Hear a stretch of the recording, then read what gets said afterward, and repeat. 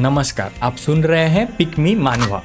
हमारे main protagonist का नाम वूचन है, हैंडसम परफेक्ट सिक्स बॉडी वाला बंदा। लेकिन उसकी जिंदगी में एक अजीब प्रॉब्लम है, टाइम बार बार उसी दिन रिपीट होता रहता है।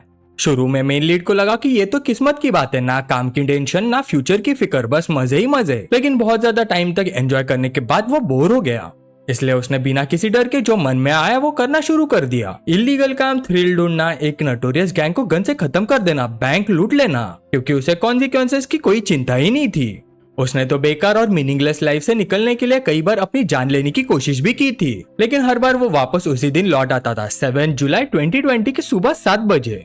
यह कहानी है उस आदमी की जिसने 3 लाख से भी ज्यादा दिन जिए हैं, जो एग्जैक्टली 1000 साल के बराबर होते हैं। इतने लंबे समय में उसने हंड्रेड्स ऑफ लैंग्वेजेस, हैकिंग, दुनिया के एडवांस टेक्नोलॉजीज और बहुत कुछ सीख लिया। अब मेल लीड ये पूरी कहानी एक लड़की को इम्प्रेस करने के लिए सुना रहा था, लेकिन लड़की को उसकी बात पर बिल्कुल भरोसा नहीं हुआ। उसे लगा कि ये बस उसे पटाने के लिए कहानी बना रहा है। सच कहे तो मेल लीड को ऐसी बातें बोलते देखकर वो उसे थोड़ा अजीब ही समझने लगी थी। उसे लगा ये बंदा थोड़ा सा संकी है। उसने तुरंत अपनी फ्रेंड को मैसेज भेज दिया कि जल्दी आ जाए, लेकिन मेल लीड ने शांत होकर कहा तुम्हारी फ्रेंड नहीं आएगी। ये सुनते ही लड़की हैरान रह गई। लड़की को भरोसा न करते देख वूचन बोला उसका बॉयफ्रेंड वापस आ गया है, वो उसके साथ चली जाएगी, ऑब्वियसली उसके पास यहाँ आने का टाइम नहीं होगा। अगर तुम मुझे बिलीव नहीं करती तो 9 मिनट और 13 सेकेंड्स वेट करो, वो तुम्हें कॉल करेगी। ये सुनकर लड़की गुस्से में खड़ी हो गई, लेकिन गलती से पीछे खड़े एक आदमी से टकरा गई। वो आदमी तुरंत उसका हाथ पकड़कर कॉम्पेंसेशन मांगने लगा, कहने लगा कि उसने उसके बॉडी को डैमेज कर दिया है। लड़की ने विरोध किया, लेकिन वो मान ही नहीं रहा था। तब वूचन ने बीच में बोलकर सिचुएशन संभाली, तुम इधर आओ। प्रोवोकेशन सुनकर वो आदमी गुस्से में लॉलीपॉप झटकते हुए उसकी तरफ आया, लेकिन वूचन ने आसानी से उसे डॉच कर दिया और एक पंच मार दिया। गुस्से में वो वूचन पर झपटा, लेकिन मेल लीड ने एक जबरदस्त अटैक किया जो उसके लिए लगभग फेटल साबित हुआ और वो दूर जाकर गिरा। अपने आदमी को पीटते देख उसका बॉस हथियारों से लैस लोगों का ग्रुप लेकर आ गया। उनका इरादा मेल लीड को मारने का था, लेकिन वूचन ने शांत होकर पूछा क्या जावलिंगी तुम लोगों को इसी तरह ट्रेन करता है? यह सुनते ही बॉस का चेहरा बदल गया। फिर वूचन ने जावलिंगी को कॉल लगाया और पूछा तुम कहाँ हो? तुम्हारा भटका हुआ डिसेबल लोगों को परेशान कर रहा है। फोन की दूसरी तरफ से आवाज आई, तुम कौन और तुम्हें मेरा नंबर कैसे मिला? वूचन ने जवाब दिया, अगर तुम नहीं चाहते कि डोंगाई बैटल का अंजाम बदल जाए तो जरा बताओ अभी कौन सा महीना चल रहा है। यह सुनकर जावलिंगी शॉक में पड़ गया। उसे यकीन नहीं हो रहा था कि मेल लीड को इस बारे में पता है। वूचन ने ठंडे लहजे में कहा, अपने लोगों को कंट्रोल में रखो, अगली बार सिर्फ फोन कॉल पर बात नहीं खत्म करूंगा। ये कहकर उसने फोन वापस उन लोगों की तरफ फेंक दिया। ये सब सुनकर वो लोग बुरी तरह से डर गए, तुरंत झुककर माफी मांगी और वहां से चले गए। पीछे खड़ी लड़की ये सब देखकर और भी ज्यादा हैरान थी। उसे समझ नहीं आ रहा था कि इस बंदे का बैकग्राउंड कितना डेंजरस है। तभी उसकी बेस्ट फ्रेंड का कॉल आया। उसने माफी मांगी और बताया कि वो नहीं आ सकती क्योंकि उसका बॉयफ्रेंड वापस आ गया है। अब लड़की पूरी तरह से शॉक हो गई और वूचन की तरफ देखने लगी। वूचन ने उसे पार्किंग लॉट में चलने को कहा। वहां वूचन एक लाल फरारी लेकर आया, जिसे देखकर लड़की और भी ज्यादा सरप्राइज हो गई, लेकिन वूचन ने आराम से बता दिया कि ये गाड़ी उसने चुराई है। मेल लीड जाने ही वाला था कि लड़की ने उसे रोक लिया। मैं घर कैसे जाऊंगी? क्या तुम सच में मुझ जैसी एक कमजोर लड़की को अकेला घर भेज दोगे? वूचन ने सीधा जवाब दिया, सॉरी लेकिन मुझे ऐसी लड़कियों में इंटरेस्ट नहीं है जिनकी मेकअप स्किल 8 पॉइंट से कम हो। ये सुनते ही लड़की गुस्से में आ गई और तुरंत अपना मेकअप हटा दिया। वूचन ने उसे देखा और रेटिंग दी, 9 पॉइंट्स, बुरा नहीं। फिर उसने कहा कि अगर वो प्रूफ करना चाहती है कि वो झूठ नहीं बोल रहा तो उसके घर चल सकती है, आराम से बैठकर बात करेंगे। लड़की ने कमर पर हाथ रखकर कहा, ठीक है चलो, मुझे किसी चीज का डर नहीं, अगर तुम झूठ बोल रहे हो तो मैं अब पुलिस को कॉल कर दूंगी। फिर दोनों तेज रफ्तार से निकल पड़े। सीन कट होता है अगली सुबह वूचन के घर पर। एक रात साथ बिताने के बाद वूचन ने अपनी आंखें खोली और एक नए दिन का स्वागत करने लगा। छोटी सी सुंदर लड़की को अलविदा कहने के लिए तैयार था, लेकिन तभी वो लड़की बाथरूम से बाहर आई और गुस्से में पूछने लगी, ये तुम्हारी बात के मुताबिक क्यों नहीं हुआ? क्या 7 जुलाई बार बार रिपीट नहीं होनी चाहिए थी? मुझे एक्सप्लेन करो, आज 8 जुलाई क्यों है? ये देखते ही वूचन घबरा गया। उसे बिल्कुल उम्मीद नहीं थी कि सच में 8 जुलाई आ जाएगी। बाहर लड़की लगातार दरवाजा पीट रही थी और चिल्ला रही थी, वूचन कैसा आदमी बाथरूम में छुप जाता है, बाहर निकलो, तुमने कहा था ना सब एक्सप्लेन करोगे, अब बताओ क्या चल रहा है? अंदर वूचन नहा रहा था और सोच रहा था, क्या यही असल में टाइम लूप के खत्म होने की शुरुआत है? मेरे दिल की खुशी संभाली नहीं जा रही। आखिरकार मैं श्रापित लूप से बाहर आ गया, आखिरकार उस दुनिया में वापस आ गया जहाँ से मैं आया था। तभी अचानक सिस्टम का नोटिफिकेशन सामने आया, होस्ट ने 10,000 साल की टाइम और स्पेस रीइंकार्नेशन ट्रायल पास कर ली है, सिस्टम एक्टिवेटेड। ये देखकर हमारा मेन लीड शॉक हो गया। उसने सिस्टम को अवेकन कर लिया था। System host Wuchan, basic attribute strength 7, speed 9, patience 8, spirit 10,000, time space overlap use 3,65,000 और फिर होस्ट की एबिलिटीज दिखाने लगी। इंग्लिश लेवल 9, गनमैनशिप लेवल 9 और ऐसे ही टोटल 1354 स्किल्स। वूचान ने ध्यान से देखा, उसके फिजिकल एट्रीब्यूट्स तो काफी ऑर्डिनरी थे, लेकिन उसके स्पिरिचुअल स्ट्रेंथ इतनी ज्यादा थी कि देखकर ही हैरान हो जाए। फिर उसने सोचा ये टाइम स्पेस ओवरलैप आखिर है क्या, शायद मैं अपनी मर्जी से टाइम रिपीट कर सकता हूँ। सिस्टम ने तुरंत जवाब दिया और कंफर्म किया कि वूचान आप फ्रीली डिसाइड कर सकता है कि टाइम कब रिपीट होगा, पर रीसेट का फिक्स टाइम सुबह 7 बजे का था। अगर वो सेम दिन को रिपीट करता है तो पहली बार सिर्फ 1 पॉइंट लगेगा और उसके बाद कॉस्ट हर बार डबल होती जाएगी। ये सुनते ही वूचान बहुत एक्साइटेड हो गया। अब उसके पास सिर्फ टाइम कंट्रोल ही नहीं था, बल्कि 1354 लेवल 9 स्किल्स भी थी, कुकिंग, फाइटिंग, शूटिंग, ड्राइविंग और ना जाने क्या क्या। पहले वो सिर्फ एक ऑर्डिनरी स्टूडेंट था, लेकिन 10,000 साल के बाद ये सब उस बात का सबूत था कि उसकी सफरिंग बेकार नहीं थी। अब सब कुछ नॉर्मल हो चुका था। उसकी करंट एबिलिटीज उसे जिंदगी में चमकने का मौका दे सकती थी। ये सोचकर वो जोर जोर से हंसने लगा। बाहर से उसकी हंसी सुनकर टियान को चिंता होने लगी। उसे लगा शायद वूचान सच में पागल हो गया है। तभी वूचान अचानक बाहर निकला। टियान ने पूछा तुम्हें क्या हुआ है, लेकिन उसी वक्त बाहर से जोर जोर से दरवाजा पीटा गया। लोग चिल्लाते हुए कह रहे थे गाड़ी वापस करो, कल रात जो कार चुराई थी उसे बाहर निकालो। ये देखकर टियान घबरा गए। उसे लगा कि वूचान ने फिर से कार चुरा ली और अब वो लोग उनके घर तक पहुंच गए। लेकिन हमारे मेल लीड को अभी तक एहसास नहीं हुआ था कि टाइम अब रिपीट नहीं हो रहा, और सच ये था कि उसने वैंग युआन की कार चुरा ली थी। ये नाम सुनते ही टियान हैरान हो गई। वो कौन है, क्या बहुत पावरफुल है? वैंग युआन का असली नाम वैंग एक्स था। 15 साल पहले वो डोंगहाई का टॉप साइंस स्टूडेंट था। उसका फ्यूचर बहुत ब्राइट माना जाता था, लेकिन कॉलेज एंट्रेंस एग्जाम के बाद समर वेकेशन में हाउसिंग डेमोलिशन के दौरान उसके पेरेंट्स को बुरी तरह से मारा गया। गुस्से में आकर वैंग एक्स ने किसी को चाकू मारकर मार डाला और उसे 3 साल की जेल हो गई। जेल से बाहर आने के बाद उसने ट्रबल क्रिएट करना शुरू कर दिया और धीरे धीरे मशहूर हो गया। उसके पास ना पावर थी, ना बैकग्राउंड, ना पैसा, लेकिन उसका आईक्यू आम लोगों से कहीं ज्यादा था। आज वैंग युआन डोंगहाई की एक मशहूर और बहुत ताकतवर हस्ती बन चुका था।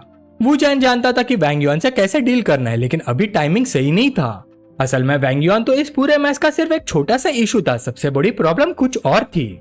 कल वूचान ने यंग मास्टर ली का नाम यूज करके अपने आप को पावरफुल दिखाया था। अगर ये बात एक्सपोज हो गई तो बहुत बड़ा प्रॉब्लम खड़ा हो जाएगा। शायद पूरे ईस्ट चाइना रीजन के लोग उसका शिकार करने लग जाएंगे।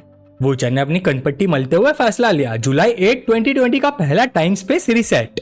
इस बार उसने 1 पॉइंट खर्च किया। कोटा 3,64,999 पॉइंट्स बच गए। 8 जुलाई 2020 7 बजे सुबह वूचान ने आंखें खोली और छत की तरफ देखा। उसके चेहरे पर हल्की सी मुस्कान आ गई। अब इसे कैसे एक्सप्लेन करूं? लेकिन टियान रिएक्ट करते उससे पहले वूचान ने अपनी उंगली उसके होठों पर रख दी, क्योंकि एक्सप्लेन करने का टाइम नहीं था। ये सुनकर उसने उसकी उंगली काट ली और उसे इररिस्पॉन्सिबल कहा। उसे बिल्कुल उम्मीद नहीं थी कि वूचान इतनी जल्दी उसे छोड़ने की सोच रहा है। उसकी पोजीशन के हिसाब से शायद वो बिना डरे रह सकती थी, लेकिन असल में वो सिर्फ एक आम लड़की थी। जब उसने देखा कि वूचान उसकी असली आइडेंटिटी जानता है तो उसने नाटक करना छोड़ दिया। उसने प्रॉमिस किया कि वो उसकी वैंग युआन के साथ सुलह करवाने में मदद करेगी।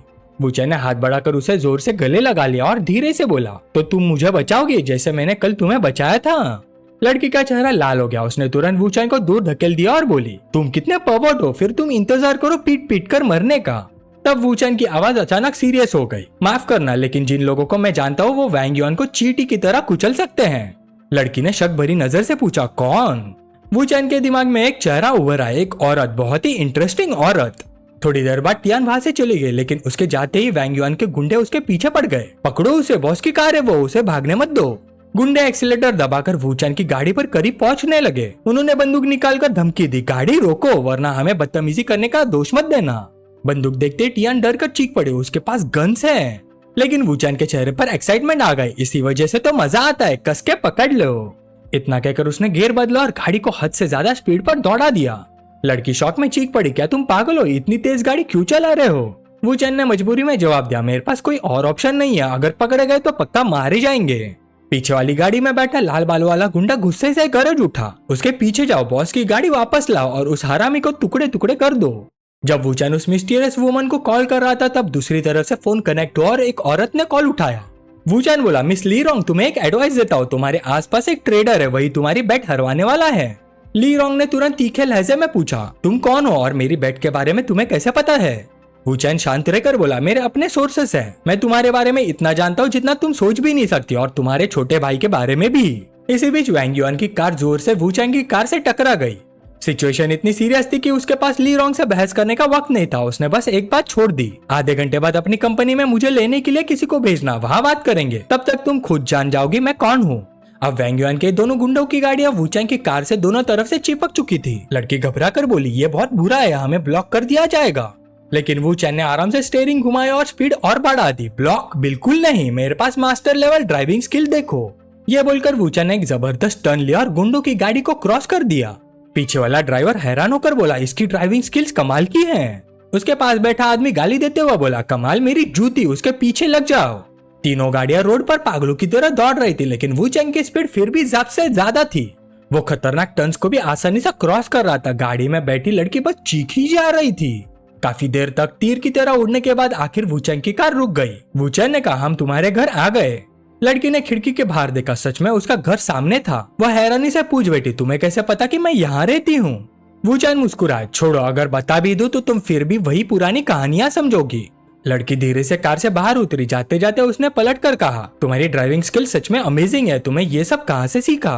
वूचैंग मजाक में बोला, अपनी जान दांव पर लगाकर। इतनी जबरदस्त ड्राइविंग स्किल पाने के लिए मुझे याद भी नहीं कितनी बार मरना पड़ा। पर तुम मेरी तरह मत करना, मेरे पास अनेक जिंदगियां हैं, तुम्हारे पास सिर्फ एक ही है। लड़की का चेहरा हल्का सा लाल हो गया। वो बोली, झूठे कही के अपना फोन नंबर दो, जब मेरा मूड अच्छा होगा तब शायद तुमसे कांटेक्ट करूंगी।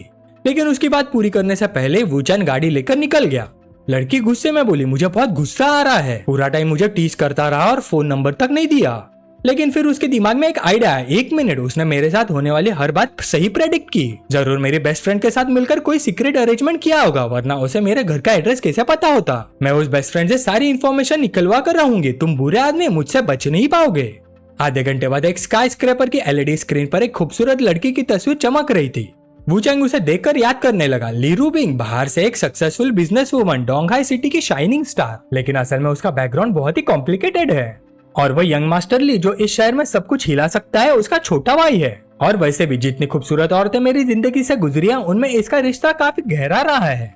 कुछ देर बाद वूचैंग को ली रूबिंग के ऑफिस में ले जाया गया। वूचैंग ने दोनों हाथ पॉकेट्स में डाले और आराम से ली रूबिंग को देखा। ली रूबिंग के हाथ में उसकी इन्फॉर्मेशन फाइल थी। वो धीरे धीरे पढ़ने लगी। वूचैंग, 22 साल, Donghai university graduate, information technology major. तुम्हारे पिता वुडा है, माँ जैंगरू, दोनों छोटे बिजनेस ओनर्स। और तुम्हारी एक छोटी बहन भी है जो अभी हाई स्कूल में पढ़ती है।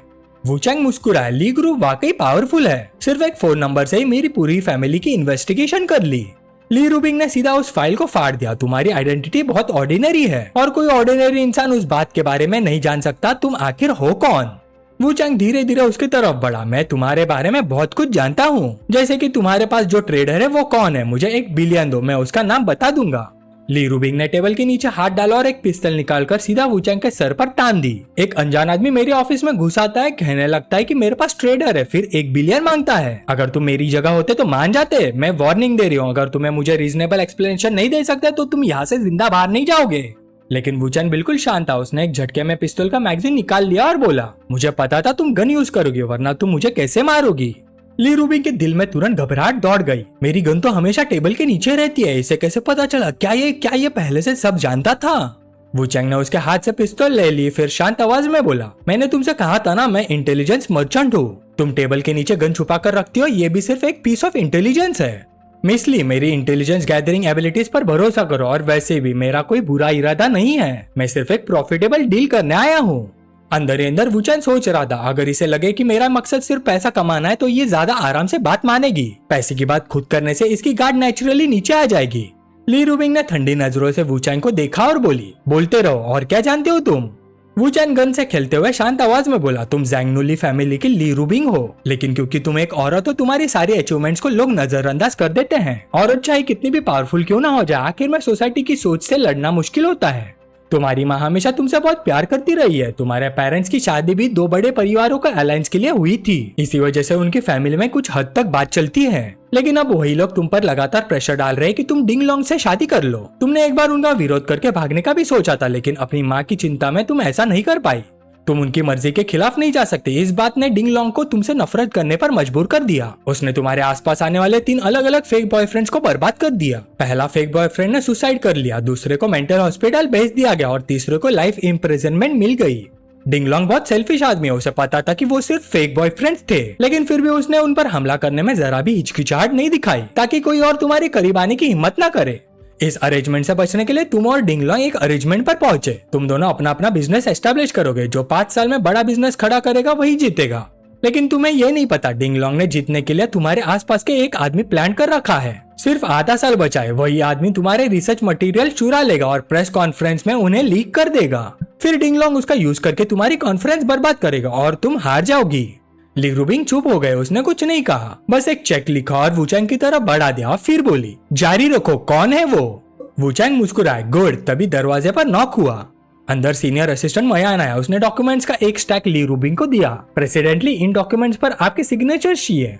अचानक वुचैन ने मयान का सिर पकड़कर जोर से टेबल पर दे मारा, फिर उसके सर पर गन तान दी। यही है ट्रेडर मयान। मयान घबरा कर चिल्लाए, ट्रेडर क्या बकवास कर रहे हो, मुझे छोड़ दो। वुचैन ने उसकी गर्दन और जोर से पकड़ ली, नाटक करने की जरूरत नहीं, तुम्हारे बैंक अकाउंट में $5 मिलियन पड़े हैं, क्या वो डिंगलोंग का रिवॉर्ड नहीं है? मयान फिर से चीखने लगा, 5 मिलियन? डिंगलोंग, मुझे कुछ नहीं पता मैडम, मैं इनोसेंट हूँ। वुचैन ने एक हाथ से उसे टेबल पर दबा रखा था और दूसरे हाथ से उसका फोन निकाल लिया, फिर बोला, लगता है तुम तब तक नहीं रोगे जब तक कॉफी ना देख लो। उसने तुरंत डिंगलोंग का नंबर डायल किया। जैसे ही कॉल कनेक्ट हुई, सामने से आवाज आई, डॉक्यूमेंट्स मिल गए। ये सुनते ही ली रूबिंग का चेहरा बदल गया। डिंगलोंग! अब उसके पास शक करने की कोई वजह नहीं बची थी। वुचैन ने मयान को जमीन पर फेंक दिया, आप भी अपनी सफाई दोगे? ली रूबिंग उसके पास आई और गुस्से में बोली, इतने सालों से तुम दोनों तरफ का खेल खेल रहे थे, अच्छा पैसा कमा लिया होगा है ना? इतने सालों में मैंने तुम्हें कभी बेनिफिट्स की कमी नहीं होने दी, मुझे उम्मीद नहीं थी कि सिर्फ 5 मिलियन में तुम बिक जाओगे। मयान डर के मारे घुटनों पर गिर गया। मैडम, मैंने पैसे लिए थे, लेकिन ये सब मैडम का आइडिया था, उन्होंने ही मुझे करने को कहा था। वुचैन ने शांति से गन उठाई और ली रूबिंग की तरफ बढ़ा, फिर बोला, तुम्हारी माँ कभी भी सच में नहीं चाहती थी कि तुम डिंगलोंग से शादी करो। वो खुद भी एक मैरिज अलायंस का टूल बनी थी, वो सिर्फ अपने नाना के प्रेशर के सामने झुक गई। ये सब बकवास वाली सफाई डिंगलोंग ने ही तुम्हें सिखाई होगी ना, वो ही जानता है कि तुम्हारी सबसे बड़ी वीकनेस तुम्हारी माँ है। वुचैन ने गन ली रूबिंग को पकड़ा दिया, अब फैसला तुम्हारा है, इसके साथ क्या करना है? ली रूबिंग ने आंखें बंद कर ली, कुछ सेकंड्स बाद बोली, निकल जाओ, मैं तुम्हें दोबारा नहीं देखना चाहती। मयान तुरंत खड़ा हुआ और बार बार शुक्रिया अदा करते हुए भाग गया। वुचैन ने हैरानी से पूछा, मुझे लगा तुम उसे मार दोगी। ली रूबिंग ने बिल्कुल कैजुअल अंदाज में जवाब दिया, मैं बस उसे अपने हाथों से नहीं मारना चाहती, वो आज रात तक किसी नदी के तल पे होगा। फिर उसने तीखी नजरों से वुचैन को देखा, सच कहो तो अब मुझे तुम्हारी आइडेंटिटी पर भी शक है। हो सकता है तुम्हें डिंगलोंग ने ही भेजा हो ताकि मयान को एक्सपोज करके मेरा ट्रस्ट जीत सको। वुचैन ने सिर खुजा, अभी भी मुझ पर शक कर रही हो? वैसे मेरे पास एक तरीका है तुम्हारे सारे डाउट्स खत्म करने का। ली रूबिंग ने भाई चढ़ाई, कौन सा तरीका? वुचैन मुस्कुराया, सिंपल, मैं तुम्हारा फेक बॉयफ्रेंड बन जाता हूँ।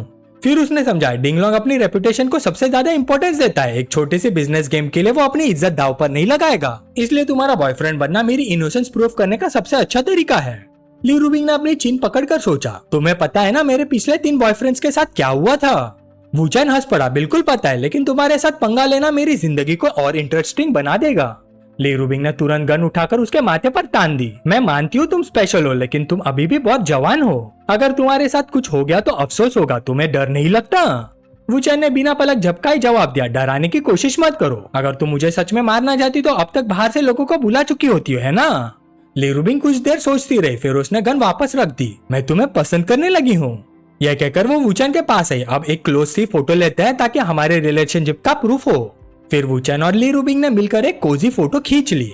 वुचैन ने मनी मन सोचा, ये फोटो शायद डिंगलोंग को फॉरवर्ड करेगी ताकि कंफर्म कर सके कि मैं उसका स्पाई नहीं हूँ। ली रूबिंग फोन से खेलते हुए बोली, आज से तुम मेरे बॉयफ्रेंड और मेरे असिस्टेंट दोनों हो, थोड़ी देर में कोई कॉन्ट्रैक्ट लेकर आएगा, अब मुझे मेरे भाई के बारे में बताओ।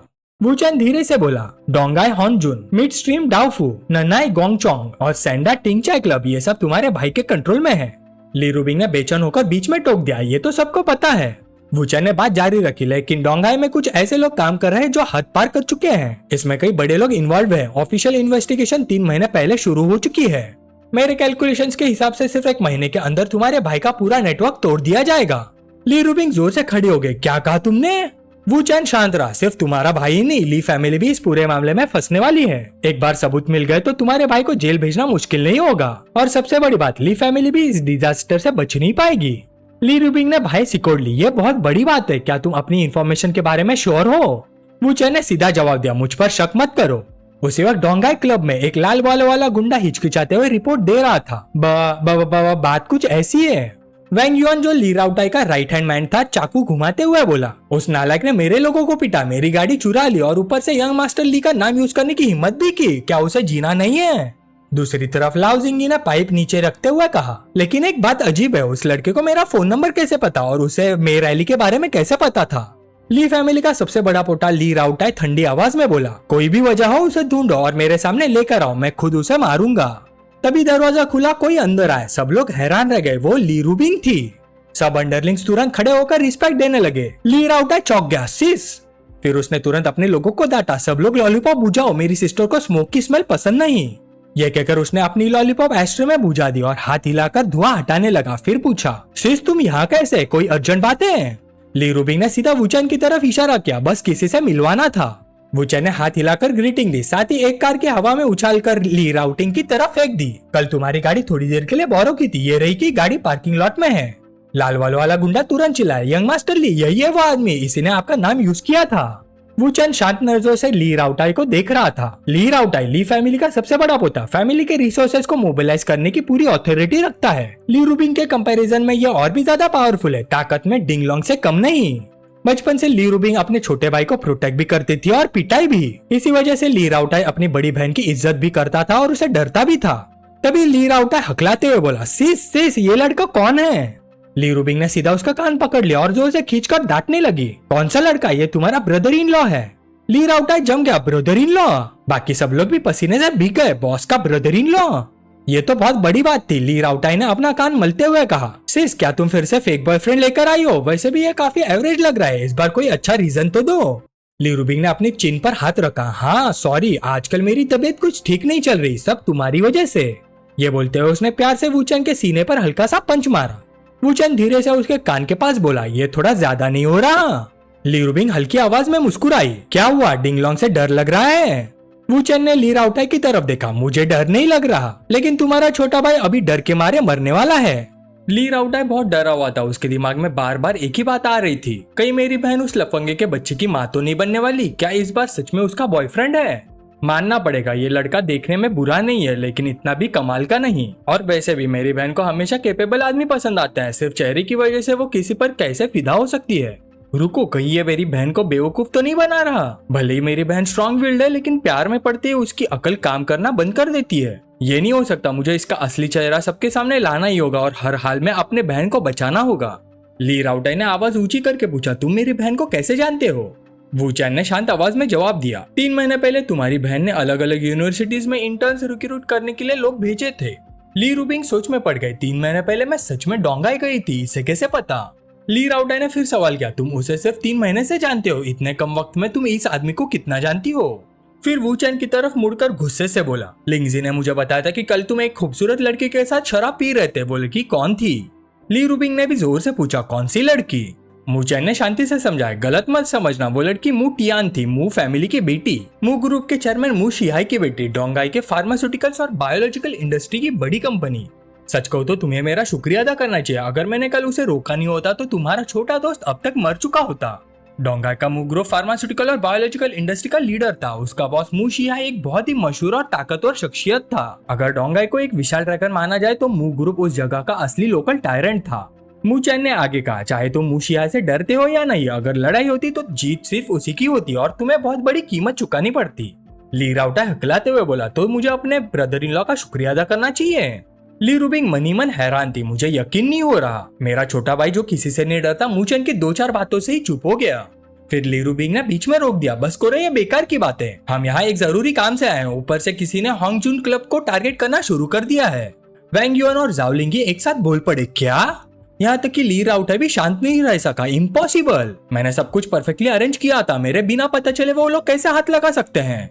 वुचेन ने भाई चढ़ाते हुए कहा, तुम्हें काफी टाइम पहले शेनहू के साथ अपना बिजनेस खत्म कर देना चाहिए था और लोगों की सीक्रेट रिकॉर्डिंग करके ब्लैकमेल करना भी बंद कर देना चाहिए था। इस बार ली रूबिंग अपना गुस्सा नहीं रोक पाई, तुम अभी भी उस शेनहू के साथ मिले हुए हो, मैंने तुम्हें कितनी बार कहा है कि वो आदमी बिल्कुल ठीक नहीं है। ली राउटाई जल्दी से अपनी बहन को शांत करने लगा, बहन शांत हो जाओ, अपना ख्याल रखो। वुचेन ने भी ली रूबिंग की बात से सहमत होते हुए कहा, तुम्हारी बहन बिल्कुल सही कह रही है, वो आदमी बिल्कुल भरोसे के लायक नहीं है, इस बार वो जरूर तुम्हें धोखा देगा और अपने सारे गुनाह तुम्हारे सर पर डाल देगा। ली राउटाई के माथे से पसीना बहने लगा। उसने मू चैन को बीच में रोक दिया। मेरे और शेनू के बिजनेस के बारे में मेरी बहन तक नहीं जानती, तुम आखिर हो कौन?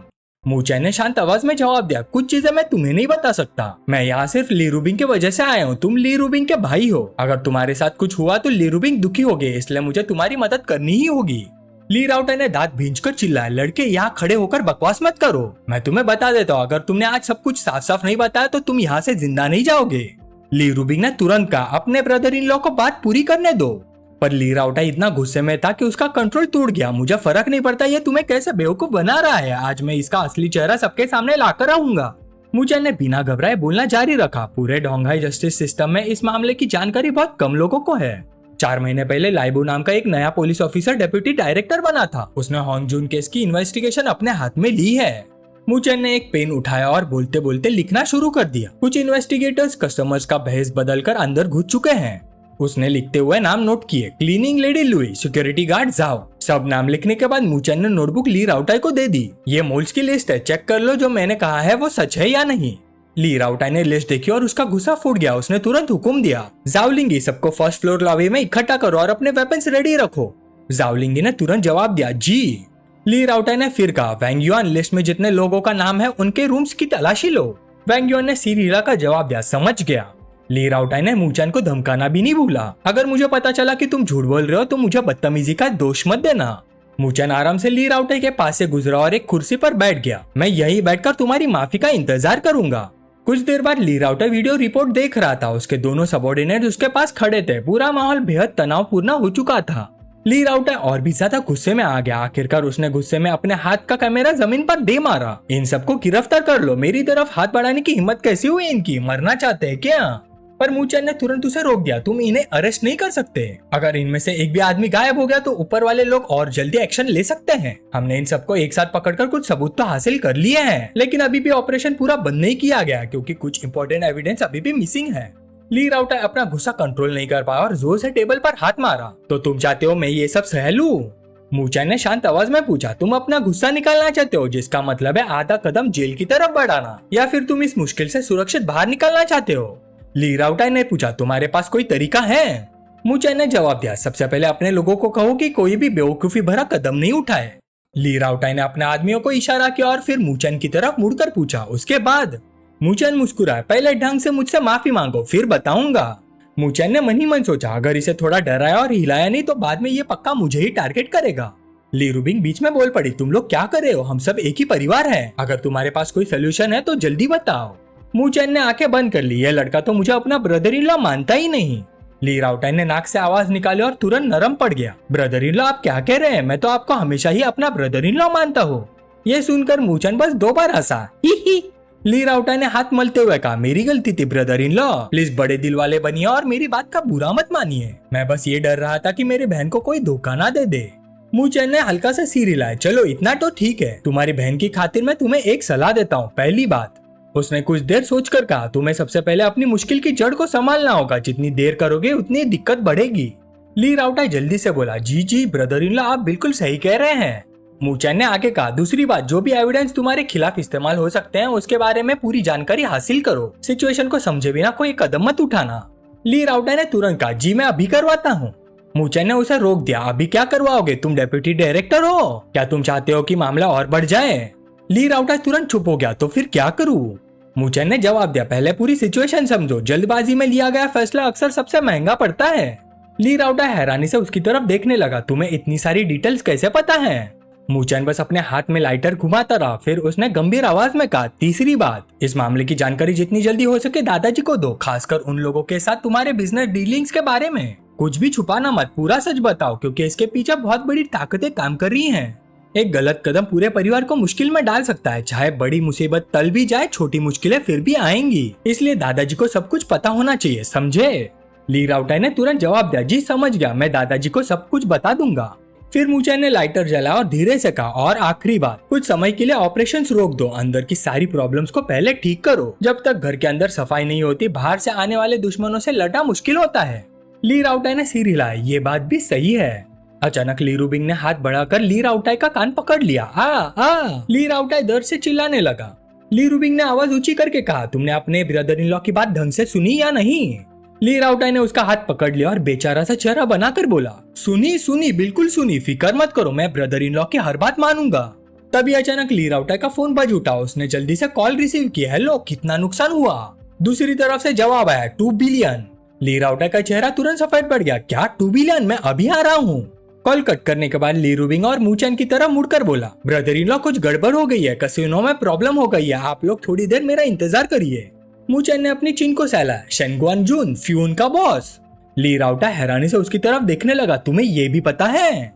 इसी बीच एक शानदार और भीड़ भाड़ वाले कसिनो में हर तरफ लोग खुशी खुशी अपनी बाजी लगा रहे थे। मूचन का ग्रुप धीरे धीरे कसिनो के अंदर घुसा। मूचन ने बोलना शुरू किया, शेनगुआन जून कल ही डोंगहाई आया है और वो खास तौर पर मकाओ से गैम्बलिंग मास्टर्स को बुलाकर लाया है ताकि बदला ले सके। इस बार तुम पर जो दबाव बनाया जा रहा है उसकी वजह हांगजून क्लब की शान शौकत या तुम्हारा सीक्रेटली फोटोज लेकर ब्लैकमेल करना नहीं है। असली वजह कसिनो का मामला है। सच कहूँ तो तुम्हारा और शेनगुआन जून का बिजनेस मॉडल एक ही जैसा है, जहाँ कनेक्शंस का यूज करके अमीर लोगों को गैम्बलिंग में खींचकर लाया जाता है। कसिनो में जो एक्सपर्ट्स तुमने हायर किया उनकी वजह से अगर लोग जीतते हैं तो तुम जीतते हो, और अगर वो हारते हैं तो तुम भी हारते हो। शेनगुआन जून यहाँ पहले ही कई 100 मिलियन हार चुका है। इससे उसकी कंपनी का कैश फ्लो बिगड़ गया और बहुत सारी प्रॉब्लम्स खड़ी हो गई। और इसी प्रोसेस में उसे पता चला कि बहुत सारे अमीर लोग भी उसकी तरह यहाँ पैसे हार चुके हैं। उसने ये बात वे फैमिली को बताई। इन्वेस्टिगेशन के दौरान उन्हें तुम्हारी सीक्रेट ब्लैकमेलिंग रिकॉर्डिंग्स के बारे में भी पता चल गया। फिर उन्होंने बिना देर किए दूसरे लोगों के साथ मिलकर ली फैमिली को गिराने की प्लानिंग शुरू कर दी। नॉर्मल सर्कमस्टांसेस में शेनगुआन जून कभी एक्सपर्ट्स लेकर यहाँ आने की हिम्मत नहीं करता, क्योंकि वो ली फैमिली को नाराज नहीं कर सकता। लेकिन अब उसे कोई डर नहीं है। उसे लगता है कि तुम जल्दी या देर से जेल जरूर जाओगे। ली राउटाई गुस्से में बोला, मुझसे पंगा लेने की हिम्मत? वो कमीना जीना नहीं चाहता क्या? मूचन ने शांति से समझा, इतना एक्साइटेड मत हो, पहले सिचुएशन देख लेते हैं। जब सब लोग अंदर पहुंचे तब रूम में कार्ड गेम चल रही थी। फुशिंग कंपनी का बॉस शेनगुआन जून साइड में खड़ा मुस्कुरा रहा था। उसके साथ लाया गया गैम्बलिंग एक्सपर्ट अपने कार्ड्स टेबल पर फेंकते हुए बोला, मैं जीत गया। डीलर ने झुककर कहा, मैं हार गया। शेनगुआन जून ने टेबल पर पड़े चिप्स अपनी तरफ खींचते हुए जोर से हंसा, हा हा हा, आज तो मैं अमीर हो गया। ली राउटाई उसके पास जाकर बोला, बॉस शेन, लगता है आज आपकी किस्मत काफी अच्छी चल रही है। शेनगुआन जून ने मुस्कुराना बंद कर दिया और तमीज से जवाब दिया, बस ठीक ठाक, आज काफी पैसा जीत लिया है, यंग मास्टर ली को कोई प्रॉब्लम तो नहीं। ली राउटाई भी मुस्कुराए, ली फैमिली को इतने से पैसे की कमी नहीं है। शेनगुआन जून ने और छिड़ते हुए कहा, तुम्हारे सारे एक्सपर्ट्स बाहर आ गए लेकिन सब हार गए, लगता है आज तुम्हारी किस्मत साथ नहीं दे रही यंग मास्टर ली। तब तक पता नहीं कब वूचन कार्ड टेबल के पास आ चुका था। उसने कार्ड्स का डेक उठाया और बोला, पर मुझे तो ऐसा नहीं लगता। ये कहकर वूचन ने डेक को शफल करना शुरू कर दिया। कभी कार्ड्स हवा में उछलता, कभी पकड़ लेता। फिर उसने शेनगुआन जून की तरफ देखकर पूछा, बॉस शेन, मेरे साथ कुछ राउंड्स खेलने में इंटरेस्टेड हैं? शेनगुआन जून जोर से हंसा, ही। अब एक जवान लड़का खेलने आया है। यंग मास्टर ली, इतना डेस्परेट मत बनो, मैं आज तुमसे 200 मिलियन से ज्यादा जीत चुका हूँ। अगर तुम और पैसे देना चाहते हो तो मुझे कोई प्रॉब्लम नहीं। ही। ली राउटाई समझ नहीं पाया। उसने ली रूबिंग की तरफ मुड़कर पूछा, ये क्या हो रहा है? क्या ये सच में कार्ड्स खेल सकता है बहन? ली रूबिंग भी उलझन में थी, मुझे क्या पता। दूसरी तरफ बैठा गैम्बलिंग एक्सपर्ट चुपचाप मूचन को ऑब्जर्व कर रहा था। उसने मन ही मन सोचा, एक गैम्बलिंग एक्सपर्ट अपने ओपोनेंट के एक्सप्रेशंस और एक्शंस देखकर उसकी साइकोलॉजी समझता है। ये स्किल सालों के एक्सपीरियंस से आती है। यह लड़का बिल्कुल इनएक्सपीरियंस्ड लग रहा है। मैं तो सिर्फ उसके चेहरे को देखकर ही बता सकता हूँ कि उसके हाथ में कौन से कार्ड्स हैं। ली रूबिंग ने धीरे से मूचन को पुकारा है, फिर उसके कान के पास झुककर पूछा, तुम श्योर हो ना? मूचन ने धीरे से जवाब दिया, आज मैं तुम्हारा सारा पैसा वापस जितवा सकता हूँ। फिर मूचन कुर्सी पर बैठ गया और डीलर्स ने कार्ड्स बांटने शुरू कर दिए। पर मूचन ने जल्दी से अपने कार्ड्स देखने की भी कोशिश नहीं की। सामने बैठा एक्सपर्ट हैरान हो गया, अपने कार्ड्स तक नहीं देख रहा, क्या ये इसकी हैबिट है? मूचन ने आराम से एक कार्ड पलट दिया, एस ऑफ स्पेड्स। एक्सपर्ट ने तुरंत हाथ उठाया, तुम्हारा हैंड बड़ा है, बैट लगाओ। मूचन ने शांति से 500,000 के चिप्स टेबल पर फेंके। एक्सपर्ट ने मुस्कुराते हुए कहा, ठीक है, मैं कॉल करता हूँ। पहला राउंड खत्म हुआ। दूसरे राउंड में भी मूचन ने $500,000 चिप डाल दिए। डीलर ने एक्सपर्ट से पूछा, और आप सर? एक्सपर्ट ने अपना चश्मा उतारा और कार्ड्स फोल्ड कर दिए। चौथे राउंड तक एक्सपर्ट लगातार फोल्ड करता रहा। 8वें राउंड तक भी मूचन हर बार $500,000 की बेट लगाता रहा। गेम चलती रही। 15th राउंड तक दोनों तरफ से कार्ड्स खेलते जाते रहे। 21st राउंड तक भी वही हुआ। सामने वाला फिर $500,000 की बेट लगाता रहा और मूचन फिर जीत गया। मैं फिर जीत गया। ली राउटाई खुद को रोक नहीं पाया और ताना मारते हुए बोला, मिस्टर शेन, लगता है जो एक्सपर्ट आप लाए हैं उसकी किस्मत आज साथ नहीं दे रही। शेनगुआन जून ने फिर भी मुस्कुराकर जवाब दिया, हाँ, लगता है यंग मास्टर ली की किस्मत वापस आ गई है।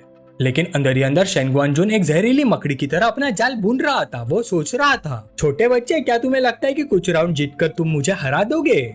उसके दिमाग में एक्सपर्ट की बात गूंज उठी। मेरी एक आदत है, गेम शुरू होते ही मैं जानबूझकर कुछ राउंड्स हार जाता हूँ। इससे मुझे ओपोनेंट की हैबिट्स देखने का मौका मिलता है। मैं उसकी साइकोलॉजी एनालाइज करता हूँ, फिर एक ही बार में पलटवार करता हूँ। उस वक्त शेन गुआनजुन ने कहा था, सब कुछ तुम्हारे ऊपर छोड़ता हूँ मैं। अब शेन गुआनजुन अपने मन में हिसाब लगा रहा था। ली राउटर पहले 200 मिलियन से ज्यादा हार चुका है। वो इतनी जल्दी आसानी से गेम छोड़कर नहीं जा सकता। जब इस लड़के के चिप्स खत्म हो जाएंगे तो ये जरूर खेलता रहेगा। खेलते रहो। 38 गेम पर डीलर ने दोनों तरफ को अपने कार्ड्स दिखाने के लिए इनवाइट किया।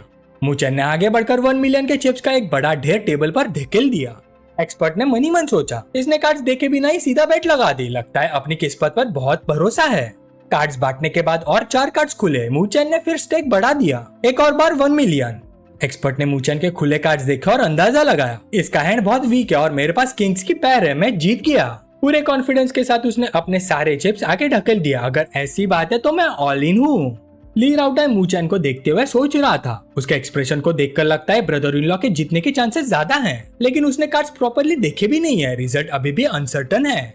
मुचेन ने अपने 2 कार्ड्स को हल्का सा रब किया और बोला, मैं भी ऑल इन हूँ। एक्सपर्ट ने अपना चश्मा उठाया और मुस्कुराते हुए कहा, टेबल पर पैसे बहुत कम है, एक और 100 मिलियन ऐड करते हैं। मुचेन ने घमंड भरे अंदाज में जवाब दिया, 100 मिलियन से क्या होगा, 200 मिलियन लगाते हैं।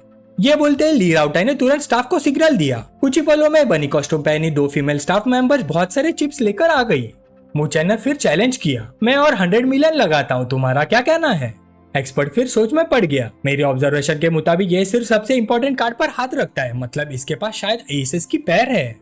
कुछ देर सोचने के बाद एक्सपर्ट ने फोल्ड कर दिया। एक्सपर्ट हंस पड़ा, कितने केयरलेस हो तुम, अगर मेरी बात मानकर और 50 मिलियन लगाते तो शायद और 50 मिलियन जीत लेते। ली रूबिंग भी क्यूरियस हो गए। उसने पूछा, क्या तुम्हारे पास एस था? मुचेन ने सीधा मना कर दिया, नहीं, मेरे पास तो 2 ऑफ हार्ट्स था। एक्सपर्ट गुस्से से खड़ा हो गया और जोर से टेबल पर हाथ मारा, तुम मेरे साथ खेल कर रहे हो?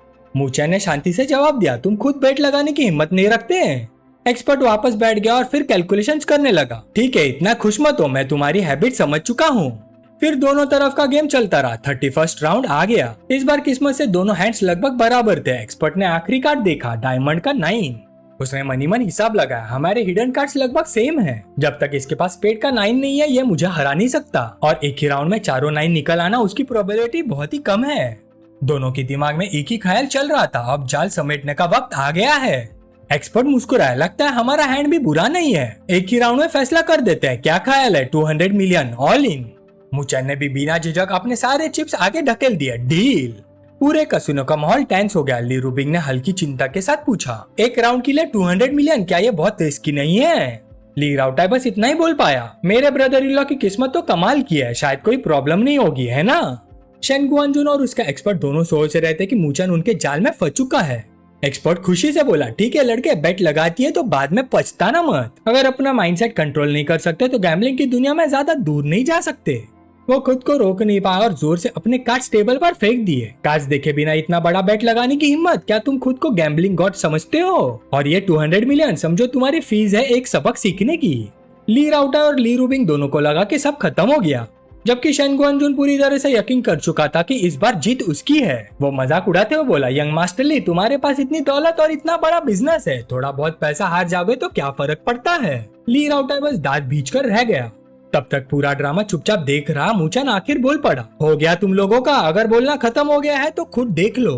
फिर मुचेन ने शांति से अपना कार्ड टेबल पर रख दिया। एक्सपर्ट खुद को रोक नहीं पाया, उसने तुरंत कार्ड छीनकर पलट दिया और अगले पल उसका चेहरा सफेद पड़ गया। वो सच में 9 ऑफ स्पेड था। एक्सपर्ट का पूरा शरीर कांप गया, तुमने कार्ड्स देख लिए थे? इम्पॉसिबल, तुमने कब देखा? मुचेन ठंडी हंसी हंसा, तुम्हें लगा मैंने कार्ड्स नहीं देखे? फिर तुम्हें क्या लगता है कि शुरू से ही हर राउंड में मैं अपने कार्ड्स पर हाथ क्यों रखता हूँ? ऑफ कोर्स, तुम्हारी नजर बचाकर उन्हें पलटकर देखने के लिए। तुम्हारी टेक्निक बुरी नहीं है, बस तुम बहुत ज्यादा एरोगेंट हो। कुछ राउंड्स देखकर तुम्हें लगा कि तुम मेरी प्लेइंग स्टाइल समझ गए हो, लेकिन क्या तुम्हें कभी सोचा जो तुम हैबिट समझ रहे थे, क्या वो सच में हैबिट थी या फिर तुम्हें धोखा देने के लिए एक्टिंग? मुचेन की आंखों में ठंडी चमक आ गई। शुरू से ही मैंने पूरा जाल बिछा दिया था, इस गैम्बल में शिकार तुम थे। एक्सपर्ट इतना डर गया कि उसके मुंह से आवाज तक नहीं निकली।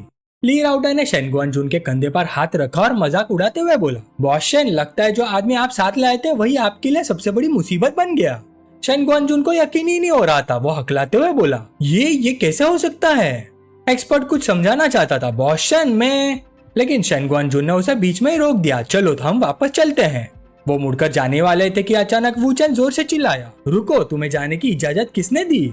शन गुआनजुन भी पीछे हटने वाला नहीं था। उसने ठंडे लहजे में जवाब दिया, बॉस लिए हार गया तो हार गया, अब क्या मेहमानों को जाने भी नहीं दोगे? तुम्हारे परिवार की मेहमान नवाजी वाकई बहुत अनोखी है।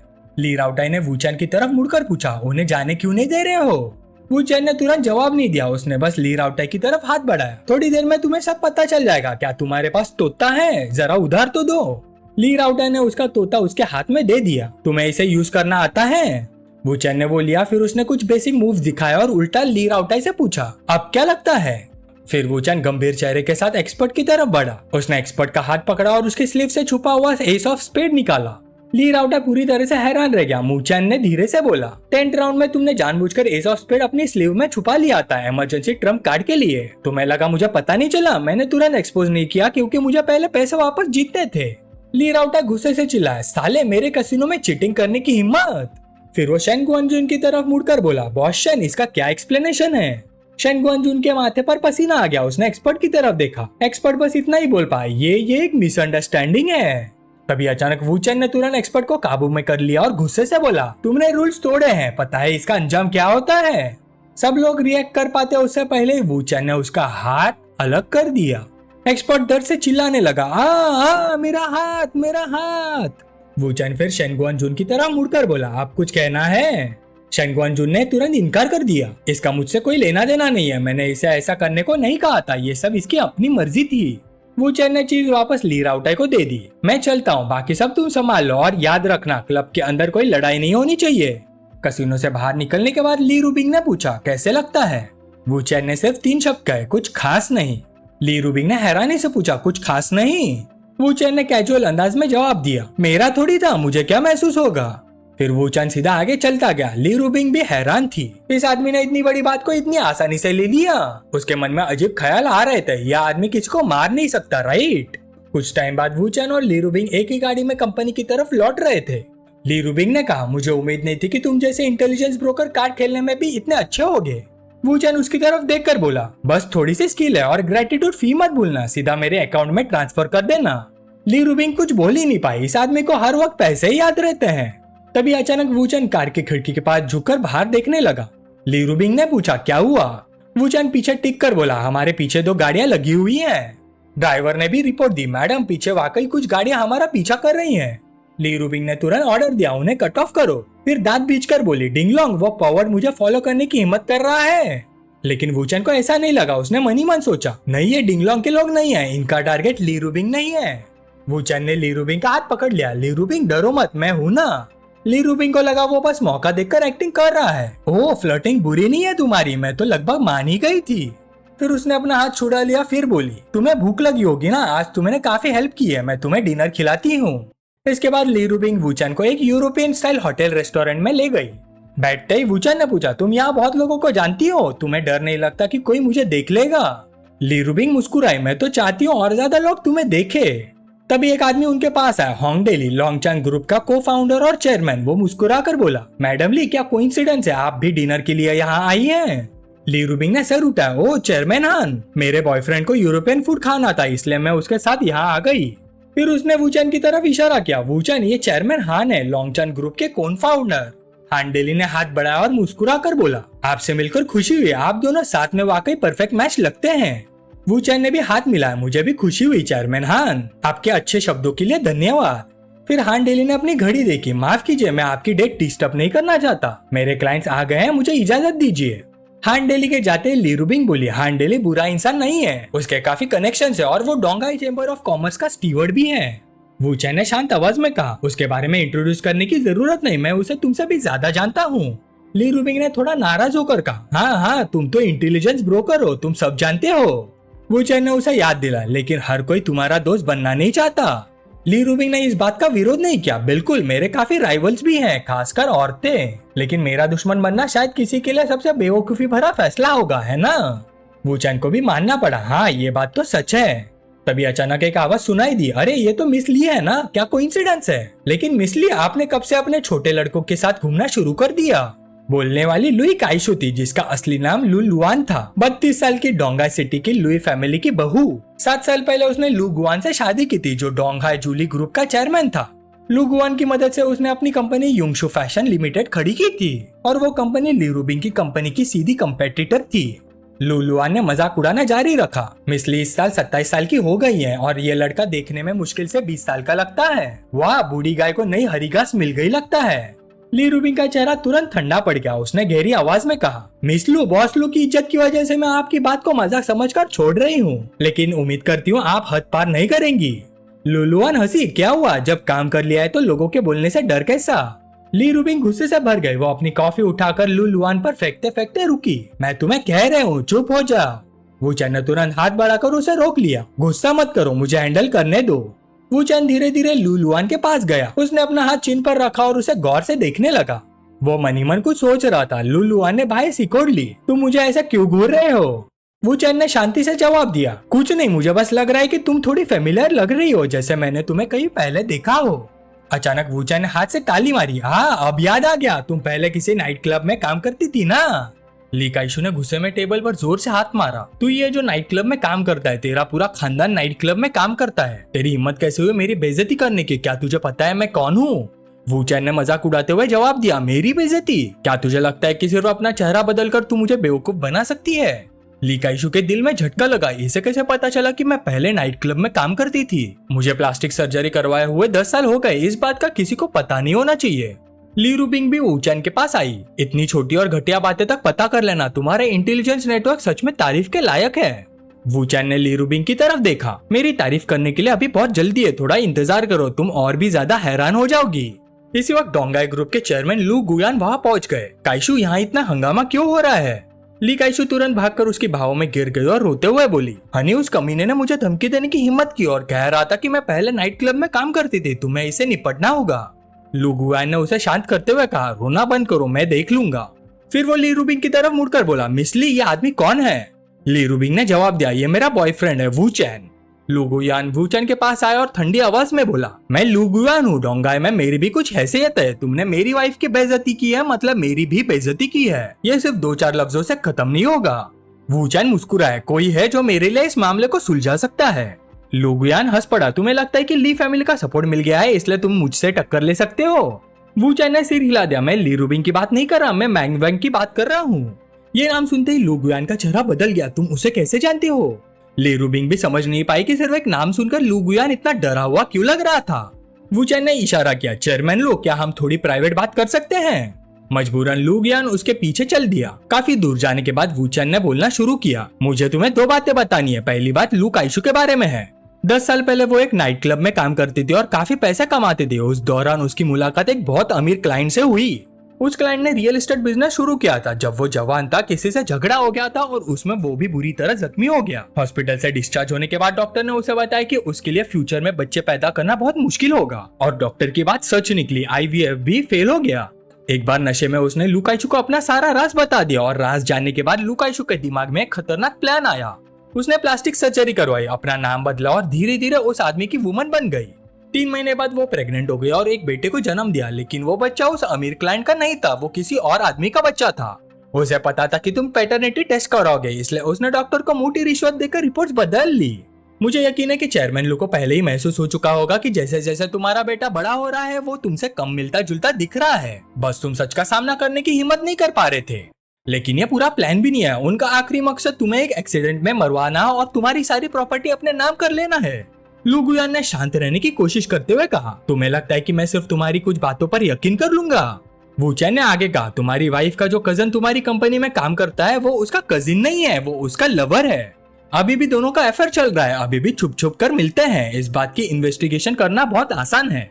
तुम खुद चेक कर सकते हो या फिर उसे सीधा पूछ सकते हो, लेकिन सच निकलवाने के लिए थोड़ा प्रेशर डालना पड़ेगा। ये सुनते ही लू गुयान तेज कदमों से लू काइशु की तरफ लौट गया। काइशु, क्या तुम कल कंपनी में अपने कजन के साथ थी? लू काइशु ने अपना डर छुपाते हुए जवाब दिया, हाँ, हम दोनों ऑफिस में थे जब तक काम खत्म नहीं हुआ। लू गुयान ने तुरंत मना कर दिया, गलत, कल उसने मुझे खुद बताया था कि वो क्लाइंट्स को एंटरटेन करने गया था, वो कंपनी में था ही नहीं, उसने वाकई तुमसे ऐसा कहा था। लू काइशु घबरा गई, शायद उसे गलत याद हो। लू गुयान का चेहरा अंधेरा पड़ गया, गलत याद हो? तो चलो मैं अभी उसे फोन करके पूछ लेता हूँ। लुकाशु जल्दी से बोली, ओ अब मुझे याद आया, वो कल दोपहर क्लाइंट्स के पास गया था लेकिन 3 बजे वापस आ गया था। उसके बाद वो पूरा वक्त ऑफिस में ही था। हनी आप अचानक ये सब क्यों पूछ रहे हो? उस कमीने ने मेरी बेइज्जती की है क्या? क्या अब आपको मेरी कोई परवाह नहीं? क्या अब आप मुझसे और हमारे बेटे से प्यार नहीं करते? लू गुयान का गुस्सा फट पड़ा। उसने हाथ उठाया और जोर से उसे थप्पड़ मार दिया। तुझे लगता है मुझे तेरे और उस कुत्ते जैसे आदमी के चक्कर के बारे में नहीं पता है? अभी क्या अभी घर वापस जाओ, मैं बाद में तुमसे हिसाब करूंगा। उसके बाद लू गुयान ने धीमी आवाज में कहा, मुझे माफ करना कि तुम दोनों को ये सब देखना पड़ा। ली रूबिंग ने जवाब दिया, कोई बात नहीं, हम किसी से कुछ नहीं कहेंगे। लू गुयान ने उदासी से कहा, मैं बस इतना चाहता था कि फ्यूचर में लू फैमिली का कोई वारिस हो। मैंने कभी नहीं सोचा था कि लोग मेरी इस कमजोरी का फायदा उठाएंगे। लू गुयान ने अपनी मुट्ठी कस ली, फिर धीरे से छोड़ दी। छोड़ो, लगता है मेरी किस्मत में अपने बच्चे का होना लिखा ही नहीं है। वू चेन ने तुरंत उसकी बात का विरोध किया, ये सच्चाई नहीं है चेयरमैन लू, तुम्हारा एक बहुत ही कमाल का बेटा है। वू चेन ने आगे कहा, यही दूसरी बात थी जो मैं तुम्हें बताने वाला था।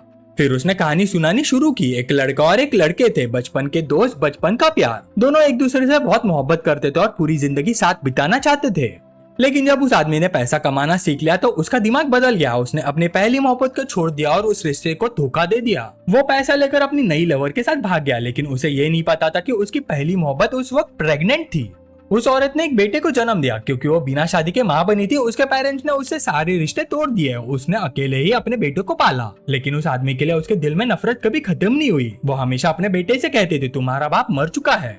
वो बच्चा बड़ा होकर कामयाब आदमी बना। उसने अपना परिवार बसाया। आज उसका 4 लोगों का खुशहाल परिवार है। तो तुम बिना वारिस के नहीं हो। तुम्हारी एक पोती भी है। तुम्हारी पोती बहुत प्यारी है। जब तुम उसे मिलोगे तुम जरूर उसे बहुत प्यार करोगे। लू गुयान ने बेचैन होकर पूछा, मेरे बेटे का नाम क्या है? वू चेन ने जवाब दिया, उसका सरनेम उसकी माँ वाला है। यह सुनते ही लू गुयान का शरीर कांप गया। शाओहोंग, क्या उसने दोबारा शादी नहीं की? वू चेन ने सिर हिला दिया। शायद मर्दों पर उसका भरोसा पूरी तरह टूट चुका है, इसलिए आज तक उसने शादी नहीं की।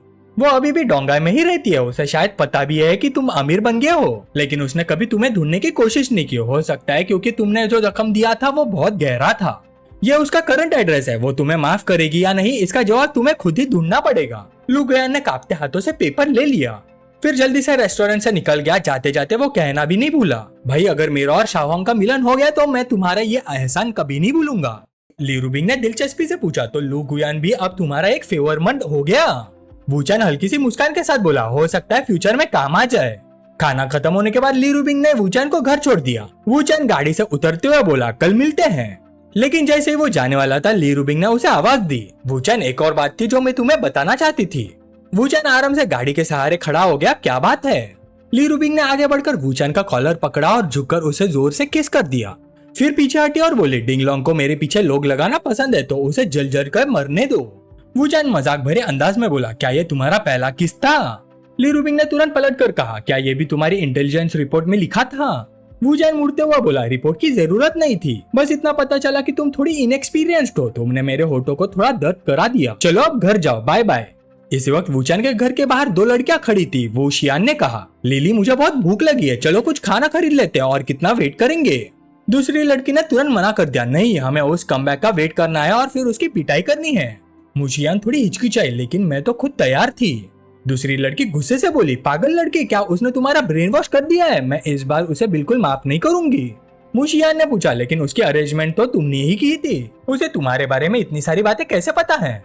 दूसरी लड़की झुंझुला गई, उसका मुझसे क्या लेना देना? सबसे जरूरी बात यह है कि उसे ढूंढो और सबक सिखाओ।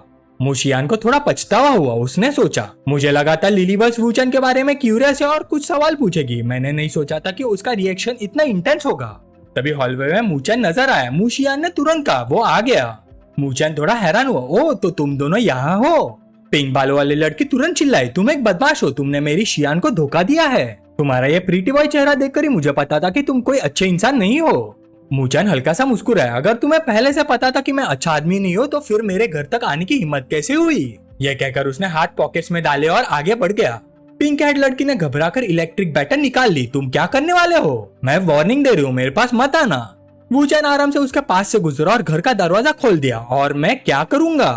पिंक हेड लड़की गुस्से से चीखी, मुझे धोखा देने की हिम्मत की, मैं तुम्हें मार दूंगी। मुशियान ने जल्दी से उसे रोक लिया, लिली मत करो। लेकिन उसके करीब पहुंचने से पहले ही वू चेन बोल पड़ा, हुशावे के पास तुम्हारे अलावा भी और औरतें हैं। पिंक हेड लड़की वही जम गई, क्या कहा तुमने? मुचैन ने मुड़कर शांत आवाज में कहा, हु शाओवे को डोंगा वापस आए 4 दिन हो गए हैं, सही?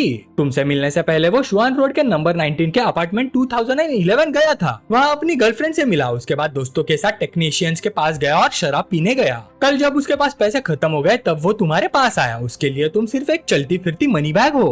पिंक हेड लड़की ने हैरानी से पूछा, तुम सच बोल रहे हो? वू चैन ने शांत आवाज में जवाब दिया, अगर यकीन नहीं हो रहा तो उसे कॉल करके खुद पूछ लो। पिंक हेड लड़की गुस्से में बोली, मेरी चॉइस को चैलेंज करने की हिम्मत कैसे हुई? मैं अभी कॉल करती हूँ और साबित कर दूंगी कि तुम झूठ बोल रहे हो। उसने तुरंत फोन निकाला और हु शाओवे को कॉल लगाया। बेबी तुम कहाँ हो? हु शाओवे ने बिना सोचे जवाब दिया, मैं घर पर हूँ। पिंक हेड लड़की ने तुरंत कहा, रूम में 10,000 रखे हैं, पहले नोट का सीरियल नंबर पढ़कर सुनाओ। हु शाओवे एक पल के लिए चुप हो गया, फिर बहाना बनाते हुए बोला, मैं बाथरूम में हूँ, मैं आधे घंटे बाद कॉल करता हूँ। यह सुनते ही पिंक हेड लड़की का चेहरा गुस्से से लाल हो गया। हु शाओवे हरामी, तुम घर पर नहीं हो, अब देखना मैं तुम्हारा क्या हल करती हूँ। यह कहकर वो गुस्से में वहाँ से भाग गए। मुशियान उसके पीछे चिल्लाए, लिली रुको जाओ। लेकिन लिली रुकने वाली नहीं थी। तब वू चैन ने हाथ बढ़ाया और मुशियान को सीधा अपनी भाव में उठा लिया। अब जब यहाँ आ ही गई हो तो अंदर बैठोगी नहीं? मुशियान का चेहरा तुरंत लाल हो गया, तुमने मुझे क्यों उठा रखा है? वू चैन ने नरम आवाज में कहा, मैं बस सोच रहा था कि कहीं तुम थक तो नहीं गई। मुशियान ने उसके भाव में छटपटाते हुए कहा, मैं खुद चल सकती हूँ, मुझे नीचे उतारो। सुन रहे हो, मुझे अभी के अभी नीचे उतारो, बदमाश। अगली सुबह वू चैन कपड़े पहन रहा था। उसने एक नजर मुशियान पर डाली जो अभी तक उठना नहीं चाहती थी। मुशियान शर्म और गुस्से से बोली, तुम बदमाश कहीं के? मैंने मुश्किल से कुछ घंटे ही तो नींद ली है, मुझे अभी और भी सोना है। मुचैन ने एक कागज उसकी तरफ फेंक दिया, ये मेरा फोन नंबर है, अगर बाद में मुझसे मिलना हो तो इसी नंबर पर कॉल कर लेना और मेरे घर के बाहर हंगामा करना बंद कर दो। मुशियान के चेहरे पर तुरंत मुस्कान आ गई, बस अब बात बनी। फिर वूचैन घर से बाहर निकल गया, लेकिन उसने महसूस किया कि कोई उसका पीछा कर रहा है। उसने फोन निकाला और नंबर डायल किया। पूरा दिन मेरा पीछा करना काफी नहीं था क्या? मैं बस थोड़ी एक्सरसाइज करने जा रहा हूँ, थोड़ी देर रुकना और सीधा अरीना में आ जाना। अरीना में पहुंचकर वूचैन लगन से ट्रेनिंग करने लगा। हजारों सालों के टाइम लूप में उसने अनेक मार्शल आर्ट्स और टेक्निक्स मास्टर कर ली थी, लेकिन उसकी फिजिकल स्ट्रेंथ अभी भी उतनी पावरफुल नहीं थी और उसे ट्रेनिंग की जरूरत थी। अब जब उसने डिंगलोंग को नाराज कर दिया था, उसे पता था कि फ्यूचर में किसी तरह की मुसीबत का सामना करना पड़ेगा। ट्रेनिंग खत्म होने के बाद वैंग शुआन वहाँ पहुंच गया। वूचैन को याद आया कि पहले वैंग शुआन सिर्फ एक सेकेंड रेट मार्शल आर्टिस्ट था, लेकिन ली रूबिंग से कनेक्शन बनाने के बाद उसका इन्फ्लुएंस बहुत तेजी से बढ़ा और कुछ ही सालों में वो टोंग सिटी के 4 सबसे बड़े लोगों में शामिल हो गया और सबसे जवान भी वही था। वैंग शुआन ने पहले बात शुरू की, मिस्टर वू, मैं एक बात समझाना चाहता हूँ, आप गलत समझ रहे हैं। मैंने जो लोग आपके पीछे लगवाए थे वो सिर्फ आपकी सेफ्टी के लिए थे, मेरा कोई बुरा इरादा नहीं था। वूचैन ने पूछा, ली राउटर को पता नहीं है कि तुम मेरा पीछा करवा रहे हो, है ना? वो अपनी बहन की बहुत परवाह करता है, अगर उसके कान तक ये बात पहुंच गई तो तुम गए काम से। वैंग शुआन ने घबराकर थूक निकला। ये देखकर वूचैन हंस दिया, फिक्र मत करो, अगर मुझे उसे बताना होता तो मैं तुम्हें यहाँ नहीं बुलाता। वैंग शुआन ने क्यूरियस होकर पूछा, फिर आप चाहते क्या है? वूचैन ने पानी की बोतल उठाई, मैं तुमसे दोस्ती करना चाहता हूँ, तुम्हारे पास काफी लोग हैं, अगर कभी मुझे लोगों की जरूरत पड़ी तो मुझे अपने नए दोस्त को परेशान करना पड़ेगा, और अगर फ्यूचर में तुम्हें मेरी मदद चाहिए हो तो सीधा कह देना। मन में वूचैन ने सोचा, मेरे पास बहुत इन्फॉर्मेशन है लेकिन मेरे पास अपने लोग नहीं है, अगर वैंग शुआन मेरी मदद करे तो फ्यूचर में काफी काम आसान हो जाएगा। तभी वूचैन का फोन बज उठा। कॉल ली रूबिंग की थी। हेलो वूचैन, जल्दी कंपनी आ जाओ, कुछ हो गया है। वूचैन तुरंत बोला, ठीक है मैं आ रहा हूँ। वैंग शुआन ने तुरंत अपनी कार की कीज उसकी तरफ बढ़ा दी। मिस्टर वू, मेरी कार ले जाइए, अंदर कपड़े भी रखे हुए हैं, अगर आपको बुरा ना लगे तो इसे मेरी तरफ से माफी समझकर एक्सेप्ट कर लीजिए। वूचैन ने बिना झिझक कीज ले ली, तो फिर मैं फॉर्मेलिटीज नहीं करूंगा। ली रूबिंग के कंपनी में उस वक्त पूरा पब्लिक रिलेशंस डिपार्टमेंट अफरा तफरी में था। हर तरफ लोग फोन पर बात कर रहे थे, कोई शेड्यूल अवेलेबल नहीं है, प्लीज प्रेसिडेंट ली के लिए एक अरेंजमेंट कर दीजिए, प्राइस कोई इशू नहीं है। ली रूबिंग खुद भी फोन पर थी, उधर सिचुएशन बिल्कुल खराब है, न्यूज रिलीज हो नहीं हो सकती। इसी वक्त वूचैन अंदर आया। क्या हुआ? ली रूबिंग ने परेशानी से कहा, हमारे प्रोडक्ट की स्पोक्स पर्सन और अपकमिंग फीमेल सिंगर डेंग शुनिया को एक कार ने टक्कर मार दी। कल तुमने ही मेरी मदद करके डिंगलोंग का प्लान एक्सपोज किया था, तुम्हें ही पता था कि प्लान लीक हो गया था। आज डेंग शुनिया का एक्सीडेंट हो गया, अब वो हमारे नए प्रोडक्ट की एडवर्टीजमेंट नहीं कर सकती। वूचैन ने सिर हिलाया, जैसे मैंने सोचा था, ये कोई कोइंसिडेंस नहीं है। ली रूबिंग गुस्से से दांत पीसकर बोली, डिंगलोंग हरामी, शर्त हारने के बाद भी रूल्स तोड़ रहा है, अपने फैमिली का इन्फ्लुएंस तक का ही इस्तेमाल कर रहा है। वूचैन ने शांत होकर कहा, बॉस ली, क्या तुम चाहोगे कि मैं तुम्हारे लिए नई स्पोक्स पर्सन ढूंढ दूं? ली रूबिंग ने अपना माथा पकड़ लिया, हमारी स्पोक्स पर्सन के लिए स्टैंडर्ड्स बहुत हाई है, क्या तुम वाकई किसी सुटेबल इंसान को ढूंढ सकते हो?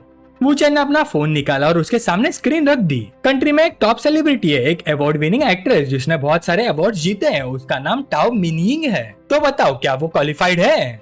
ली रूबिंग ने फोन पर दिख रही लड़की की फोटो देखी और सिर हिला दिया। टाओ मैनिंग, ये इंसान मुझसे एक बार मिलना भी पसंद नहीं करेगी, स्पोक्स पर्सन बनना तो बहुत दूर की बात है। मुझे पता है कि तुम मेरी मदद करना चाहते हो, लेकिन ये मुमकिन नहीं है। वूचान थोड़ा नाराज हो गया। तुम फिर मुझ पर भरोसा नहीं कर रही? तो चलो एक बैट लगाते हैं। मैं बैट लगाता हूँ कि कल दोपहर तक टाओ मैनिंग खुद कंपनी आकर तुम्हारे साथ कॉन्ट्रैक्ट साइन करेगी। टाओ मैनिंग देश के सबसे पॉपुलर एक्ट्रेस में से एक थी। मार्शल आर्ट्स फिल्म स्वॉट डांस से उसने इंटरनेशनल फेम हासिल की थी। उसके बाद उसे काउंटलेस एंडोर्समेंट्स मिले और वो देश की दूसरी सबसे महंगी फीमेल सेलिब्रिटी बन गई। इसलिए ली रूबिंग को लगा कि वूचान मजाक कर रहा है। तुम कह रहे हो कि टाओ मैनिंग कल मेरे साथ कॉन्ट्रैक्ट साइन करेगी? ऐसा मजाक मत करो, वो अभी फॉरेन कंट्री में शूटिंग कर रही है और उसके पास ऑलरेडी बहुत सारी कॉस्मेटिक कंपनीज के ऑफर्स लाइन में लगी हुई है। हमारी बारी तो बहुत दूर है। वूचान ने बस इतना कहा। मैंने पहले ही कहा था, अगर भरोसा नहीं है तो बैट लगा लो। ली रूबिंग मान गई। ठीक है, फिर ऐसी कौन सी बैट लगाओ जिससे तुम चुप हो जाओ और मुझे परेशान करना बंद कर दो। वूचान ने कॉन्फिडेंस से कहा, मैं बैट लगाता हूँ कि कल टाओ मैनिंग कंपनी आकर कॉन्ट्रैक्ट साइन करेगी। अगर मैं हार गया तो आज के बाद तुमसे एक पैसा भी नहीं लूंगा, उल्टा 2 मिलियन भी वापस कर दूंगा। लेकिन अगर मैं जीत गया तो तुम्हें मुझे 20 मिलियन देने होंगे। इसे स्पोक्स पर्सन ढूंढने की फीस समझ लेना, लेकिन एक और शर्त है, तुम जेलस नहीं होगी। ली रूबिंग ने भाई चढ़ा दी। जेलस? मैं जेलस क्यों होंगी? हम सिर्फ फेक लवर्स हैं, मैं तुमसे सच में प्यार नहीं करती। अगर तुम्हें प्यार करना है तो किसी और को ढूंढ लो, मुझे तुम्हें रोकने का कोई हक नहीं है और नहीं रोकूंगी। ये कहकर ली रूबिंग वापस अपने काम में लग गई। वूचान मुड़ते हुए बोला, अच्छा तो डील पक्की, और हाँ 2 मिलियन ट्रांसफर करने के लिए भी रेडी रहना, इसे एक्शन फी समझ लेना। फिर वूचान ने फोन निकाला। हेलो, मुझे तुम्हारी मदद चाहिए। कुछ देर बाद वूचान और वैंग शुआन एक इंटरनेट कैफे में खड़े थे। एक आदमी जोर से बोला, बॉस आओ, बॉस युआन, सब सेटअप हो गया है, सारे भाई बाहर खड़े रेडी हैं। वैंग शुआन ने हैरानी से पूछा, मिस्टर वू, ये सब आपके लोग हैं? मुझे पता है कि ये लोग गेम्स खेलना जानते हैं, लेकिन आपको इनकी जरूरत किसके लिए है? वूचान ने जवाब नहीं दिया। उसने सीधा ऑर्डर दिया, मशीन स्टार्ट करो, overlord legend peerless domination edition load करो। सब लोग अकाउंट रजिस्टर करो, शाम 5 बजे सर्वर 3 में एंटर करना। कैरेक्टर नाम होगा टायरेंट सर्वर ओवरलोड। जैसे ही वूचान गेम में एंटर हुआ, नोटिफिकेशन की बारिश होने लगी। Character name tyrant server overload, recharge amount 10, पे नाउ। वूचान ने तुरंत क्लिक किया, पे नाउ। इन्फॉर्मेशन भरते हुए उसने कहा, अंदर जाकर नोवा स्क्वायर में मेरा वेट करना, मैं रिचार्ज करके गिल्ड बनाऊंगा, उसके बाद तुम सब ज्वाइन करना। 4 घंटे बाद वूचान जोर से चिल्लाया, ब्रदर्स फाइनली बॉस को मारो। गेम के अंदर दर्जनों कैरेक्टर्स एक साथ बॉस पर टूट पड़े। एक सबऑर्डिनेट खुशी से उछल पड़ा, वह पहले ही ट्राई में सेवरल 100,000 का अकाउंट मिल गया, अमेजिंग।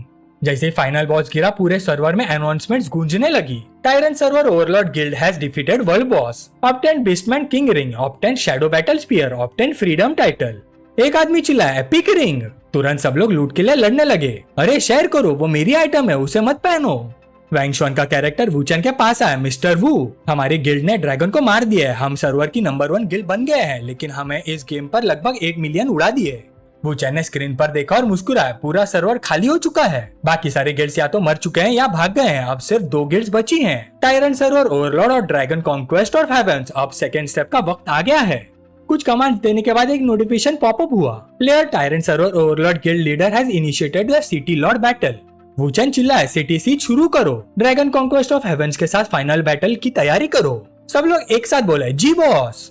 मेन सिटी के बाहर भयानक बैटल शुरू हो गई। तलवारों की टकराहट और स्किल की आवाजें हर तरफ गूंज रही थी। इसे काटो, उसका वेपन गिरा दो, आइटम उठाओ, अरे मैं तुम्हारी टीम में हूँ, मेरी लूट क्यों चुरा ली? तभी एक आवाज आई, वूचान बुरा नहीं, काफी पैसे उड़ा दिए तुमने, लगता है मैं सच में रिच प्लेयर हो। बोलने वाला कैंगलोंग युआन था, ड्रैगन कॉन्क्वेस्ट ऑफ हेवेंस का गिल्ड लीडर। कैंग युआन हंसकर बोला, हमारी दोनों गिल्ड्स लगभग बराबर की है, अभी भी रिजल्ट डिसाइड नहीं हुआ। वूचान ने बीच में ही रोक दिया, नहीं, विनर तो पहले ही डिसाइड हो चुका है। कैंग युआन हंस पड़ा, अच्छा तो बताओ कैसे जीतोगे? वूचान ने सिर हिला दिया, नहीं, जीतोगे तुम। कैंग युआन पूरी तरह से कंफ्यूज हो गया, क्या? वूचान अचानक जोर से चिल्लाया, टायरेंट सर्वर ओवरलॉर्ड गिल्ड, सब लोग ध्यान से सुनो, सारे इक्विपमेंट्स उतार दो और लॉग आउट हो जाओ। कैंग युआन की आंखें फट गई, अरे ये क्या बकवास कर रहे हो? कैंग युआन तुरंत कुर्सी से उछलकर वूचान के पास आ गया और जोर से गले लग गया। आंखों से आंसू बह रहे थे, नाक भी बह रही थी। मत जाओ, हमारी जीत हार का फैसला कैसे होगा? उसके बाद कैंग युआन ने चमकती हुई आंखों से बेचारी सी शक्ल बनाकर कहा, वूचान, इतनी मुश्किल से तो एक वर्दी ओपोनेंट मिला है। आंखों में आंसू भरकर उसने कहा, मैंने ऑलरेडी गेम में 10 मिलियन रिचार्ज कर दिए है, तुमने भी कम से कम 8 या 9 मिलियन डाले होंगे। क्या इतना पैसा बर्बाद करके गेम छोड़ते वक्त तुम्हें बिल्कुल दुख नहीं हो रहा? वूचान ने हंसी रोकने की पूरी कोशिश की, लेकिन बाहर से परेशान होने का नाटक करता रहा। क्या करूं, मेरी औरत की कंपनी में प्रॉब्लम आ गई है, उसे नए प्रोडक्ट के स्पोक्स पर्सन का एक्सीडेंट हो गया, अब रिप्लेसमेंट ढूंढना है, मुझे वापस जाकर उसकी हेल्प करनी पड़ेगी। कैंग युआन तुरंत हंस पड़ा। अरे मुझे लगा कोई बड़ी बात है, बस इतनी सी बात। कुछ फीमेल सेलिब्रिटीज ही तो चाहिए। कौन चाहिए तुम्हें? मेरे पास काफी एक्ट्रेस है। मैं शायद ज्यादा बोल रहा हूँ, लेकिन अगर टाओ मैनियन को भी बुलाना हो तो एक फोन कॉल काफी है। वूचैन के दिल में खुशी की लहर दौड़ गई। हुक हो गया। लेकिन उसने चेहरे पर कुछ नहीं दिखाया। वो अभी भी परेशान होने का नाटक कर रहा था। मेरे पास सच में अर्जेंट काम है, मैं और गेम नहीं खेल सकता, मुझे डोंगाई सीबीडी जाना होगा। कैंग युआन फिर भी उसे रोकने की कोशिश करता रहा। एक मिनट, तुम भी डोंगाई में हो? तुम डोंगाई के ही हो? वूचैन ने सिर हिला दिया। हाँ अच्छा, मैं चलता हूँ, बाद में बात करेंगे। ये कहकर वूचैन उठने लगा। तभी उसका फोन पर एक मैसेज आया। मैसेज कैंग युआन का था। मैंने और 10 मिलियन रिचार्ज कर दिए। तुम्हारा फोन नंबर ढूंढना मेरे लिए हाथ पीटने जैसा आसान है। गेम खत्म होने के बाद भी तुम्हें वही सर्वर यूज करना पड़ेगा, तो सीधा सीधा बात क्यों नहीं करते? मैं तुम्हारी मदद कर देता हूँ। मैं तुम्हारे पास आऊँ या तुम मेरे पास आओगे? वूचैन मुस्कुराया। जैसे सोचा था बिल्कुल वही हुआ। उसने तुरंत रिप्लाई किया, ठीक है, मेरी गर्लफ्रेंड सच में बहुत परेशान है। अगर तुम्हारी तरफ से कोई सोल्यूशन है तो मिलना बेस्ट रहेगा। फिर वूचैन ने अपने लोगों को कहा, ठीक है ब्रदर, सब लोग डिस्पर्स हो जाओ। कैंग युआन ने तुरंत मैसेज भेजा, मैं चिनियन टावर में वेट कर रहा हूँ। कुछ देर बाद चिनियन टावर, वूचैन और कैंग युआन आमने सामने बैठे थे। सबसे पहले वूचैन ने बात शुरू की, तो कैंग युआन यानी बॉस ली तुम हो? उसके सामने बैठा हुआ आदमी और कोई नहीं था बल्कि युआन ग्रुप के ली फैमिली का सेकेंड यंग मास्टर था। वूचैन हल्का से मुस्कुराया। टायरन किंग, मुझे अपना इंट्रोडक्शन देने दो, मेरा नाम वूचैन है। ली फैमिली के सेकेंड यंग मास्टर ने आके सिकुड़ कर पूछा, तुम मुझे जानते हो? वूचैन ने आराम से जवाब दिया, युआन ग्रुप के ली फैमिली का सेकेंड यंग मास्टर, तुम्हारा नाम पहले भी सुन चुका हूँ। ली चैंग ने चाय डालते हुए पूछा, तो फिर तुम्हारा नाम मुझे कैसे पता होना चाहिए? तुम किस फैमिली से हो? वूचैन ने चाय का कप उठाया। इतने सीरियस क्यों हो? क्या तुम्हें डर है कि तुम्हारा बड़ा भाई तुम्हें मार देगा? हंगफा फैमिली प्रोसेसिंग इंडस्ट्री के टॉप 10 ग्रुप्स में से एक थी और उनके एसेट्स हंड्रेड्स ऑफ बिलियंस तक पहुंच चुकी थी। चेयरमैन ली हु 70 साल के थे और पर्दे के पीछे सब कंट्रोल करते थे, लेकिन असल पावर उनके बड़े बेटे ली लू के हाथ में थी। जो भी फैमिली ले चैंग के करीब आती उसे ले लू अपनी कमजोरी समझता था। ले लू ने कई बार ले चैंग को खत्म करने की कोशिश की थी और आज भी हालत वैसी ही थी। ले चैंग ने कप उठाया, तुम आखिर हो कौन? किस फैमिली से बिलोंग करते हो? वूचैंग ने आवाज धीमी कर दी, बॉस ले रिलैक्स, मैं किसी फैमिली से नहीं हूँ, मेरा कोई बड़ा बैकग्राउंड नहीं है, हमारी मुलाकात बस एक कोइंसिडेंस है। ले चैंग ने मनी मन सोचा, अगर अभी जवाब नहीं मिला तो बाद में फादर इन्वेस्टिगेट कर लेंगे, और अगर ये लेलू का आदमी होता तो इतना इनएक्सपीरियंस नहीं लगता। फिर उसने बात बदल दी, चलो तुम्हारी गर्लफ्रेंड की बात करते हैं, तुमने कितना पैसा उड़ा दिया? तुमने इतना पैसा उड़ा दिया एक स्पोक्स पर्सन भी नहीं ढूंढ पाए? वूचैंग ने कंधे उचका दिया, मुझे लगा नहीं था कि हमारी स्पोक्स पर्सन को टारगेट किया जाएगा। ले चैंग ने पूछा, तो इसी वजह से तुम गेम छोड़कर भाग गए? फिकर मत करो, मैं अपना वादा निभाता हूँ, मैं तुम्हारे लिए स्पोक्स पर्सन अरेंज करवा देता हूँ। तुम्हारी गर्लफ्रेंड की कंपनी का नाम क्या है और वो किस इंडस्ट्री में है? वूचैंग ने जवाब दिया, कॉस्मेटिक कंपनी, नाम है स्वास्थ्य और फैशन इंडस्ट्री में भी काम करती है। ले चैंग थोड़ा हैरान हुआ, ओ तो तुम्हारी औरत ली रूबिंग है? फिर वो जोर से हंस पड़ा, अगर तुम ली फैमिली के हो तो सीधा बोल देते, इतना छुपाने की क्या जरूरत थी? मुझे लगा तुम कोई और ही हो। वूचैंग ने सिर हिला दिया, मैं खुद को ली फैमिली का मेंबर नहीं मानता, मैंने सुना है ली रूबिंग का अपने फैमिली के साथ रिलेशनशिप भी ज्यादा अच्छा नहीं है। उसकी बात पूरी भी नहीं हुई थी कि फोन बज उठा। कॉल ली रूबिंग की थी। वूचैंग ने कॉल रिसीव की। दूसरी तरफ से ली रूबिंग की गुस्से भरी आवाज सुनाई दी, तुमने मेरे 10 मिलियन लेकर गेम में उड़ा दिए। वूचैंग ने शांत रहकर कहा, अभी एक्सप्लेन करने का सही वक्त नहीं है, बैट अभी भी चल रही है, जो हारेगा उसे घुटनों पर बैठकर माफी मांगनी पड़ेगी। ली रूबिंग ने सिर्फ 3 शब्द कहे, बस इंतजार करो, और फोन काट दिया। ले चैंग ये सब सुनकर हैरान रह गया, तुम ली रूबिंग से इस तरह बात करने की हिम्मत करते हो? उसके लिए सोचना भी मुश्किल था, ली रूबिंग जैसी औरत को घुटनों पर लाने की बात। इस लड़के का बैकग्राउंड आखिर क्या है? वूचैंग बस मुस्कुराया, प्यार में ऐसा होता रहता है, उसका गुस्सा होना नॉर्मल है, हमारे बीच थोड़ी बड़ी बाइट लग गई है। ले चैंग ने चाय का कप उसकी तरफ सरकाया, आओ चाय पियो। वैसे तुम दोनों ने ऐसी कौन सी बाइट लगाई है, मुझे भी थोड़ा बताओ। वूचैंग ने गंभीर अंदाज में बोलना शुरू किया, उसकी कंपनी के खिलाफ किसी ने साजिश रचाई है, मैं उसकी मदद करना चाहता था लेकिन उसने मना कर दिया। सच कहो तो मुझे पता है कि उसने ऐसा क्यों किया, वो मुझे प्रोटेक्ट करना चाहती है। बॉसली, क्या आप डिंगलोंग को जानते हैं? ले चैंग ने सिर हिला दिया, उसे कौन नहीं जानता, मुझे लगता है कि ये सब भी डिंगलोंग की वजह से ही हुआ है। वूचैंग ने आगे कहा, ली रूबिंग को डर है कि अगर डिंगलोंग ने मुझे पहचान लिया तो वो मेरे खिलाफ एक्शन लेगा। अचानक वूचैंग खड़ा हो गया और जोर से बोला, लेकिन बॉसली, मैं एक इज्जतदार आदमी हूँ, मैं कैसे डरपोक बन सकता हूँ? चाहे जो भी कीमत चुकानी पड़े, मुझे अपनी गर्लफ्रेंड की मदद करनी ही होगी। ले चैंग ने जोर से टेबल पर हाथ मारा, बिल्कुल सही कहा भाई, तुम बिल्कुल ठीक हो, आओ शराब की जगह चाय से ही चीयर्स करते हैं, एक मर्द कभी हार नहीं मानता, हम डिंगलोंग से आखिरी दम तक लड़ेंगे। दोनों ने चाय के कप टकराए। वूचैंग ने बात जारी रखी, हमारे बीच एक बेट लगी है, अगर मैं ये प्रॉब्लम सॉल्व कर देता हूँ और एडवर्टाइजमेंट स्मूथली चल पड़ती है तो मैं जीत जाऊंगा, और अगर मैं हार गया तो आज के बाद मुझे उसकी हर बात माननी पड़ेगी। वो अगर मुझे रेंगने को कहेगी तो मुझे रेंगना पड़ेगा, तो फिर क्या मैं उसका शुगर बेबी नहीं बन जाऊंगा? ले चैंग जोर से हंसने लगा। ही ही ही ही ही। तो बात ये है, इसकी टेंशन मत लो, मैं तुम्हारी मदद कर सकता हूँ, बस एक स्पोक्स पर्सन ही तो ढूंढनी है, ये काम मुझे दे दो। ले चैंग ने तुरंत फोन उठाया और कॉल लगाई। हेलो बेटी। दूसरी तरफ से तुरंत आवाज आई, बोलिए फादर। ले चैंग ने सीधा कहा, तू टेम्पररी ब्रेक ले लो, डोंगा वापस आ जाओ, डायरेक्टर की साइड में संभाल लूंगा। हाँ बिल्कुल अर्जेंट है, मुझे तुमसे एक कॉस्मेटिक ब्रांड से एंडोर्स करवाना है, पैसों की टेंशन मत लो, मैं तुम्हें कॉम्पेंसेट कर दूंगा, गुड बाय, ठीक है। कॉल खत्म हो गई। वूचन तुरंत खुश होकर बोला, ऑसम। ली चैंग हंसकर बोला, अब सब सेट है, कोई प्रॉब्लम नहीं। वो चैंग ने मन ही मन सोचा, सब कुछ प्लान के मुताबिक हो रहा है, सच कहूँ तो प्रोसेस मेरी उम्मीद से भी ज्यादा स्मूथ रहा। टाउ मैनिंग के कॉन्ट्रैक्ट ब्रीच का कॉम्पेंसेशन छोटी रकम नहीं होगी, इसके बदले में मैं ले चैंग को ले लू के बारे में कुछ इंटेलिजेंस दे देता हूँ, वो अब मेरा दोस्त भी और डिंग लोंग से टक्कर लेने से भी नहीं डरता, मैं उसका नुकसान नहीं होने दे सकता। ये सोचकर वू चैंग ने ले चैंग को एक मैसेज भेज दिया। ले चैंग ने फोन देखा और फिर वू चैंग की तरफ देखा। लगता है हमारा अच्छा कनेक्शन बन गया है, मैं तुमसे कुछ साल बड़ा हूँ तो तुम मुझे ब्रदर ले कह सकते हो। वू चैंग ने बिना झिझक जवाब दिया, जी ब्रदर ले, वैसे अभी कुछ बातें हैं जिन पर हमें बात करनी चाहिए। ले चैंग को अचानक बुरा सा एहसास हुआ, उसने बाहें सिकोड़ कर पूछा, तुम्हारा क्या मतलब है? तभी उसके फोन पर नई नोटिफिकेशन आई। वू चैंग ने शांत आवाज में कहा, मैसेज चेक कर लो।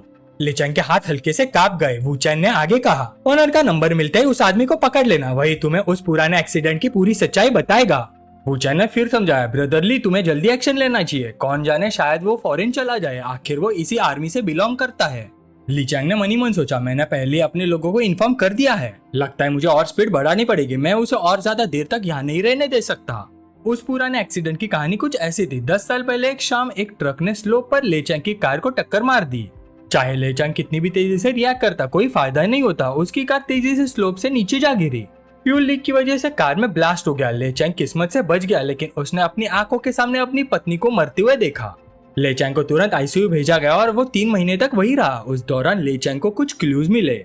जो ड्राइवर एक्सीडेंट का जिम्मेदार था वो हांगफा के सिक्योरिटी डिपार्टमेंट के डायरेक्टर लुई का आदमी था, लेकिन उस इंसिडेंट के बाद वो अचानक गायब हो गया। ले चैंग ने अपना सबसे इम्पोर्टेंट विटनेस खो दिया और मजबूरन बुजुर्ग आदमी और लुई के बीच समझौता की बात सुननी पड़ी।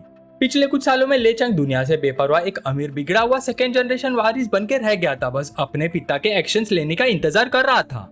तभी एक बॉडीगार्ड ने रिपोर्ट दी, बॉस आइडेंटिटी वेरीफाई हो गई और एड्रेस भी मिल गया है। ले चैंग एक्साइटेड हो गया, अच्छा बहुत अच्छा। फिर उसने वू चैंग की तरफ मुड़कर कहा, पुराने दोस्त मैं चलता हूँ, इस बार मैं तुम्हारा एहसानमंद हूँ, फ्यूचर में अगर कुछ भी हो सीधा मुझे बता देना। वू चैंग ने मन ही मन सोचा, मेरी नई जिंदगी को सिर्फ 2 दिन ही हुए हैं और मैंने पहले ही 2 बड़े लोगों से दोस्ती कर चुका हूँ, कल लू गुयान और आज ले चैंग। चलो कोई बात नहीं, पहले 20 मिलियन ले लेता हूँ, माफी बाद में देख ही लेंगे। वू चैंग ने ली रूबिंग को कॉल करने के लिए बटन दबाया। फोन की नोटिफिकेशन आई, hello recipient has rejected the call. Wu Chang हैरान हो गया, कॉल भी रिसीव नहीं कर रही। कुछ देर बाद एक मैसेज आया, मीटिंग में हूँ। वू चैंग ने खुद से कहा, लगता है अभी भी मुझसे नाराज है क्योंकि मैंने 20 मिलियन गेम्स खेलने में उड़ा दिए, ये औरत भी ना, चलो घर चल के मनाता हूँ। सिग्नल पर रुकते वक्त वू चैंग ने साइड में देखा और एक लग्जरी व्हीकल नजर आई, लेकिन वो कुछ जानी पहचानी सी लग रही थी। वो असल में सू शिनयिन थी, डोंगाई की नंबर 1 बेटी, डोंगाई की सबसे खूबसूरत औरत। वू चैंग पुरानी यादों में खो गया। वो उन लोगों में से एक थी जिन्होंने उस पर सबसे गहरा इंप्रेशन छोड़ा था। सीधी सादी, ध्यान रखने वाली और नरम दिल, उसके पास सब कुछ था। वू चैंग ने कार का डोर खोला और हाथ हिलाकर बोला, अगर किस्मत हमें मिला रही है तो मुझे एक मूव तो करना ही चाहिए, हेलो। लेकिन सू शिनयिन ने सीधा कार की खिड़की बंद कर दी। ये देखकर वू चैंग फिर भी आगे बढ़ा और उसे एक टेक्स्ट मैसेज भेज दिया, वो तुम ही हो ना, पहली बार मिल रहा हो और तुम अफवाहों से भी ज्यादा खूबसूरत हो। वू चैंग को लगा सू शिनयिन ये देखकर जरूर शॉक हो जाएगी कि उसके पास उसका नंबर है और जल्दी ही उनकी एक और मुलाकात होगी। अचानक एक मैसेज आया। वू चैंग एक्साइटेड हो गया। उसने सोचा सू शिनयिन का रिप्लाई होगा, लेकिन ऐसा नहीं था। मैसेज ली राउटाई का था, जीजा जी यहाँ आ जाइए, मेरे पास आपके लिए एक गिफ्ट है। वू चैंग तुरंत मैसेज में दिए गए एड्रेस पर पहुंच गया। वहां पहुंचते ही ली राउटाई ने जल्दी से कहा, ब्रदर इन लॉ, इस घर में ग्राउंड के ऊपर 3 फ्लोर है और एक बेसमेंट लेवल भी है, टोटल एरिया 600 स्क्वायर मीटर्स में और आपके लिए गार्डन भी है। वू चैंग हैरान रह गया, मेरे लिए? ली राउटाई ने मुस्कुराते हुए कहा, कल आपकी वजह से मैं एक बड़ी मुसीबत से बच गया और अगर मेरी बहन प्रेग्नेंट हो जाती है तो वो आपके साथ पुराने अपार्टमेंट में नहीं रह सकती। ये चाचा की तरफ से बस एक छोटा सा गिफ्ट है, ओनरशिप का क्या करना है वो आप दोनों खुद डिसाइड कर लेना। वू चैंग सिर्फ इतना ही कह सका। ओह। अगली सुबह एक खूबसूरत लड़की और एक बॉडीगार्ड लेन रूबी की कंपनी के रिसेप्शन डेस्क पर खड़े थे। रिसेप्शनिस्ट ने पूछा, मैम आप किससे मिलना चाहती हैं? लड़की ने जवाब दिया, आपकी प्रेसिडेंट से, मेरी प्रेसिडेंट ली रूबिंग के साथ अपॉइंटमेंट है। रिसेप्शनिस्ट ने तुरंत पूछा, मैम आपका नाम बता सकती हैं? लड़की ने अपने सनग्लासेस और मास्क उतार दिया। मेरा नाम टाउ मैनिंग है। रिसेप्शनिस्ट ने लिस्ट चेक की और फिर बोली, लिस्ट में आपका नाम नहीं है, प्रेसिडेंट अभी मीटिंग में है, कृपया थोड़ा वेट कीजिए, हम रिपोर्ट कर देते हैं। इसी वक्त कॉन्फ्रेंस रूम में ली रूबिंग ने गुस्से से टेबल पर हाथ मारा। अनाउंसमेंट में सिर्फ 13 दिन बचे हैं और तुम लोग अभी भी किसी को नहीं ढूंढ पाए। पूरा रूम चुप था, किसी की हिम्मत नहीं हुई कुछ बोलने की। ली रूबिंग बहुत गुस्से में थे, उसने फोन भी नहीं उठाया। वो और तेज आवाज में बोली, सैलरी लेते हो और बस बैठे रहते हो, है ना? फोन लगातार बजता रहा। आखिर ली रूबिंग ने परेशान होकर फोन उठाया, लेकिन खबर सुनते ही उसका लहजा तुरंत बदल गया। कौन? टाउ मैनिंग, जल्दी उसे मेरी ऑफिस में भेजो। ली रूबिंग को यकीन ही नहीं हुआ, कंपनी ने तो उसे इनवाइट भी नहीं किया था। क्या ये वू चैन की वजह से हो सकता है? ली रूबिंग जल्दी से टाउ मैनिंग से मिलने पहुंचे। ली रूबिंग ने माफी मांगते हुए कहा, हेलो मिस्टर, थोड़ी सी डिले हो गई, इन दिनों में काफी बिजी थी और रिसेप्शन को इन्फॉर्म करना भूल गई। टाउ मैनिंग ने भी बड़े विनम्र तरीके से जवाब दिया, प्रेसिडेंटली आप बहुत ज्यादा फॉर्मल हो रही है, प्रेसिडेंटली भी बहुत खूबसूरत है, आप और मिस्टर वू वाकई एक परफेक्ट मैच लगते हैं। ली रूबिंग ने कहा, मिस्टर प्लीज बैठिए, तो आप क्या मेरे वू चैन को जानती हैं? ली रूबिंग ने मनी मन सोचा, तो सच में ये सब उसी की वजह से हुआ है। टाउ मैनिंग ने समझाया, हम पर्सनली एक दूसरे को नहीं जानते, लेकिन मेरे फॉस्टर फादर ले चैंग और मिस्टर वू भाई है, मेरे फादर की वजह से ही मुझे यहाँ आने के लिए कहा गया। ली रूबिंग के माथे पर पसीना आ गया। टाउ मैनिंग का फॉस्टर फादर ले चैंग है, ले फैमिली के लियांग यू का सबसे छोटा बेटा, और वो वू चैन का भाई है। ये सोचकर वो और भी हैरान होगी। टाउ मैनिंग ने फिर कहा, एडवर्टाइजिंग कॉन्ट्रैक्ट साइन करने की बात है, तो क्या हम इसे जल्दी कंप्लीट कर सकते हैं? मेरे एडिटर्स मुझे लगातार हरी कर रहे हैं। ली रूबिंग ने तुरंत जवाब दिया, सॉरी, जल्दी कॉन्ट्रैक्ट ले आओ, हम अभी साइन करते हैं। सेक्रेटरी ने तुरंत जवाब दिया, जी। कॉन्ट्रैक्ट साइन होने के बाद टाउ मैनिंग ने ली रूबिंग से हाथ मिलाया। प्रेसिडेंटली सब ठीक है, मैं इस कॉर्पोरेशन की स्मूथ सक्सेस की कामना करती हूँ। ली रूबिंग ने भी मुस्कुराते हुए जवाब दिया, जी, स्मूथ कॉर्पोरेशन। टाउ मैनिंग के जाने के कुछ देर बाद वू चैन आ गया। वू चैन ने कहा, कॉन्ट्रैक्ट साइन हो गया, अब शायद हारने वाले को थोड़ी सिंसियरिटी दिखानी चाहिए। ली रूबिंग पलट कर बोले, तुम ले चैंग को कब से जानते हो? वू चैन ने रहस्यमय आवाज में कहा, इतने सवाल क्यों? इंटेलिजेंस पर्सनल अपने सीक्रेट्स रिवील नहीं करते। ली रूबिंग ने हाथ हिला दिया, ठीक है, रहने दो, टॉपिक चेंज करते हैं, मैं माफी मांगती हूँ। ये कहकर ली रूबिंग ने जल्दी से अपना कोट उतारा, जूते निकाले और घुटने पर बैठ गई। मैं ली रूबिंग अपने वादे से कभी मुकरती नहीं। वू चैन थोड़ा हैरान रह गया, तुम सच में घुटनों पर बैठ गई? उसने तुरंत हाथ बढ़ाकर ली रूबिंग को उठाया, ठीक है, उठ जाओ। तभी ली राउटाई का फोन आया, सिस कोई ब्रदर इन लॉ की इन्वेस्टिगेशन कर रहा है, ऑपरेशन बहुत बड़ा है, मैंने अभी अभी इंफॉर्मेशन इंटरसेप्ट की है। ली रूबिंग ने पूछा, बोलो कौन है? ली राउटाई ने तुरंत जवाब दिया, सू फैमिली की जिनफू कॉर्पोरेशन। ली रूबिंग ने वू चैन की तरफ मुड़कर पूछा, सू फैमिली तुम्हारी इन्वेस्टिगेशन क्यों कर रही है? वू चैन ने ठंडे लहजे में जवाब दिया, तुमसे मतलब नहीं, इसकी चिंता मत करो। ली रूबिंग नाक सिकुड़कर बोली, कितने मिस्टीरियस हो, लगता है तुम चाहते हो कि मैं तुम्हारी और ज्यादा परवाह करूं, शायद तुम मुझसे प्यार भी करने लगे हो। वू चैन ने तुरंत जवाब दिया, तुम ना तो सबसे खूबसूरत औरत हो जिसे मैं जानता हूँ और ना ही सबसे अमीर, और ऊपर से तुम्हारा चेहरा हमेशा खट्टा रहता है, फिर भी तुम इतनी कॉन्फिडेंट हो कि मैं तुमसे प्यार कर बैठूंगा। ली रूबिंग गुस्से में बोल पड़ी, तो तुम कह रहे हो कि तुम्हारी जिंदगी में बहुत सारी औरतें रही हैं और सबकी सब कमाल की खूबसूरत थी?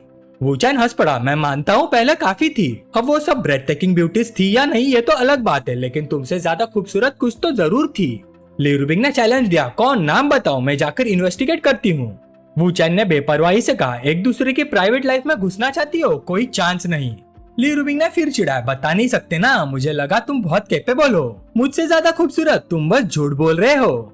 तभी वू चैन का फोन बज गया। उसने कॉल रिसीव की। दूसरी तरफ से आवाज आई, क्या ये वू चैन है? मैं सू शिनयिन बोल रही हूँ। मुझे लगता है हमारे पास बात करने के लिए काफी कुछ है, कोई टाइम डिसाइड कीजिए। वू चैन ने पूछा, हम इतनी जल्दी मिल रहे हैं? सू शिनयिन ने सीधा कहा, बिल्कुल, कुछ बातें क्लियर करनी जरूरी है, कल सुबह 9 बजे यांगशा प्राइवेट क्लब पहुँचने पर मुझे कॉल कर दीजिए। वू चैन ने सीधा जवाब दिया, ठीक है। ली रूबिंग शक भरी नजरों से देखते हुए बोली, सू शिनयिन, क्या वो भी तुम्हारी औरतों में से एक है? वू चैन ने उसकी तरफ देखा, अभी नहीं फिलहाल, लेकिन कुछ दिनों में हो सकता है। ली रूबिंग ने मनी मन सोचा, मैं उसे पर्सनली नहीं जानती, लेकिन सू शिनयिन का नाम तो मैंने बहुत सुना है। उसके पिता बिजनेस पर फोकस थे और देर से शादी की थी, बड़े मुश्किल से उन्हें एक बेटी हुई थी। सू शिनयिन को एक नोबल लेडी की तरह पाला गया था। उसकी फैमिली एजुकेशन बहुत स्ट्रिक्ट थी। जब वो पढ़ाई के लिए अब्रॉड गई तब भी उसके पास 24 घंटे बॉडीगार्ड्स रहते थे ताकि कोई अर्ली रोमांस ना हो। बाद में जब उसके पिता बीमार पड़ गए और उनकी मौत करीब थी तो उन्होंने जल्दी से उसकी शादी अरेंज करने की कोशिश की। सिलेक्शन क्राइटेरिया बहुत स्ट्रिक्ट था, ना ज्यादा बूढ़ा ना ज्यादा जवान, फैमिली एसेट कम से कम 1 बिलियन होने चाहिए, और सबसे जरूरी बात, उसे सू फैमिली के साथ मर्ज होने के लिए तैयार होना चाहिए। सू फैमिली के कंडीशंस बिल्कुल नॉन नेगोशिएबल थी। अगर सू शिनयिन वैसी ओबीडिएंट और कंप्लाइंट बैठी थी जैसे लोग कहते थे तो वू चैन के पास लगभग कोई चांस नहीं था। इसलिए ली रूबिंग ने ताना मारते हुए कहा, चाहे कितने भी दिन लग जाए वो कभी भी एग्री नहीं करेगी। वूचान मुस्कुराया, मेरी बात पर यकीन नहीं, फिर से बेट लगाना चाहती हो? ली रूबिंग ने बिना सोचे जवाब दिया, बेट। वूचान ने पूछा, सच्ची वाली बेट? पिछली बार हारने के बाद भी डर नहीं लगता? ली रूबिंग ने घमंड से कहा, मुझे बेट लगानी है। वूचांग ने कहा, ठीक है, मुझे 3 दिन दो, मैं उसे अपनी औरत बना दूंगा जो पूरी जिंदगी सिर्फ मेरे साथ रहेगी। ली रूबिंग ने तुरंत कहा, मैं तुम्हें 30 दिन देती हूँ। वूचांग ने सिर हिला दिया, जरूरत नहीं, 3 दिन काफी है। ली रूबिंग ने फिर शर्त रखी, अगर तुम हार गए तो तुम्हें घुटनों पर बैठकर माफी मांगनी पड़ेगी। वूचांग ने हाथ बढ़ाकर ली रूबिंग की कमर के गिर्द बाहर डाल दी। और अगर तुम हार गई तो? ली रूबिंग पलट कर बोली, तो तुम मुझसे क्या करवाना चाहते हो? वूचांग ने रहस्यमय आवाज में कहा, मुझे सोचने दो। पर ली रूबिंग को कोई फर्क नहीं पड़ता। ठीक है, वैसे भी मैं बेट लगा रही हूँ, अगर इस बार हार गई तो मैं पूरी तरह से मान जाऊंगी। वूचांग बोला, तो फिर पक्का रहा। एक नया दिन, डोंगाई के उत्तर में एक प्राइवेट गोल्फ कोर्स। रिसेप्शनिस्ट ने पूछा, सर क्या आप पहली बार यहाँ आए हैं? क्या मैं आपको गोल्फ रूम तक गाइड करूँ? वूचांग ने मना कर दिया, मेरी अपॉइंटमेंट है सू शिनियन से। जैसे उसने ये कहा, काले कपड़ों में एक बॉडीगार्ड सामने आया। वूचांग ने जवाब दिया, मैं ही हूँ। बॉडीगार्ड ने रास्ता दिखाया, कृपया मेरे साथ आइए सर, मिस सू आपका इंतजार कर रही है। कुछ देर चलने के बाद वूचांग सू शिनियन के पास पहुंच गया। जब वो पहुंचा, सू शिनियन ने अभी अभी एक शॉट मारा था। वूचांग बोला, अच्छा शॉट था। सू शिनियन ने तारीफ को इग्नोर कर दिया और सीधा पूछा, तुम्हें उस बात का पता कैसे चला? वूचांग धीरे धीरे उसकी तरफ बढ़ा, मुझे कैसे पता चला ये इम्पोर्टेंट नहीं है। सू शिनियन ठंडे लहजे में बोली, अपनी कीमत बताओ। वूचांग हैरान हो गया, कीमत? तुम्हें लगता है मैं तुमसे पैसे निकालवाने आया हूँ? सू शिनियन ने बेपरवाही से कहा, पैसे न मांगना मुझे और भी ज्यादा सस्पिशियस लग रहा है। वूचांग बोला, अगर तुम इतनी परेशान हो तो और बॉडीगार्ड्स क्यों नहीं लाती, या फिर मुझे यही खत्म क्यों नहीं कर देती? सू शिनियन ने गहरी सांस ली और बोली, पहली बात, मैं ली रूबिंग नहीं हूँ, मैं किसी का मुंह बंद करने के लिए मर्डर नहीं करूंगी। दूसरी बात, तुम ली रूबिंग के बॉयफ्रेंड हो, कोई तुम्हारे साथ ऐसा करने की हिम्मत नहीं करेगा। वूचांग ने पूछा, तो तुम मुझसे प्रूफ चाहती हो? सू शिनियन उलझन में पड़ गई, प्रूफ? अचानक वूचांग ने उसके करीब आकर उसे गोल्फ सिखाने का नाटक करना शुरू कर दिया। सू शिनियन गुस्से में बोली, तुम क्या कर रहे हो? वूचांग ने सीधा जवाब दिया, बस तुम्हें गोल्फ खेलना सिखा रहा हूँ, ज्यादा मत सोचो। और वैसे भी मैंने तुम्हें एक रीजनेबल प्रूफ दे दिया है, तो फिर तुम अभी भी सेटिस्फाई क्यों नहीं हो? सू शिनियन ने मनी मन सोचा, ये ली रूबिंग का बॉयफ्रेंड है। अगर ली रूबिंग को पता चल गया कि ये किसी और लड़की के इतने करीब है तो वो कभी नहीं मानेगी कि ये सिर्फ गोल्फ सिखा रहा है। ये आदमी तो खुद मुसीबत बुला रहा है। शायद डरना मुझे नहीं, इसे चाहिए। अगर मैं रेजिस्ट ना करूँ तो सिर्फ इतनी बात ही इसके लिए काफी होनी चाहिए। वूचांग फिर गोल्फ पर फोकस करने लगा। बाहर खड़े बॉडीगार्ड समझ ही नहीं पा रहे थे कि यंग मिस आखिर कर क्या रही हैं। सू शिनियन ने पूछा, तुम्हें डर नहीं लगता कि मैं ली रूबिंग को कॉल करके कंप्लेन कर दूंगी? वूचांग मुस्कुराया, लगता है, लेकिन तुम भी डर रही हो कि मैं तुम्हारा सीक्रेट दूसरों को बता दूंगा, तो हम बराबर हुए ना? सू शिनियन बोली, बहुत अच्छा, जानबूझकर एक और मुसीबत मेरे सिर पर डाल दी। वूचांग ने सू शिनियन के पिछवाड़े पे थप्पड़ मारा और डांटा, ध्यान दो, अपना स्विंग इंप्रूव करो, मुझे समझ नहीं आता तुम्हें पहले गोल्फ किसने सिखाया? सू शिनियन का चेहरा हल्का सा लाल हो गया, तुम ना? बॉडीगार्ड और इंतजार नहीं कर पाए, उन्होंने तुरंत मैडम को इन्फॉर्म कर दिया। एक बॉडीगार्ड ने जल्दी फोन मिलाया, मैडम, मिस ना वो। इस दौरान वूचांग शांत आवाज में बोलता रहा, मैं तुम्हें फिर से सिखाता हूँ, पैर थोड़े पास रखो, कंधे सीधे रखो, और हाँ बिल्कुल ऐसे। वूचांग सू शिनियन के पिछवाड़े पर थप्पड़ मारता रहा, क्या तुम्हारा पेल्विस टेढ़ा है? अगर नहीं तो इसे और अंदर करो। कुछ देर बाद सू शिनियन ने शॉट मारा और पलट कर पूछा, क्या अब सही है? वूचांग ने सिर हिलाया, ठीक है, अब मुझे तुम्हें और कुछ सिखाने की जरूरत नहीं। सू शिनियन ने हैरानी से पूछा, क्यों? वूचांग हंस दिया, क्योंकि तुम्हारी माँ मुझे पकड़ने के लिए लोग भेज चुकी है। इसी वक्त मैडम सू बॉडीगार्ड्स की रिपोर्ट सुन रही थी। मैडम, वो आदमी मिस के बहुत करीब था, मिस उसे बात कर रही थी और हंस भी रही थी। लगता था जैसे वो गोल्फ सिखा रहा हो, लेकिन दोनों काफी क्लोज भी लग रहे थे और मिस आज स्पेसिफिकली उसका इंतजार कर रहे आई थी। मैडम सू गुस्से से चिल्ला उठी, वही रुको, मैं अभी आ रही हूँ, उसे भागने मत देना। बॉडीगार्ड्स ने तुरंत जवाब दिया, जी मैडम। सू शिनियन ने चिंतित होकर पूछा, अगर मेरी माँ आ गई तो क्या होगा? वूचांग ने सीधा जवाब दिया, भाग चलते और बाद में बात करेंगे, तुम मेरे साथ भागना चाहती हो? सू शिनियन हिचकिचाए, तुम्हारे साथ भागना? वूचांग ने फिर पूछा, क्या तुम पूरी जिंदगी इस अदृश्य पिंजरे में रहना चाहती हो? सू शिनियन चुप हो गई, मैं वो। वूचांग ने उसका हाथ पकड़ लिया और उसे खींचती हुआ बोला, अब भी क्या सोच रही हो, चलो भागते हैं। बॉडीगार्ड्स ने तुरंत उन्हें देख लिया, धत, उनके पीछे जाओ। वूचांग तेजी से कार में बैठा और गाड़ी हवा की तरफ दौड़ा दी। पीछे बॉडीगार्ड चिल्लाते रह गए, रुको, मैडम को इन्फॉर्म करो। एक बॉडीगार्ड ने तुरंत मैडम सू को कॉल किया, मैडम, मिस उस आदमी के साथ भाग गई। मैडम सू चीख उठी, क्या कहा तुमने? दूसरी तरफ रोड पर वूचांग की कार हवा की रफ्तार से दौड़ रही थी। वूचांग ने पूछा, सू शिनियन, डर लग रहा है? सू शिनियन सिर्फ मुस्कुराई, नहीं, बिल्कुल नहीं। तभी उसका फोन बज उठा। सू शिनियन ने कॉल रिसीव की, दूसरी तरफ उसकी माँ थी। वूचैन ने उसकी तरफ देखा। एक दिन के लिए खुद बनकर जीने की कोशिश करो। सुशिनियन ने गहरी सांस ली। मॉम। सू मैडम ने पूछा, तुम कहाँ हो और किसके साथ हो? सुशिनियन ने डरे हुए अंदाज में जवाब दिया, मेरे दोस्त के साथ। सू मैडम गुस्से से गरज उठी। दोस्त? तुमने कब से दोस्त बनाना शुरू कर दिया? क्या तुम अपनी हैसियत नहीं जानती? क्या वो तुम्हारे लायक हैं? मैंने तुम्हें इतने सालों तक पाला पोसा और अब तुम एक आदमी का हाथ पकड़कर घर से भाग रही हो। वूचैन ने कार की खिड़की नीचे कर दी, जिससे सुशिनियन पर पड़ने वाला प्रेशर थोड़ा कम हो गया। सुशिनियन ने चुपचाप उसकी तरफ देखा। थैंक यू वूचैन, आज मैं खुद बनना चाहती हूँ। फिर उसने हिम्मत जुटाकर फोन में कहा, मॉम मैं भी एक इंसान हूँ, मैं आपकी कंट्रोल की हुई पपेट नहीं हूँ। सू मैडम एक पल के लिए सन रह गई। वो कुछ बोल ही नहीं पाई। क्या कहा तुमने? कॉल आगे और बढ़ पाता उससे पहले सुशिनियन ने फोन बाहर फेंक दिया। वूचैन ने पहले बात शुरू की, मुझे लगता है तुम्हारी माँ पूरे सू फैमिली को हमें ढूंढने के लिए लगा देगी। सुशिनियन ने सिर हिला दिया। नहीं, वो अपनी रेपुटेशन खो देने से डरती है, वो इतना बड़ा हंगामा नहीं करेगी। वूचैन फिर मजाक करते हुए बोला, तुम्हें डर नहीं लगता कि मैं तुम्हें भेज दूंगा? तुम वाकई मेरे साथ आ गई? सुशिनियन की आंखें हल्की सी लाल हो गई। तो क्या हुआ अगर कर भी दो? आज तक किसी ने मेरे पास आने की हिम्मत नहीं की। बचपन से ही मैं उस स्पॉटलाइट के नीचे जीते आई हूँ। सब लोग कहते रहे कि मैं सबसे अलग हूँ। ग्रेजुएशन के बाद भी सब कुछ वैसा ही रहा। मेरी माँ चाहती थी कि मैं उनके हिसाब से जियो, हमेशा परफेक्ट बनो, हमेशा एक्सीलेंट बनो। वो मुझे एक बोल से ज्यादा राइस तक खाने नहीं देती, कहीं मैं मोटी ना हो जाऊं। उनकी नजरों में मुझे हमेशा खूबसूरत दिखना चाहिए। अब मैं थक चुकी हूँ। तुम्हारे साथ भागना शायद मेरी जिंदगी का एक लौता मौका है और तुम्हारे साथ रहकर मुझे बहुत आराम महसूस होता है। वूचैन मुस्कुराया। मुझे लगता है तुमने सही चॉइस की है। खुद बनकर जीना सबसे ज्यादा बेहतर होता है। सुशिनियन ने धीरे से पूछा, तुम ली रूबिंग के बॉयफ्रेंड हो ना? क्या तुम्हें डर नहीं लगता कि उसे इस बारे में पता चल जाएगा? वूचैन अचानक हैरान रह गया जब उसने देखा कि वो अपनी सीट बेल्ट खोल रही है। सुशिनियन ने आगे बढ़कर जबरदस्ती वूचैन को एक किस कर दिया। वूचैन हैरान हो गया और तुरंत ब्रेक लगा दिया। तुम क्या कर रही हो? मैं अभी भी गाड़ी चला रहा हूँ। सुशिनियन शर्माते हुए बोले, मैं बस करना चाहती थी। वूचैन ने थोड़ी ऊंची आवाज में कहा, सुशिनियन थोड़ी ठीक से बैठो, ये ऑर्डर है। सुशिनियन तुरंत सीधी होकर अपनी सीट पर बैठ गई। सुशिनियन ने बिना विरोध किए दोबारा सीट बेल्ट लगा दी। वूचैन ने मनी मन सोचा, सुशिनियन तुम्हारी पर्सनैलिटी वैसे ही है जैसे मुझे याद थी। उस लंबे रीइंकार्नेशन पीरियड में भी मैंने इसी क्यूरियोसिटी की वजह से उसके करीब जाना चाहता था। मैं समझना चाहता था कि इतनी परफेक्ट इंसान असल में कैसी होती है। उसे याद आया कि एक बार सुशिनियन लैपटॉप पर एक फोरम देख रही थी। उस पोस्ट में लिखा था, मेरी माँ मुझे खेलने क्यों नहीं देती? मुझे हमेशा फैमिली की जिम्मेदारियाँ क्यों उठानी पड़ती है? मैं सिर्फ वही क्यों कर सकती हूँ जो मेरी माँ चाहती है? मैं बहुत थक गई हूँ। हर दिन सिर्फ पढ़ाई पढ़ाई और पढ़ाई। मैं एक इंसानी लर्निंग मशीन हूँ, मैं एक पपेट हूँ। एक नॉर्मल लड़की की तरह प्यार करना कैसे होता है? खुश रहना कैसे होता है? उस पोस्ट के नीचे कई कमेंट्स थे, कोई बात नहीं, हिम्मत रखो, तुम्हें अपनी जिंदगी खुद जीनी चाहिए। कभी कभी पेरेंट्स भी गलत हो सकते हैं।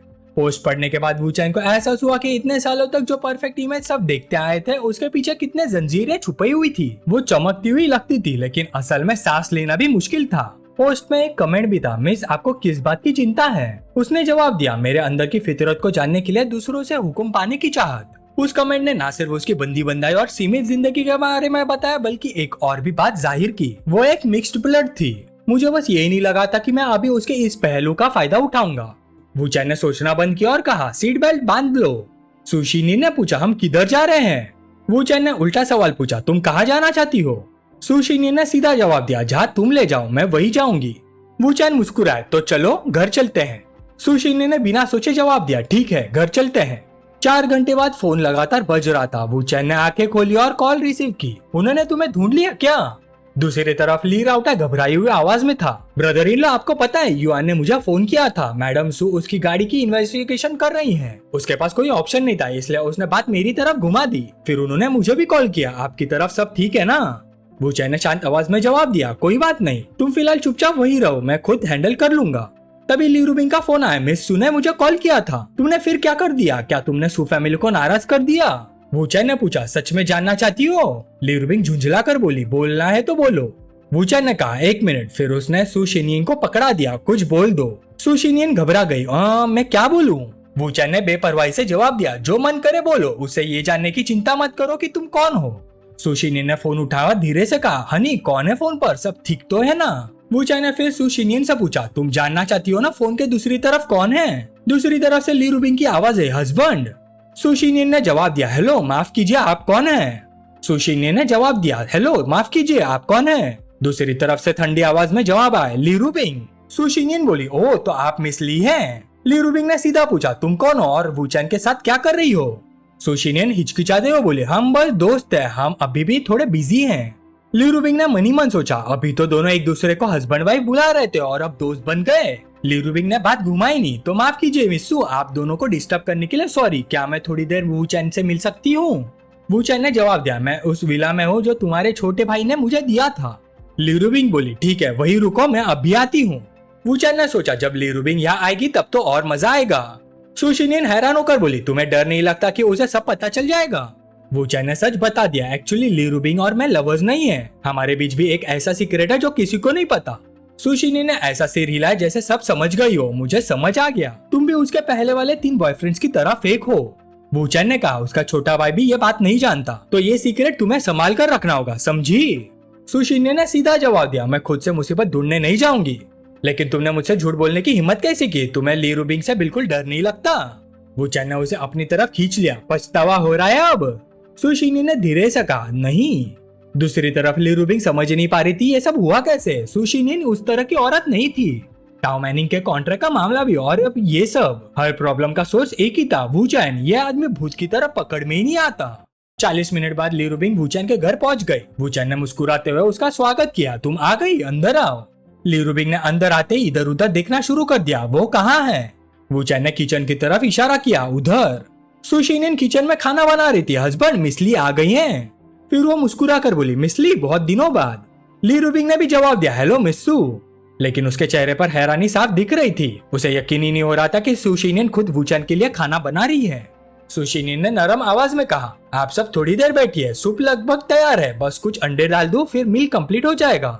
ली रूबिंग तुरंत वू चैन की तरफ मुड़ गई, समझाओगे कुछ? वू चैन ने कंधे उचका दिए, इसमें समझाने वाली बात क्या है, वो मेरी औरत है। ली रूबिंग की आंखें फैल गई, तुम्हारी औरत? अचानक से तुम्हारी औरत बन गई, कब से? वू चैन ने जवाब दिया, आज से। ली रूबिंग और भी हैरान हो गई, आज? क्या तुम दोनों पहले से एक दूसरे को जानते थे? वू चैन ने सिर हिला दिया, हम कभी नहीं मिले। ली रूबिंग का मुंह खुला का खुला रहेगा, क्या मजाक कर रहे हो ना? तभी सु शिनियन की आवाज आई, डिनर तैयार है। हस्बैंड जरा टेबल लगाने में हेल्प कर दो, ओके? मैं हाथ धोकर आती हूँ। मिसली आप भी यूं खड़ी ना रहे, कृपया बैठ जाइए क्योंकि खाना बहुत जल्दी तैयार हो जाएगा। ली रूबिंग के दिमाग में सवालों का तूफान चल रहा था। उसने वू चैन का हाथ पकड़ लिया, वू चैन इधर आओ।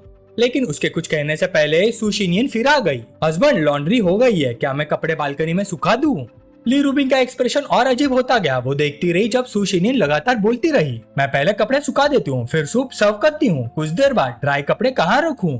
ली रूबिंग पूरी तरह स्पीचलेस हो चुकी थी। उसे लग रहा था जैसे 1000 कौवे उसके सिर के ऊपर उड़ रहे हो। सु शिनियन फिर बोले, ठीक है सब लोग खाना खाओ, जरा टेस्ट करके बताओ, काफी टाइम बाद मैंने कुकिंग की है, मुझे नहीं पता तुम्हारे टेस्ट के हिसाब से बनी है या नहीं। ली रूबिंग ने जलन भरी नजरों से देखा, अब तो ये उसे खुद खाना भी खिलाना चाहती है। दोनों कितने क्लोज आ गए हैं। वू चैन ने एक बाइट ली और तारीफ की, बहुत टेस्टी है। सु शिनियन खुश हो गई, मिसली आप भी ट्राई कीजिए। ली रूबिंग ने मन ही मन सोचा, मैं और कितनी देर तक इन दोनों को इतना क्लोज देखूंगी, मुझे कुछ इनिशिएटिव लेना पड़ेगा। आखिरकार उसने पूछ ही लिया, मिस्सू आप वू चैन को कब से जानती हैं? सु शिनियन ने ईमानदारी से जवाब दिया, ज्यादा टाइम नहीं हुआ, ये लव एट फर्स्ट साइट था। बस एक नजर में मुझे समझ आ गया कि ये वही आदमी है जिसे मैं ढूंढ रही थी। ली रूबिंग ने तुरंत सोचा, love at first sight, impossible. सब उसकी फैमिली बैकग्राउंड जानते हैं, इसमें जरूर कुछ गड़बड़ है। सु शिनियन ने अचानक पूछा, और मिसली मेरे हस्बैंड और आपके बारे में उन्होंने मुझे सब बता दिया है, आप दोनों लवर्स नहीं है ना? ली रूबिंग के दिमाग में अचानक बेचैनी सी हुई। सु शिनियन ने आगे कहा, चिंता मत कीजिए, मैं ये बात किसी को नहीं बताऊंगी, लेकिन मुझे आपसे एक फेवर चाहिए, हमारे रिलेशनशिप को फिलहाल सीक्रेट रहना होगा, इसलिए मैं चाहती हूँ कि आप दोनों लवर्स होने के नाटक जारी रखें, चाहे कुछ क्लोज एक्ट्स भी करने पड़े, मुझे कोई प्रॉब्लम नहीं होगी। वू चैन ने उसकी तरफ देखा, मेरी तरफ क्या देख रही हो, खाना खाओ। सु शिनियन तुरंत बोली, हाँ डार्लिंग ये श्रिम्प खाओ, बहुत टेस्टी है। उसके चेहरे पर जीत वाली मुस्कान थी। मन ही मन उसने सोचा, देखा वो सिर्फ फेक है, मैं असली हूँ, ये आदमी मेरा है। ली रूबिंग का गुस्सा बढ़ता जा रहा था, दोनों मुझे इग्नोर कर रहे हैं। उसने तुरंत एक श्रिम्प उठाया, छिलका उतारा और वू चैन को पकड़ा दिया, लो वू चैन तुम भी ये खाओ। वू चैन ने श्रिम्प खा लिया, अच्छा मेरा पेट भर चुका है। सु शिनियन ने तुरंत बात संभाली, तो आप गेस्ट को एंटरटेन कीजिए, मैं साफ सफाई कर देती हूँ। अब ली रूबिंग का सबर टूट गया, तुम आखिरकार क्या कर रहे हो, इधर आओ। उसने वू चैन को पकड़कर एक तरफ खींच लिया, लेकिन अचानक वू चैन का पैर फिसल गया। ली रूबिंग को रिएक्ट करने का मौका ही नहीं मिला, ध्यान से वो जोर से चिल्ला उठी। वू चैन ने ली रूबिंग को अपने साथ खींच लिया। ली रूबिंग सीधा उसके ऊपर गिर पड़ी। ली रूबिंग बोली, ध्यान से। वू चैन ने उसकी बात इग्नोर कर दी और बोला, हार तो हार होती है, इतने सवाल क्यों पूछ रही हो, तुमने खुद कहा था कि हार को ग्रेसफुली एक्सेप्ट करोगी। लीरुबिंग नाराज हो गई, लेकिन वूचैन ने उसे ज्यादा परेशान नहीं किया। मैं बहुत थक गया हूँ, पूरा दिन परेशान रहा हूँ और मेरा पूरा बदन दर्द कर रहा है, मुझे मसाज दे दो। लीरुबिंग ने जोर से पूछा, यही मसाज करूँ या तुम्हारे रूम में? वूचैन ने जवाब दिया, यहाँ कंफर्टेबल नहीं है, रूम में चलते हैं। कुछ देर बाद सुशिनियन बाहर आई, हस्बैंड सब लोग कहाँ गए? तभी उसने अंदर से आवाज सुनी, वो जल्दी से उस तरफ बढ़ी, हस्बैंड। जब सुशिनियन रूम में पहुंचे, उसने देखा कि लीरुबिंग वूचैन का मसाज कर रही थी।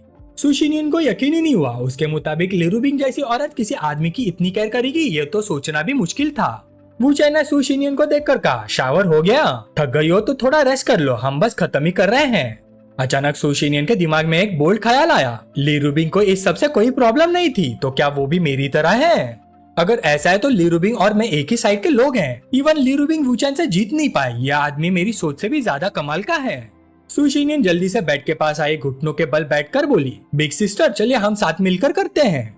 लीरुबिंग पूरी तरह से स्टंट रह गई। हाँ, उसे लगा जैसे भूत देख लिया हो। यह औरत अपने आदमी को किसी और से मसाज करते देख रही है, ना गुस्सा हो रही है ना जेलस, उल्टा मुझे सिस्टर बुला रही है। सुशिनियन को आखिर हुआ क्या है? क्या उसे कोई मेंटल प्रॉब्लम हो गई है? इम्पॉसिबल। अगर वो मेंटली इनस्टेबल होती तो इतना परफेक्ट रेपुटेशन कैसे होती? सिर्फ बहुत स्ट्रॉन्ग सेल्फ कंट्रोल वाली लोग ही इतने एक्सीलेंट बन सकते हैं। वूचैन ने आखिर कैसे उसे इतना दीवाना बना दिया? तभी सुशिनियन बोली, सिस्टर आप क्या सोच रही है, मसाज कंटिन्यू रखिए। वूचैन को अचानक कुछ याद आया, वैसे शिनियन मसाज मत करो, अपनी मेडिसिन लेना मत भूलना। सुशिनियन ने तुरंत सिर हिला दिया, ओके मैं नीचे से लेकर आती हूँ। लीरुबिंग ने मन ही मन सोचा, ये वाकई मेडिसिन लेती है, लेकिन बात कुछ और लग रही है। फिर उसने पूछा, वूचैन तुम एक्सप्लेन नहीं करोगे? वूचैन मुस्कुराया, मुझे 1 बिलियन दे दो, मैं तुम्हें सच बता दूंगा। लीरुबिंग झुंझला गई, बकवास बंद करो, मुझे ये जानने में इंटरेस्ट नहीं कि तुम दोनों कैसे प्यार में पड़े। मुझे सच बताओ, सू फैमिली ने तुम्हारी इन्वेस्टिगेशन सुशिनियन की वजह से की थी, है ना?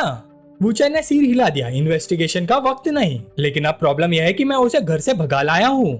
लीरुबिंग ने फिर पूछा, अब क्या करने वाले हो? क्या तुम घर जमाई बनने वाले हो? वूचैन हंस पड़ा, क्या तुम्हें लगता है मैं ऐसा आदमी हूँ? लीरुबिंग को फिर भी शक था, चाहे ब्रेकअप भी हो जाए सू फैमिली तुम्हें आसानी से नहीं छोड़ेगी। वूचैन बस मुस्कुराया, ब्रेकअप क्यों, सू फैमिली को हैंडल कर लेंगे तो सब खत्म हो जाएगा। लीरुबिंग को अचानक कुछ समझ आया, तो मतलब सू फैमिली को अभी तक हमारे फेक रिलेशनशिप के बारे में पता नहीं है, और मेरी वजह से ही मैंने तुम्हारी हेल्प करने का डिसीजन लिया। वूचैन ने तारीफ की, काफी स्मार्ट हो, इसलिए तो मैंने कहा था कि हम करंट सिचुएशन से निपट सकते हैं। लीरुबिंग ने दांत भींचकर पूछा, अब जब हम एक ही बोट में, क्या तुम बता सकते हो कि वो घर से क्यों भागी? वूचैन ने शांत लहजे में जवाब दिया, वो 20 साल से ज्यादा तक एक पपेट की तरह जीती रही है, बस एक बार खुद बनकर जीना चाहती थी। अगर मैं उसकी हेल्प कर लूं तो क्या गलत है? तभी वूचैन का फोन बज गया, उसने कॉल रिसीव की, हेलो। दूसरी तरफ से सुशिनियन की आवाज आई, हस्बैंड मैंने अपनी फैमिली को देख लिया है, वो मुझे ढूंढते हुए यहाँ तक आ गए हैं, मैं क्या करूँ?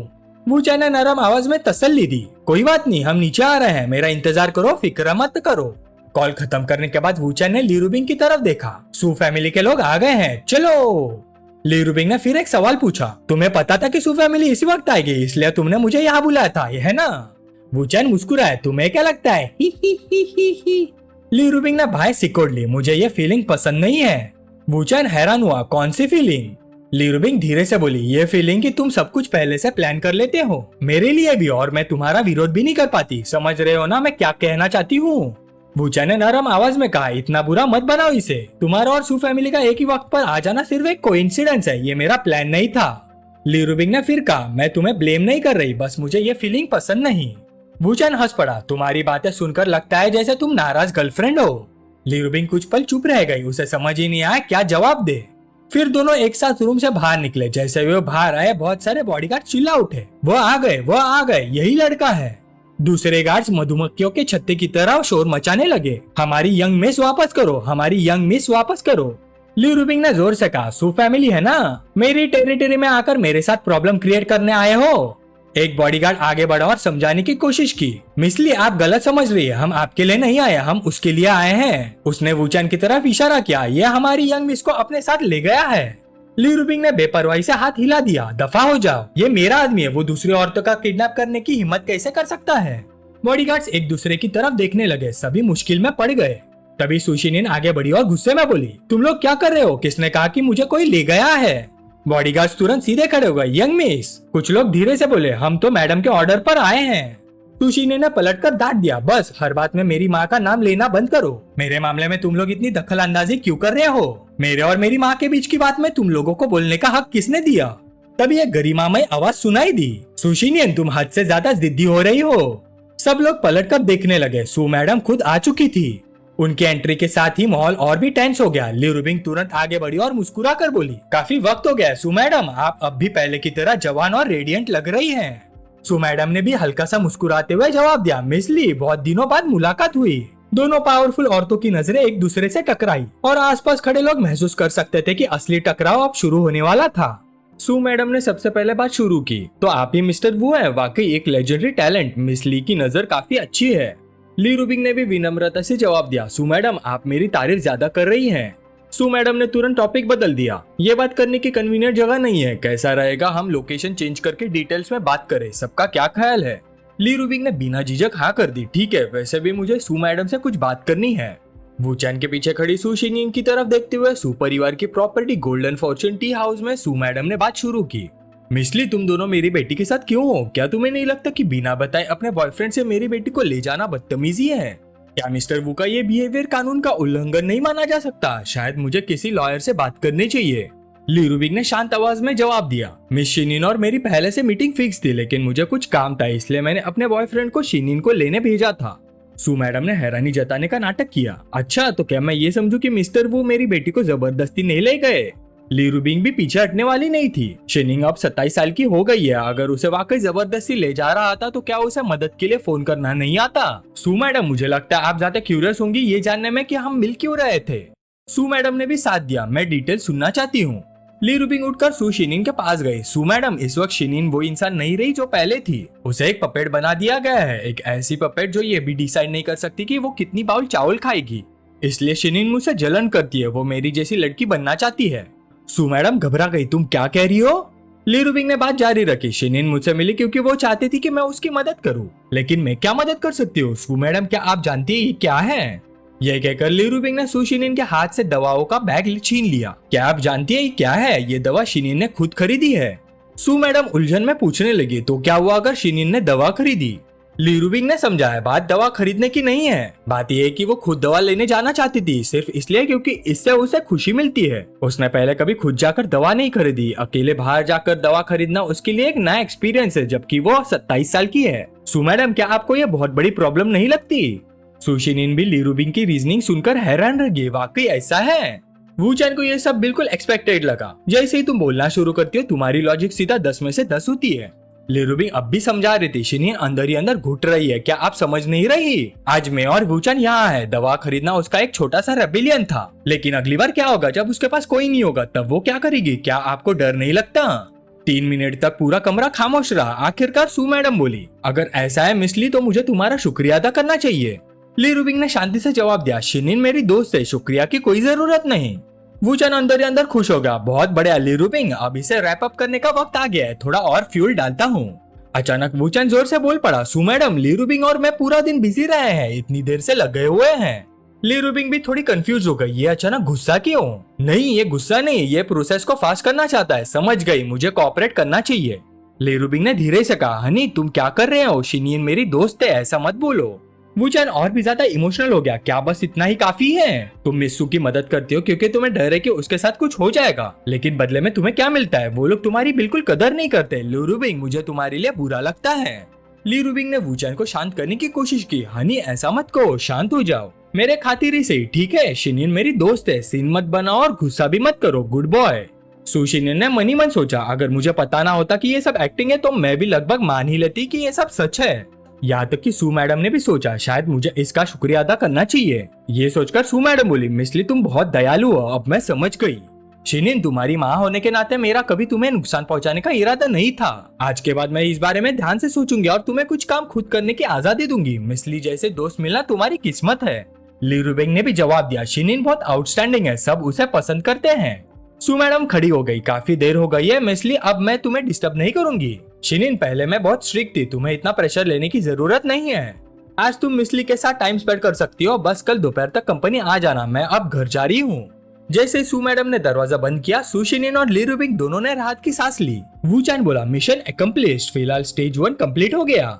ली रूबिंग ने दूर जाती हुई कार को देखा, सू शिनिन तुम्हारी माँ चली गई है और वो कोई बॉडीगार्ड भी पीछे नहीं छोड़कर गई, यहाँ कोई अंडरग्राउंड बेस भी नहीं है। सुशिनियन तुरंत वूचान के बहाव में आकर चिपक गई। हस्बैंड, क्या तुम सच में अभी गुस्से में थे? तुम बहुत डरावने लग रहे थे। वूचान मुस्कुराया, पागल हो क्या, वो सब एक्टिंग थी।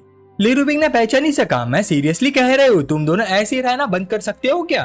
वूचान ने भी हाँ में हाँ मिलाई और फोन उठाते हुए बोला, बिल्कुल सही, अब असली काम करने का वक्त आ गया है, तो बताओ सबसे पहले किसको कॉल करूँ? ली रुबिंग ने तुरंत उसे रोक दिया। वूचान, तुम क्या कर रहे हो? कोई उल्टा सीधा काम मत करना। वूचान ने आराम से समझाया, मैंने कब कहा कि मैं रैंडम लोगों को कॉल करने वाला हूँ?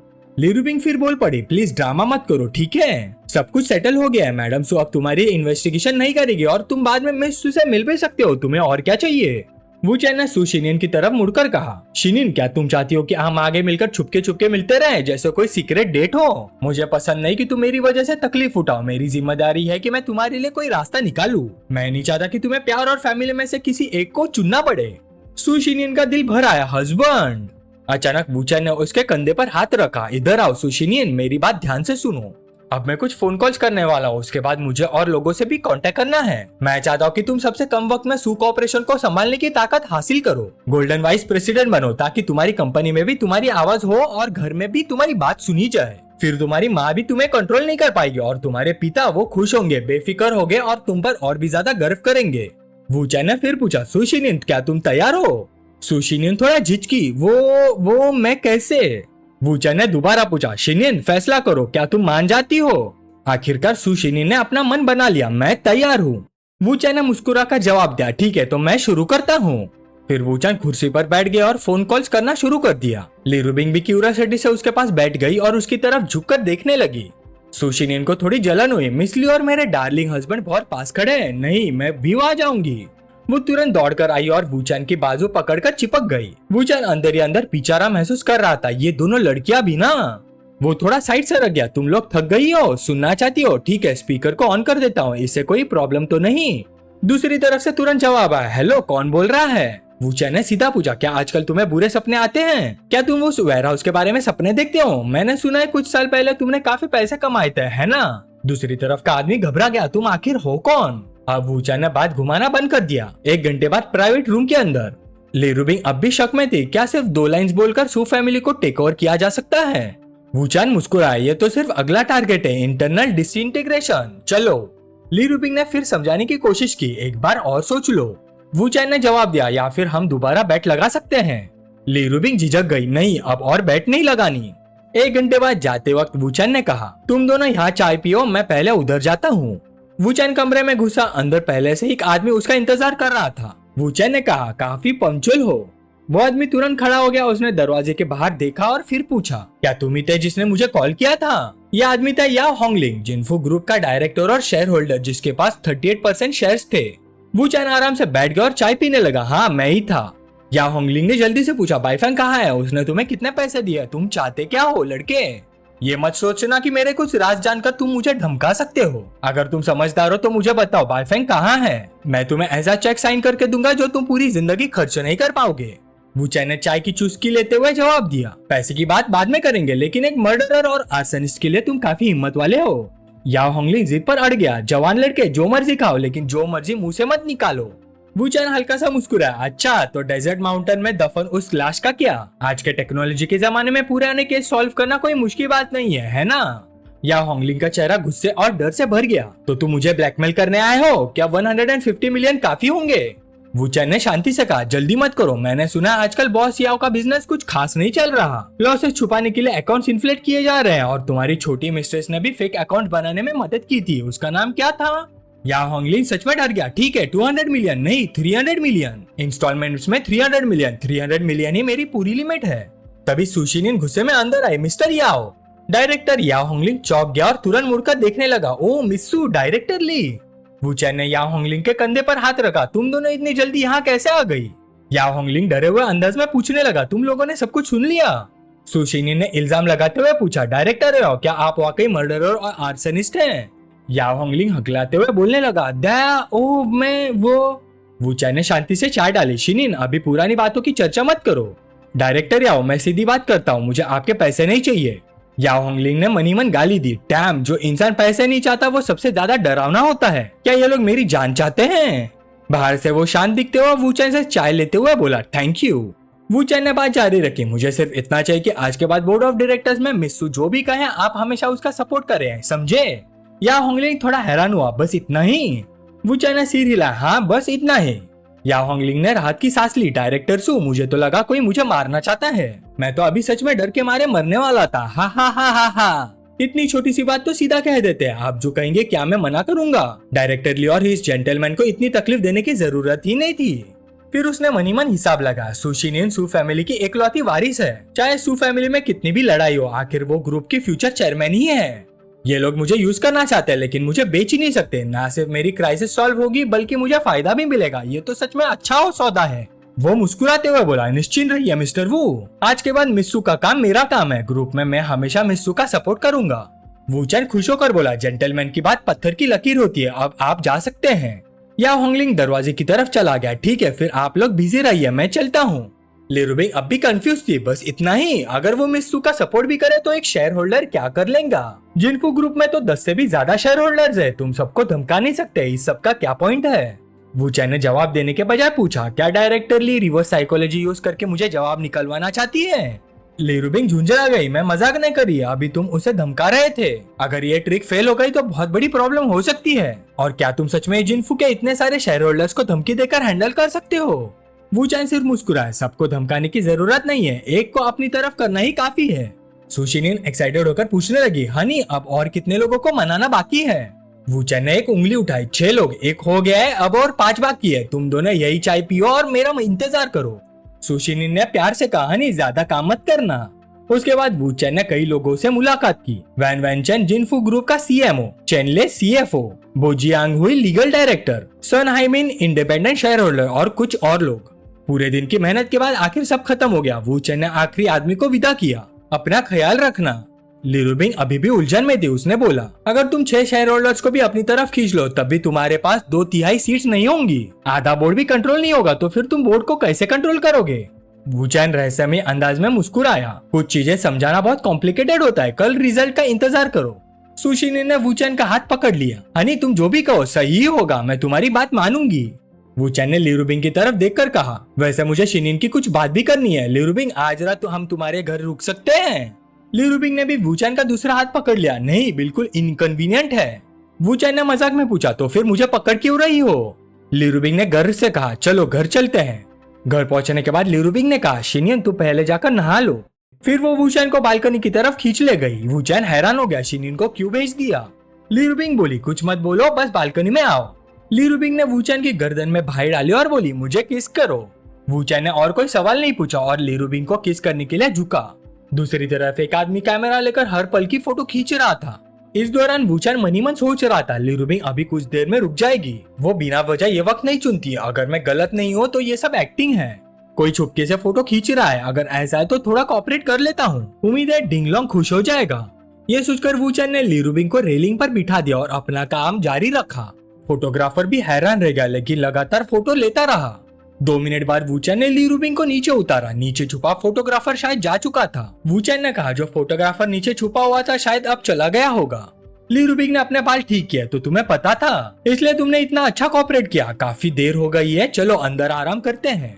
इसी वक्त गुआन सिटी में रुईलोंग ग्रुप के हेडक्वार्टर्स में डिंगलोंग पागलों की तरह चिल्ला रहा था, ये लोग इतनी हिम्मत कैसे कर सकते हैं? वो गुस्से में अपनी पेन तोड़ बैठा और धार कर बोला, वू चैन को तुरंत मरना होगा।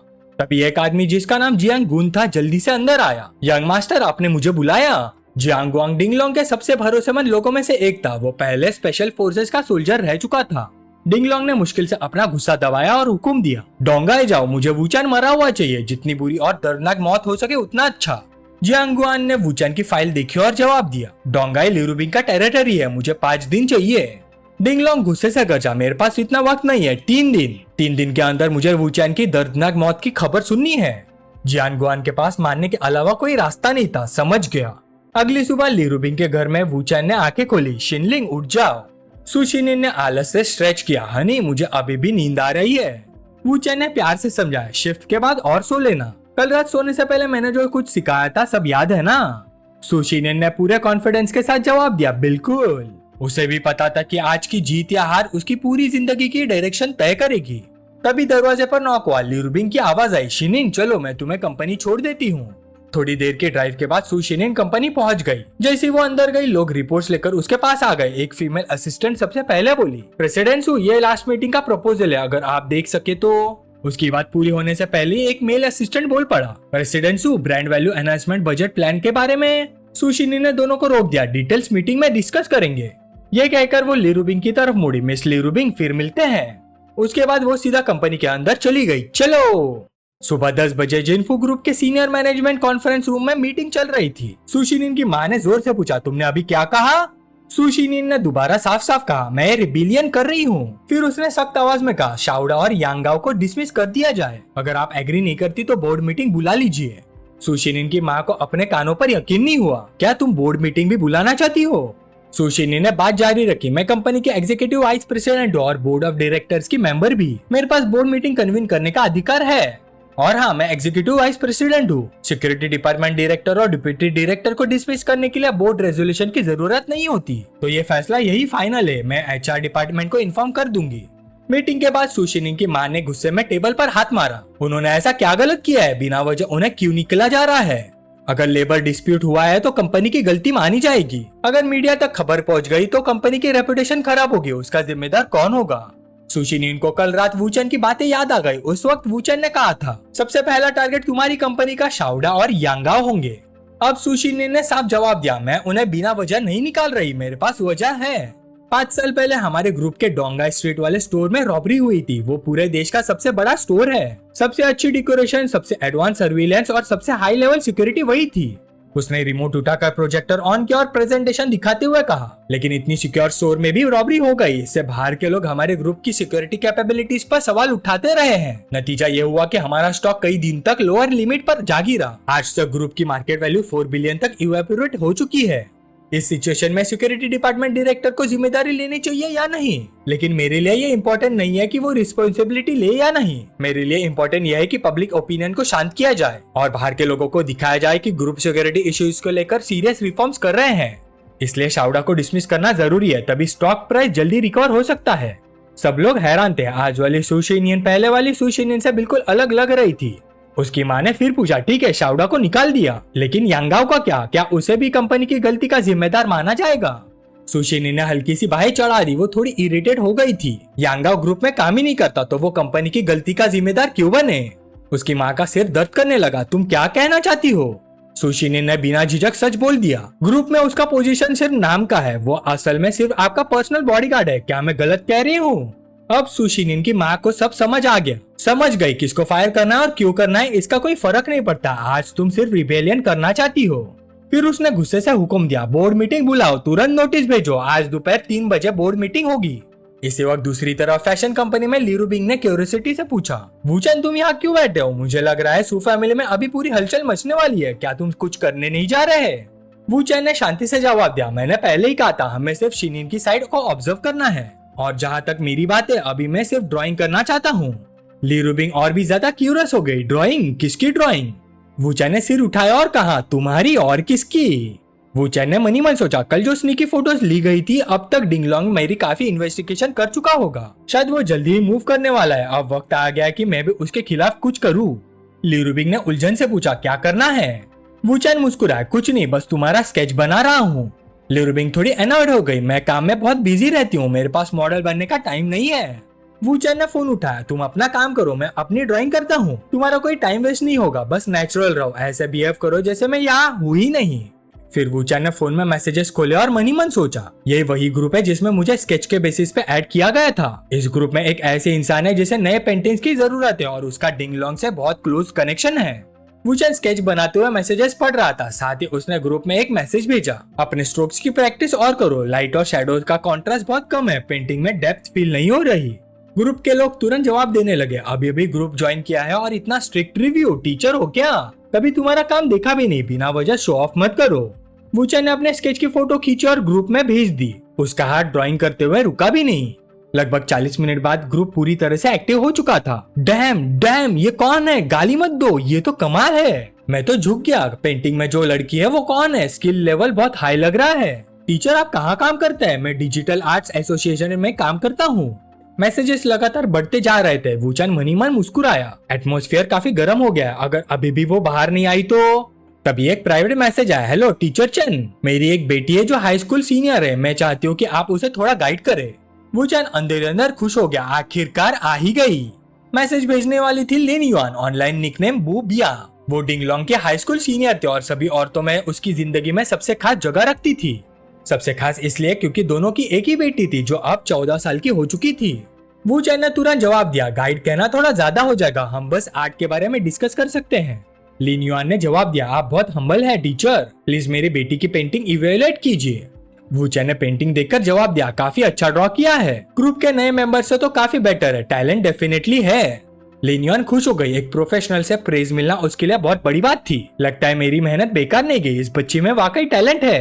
फिर उसने एक और मैसेज भेजा, वैसे टीचर चैन अभी आप क्या कर रहे हैं, आप शंघाई में हैं क्या? वू चैन मनी मन हंस पड़ा, एक्सपेक्टेड से भी आसान था। उसने जवाब दिया, हाँ क्यों पूछ रही है? लिन युआन ने सीधी बात कर दी, आपका लेवल उन सब टीचर से ज्यादा है जिनसे मैं पहले मिली हूँ। मैं सच में चाहती हूँ कि आप मेरी बेटी को प्राइवेट ट्यूटर करें। अगर आप आ सकते तो एकोमोडेशन की टेंशन मत लीजिए, मैं हर सेशन का $2000 दूंगी, कैसे रहेगा? वू चैन ने थोड़ा झिझकने का नाटक किया, आप बहुत दयालु हैं, वैसे भी आपकी बेटी में काफी टैलेंट है, लेकिन लिन युआन ने तुरंत पॉइंट समझ लिया, क्या बात है टीचर, आप किसी बात पे हेजिटेट कर रही हैं, सीधा बोलिए, हम डिस्कस कर सकते हैं, प्लीज मना मत कीजिए। वू चैन ने कुछ देर बाद जवाब दिया, ठीक है, अगर किस्मत में मिलना लिखा होगा तो मिलेंगे, डिटेल्स हम मिलकर डिस्कस कर लेंगे। लिन युआन बहुत खुश हो गई, ठीक है, जब भी आप फ्री हो मुझे मैसेज करिएगा, मैं 24/7 आपके मैसेजेस का इंतजार करूंगी। वू चैन ने गहरी सांस ली, प्लान एक्सपेक्टेड से भी स्मूथ चल रहा है, अगला स्टेप है उसे अपनी तरफ करना, फिर जब वो डोंगा आएगी तो पूरी तरह से मेरे कंट्रोल में होगी। फिर वो डिंगलोंग के काले राजों की एक इम्पोर्टेंट विटनेस है। अचानक वू चैन खड़ा हो गया, तुम अपना काम करो, मुझे एक जरूरी काम है, मैं चलता हूँ। चलते हुए वू चैन सोच रहा था, लिन युआन और उसकी बेटी तो सिर्फ मेरे प्लान का एक हिस्सा है, अब अगला टारगेट है। वू चैन ने किसी को फोन लगाया, दूसरी तरफ से तुरंत जवाब आया, हेलो आप किससे बात करना चाहते हैं? वू चैन बोला, मैं तुमसे ही बात करना चाहता हूँ, बताओ अगर डिंगलोंग को तुम्हारे बारे में सच पता चल गया तो क्या तुम बच पाओगे? दूसरी तरफ से आदमी घबरा गया, क्या बकवास कर रहे हो, तुम कौन हो, मुझे नहीं पता तुम किसकी बात कर रहे हो। वू चैन आराम से चलता रहा, अच्छा तो फिर मैं अभी ली रूबी के पास जाता हूँ, कैसा रहेगा? दूसरी तरफ से तुरंत आवाज आई, रुको मेरे दोस्त आराम से बात करते हैं। वू चैन ने कहा, तो फिर मेरी बात मानो, आज दोपहर 3 बजे मिलते हैं, एड्रेस मैं बाद में भेज दूंगा। उसी वक्त जिनफू कॉर्पोरेशन में दोपहर के 3 बजे मैडम सू ने कॉन्फ्रेंस रूम में बैठे सब लोगों को देखा और कहा, सब लोग आ गए हैं तो बोर्ड मीटिंग ऑफिशियली शुरू करते हैं। सुशिनी ने बात जारी रखी, यहाँ बैठे सब लोग इस टेम्पररी बोर्ड मीटिंग के एजेंडे के बारे में पहले ही सुन चुके होंगे। शुरुआत में ये सिर्फ एक छोटा सा इशू था, लेकिन अब जब बोर्ड मीटिंग हो ही रही है तो जिसको जो कहना है वो कह सकता है। मैं उम्मीद करती हूँ कि अगर किसी को ऑब्जेक्शन हो तो वो रीजन के साथ बोले, सिर्फ अपोज करने के लिए अपोज मत कीजिए। सब लोगों को महसूस हुआ कि एक स्ट्रॉन्ग वार्निंग थी। कुछ लोग मनी मन खुश भी हो रहे थे, अच्छा हुआ हमें पहले से सिचुएशन का पता था, वरना आज वाली सुशिनी के साथ एडजस्ट करना मुश्किल हो जाता। मैडम सू ने भी ताली बजाई, बुरा नहीं, बिल्कुल बुरा नहीं सुशिनी, आज तुमने वाकई मुझे नई नजर से देखने पर मजबूर कर दिया। लेकिन अगले पल उन्होंने टेबल पर हाथ मारा और आवाज ऊंची कर दी, लेकिन आज मेरा जवाब है नहीं, मतलब नहीं।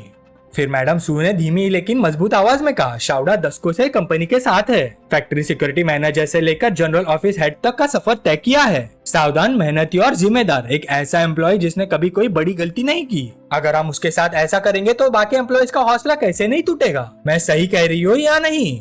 कुछ सपोर्टर्स तुरंत बोल पड़े, बिल्कुल सही, बात में दम है, मैं भी सहमत हूँ। मैडम सू अंदर ही अंदर खुश हो गई। सुशिनी ने जवाब नहीं दिया, बोर्ड फिर मेरी तरफ झुक रहा है, बहुत अच्छा, जारी रखो। मैडम सू ने आगे कहा, आज सुबह तुम कह रही थी कि शाउडा अपनी गलती मानकर खुद रिजाइन कर दे, हम उसे चुपचाप कॉम्पेंसेशन भी दे सकते हैं, लेकिन उसके पास मना करने का भी अधिकार है। अगर हम जबरदस्ती उसे निकाल देंगे और मामला आर्बिट्रेशन तक पहुंच गया तो कॉम्पिटिटर्स इसका फायदा उठाएंगे, मीडिया हंगामा मचाएगी, स्टॉक प्राइस और भी फ्लक्चुएट करेगा। और लोग सहमत होने लगे। मैं मैडम सू की बात से सहमत हूँ, ये रिस्क वाकई मौजूद है, मैं भी ऐसा ही सोचता हूँ। सुशिनी ने मनी मन सोचा, अभी भी इतनी जिद करनी जरूरी है क्या? आखिर वो बोली, आप कहती है आपके पास रीजंस है, मैं कहती हूँ मेरे पास रीजंस है, ऐसे तो हम कभी भी किसी कंक्लूजन पर नहीं पहुँच पाएंगे। सीधा वोट करते हैं, जो लोग मेरे प्रपोजल के सपोर्ट में है हाथ उठाइए। मैडम सू गरो जुटी, मैं देखना चाहती हूँ कौन हिम्मत करता है। सबसे पहले एक आदमी ने सुशिनी के सपोर्ट में हाथ उठाया। मैडम सू ने देखा और सोचा, एक आदमी का सपोर्ट मिल जाना ही मिरेकल है। लेकिन फिर दूसरा हाथ उठा, फिर तीसरा, फिर चौथा। मैडम सू के दिल में बेचैनी बढ़ने लगी। रुको, अभी और भी है, नहीं ये मुमकिन नहीं। याओ होंगलिंग, हान हेमिंग, वाइन वॉनचुंग, सुन याओमिंग और फिर चेनले ने भी हाथ उठा दिया। मैडम सू अपना गुस्सा रोक नहीं पाई, बाकी सबको छोड़ो लेकिन चेनली तुम भी। यूनिवर्सिटी से ग्रेजुएट होने के बाद तुम कंपनी में आई थी, एक ऑर्डिनरी फाइनेंस क्लर्क से शुरुआत की थी। मैंने तुम्हें एक एक कदम बढ़ाकर आज इस पोजीशन तक पहुंचाया, मुझे इसका एक्सप्लेनेशन चाहिए। सुशिनी ने तुरंत रोक दिया, मॉम वोटिंग प्रोसेस को इन्फ्लुएंस मत कीजिए, वोट कंटिन्यू होने दीजिए। फिर उसे वूचन की बात याद आई, हर किसी को एक्टिवली अपनी तरफ लाना जरूरी नहीं होता। कुछ लोग सिर्फ तुम्हारा एटीट्यूड देखना चाहते हैं, तुम्हारी स्ट्रेंथ और ऑथोरिटी देखना चाहते हैं। जैसे उन्हें लगेगा कि तुम पावरफुल हो, वो खुद तुम्हारी साइड आ जाएंगे। सुशिनी ने सोचा, लगता है मुझे और टफ बनना पड़ेगा। उसने टेबल पर उंगलियां थपथपाई, क्या और कोई मेरा सपोर्ट करता है? इस वक्त कंपनी के सबसे सीनियर मेंबर टोंग डुयांग, जो सुरुवैन का सबसे पुराना और भरोसेमंद आदमी था, उसने हल्की सी खांसी की और फिर अपना हाथ उठा दिया। मैडम सू की आंखें फट गई, डुयांग तुम भी? टोंग डुआन ने उनकी बात काट दी, सिस्टर इन लॉ शिनलोंग बड़ी हो गई है, उसकी तरफ देखिए। मैडम सू गुस्से में खड़ी हो गई और टेबल पर जोर से हाथ मारा। देखूं? क्या देखूं मैं? तुम्हारे पास सिर्फ 9 वोट्स हुए, आधा भी नहीं हुआ। मैं देखना चाहती हूँ और कौन मेरे खिलाफ खड़ा होता है। बोर्ड के रूल्स के मुताबिक मेजर रेजोल्यूशंस के लिए 2/3 वोट्स चाहिए थे और ऑर्डिनरी रेजोल्यूशन के लिए आधे से ज्यादा। आज का रेजोल्यूशन ऑर्डिनरी कैटेगरी में था, मतलब पास होने के लिए सिर्फ 1 वोट और चाहिए था। सुशिनी ने धीरे से टेबल पर हाथ रखा, सबकी नजर उस पर टिक गई और उस वक्त उसे वूचन की सबसे इम्पोर्टेंट बात याद आ गई। असली गोल बोर्ड को कंट्रोल करना नहीं है, असली गोल तुम्हारी माँ को हार मानने पर मजबूर करना है। ये अल्टीमेट मूव है, या तो सब कुछ एक ही बार में सॉल्व हो जाएगा या सब कुछ खत्म हो जाएगा। सुशिनी को महसूस हुआ ये वही पल है। उसने मैडम सू की तरफ देखा और बोली, मॉम क्या आप वाकई इतनी दूर तक जाना चाहती हैं? मैडम सू ने सीधा उसकी आंखों में देखा। हाँ तो मुझे किस बात का डर होना चाहिए? मैं तुम्हारी माँ हूँ, मैं तुम्हें कंट्रोल क्यों नहीं कर सकती? सुशिनी ने शांत आवाज में जवाब दिया, मैं चाहे तो इस वोट को पास होने से रोक सकती हूँ। आप चेयरमैन की वाइफ है। यहाँ बहुत लोग आपकी बात सुनते हैं, लेकिन क्या ये मेरे लिए अच्छा होगा? क्या ये सू फैमिली के लिए अच्छा होगा? क्या ये कंपनी के लिए अच्छा होगा? मैं उम्मीद करती हूँ कि आप ध्यान से सोचिए कि आज आप असल में क्या कर रही है। हमारा अपना परिवार और कितने दिन तक बाहर वालों के लिए मजाक बना रहेगा? मैडम सू चुप हो गए। उन्होंने कुछ पल सोचा, अगर मैं शिनियन का प्रपोजल रोक देती हूँ तो सू फैमिली में एक ऐसा कॉन्फ्लिक्ट शुरू हो जाएगा जिसे कभी खत्म नहीं किया जा सकता। बोर्ड 2 कैंप्स में बांट दिए जाएंगे, कंपनी इंटरनल फाइट्स में फंस जाएगी, बिजनेस ऑपरेशंस गिर जाएंगे, स्टॉक प्राइस टूट जाएगी, शिनियन पूरी तरह इनहेरिटेंस की उम्मीद खो देगी और आखिर में कंपनी बर्बाद हो जाएगी। मैडम सू ने दोनों हाथ टेबल पर रखे, फिर धीरे से मुड़कर चल दी। उनके दिल में सिर्फ एक ख्याल था, हम फैमिली है। बात यहाँ तक कैसे पहुँच गई? बस अब बहुत हो गया। सुशिनी ने शांति से बाकी लोगों की तरफ देखा, क्या और कोई सपोर्ट करता है या कोई विरोध में है? सबने अपने हाथ उठा दिए, सभी सहमत थे। फिर सुइंग ने घोषणा की, मीटिंग खत्म होती है, आज से सू फैमिली और जिंगफू ग्रुप के मालिक बदल चुके हैं। दूसरी तरफ लू गुयान परेशान होकर फोन कर रहा था, वूचैन मेरे भाई फ्री हो, चलो साथ में लंच करते हैं। वूचैन ने पूछा, बॉस लू क्या बात है, कोई प्रॉब्लम हुई है क्या? लू गुयान ने अपना माथा मसला, तू सच में बहुत सीधा है छोटे भाई, सच कहूँ तो मुझे तुमसे एक फेवर चाहिए। वूचैन ने मनी मन हिसाब लगाया, हम स्पाई मीटिंग में अभी वक्त है, इसलिए उसने हाँ कर दी। ठीक है मैं अभी आता हूँ। दोनों ने वेस्ट सिटी के यूफू रेस्टोरेंट में मिलने का फैसला किया। जैसे लू गुयान ने वूचैन को देखा, वो तुरंत उसके पास आया और कंधे पर हाथ मार दिया, तू आ गया छोटे भाई, पता है क्या? लू गुयान थोड़ा रुक गया, फिर अपने बाल पीछे करके बोला, मेरा सर देख। वूचैन ने पूछा, क्या हुआ, तुम्हारी पहली मोहब्बत ने मारा क्या? लू गुयान ने तुरंत वूचैन का हाथ पकड़ लिया, अरे साफ नहीं दिख रहा। उसने मुझ पर चाय का कप फेंक दिया और मुझे घर से निकाल दिया। छोटे भाई कोई तरीका है जिससे वो और उसका बेटा मुझे एक्सेप्ट कर ले? वूचैन शांत आवाज में बोला, बॉस लू इतनी जल्दी मत करो, धीरे धीरे उनका दिल जीतो, थोड़ा वक्त लगेगा, फिर सब ठीक हो जाएगा, पहले बैठते हैं। लेकिन लू गुयान जल्दी से बोला, छोटे भाई तुम मेरी सिचुएशन जानते हो, मेरा बेटा इंतजार नहीं कर सकता। वूचैन फिर भी आराम से बैठ गया, चाय डाली और बोला, पहले बताओ अब तक तुमने क्या क्या किया है? लू गुयान सोचने लगा, सबसे पहले मैं उसके पास गया, फूल खरीदे, रिंग खरीदी, डायमंड्स खरीदे, नेकलेस खरीदा, यहाँ तक कि उसके बेटे के लिए फरारी भी खरीद ली।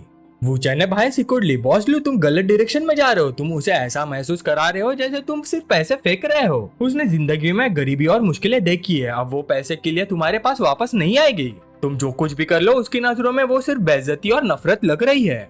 अचानक लू गुयान को माहियोंग की बात याद आ गई। लू गुयान अगर दोबारा हमारे दरवाजे पे आए ना तो हम घर बदल देंगे, तुम हमें परेशान करके बच नहीं सकते। लू गुयान को जैसे अचानक सब समझ आ गया, तो बात ये है, कोई हैरानी नहीं छोटे भाई, तुम्हारे पास कोई आइडिया है? वूचैन ने जवाब दिया, हाँ 2 तरीके हैं। पहला तरीका तुम्हारे बेटे से शुरू होता है, इसमें थोड़ा वक्त लगेगा, लेकिन तुम्हारे बेटी की वजह से माहियोंग धीरे धीरे तुम्हें माफ कर देगी। दूसरा तरीका बहुत तेज है, शायद आज ही काम हो जाए। लू गुयान ने बिना सोचे तुरंत कहा, मैं दूसरा तरीका चुनता हूँ, छोटे भाई बताओ क्या करना है? वूचैन थोड़ा हिचकिचाया, ये तरीका बहुत जल्दी काम करेगा, लेकिन ये देखकर लू गुयान ने तुरंत फोन निकाला। छोटे भाई लेकिन मत बोलो, अगर काम हो सकता है तो पैसे की कोई प्रॉब्लम नहीं, मैं अभी ट्रांसफर कर देता हूँ। वूचैन ने समझा, ब्रदर लू हर चीज पैसे से नहीं होती, प्लान मुश्किल नहीं है, बस आपको थोड़ी बेइज्जती सहनी पड़ेगी। लू गुयान ने तुरंत जवाब दिया, तुम्हारा ये भाई बेइज्जती से नहीं डरता, बस बताओ क्या करना है। वूचैन उसके करीब झुक गया। ब्रदर लू अगर आप अपनी जिद पकड़ कर रख सकते हो और अपना घमंड छोड़ सकते हो तो हम ये कर सकते हैं। थोड़ी देर बाद दोनों माहियोंग के घर पहुंच गए। Xinchilang garden, Chiang road, south city district. Wuchan community के सर्विस रूम में रुक गया। उसने मनी मन सोचा, ब्रदर लू अब सब कुछ आपके ऊपर है। उधर लू गुयान माहियोंग के दरवाजे के सामने खड़ा था और रोने जैसी आवाज में बोल रहा था, वे शाओयांग, शाओयांग घर पर हो शाओयांग। माहियोंग गुस्से से चिल्लाई, कोई घर पर नहीं है, जाकर मर जाओ और कभी यहाँ मत आना। लेकिन लू गुयान फिर भी विनती करता रहा, शाओयांग ऐसा मत करो, पहले दरवाजा तो खोलो। मैं तभी माहियोंग ने जोर से दरवाजा खोला और चिल्लाई, अभी तक यहाँ क्या कर रहे हो, कब तक तमाशा करोगे, निकल जाओ। लू गुयान ने जल्दी से अपने हाथ में पकड़ा हुआ खाने का पैकेट उठाया। नहीं नहीं नहीं, मैं खाना लाया हूँ, फ्रूट पैनकेक्स, जब हम गरीब थे तब हम हमेशा यही खाया करते थे। माहियोंग ने गुस्से में पैकेट को झटके से गिरा दिया, मुझे तुम्हारी किसी चीज की जरूरत नहीं, निकल जाओ। लू गुयान तुरंत झुककर उसे उठाने लगा। इसी वक्त उसका बेटा मीवी बाहर आ गया। आप क्या उठा रहे हो, आप बस चले क्यों नहीं जाते। माहियोंग पलटकर अपने बेटे पर चिल्लाई, ये तुम्हारा मामला नहीं है, क्या मैंने तुम्हें बाहर आने को कहा था, अपने कमरे में वापस जाओ। लू गुयान ने जल्दी से बीच बचाव किया, माहियोंग गुस्सा मत हो, हमारे बेटे के सामने मत करो, ऐसा मत करो। दोनों लगभग आधे घंटे तक बहस करते रहे। कुछ देर बाद बिल्डिंग की सिक्योरिटी गार्ड्स वहां आ गए। हम आधे घंटे से सीसीटीवी पर देख रहे हैं, क्या आप लोगों को पता है कि आप पड़ोसियों को परेशान कर रहे हैं, किसी ने कंप्लेंट भी कर दी है। लू गुयान ने तुरंत अपनी गलती मान ली, मेरी ही गलती है। सिक्योरिटी गार्ड ने आगे कहा, अगर फैमिली मेंबर को झगड़ा करना है तो घर के अंदर करो, मेन गेट के सामने खड़े होकर पूरी सोसाइटी को डिस्टर्ब मत करो। माहियोंग ने तुरंत इनकार कर दिया, कौन सी फैमिली, मेरा इस आदमी से कोई रिश्ता नहीं है, मैं इसे जानती तक नहीं, ये हमारे दरवाजे पर आकर हमें परेशान कर रहा है, इसे अभी यहाँ से ले जाओ जल्दी। बिल्डिंग सिक्योरिटी गार्ड लू गुयान की तरफ मुड़कर बोला, सुना आपने, मैडम कह रही कि वो आपको नहीं जानती, तमाशा बंद कीजिए और यहाँ से चले जाइए। लू गुयान गुस्से में बोल पड़ा, मैं नहीं जा रहा, मैं अपनी बीवी से बात कर रहा हूँ, तुम लोग बीच में मत आओ। सिक्योरिटी गार्ड ने जवाब दिया, अरे बुड्ढे अब तो गाली भी देने लगे हो। लू गुयान ने उसका हाथ झटक दिया, तो क्या हुआ अगर गाली दे दी, निकल जाओ यहाँ से, मेरी और मेरी बीवी की लड़ाई है, तुम्हारा इससे क्या लेना देना। ये देखकर सिक्योरिटी टीम जोर से चिल्लाई, ये बुड्ढा सिर्फ गाली नहीं दे रहा, ये हाथ भी उठा रहा है, इसने पहले हाथ लगाया, पकड़ो इसे। सिक्योरिटी गार्ड्स ने लगातार लू गुयान को लात मारनी शुरू कर दी। मार खाते हुए भी लू गुयान चिल्लाया, अगर हिम्मत है तो मुझे मार ही डालो, चाहे मर भी जाओ फिर भी यहाँ से नहीं जाऊंगा। सिक्योरिटी गार्ड्स गालियां देते रहे, पागल आशिक कहीं का साला। सीसीटीवी से सब देख रहा वूचैन भी थोड़ा इम्प्रेस हो गया। ब्रदर लू की एक्टिंग काफी जबरदस्त है, वाकई पूरी तैयारी के साथ आए हैं। उसने मनी मन सोचा, अगर मेरा अंदाजा सही है तो अब किसी भी पल। और जैसे ही वूचैन ने ये सोचा, मीवी जोर से चिल्लाया, मेरे डैड को मत मारो। माहियोंग भी तुरंत आगे बढ़ गई, मारना बंद करो। मीवी अपने आप को रोक नहीं पाया और सीधा दौड़ पड़ा, तुम सबको क्या प्रॉब्लम है, आज मेरे डैड को हाथ लगाया है। माहियोंग पूरी ताकत से चिल्लाई, बस करो सब लोग, लड़ाई बंद करो, अभी के अभी रुक जाओ। लू गुयान ने सिर उठाकर माहियोंग की तरफ देखा, उफ, बाल बाल बच गया। माहियोंग का मामला सफलता से सुलझाने के बाद सिक्योरिटी गार्ड सीसीटीवी रूम में लौट आए। एक गार्ड ने वूचैन से हाथ मिलाया, सबकी एक्टिंग कितनी रियलिस्टिक थी, बहुत बढ़िया बहुत बढ़िया, अब पेमेंट लेने का टाइम है। वूचैन ने मनी मन सोचा, रिजल्ट बिल्कुल वैसे ही निकला जैसे मैंने सोचा था। अकाउंट चेक करने के बाद गार्ड्स खुशी से बोले, अगर बॉस लू और उनकी वाइफ दोबारा लड़े तो हमें जरूर बुलाना, अब तो एक्सपीरियंस भी हो गया है, अगली बार और रियलिस्टिक एक्टिंग करेंगे। वूचैन ने सीसीटीवी की तरफ देखा और सोचा, अब इस मामले में मेरी कोई जरूरत नहीं पड़ेगी, बाकी सब ब्रदर लोग खुद संभाल लेंगे, अब असली काम करने का वक्त आ गया है। जैसे ही वूचैन माहियोंग के अपार्टमेंट कॉम्प्लेक्स से बाहर निकला, उसके फोन पर कॉल आ गई। दूसरी तरफ से एक बेचैन आवाज आई, 3:30 बज चुके हैं, तुम कहाँ हो, तुम्हें मुझसे काम नहीं था क्या। वूचैन ने उल्टा पूछा, तो क्या चाहिए तुम्हें। दूसरी तरफ वाला तुरंत नरम पड़ गया, ब्रो मैं झगड़ा नहीं करना चाहता, बस बता दो कब आ रहे हो। वूचैन ने बीच में ही रोक दिया, 5 मिनट में पहुंच रहा हूँ। ठीक 5 मिनट बाद वूचैन डोंगचैंग डिस्ट्रिक्ट के सुडाओ कैफे पहुंच गया। दरवाजा खोलते उसने कहा, काफी देर से वेट कर रहे हो। सामने बेटा स्पाई ने जोर से टेबल पर हाथ मारा। असल में वो डबल एजेंट कोई और नहीं बल्कि जिंगनांग लोंगडांग सिक्योरिटी ग्रुप का बॉस था। साथ ही जिंगनांग प्रोविंशियल सिक्योरिटी एसोसिएशन का काउंसिल मेंबर और डोंगाई सिटी पीपल्स कांग्रेस का रिप्रेजेंटेटिव भी था। मांग जून हाउ ने जवाब नहीं दिया, उसने उल्टा पूछा, वूचैन मुझे फोन तुमने किया था। वूचैन ने शांति से कहा, बिल्कुल फोन मैंने ही किया था। तुम करना क्या चाहते हो, मेरे सबॉर्डिनेट्स को मेरी बेइज्जती वाली कहानियां सुनाओगे और फिर पूरे शहर में फैलाओगे। मांग जून हाउ ने गुस्से में टेबल पर जोर से हाथ मारा, तुम आखिर हो कौन। वूचैन बिल्कुल शांत रहा। वो अपने फोन पर उंगलियां चलाता हुआ बोला, मुझे लोगों का गाली देना पसंद नहीं, लगता है आज तुम ढंग से बात नहीं करना चाहते। ठीक है फिर रहने दो, मैं तुम्हें अभी के अभी विदा कर देता हूँ। तभी फोन की दूसरी तरफ से एक आवाज जल्दी से बोली, अरे ब्रदर इन लॉ, क्या कोइंसिडेंस है, मैं अभी आपको ही कॉल करने वाला था। मांग जुनहाओ का चेहरा बदल गया। उसने मनी मन सोचा, ये ली राउटाई की आवाज है। ये आदमी ली राउटाई का ब्रदर इन लॉ है। उम्र भी मैच करती है, चेहरा भी। पिछले कुछ दिनों से डोंगाई में जो अफवाह चल रही थी, ये वाकई वुचेन ही है।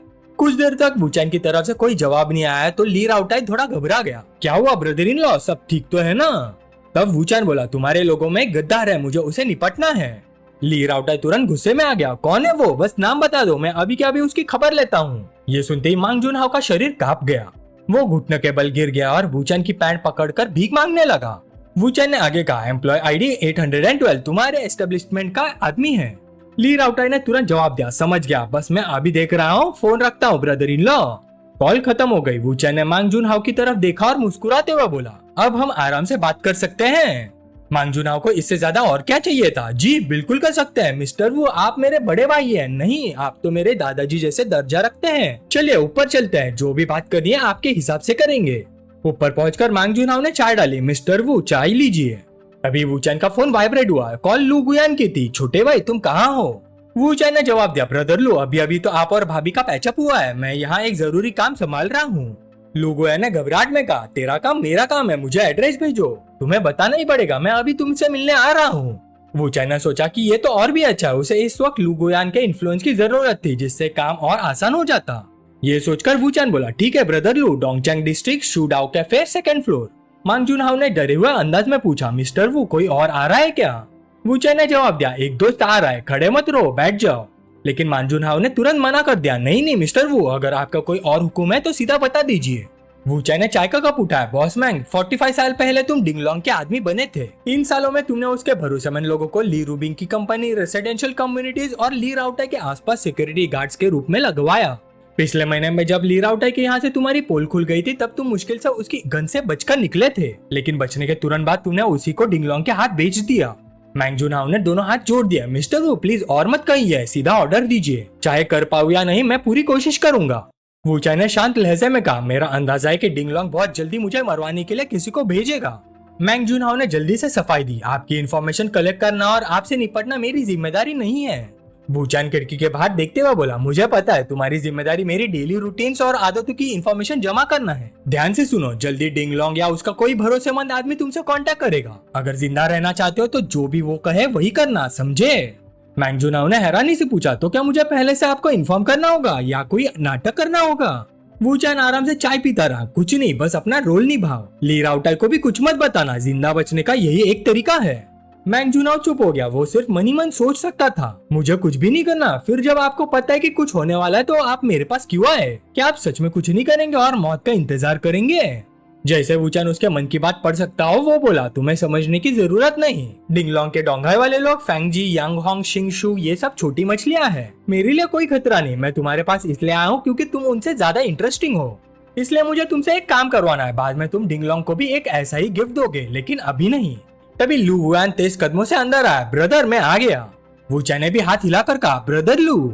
लू गुयान ने धीमी आवाज में पूछा, बॉस मैन, क्या तुम नीचे 20-30 आदमी लेकर आए हो? क्या बात है, मेरे भाई और मेरे खिलाफ कुछ करने का इरादा है क्या? मांग जुनहाओ घबरा गया और तुरंत बोला, बॉस लू नहीं, ये गलतफहमी है। वुचेन ने भी कहा, कुछ नहीं ब्रदर लू, आप अभी आए हो, इतना गुस्सा मत हो, यहाँ सब दोस्त है। मांग जुनहाओ भी तुरंत बोल पड़ा, हाँ हाँ सब दोस्त है बॉस लू, आप गलत समझ रहे हैं। मेरी और मिस्टर वू की थोड़ी सी मिसअंडरस्टैंडिंग थी, लेकिन अब सब कुछ क्लियर हो गया है, सच। लू गुयान ने वुचेन की तरफ देखा, सब सेटल हो गया छोटे भाई। वैसे भी मेरे साथ फॉर्मल मत हुआ करो, तेरा काम मेरा काम है। डोंगाई में अगर किसी ने तेरे सर का एक भी बाल छुआ तो मैं उसे छोड़ूंगा नहीं। ये सुनते मांग जुनहाओ का बदन कांप गया। वुचेन ने मनी मन सोचा, काम हो गया, आज मैंने लू गुयान का थोड़ा सा इन्फ्लुएंस उधर लिया है, लेकिन इसका असर बहुत बड़ा होगा। अब जब मांग जुनहाओ मुझे देख चुका है तो उसे समझ आ जाएगा कि ली रूबिंग और ली राउटाई के बिना भी मेरे पास अपने पावरफुल कनेक्शंस है। उसकी सोच बदल जाएगी, वो मुझे डिंग और ली जैसे बड़े लोगों की कैटेगरी में रखेगा। ऐसे लोग जिनके पीछे बहुत बड़ा नेटवर्क होता है। अब वो सिर्फ डर की वजह से नहीं चलेगा, वो खुद से प्रोएक्टिव होकर काम करेगा और उसकी परफॉर्मेंस और भी बेहतर हो जाएगी। तभी वुचेन का फोन फिर से वाइब्रेट हुआ। कॉलर थी मू टियान टियान। वुचेन ने चिंता से पूछा, क्या हुआ? मू टियान टियान रोते हुए बोली, मैं आपके घर के बाहर खड़ी हूँ। ये सुनते ही वुचेन तुरंत उठ खड़ा हुआ, मुझे जाना होगा ब्रदर लू, मैनेजर वैंग, फिर मिलते हैं। मांग जुनहाओ अंदर ही अंदर शॉक हो गया। फोन पर जो आवाज थी वो ली रूबिंग की नहीं थी। उसने मनी मन सोचा, ये वुचेन वाकई कमाल का आदमी है। लुगुआन ने भी सिर हिला दिया। ठीक है। वूचान हवा की तरह गाड़ी चलाकर घर की तरफ निकल गया। रास्ते भर वो मूटी आंटियान से पूछता रहा, मैं आ रहा हूँ, रोना बंद करो, मुझे बताओ क्या हुआ। मूटी आंटियान सिसकाती हुआ बोली, मेरे पेरेंट्स मुझे इंग्लैंड पढ़ने के लिए भेजने चाहते हैं। ये सुनकर मूचान थोड़ा बेबस महसूस करने लगा। उसे लगा इतनी सी बात पर इतना रोना। लेकिन मूटी आंटियान अभी भी रो रही थी। मैं बाहर नहीं जाना चाहती और मेरी मदद करने वाला भी कोई नहीं है। वूचान के पास कोई और ऑप्शन नहीं था। उसने कहा, दरवाजे के पास जो इलेक्ट्रिक मीटर बॉक्स है उसमें स्पेयर कीज रखी है, उससे दरवाजा खोल लो और मेरे वापस आने तक अंदर वेट करो। कुछ देर बाद मूटी आंटियान घर के अंदर आई। उसी वक्त सू शिंगयान अपने बॉडीगार्ड के साथ वहाँ पहुंच रही थी। चलते चलते सू शिंगयान के मन में एक ही ख्याल था, आज की जीत को वो अपने पति के साथ मिलकर सेलिब्रेट करेगी। दरवाजे तक पहुंचते सू शिंगयान को अचानक याद आया, अरे मेरे पास मेरे हस्बैंड के घर की कीज तो है ही नहीं। एक बॉडीगार्ड ने सुझाव दिया, मिस हम लॉक खोल सकते हैं, अंदर जाने के बाद किसी को बुलाकर ठीक करवा देंगे। सू शिंगयान ने सिर हिला दिया, ठीक है करो। बॉडीगार्ड ने बड़े ही आसानी से लॉक खोल दिया। जैसे ही दरवाजा खुला, मूटी आंटियान और सू शिंगयान दोनों एक पल के लिए सन रह गई। खामोशी तोड़ते हुए मूटी आंटियान बोली, मिस्सू आप? सू शिंगयान ने नरम आवाज में पूछा, मिस्मू तुम वूचान के घर पे क्या कर रही हो, क्या वो घर पर नहीं है? मूटी आंटियान ने जल्दी से जवाब दिया, नहीं, उन्होंने मुझे उनका वेट करने को कहा था, मैंने स्पेयर कीज से अंदर एंट्री की। मिस्सू आप यहाँ क्या कर रही हैं? सू शिंगयान ने बॉडीगार्ड को इशारा किया और फिर बोली, वूचान और मैं दोस्त हैं। मूटी आंटियान ने थोड़ी ऑकवर्ड स्माइल के साथ कहा, ओ सिर्फ दोस्त? फिर उसने कहा, मिस्सू अंदर आइए। सू शिंगयान स्लीपर्स पहनते हुए पूछने लगी, मिस्मू तुम कब आई थी? इस वक्त मूटी आंटियान अपने ही ख्यालों में खो गई थी। इतनी नेचुरली स्लीपर्स चेंज कर रही है, मुझसे इतनी अजीब कॉन्फिडेंस के साथ बात कर रही है। सू शिंगयान और वूचान के बीच डेफिनेटली कुछ तो है। सू शिंगयान ने दोबारा पूछा, मिस्मू? तब मूटी आंटियान होश में है, ओ मैं आधे घंटे से भी कम पहले आई हूँ। घर के अंदर आते हुए सू शिंगयान ने पूछा, ठीक है, क्या वूचान ने बताया कि वो कब वापस आएगा? मूटी आंटियान ने मशीन की तरह जवाब दिया, नहीं, कुछ नहीं बताया। थोड़ी देर बाद सू शिंगयान मुस्कुराई, खड़ी क्यों, बैठो, मैं कुछ सामान रख कर आती हूँ। मूटी आंटियान चेयर खींचकर बैठ गई। फिर उसने मनी मन सोचा, उसने मुझे बैठने को कहा और मैं बिना सोचे बैठ गई। नहीं, असली बात यह है कि उसका टोन बिल्कुल घर की मालिक जैसा था। कहीं ये वैसा तो नहीं जैसा मैं सोच रही हूँ। 2 मिनट बाद सू शिंगयान किचन से झाँक कर बोली, मिस्मू कुछ पीना पसंद करोगी? मुझे लगता है घर में कुछ ड्रिंक्स हैं। मूटी आंटियान अंदर ही अंदर जलन महसूस करने लगी। इन दोनों का सारा सामान एक साथ रखा हुआ है, लगता है काफी टाइम से साथ रह रहे हैं। अचानक उसके मुंह से निकल गया, मिस्मू आप और वूचान क्या आप दोनों रिलेशनशिप में हो? सू शिंगयान ने सीधा जवाब नहीं दिया, उल्टा पूछा, तुम्हारा क्या ख्याल है? मूटी आंटियान और ज्यादा सोचने लगी, ना मान रही है ना इनकार कर रही है, उल्टा मुझसे पूछ रही है, क्या ये इनडायरेक्टली मान लेना हुआ? ये डोंगाई की नंबर 1 यंग लेडी है, सबसे खूबसूरत और सबसे मशहूर वुमन, और वूचान की औरत। उधर सू शिंगयान भी उसे देख रही थी। इंटरेस्टिंग, लगता है ये कोई थ्रेट नहीं है। ड्रिंक्स लाते हुए सू शिंगयान ने पूछा, वैसे तुम और वूचान कब से एक दूसरे को जानते हो? मूटी आंटियान ने जवाब दिया, कब से, बस कुछ दिन हुए हैं। सू शिंगयान ने उसके हाथ में पानी की बोतल दी, कुछ दिन पहले? ओ तो तुम मुझसे पहले आई थी, लगता है मुझे तुम्हें बड़ी बहन कहना चाहिए। मूटी आंटियान पूरी तरह कंफ्यूज हो गए, हाँ कौन सी बड़ी बहन? सू शिंगयान ने समझाना जरूरी नहीं समझा, बस इतना समझ लो सबको मिलजुल कर खुश रहना चाहिए।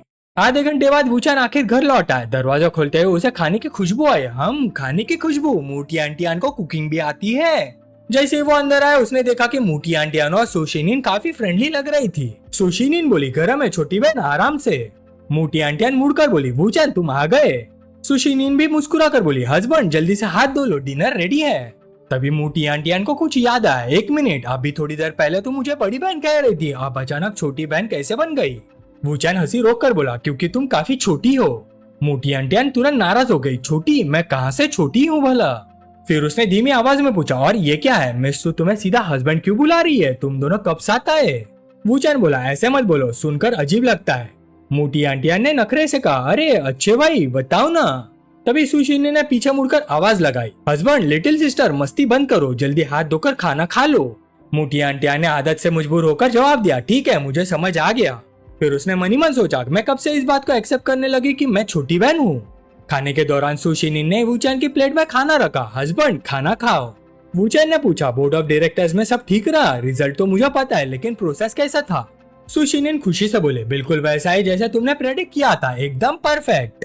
वूचान ने शांत आवाज में सिर हिला दिया, बुरा नहीं, अच्छा है। मोटी आंटियान थोड़ी उदास होकर बोली, वूचान तुम दोनों मुझे इग्नोर कर रहे हो, ये गलत बात है, लेकिन सच में मुझे कुछ नहीं बताओगे? वूचान अचानक बोला, सू शिंगयान ने नहीं बताया तो खुद से गैस कर लो। मोटी आंटियान नाराज हो गई, ठीक है नहीं बताओगे ना तो मैं आज घर नहीं जाऊंगी। वू चैन ने आराम से जवाब दिया, मत जाओ, घर में रूम्स की कमी नहीं है। मोटी आंटिया ने सुशीनिन की तरफ देखा, और आप मिस्सू? सुशीनिन मुस्कुराई, मैं भी नहीं जा रही। मोटी आंटिया ने मनी मन सोचा, ये तुम दोनों ने खुद कहा है, बाद में मुझे ब्लेम मत करना। रात को सोने का वक्त आया। सुशीनिन ने मोटी आंटियान को एक गेस्ट रूम दिखाया। मिस्मू, तुम यहाँ सो सकती हो, हमें कल सुबह जल्दी ऑफिस जाना है, हम लोग पहले सोने जा रहे हैं। मोटी आंटियान ने तुरंत जवाब दिया, ठीक है ठीक है। लेकिन अचानक वो दौड़कर बेड पर गिर गई। नहीं, मैं यही सोऊंगी। फिर उसने मनी मन सोचा, अब देखते हैं तुम लोग क्या करते हो। सुशीनिन ने सिर्फ हल्की सी मुस्कान दी और अपने बालों को प्यार से सहलाया, जैसे तुम्हारी मर्जी डार्लिंग। वू चैन ने दोनों लड़कियों को हैरानी से देखा। ठीक है, ये भी चलेगा और भी अच्छा है। उसके बाद तीनों ने पूरी रात जिक्सॉ पजल गेम खेला। जब सब थककर चूर हो गए तब जाकर सो गए। अगली सुबह अलार्म बजा, लेकिन मोटी आंटियन अभी भी गहरी नींद में थी। कल रात बहुत थक गई, थोड़ा और सोना है। सुशीनिन पहले ही उठ चुकी थी, तब वू चैन का फोन बज उठा। दूसरी तरफ से आवाज आई, जल्दी कंपनी आओ। वू चैन ने पूछा, क्या हुआ? फोन की दूसरी तरफ से जवाब आया, मेरे डैड कंपनी में है। ली रूबिंग ने बेचैनी से कहा, बस जल्दी आओ, इस बार हमारी एक्टिंग फेल हो गई है, पहले की सारी मेहनत बर्बाद हो जाएगी। वू चैन ने तुरंत जवाब दिया, ठीक है, मैं अभी आता हूँ। काफी देर बाद ली रूबिंग गुस्से से बोली, तुम्हारे अभी आता को 40 मिनट लग गए। वू चैन, क्या तुम्हें बिल्कुल भी जल्दी नहीं है? जल्दी मेरी हेल्प करो, मामला संभालो।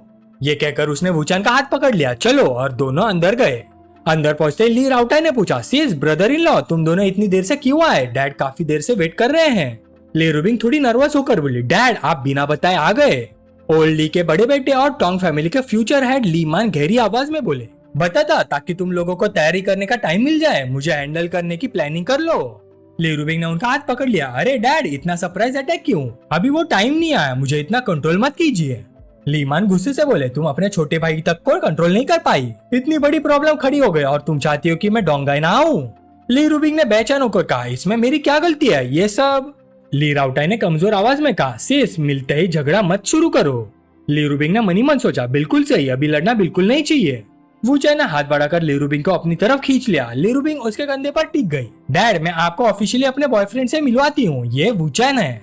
फिर उसने वू चैन की तरफ देखा, डार्लिंग ये मेरे डैड है, अभी अंकल बुलाओ, शादी के बाद टाइटल बदल देना। वू चैन ने मुस्कुरा कर कहा, अंकल आपसे मिलकर खुशी हुई। ली रूबिंग ली मान के एक्सप्रेशन को देखकर और भी हैरान रह गई। डैड को क्या हो गया है, आज इतनी अजीब क्यों लग रहे हैं? ली राउटाई सिर्फ मनी मन माफी मांग सकता था, सॉरी सिस, मैं कुछ हेल्प नहीं कर सकता। डैड जब डोंगा आए थे तब और भी ज्यादा डरावने थे। अचानक ली मैन ने टेबल पर डॉक्यूमेंट्स पटक दिए। तुम और तुम्हारी बहन मिलकर मुझे बेवकूफ बना रहे हो क्या? ली राउटा घबरा गया। डैड आपको मेरी बात पर भरोसा करना होगा, मैंने सच में पूरी जान लगाकर इन्वेस्टिगेशन की है। वू चैन बचपन में किसी किंडरगार्टन में गया था, काउंटी हॉस्पिटल के बर्थ रिकॉर्ड्स तक सब यहाँ है। ली मान ने हाथ बांध लिया, मुझे इसमें से एक शब्द पर भी भरोसा नहीं। ये वू चैन नहीं है, असली वू चैन शायद मर चुका है, ये उसकी जगह एक्टिंग कर रहा है, इसलिए तुम जितनी भी इन्वेस्टिगेशन कर लो कुछ नहीं मिलेगा। ली राउटाई ने डॉक्यूमेंट्स की तरफ देखा। डैड ये इम्पॉसिबल है, हमने साथ में खाना खाया था, उसने जो चॉपस्टिक्स यूज की थी मैंने वो कलेक्ट करवाई और उसका डीएनए भी टेस्ट के लिए भेजा। रिपोर्ट्स यहाँ है, दोनों रिलेटेड निकले। ली मान बोले, तो फिर सिर्फ एक ही पॉसिबिलिटी है, ये ली रूबिंग की एक और चाल है, बिल्कुल उन फेक बॉयफ्रेंड्स की तरह जो पहले भी लाए गए थे। वू चैन के पिछले कुछ दिनों के सारे एक्शंस पहले से प्लान किए गए थे। मनी मन ली मैन ने सोचा, मैं यहाँ तुम्हारा झूठ पकड़ने आया हूँ। फिर वो वू चैन की तरफ मुड़े। वू चैन बैठो, तुम अभी अभी ग्रेजुएट हुए हो ना? ली रूबिंग और ली राउटा दोनों ने नोटिस किया कि उनके डैड की टोन और नजर बदल गई थी। वू चैन शांति से बैठ गया। जी मैंने पहले ली रूबिंग की कंपनी में काम करता था। ली मान ने पूछा, कॉलेज में क्या पढ़ा और फ्यूचर के प्लान्स क्या है? वू चैन ने शांति से जवाब दिया, कंप्यूटर साइंस और एआई स्पेशलाइजेशन। फिलहाल मैं ली रूबिंग को कंपनी लिस्टिंग में हेल्प कर रहा हूँ।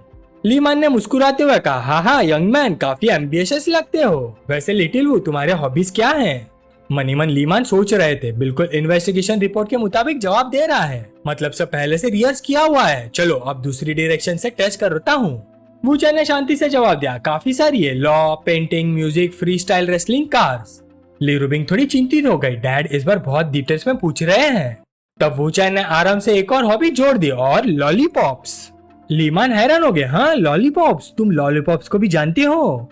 ली रूबिंग भी उलझन में पड़ गई, ये ठीक नहीं हुआ। वू चैन के बैकग्राउंड में लॉलीपॉप का कोई कनेक्शन नहीं होना चाहिए, इतनी बेसिक गलती कैसे कर दी? लेकिन वू चैन शांत रहा। हाँ बचपन में ज्यादातर लड़कों की तरह मुझे भी लॉलीपॉप में इंटरेस्ट था। बड़ा होने पर मैंने इंटरनेट पर लॉलीपॉप्स के बेसिक प्रिंसिपल्स पढ़े और कुछ ब्लूप्रिंट्स भी देखे। आखिर मैंने कंप्यूटर साइंस पढ़ा है, रिसर्च करना मुश्किल नहीं था। वैसे मैंने असली लॉलीपॉप कभी प्रॉपरली यूज नहीं की, लेकिन कॉलेज के सेकेंड ईयर में मैंने खुद एक मॉडल लॉलीपॉप बनाई थी। मेटल की नहीं, लकड़ी की। उसका स्ट्रक्चर और कंपोनेंट्स काफी हद तक एक्यूरेट थे, इसलिए मुझे लगता है कि लॉलीपॉप्स के बारे में मेरी अंडरस्टैंडिंग काफी अच्छी है। ली रूबिंग ने चुपके से राहत की सांस ली। फ्यू, किसी तरह सिचुएशन संभाल ली। लेकिन वूचन क्या कर रहा है? जानबूझकर खुद के लिए प्रॉब्लम्स क्यों क्रिएट कर रहा है? लीमा ने अपनी चीन को सहला। ली राउटाई, क्या तुम्हारे पास कोई लॉलीपॉप है? ली राउटाई ने हैरानी से जवाब दिया, डैड है तो सही। लीमा ने हुक्म दिया, तो वूचन को दे दो। ली राउटाई हकलाते हुए बोला, जी ब्रदर इन लॉ, लीजिए। लीमान ने कहा, वूचन क्या तुम इस को पहचानते हो? मुझे इसके बारे में बताओ।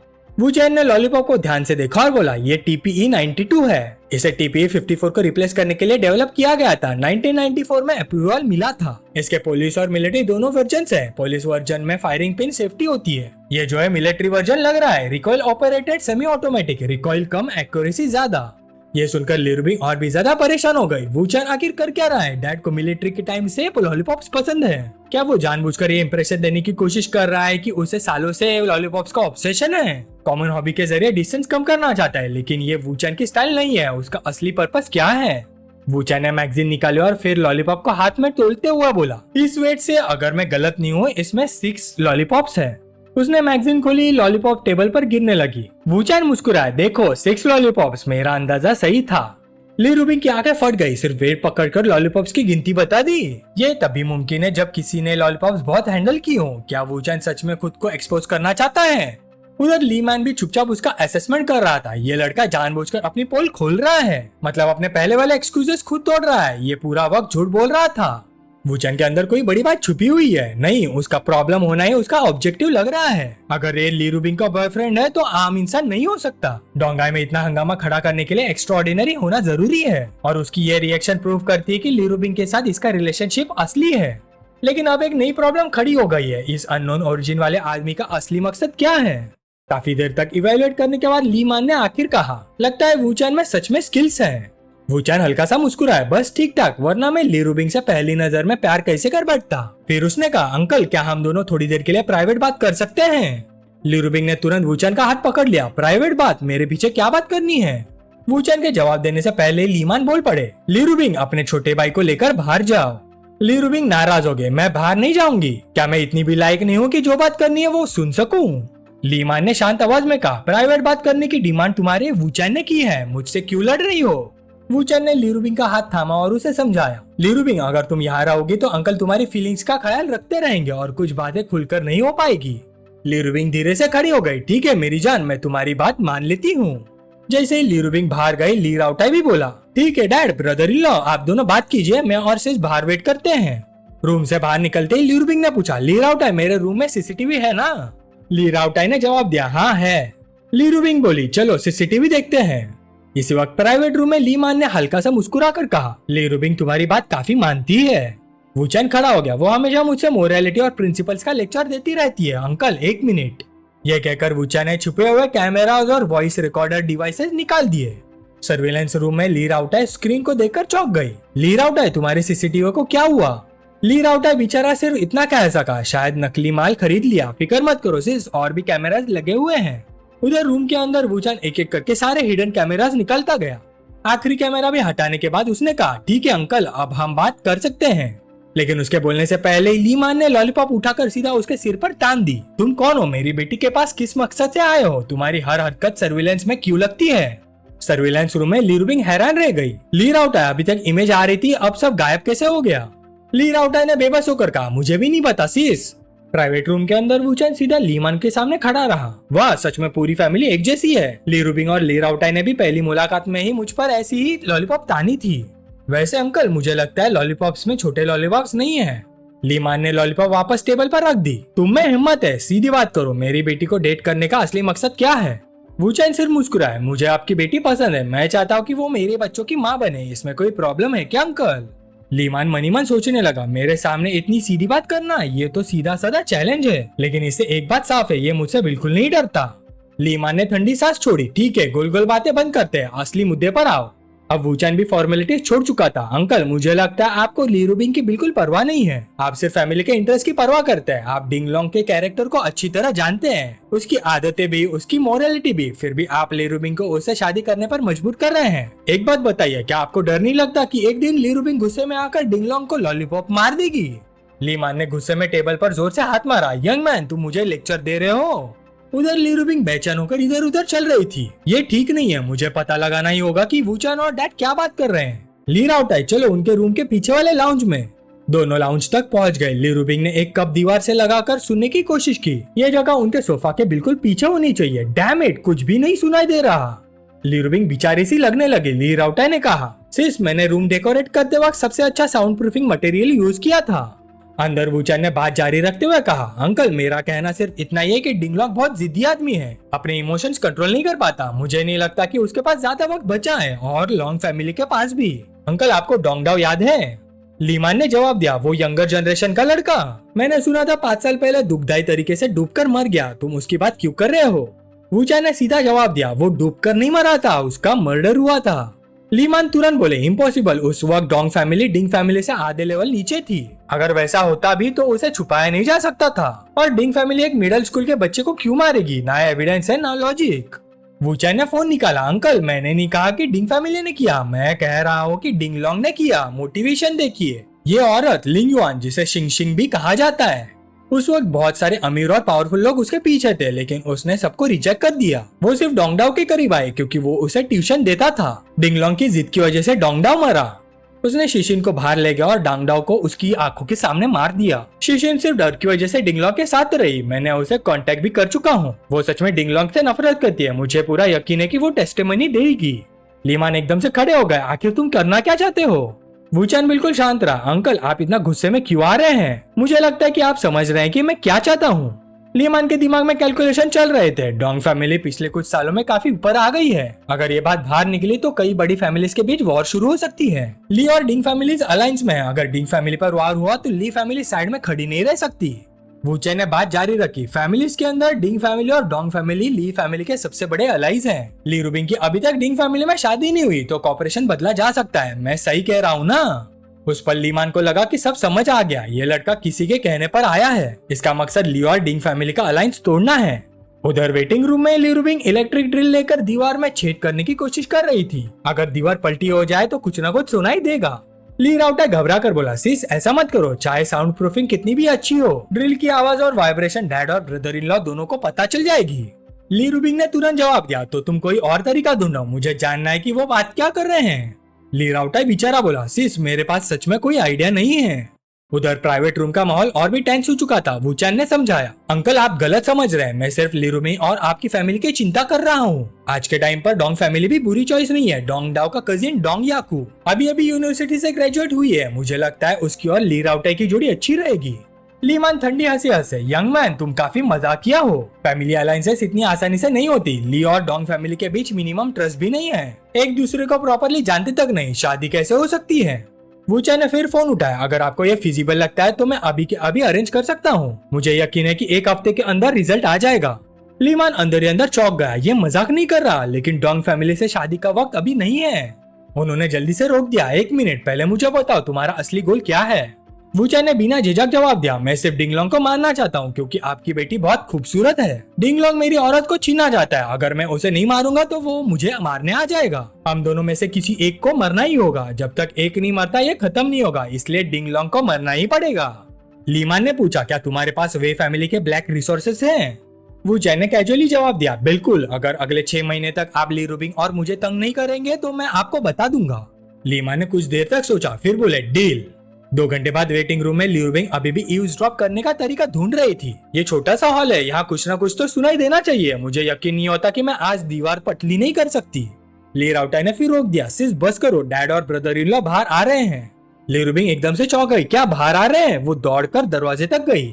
जैसे ही वूचैन बाहर निकला उसने तुरंत उसका हाथ पकड़ लिया। हनी, बातें खत्म हो गई? वूचैन ने भी साथ दिया, हाँ खत्म हो गई। ली रूबिंग तुरंत उसके सामने खड़ी हो गई, रास्ता रोक दिया। रुको, तुम्हें जलन हो रही है? वूचैन ने पूछा। ठीक है, मैं अब तुम्हें और टीज नहीं करूंगा। मैंने डिंगलोंग के काले कारनामे वाले सारे मटेरियल्स तुम्हारे डैड को दे दिए और वीजा वाले इश्यूज के बारे में भी बात कर ली। फिर वू चैन ने डोंगडाओ और शियाशिन की पूरी कहानी सुना दी। ली रुबिंग ने मन ही मन सोचा तो डोंग फैमिली का ये बॉम्ब जब फटेगा और भी ज्यादा लोग डिंगलोंग को मरा हुआ देखना चाहेंगे। फिर ली रुबिंग ने वू चैन का कॉलर पकड़ लिया। बहुत बढ़िया काम किया है मेरे प्यारे वू चैन, बताओ रिवॉर्ड चाहिए? वू चैन ने मुस्कुराते हुए पूछा, पक्का यहीं पर? शायद सामने वाली बिल्डिंग से पता नहीं कितने लोग देख रहे होंगे। ली रुबिंग ने उसे धक्का दे दिया। कैसी बकवास सोच रहे हो तुम? ठीक है तुम कमा लो मेरे प्यारे वू चैन, पर अगर तुम इतने कैपेबल हो तो क्या तुम मुझे पसंद नहीं करते? वू चैन खुशी से बोला, तुम भी तो मुझे पसंद करती हो है ना, क्या ये मेरी भी एक एडवांटेज मानी जाएगी?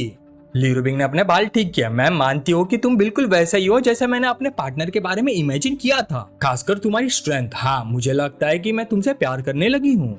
लेकिन ली रुबिंग, चाहे मैं तुमसे प्यार करती हूँ फिर भी मैं कोई सीधी सादी बिल्ली नहीं बनूंगी, इसलिए तुम ही सीधे साधे बन जाओ मिस्टर वू। वू चैन ने ताली बजाई। वाह क्या स्पीच थी मिस लू, गुड लक। ओ हाँ तुम मुझे रिवॉर्ड देना चाहते थे ना, यहाँ आओ मेरे कंधे दबा दो। ली रुबिंग ने जवाब दिया, पहले मुझे रिक्वेस्ट करो, रिक्वेस्ट करोगे तो मसाज मिलेगा। वू चैन ने हाथ बढ़ाकर उसके सिर को हल्का सा रब किया। मैं तुमसे रिक्वेस्ट नहीं करूंगा, लगता है मुझे किसी और को ढूंढना पड़ेगा। ली रुबिंग ने मुड़कर पूछा, कौन? सुशिनियन? वू चैन ने थोड़ी देर सोचा, नहीं शिनियन भी काम में बहुत बिजी रहती है, मैं उसे परेशान नहीं करना चाहता। ली रुबिंग ने भाई सिकुड़ी, तो फिर कौन? वू चैन ने एक आंख बंद करके दूसरी खोली। अभी मेरी औरत तो नहीं है, लेकिन अगर सिर्फ पहचान बढ़ानी हो तो उससे मेरे कंधे दबवा लेना बिल्कुल आसान है। तुमसे छोटी, तुमसे ज्यादा खूबसूरत और तुमसे ज्यादा अमीर। ली रुबिंग ने तुरंत पूछा, कौन? डोंगाई की एक लड़की। वू चैन ने फोन निकाला। अब और गेस मत करो, तुम नहीं पहचान पाओगे, मैंने स्पीकर ऑन कर दिया है। कुछ टाइम के बाद सामने से आवाज आई, हेलो कौन बोल रहा है? वू चैन ने तुरंत जवाब दिया, हेलो सीनियर सॉन्ग, मैं भी डोंगाई यूनिवर्सिटी का स्टूडेंट था, इसी साल ग्रेजुएट हुआ हूँ। मैंने सुना है कि सीनियर सॉन्ग्स कलेक्ट करती है। सही, मेरे पास कुछ गाने हैं। सामने वाली आवाज बोली, आप सीनियर है, सच में सॉन्ग्स है क्या आपके पास? वू चैन बोला, हाँ हर टाइप के, तुम्हारी पसंद की चीज जरूर मिलेगी। सामने वाली लड़की ने हंसी के साथ बोला, ये बात तो बहुत लोग बोल चुके हैं पर कुछ खास नहीं होता, मेरे खुद के लिखे हुए गाने ज्यादा अच्छे हैं। वू चैन बोला, पहले माल देख लो फिर विश्वास कर लो। लड़की खुश होकर बोली, ठीक है अगर अभी टाइम है तो सीबीडी कैफे आ जाओ। वू चैन ने कहा, ठीक है मिलते हैं फिर।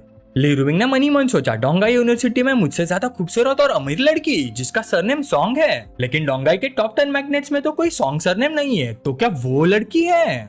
फिर ली रुबिंग ने आंखें फाड़ते हुए पूछा, डार्लिंग वही जिसे तुम एडमायर करते हो वो वू फैमिली वाली तो नहीं? वू चैन ने सिर हिला दिया, हाँ वूडोंग की बेटी। ली रुबिंग की आंखें फट गई। तुम वूडोंग की बेटी के पास जाने वाले हो और उससे अपने कंधे दबाने को कहोगे? तुम्हें डर नहीं लगता कि वूडोंग को पता चल गया तो? वूडोंग मेरी आइडल है, डोंगाई की टॉप 3 वेल्दी फैमिलीज में से एक, सैम लैम फैशन की फाउंडर।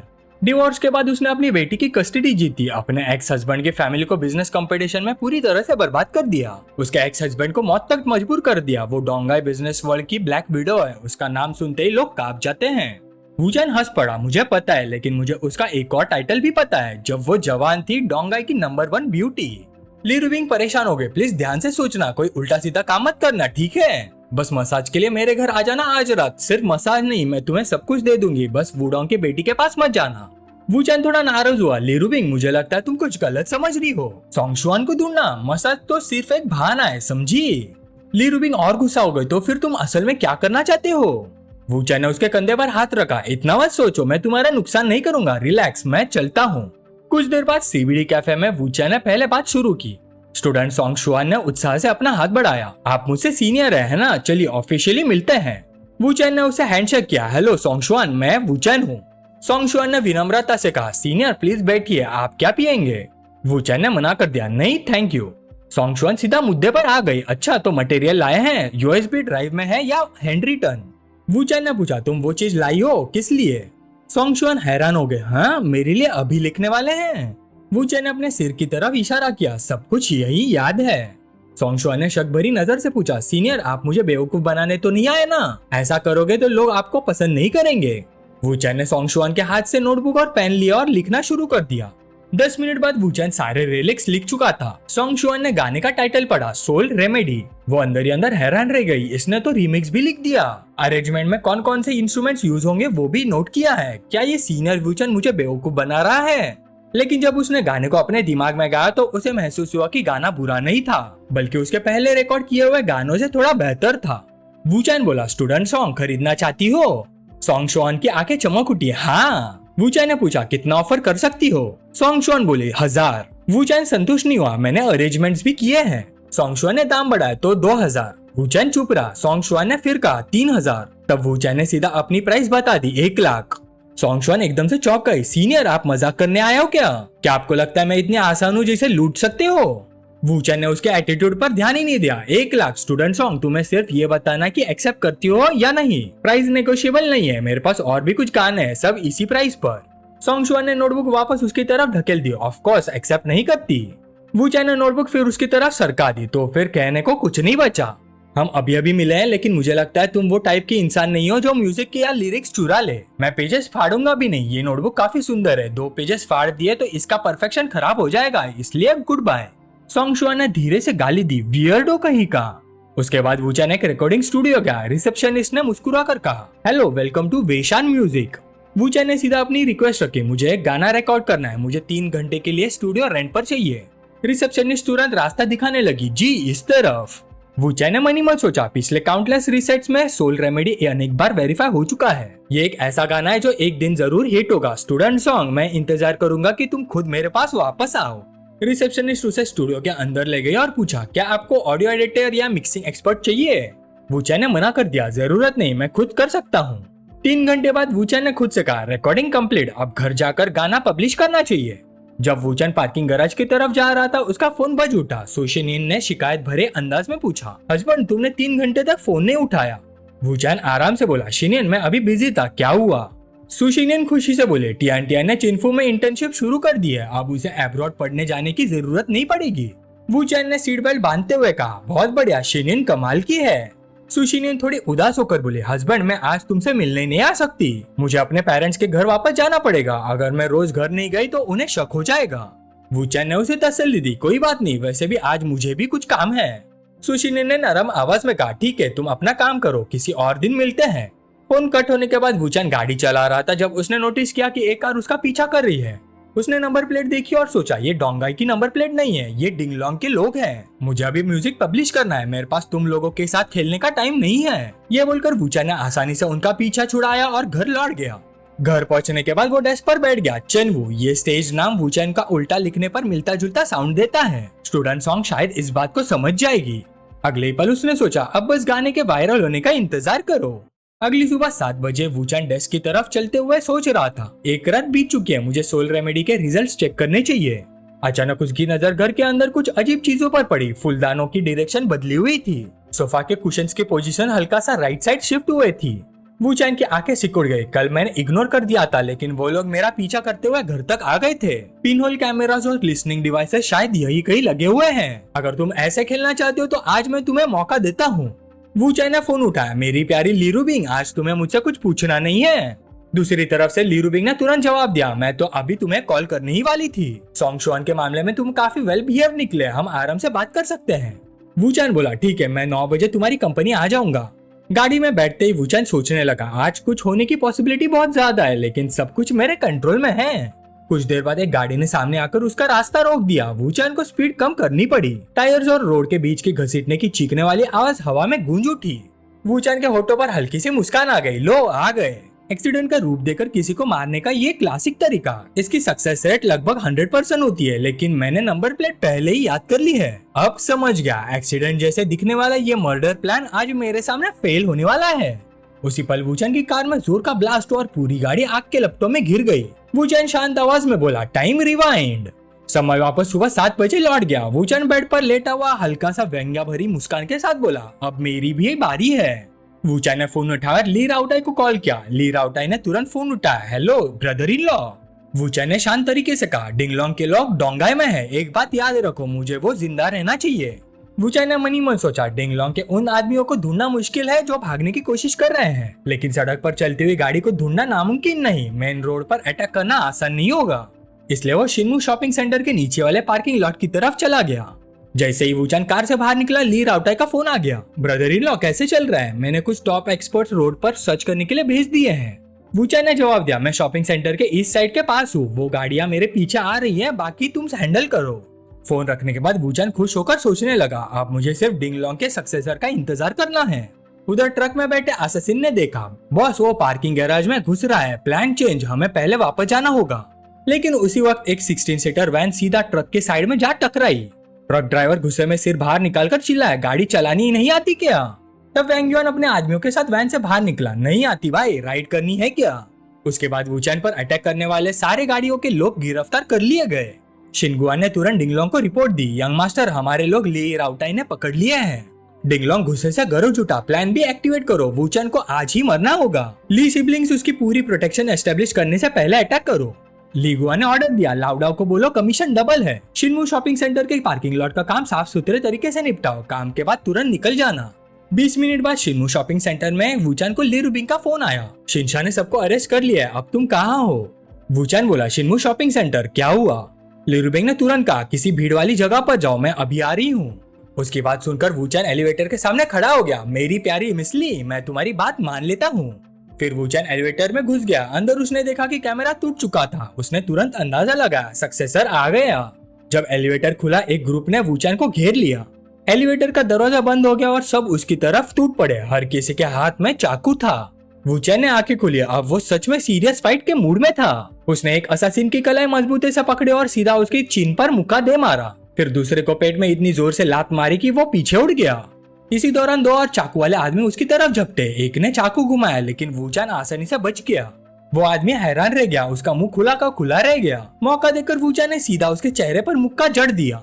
जब वुचैन असासिन से लड़ रहा था, उधर ली रुबिंग भी पागलों की तरह उसे ढूंढ रही थी। वो कहाँ है? उसका फोन भी नहीं लग रहा, हर जगह ढूंढो, हमें वुचैन को जल्दी से जल्दी ढूंढना होगा। उसके असिस्टेंट ने रिपोर्ट दी, मिस वो एलिवेटर में है। ली रुबिंग तुरंत एलिवेटर की तरफ भागी, कौन सा फ्लोर? असिस्टेंट ने जवाब दिया, बेसमेंट 1। ली रुबिंग चिल्लाई, जल्दी। जब वो वहां पहुंची, एलिवेटर अभी अभी नीचे आया था। उसने देखा एक असासिन का सिर जोर से जमीन पर टकरा रहा था। फिर एलिवेटर खुला, अंदर वुचैन अभी भी एक आदमी का सिर पकड़े हुए खड़ा था। उसके कपड़े पूरी तरह से बिखरे हुए थे। ली रुबिंग हैरान रह गई, वुचैन। फिर शॉक में बोली, तुम ठीक तो हो? वुचैन आराम से एलिवेटर से बाहर निकला, मेरी प्यारी मिस ली। ली रुबिंग दौड़कर उसके पास आई। वुचैन ने नरम आवाज में पूछा, क्या कर रही हो, कपड़े गंदे हो जाएंगे। ये सुनकर ली रुबिंग बोली, तुम्हारे पास अभी भी मजाक करने का वक्त है? मतलब चोट ज्यादा सीरियस नहीं है, चलो जल्दी हॉस्पिटल चलते हैं। वुचैन ने पूछा, हॉस्पिटल क्यों? ली रुबिंग परेशान होकर बोली, तुम पूरे खून से लथपथ हो, तुम्हें पता भी है तुम कहाँ इंजर्ड हो। वुचैन फिर उसे टीज करते हुए बोला, मैं इंजर्ड नहीं हूँ, तुम हो। काफी देर से मौका देकर एडवांटेज ले रही हो। हाँ, मैं नुकसान में रहना पसंद नहीं करता, मुझे भी तुम्हें टच करके स्कोर इक्वल करना पड़ेगा। ली रुबिंग फिर भी चिंतित थी, तुमने नंगे हाथों से 6 नाइफ विल्डिंग असैसिन से फाइट की और तुम्हें एक स्क्रैच भी नहीं आया, हे भगवान। वुचैन हंसकर बोला, बिल्कुल सही, लेकिन मैंने तुम्हारे कपड़े गंदे कर दिए, घर जाकर धो लेना, अभी एक और काम करना बाकी है। वुचैन ने लाओ का फोन उठाया, एक फोटो खींची और शिनगुआन को भेज दी। शिनगुआन ने तुरंत कॉल बैक किया, लाओ काम हो गया, अब तुम लोग कहाँ हो? वुचैन मजाक उड़ाते हुए बोला, मैंने फोटो भेज दी है, देखी नहीं क्या? शिनगुआन हैरान हो गया, तू कौन है? ये तो लाओ का फोन है। उसकी बात पूरी होने से पहले ही वुचैन ने बीच में ही काट दिया, फोटो डिंगलोंग को फॉरवर्ड कर दो और मेरी तरफ से एक मैसेज भी भेज देना, तुम्हारे बचे हुए दिन अब गिनती के रह गए हैं। ये कहने के बाद वुचैन ने तुरंत फोन काट दिया और फोन ली रुबिंग के असिस्टेंट को दे दिया। एम्बुलेंस बुलाओ, जिसका फोन मैंने यूज किया है वो जिंदा रहना चाहिए। असिस्टेंट ने सिर हिलाया, समझ गया। वुचैन फिर ली रुबिंग की तरफ मुड़ा, वैसे ली रुबिंग, मैं कुछ टाइम के लिए डोंगाई छोड़कर साउथ जाने वाला हूँ। ली रुबिंग ने तुरंत उसका हाथ पकड़ लिया, तुम डिंगलोंग को मारने जा रहे हो? ली रुबिंग ने वुचैन को किस किया और धीरे से बोली, डार्लिंग मत जाओ। वुचैन उसके कान के पास झुककर फुसफुसाया, इतना सा किस काफी नहीं है, चलो घर चलते हैं, फ्रेश होकर फिर किस करना। ली रुबिंग का चेहरा लाल हो गया, उसे समझ नहीं आ रहा था कि क्या बोले।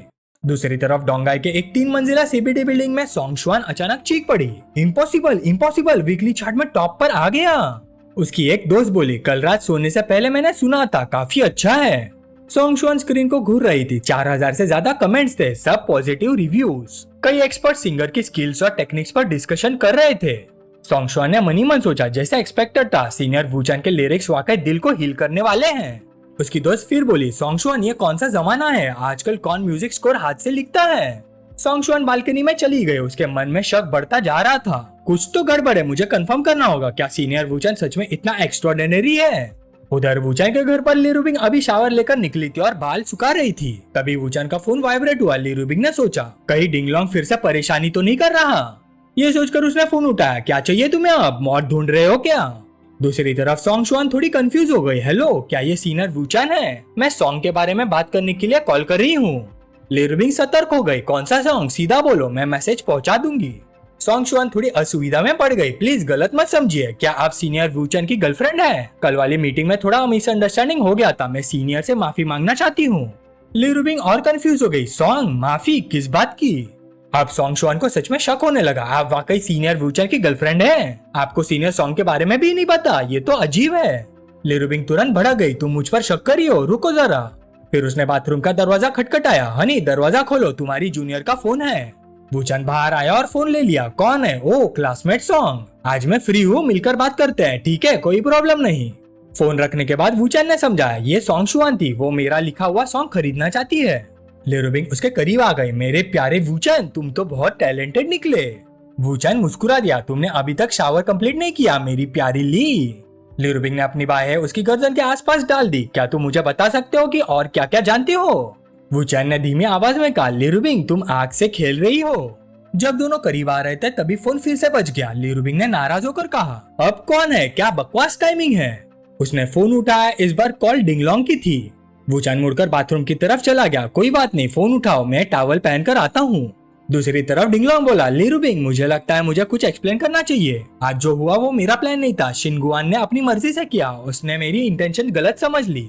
ली रूबिंग ने व्यंग्य से जवाब दिया, मुझे पता था डिंग फैमिली के लोग डोंगाई में आकर जान देने नहीं आएंगे। कुछ छोटे मोटे लोग हीरो बनने की कोशिश कर रहे थे, ये डिंगलोंग का स्टाइल नहीं है।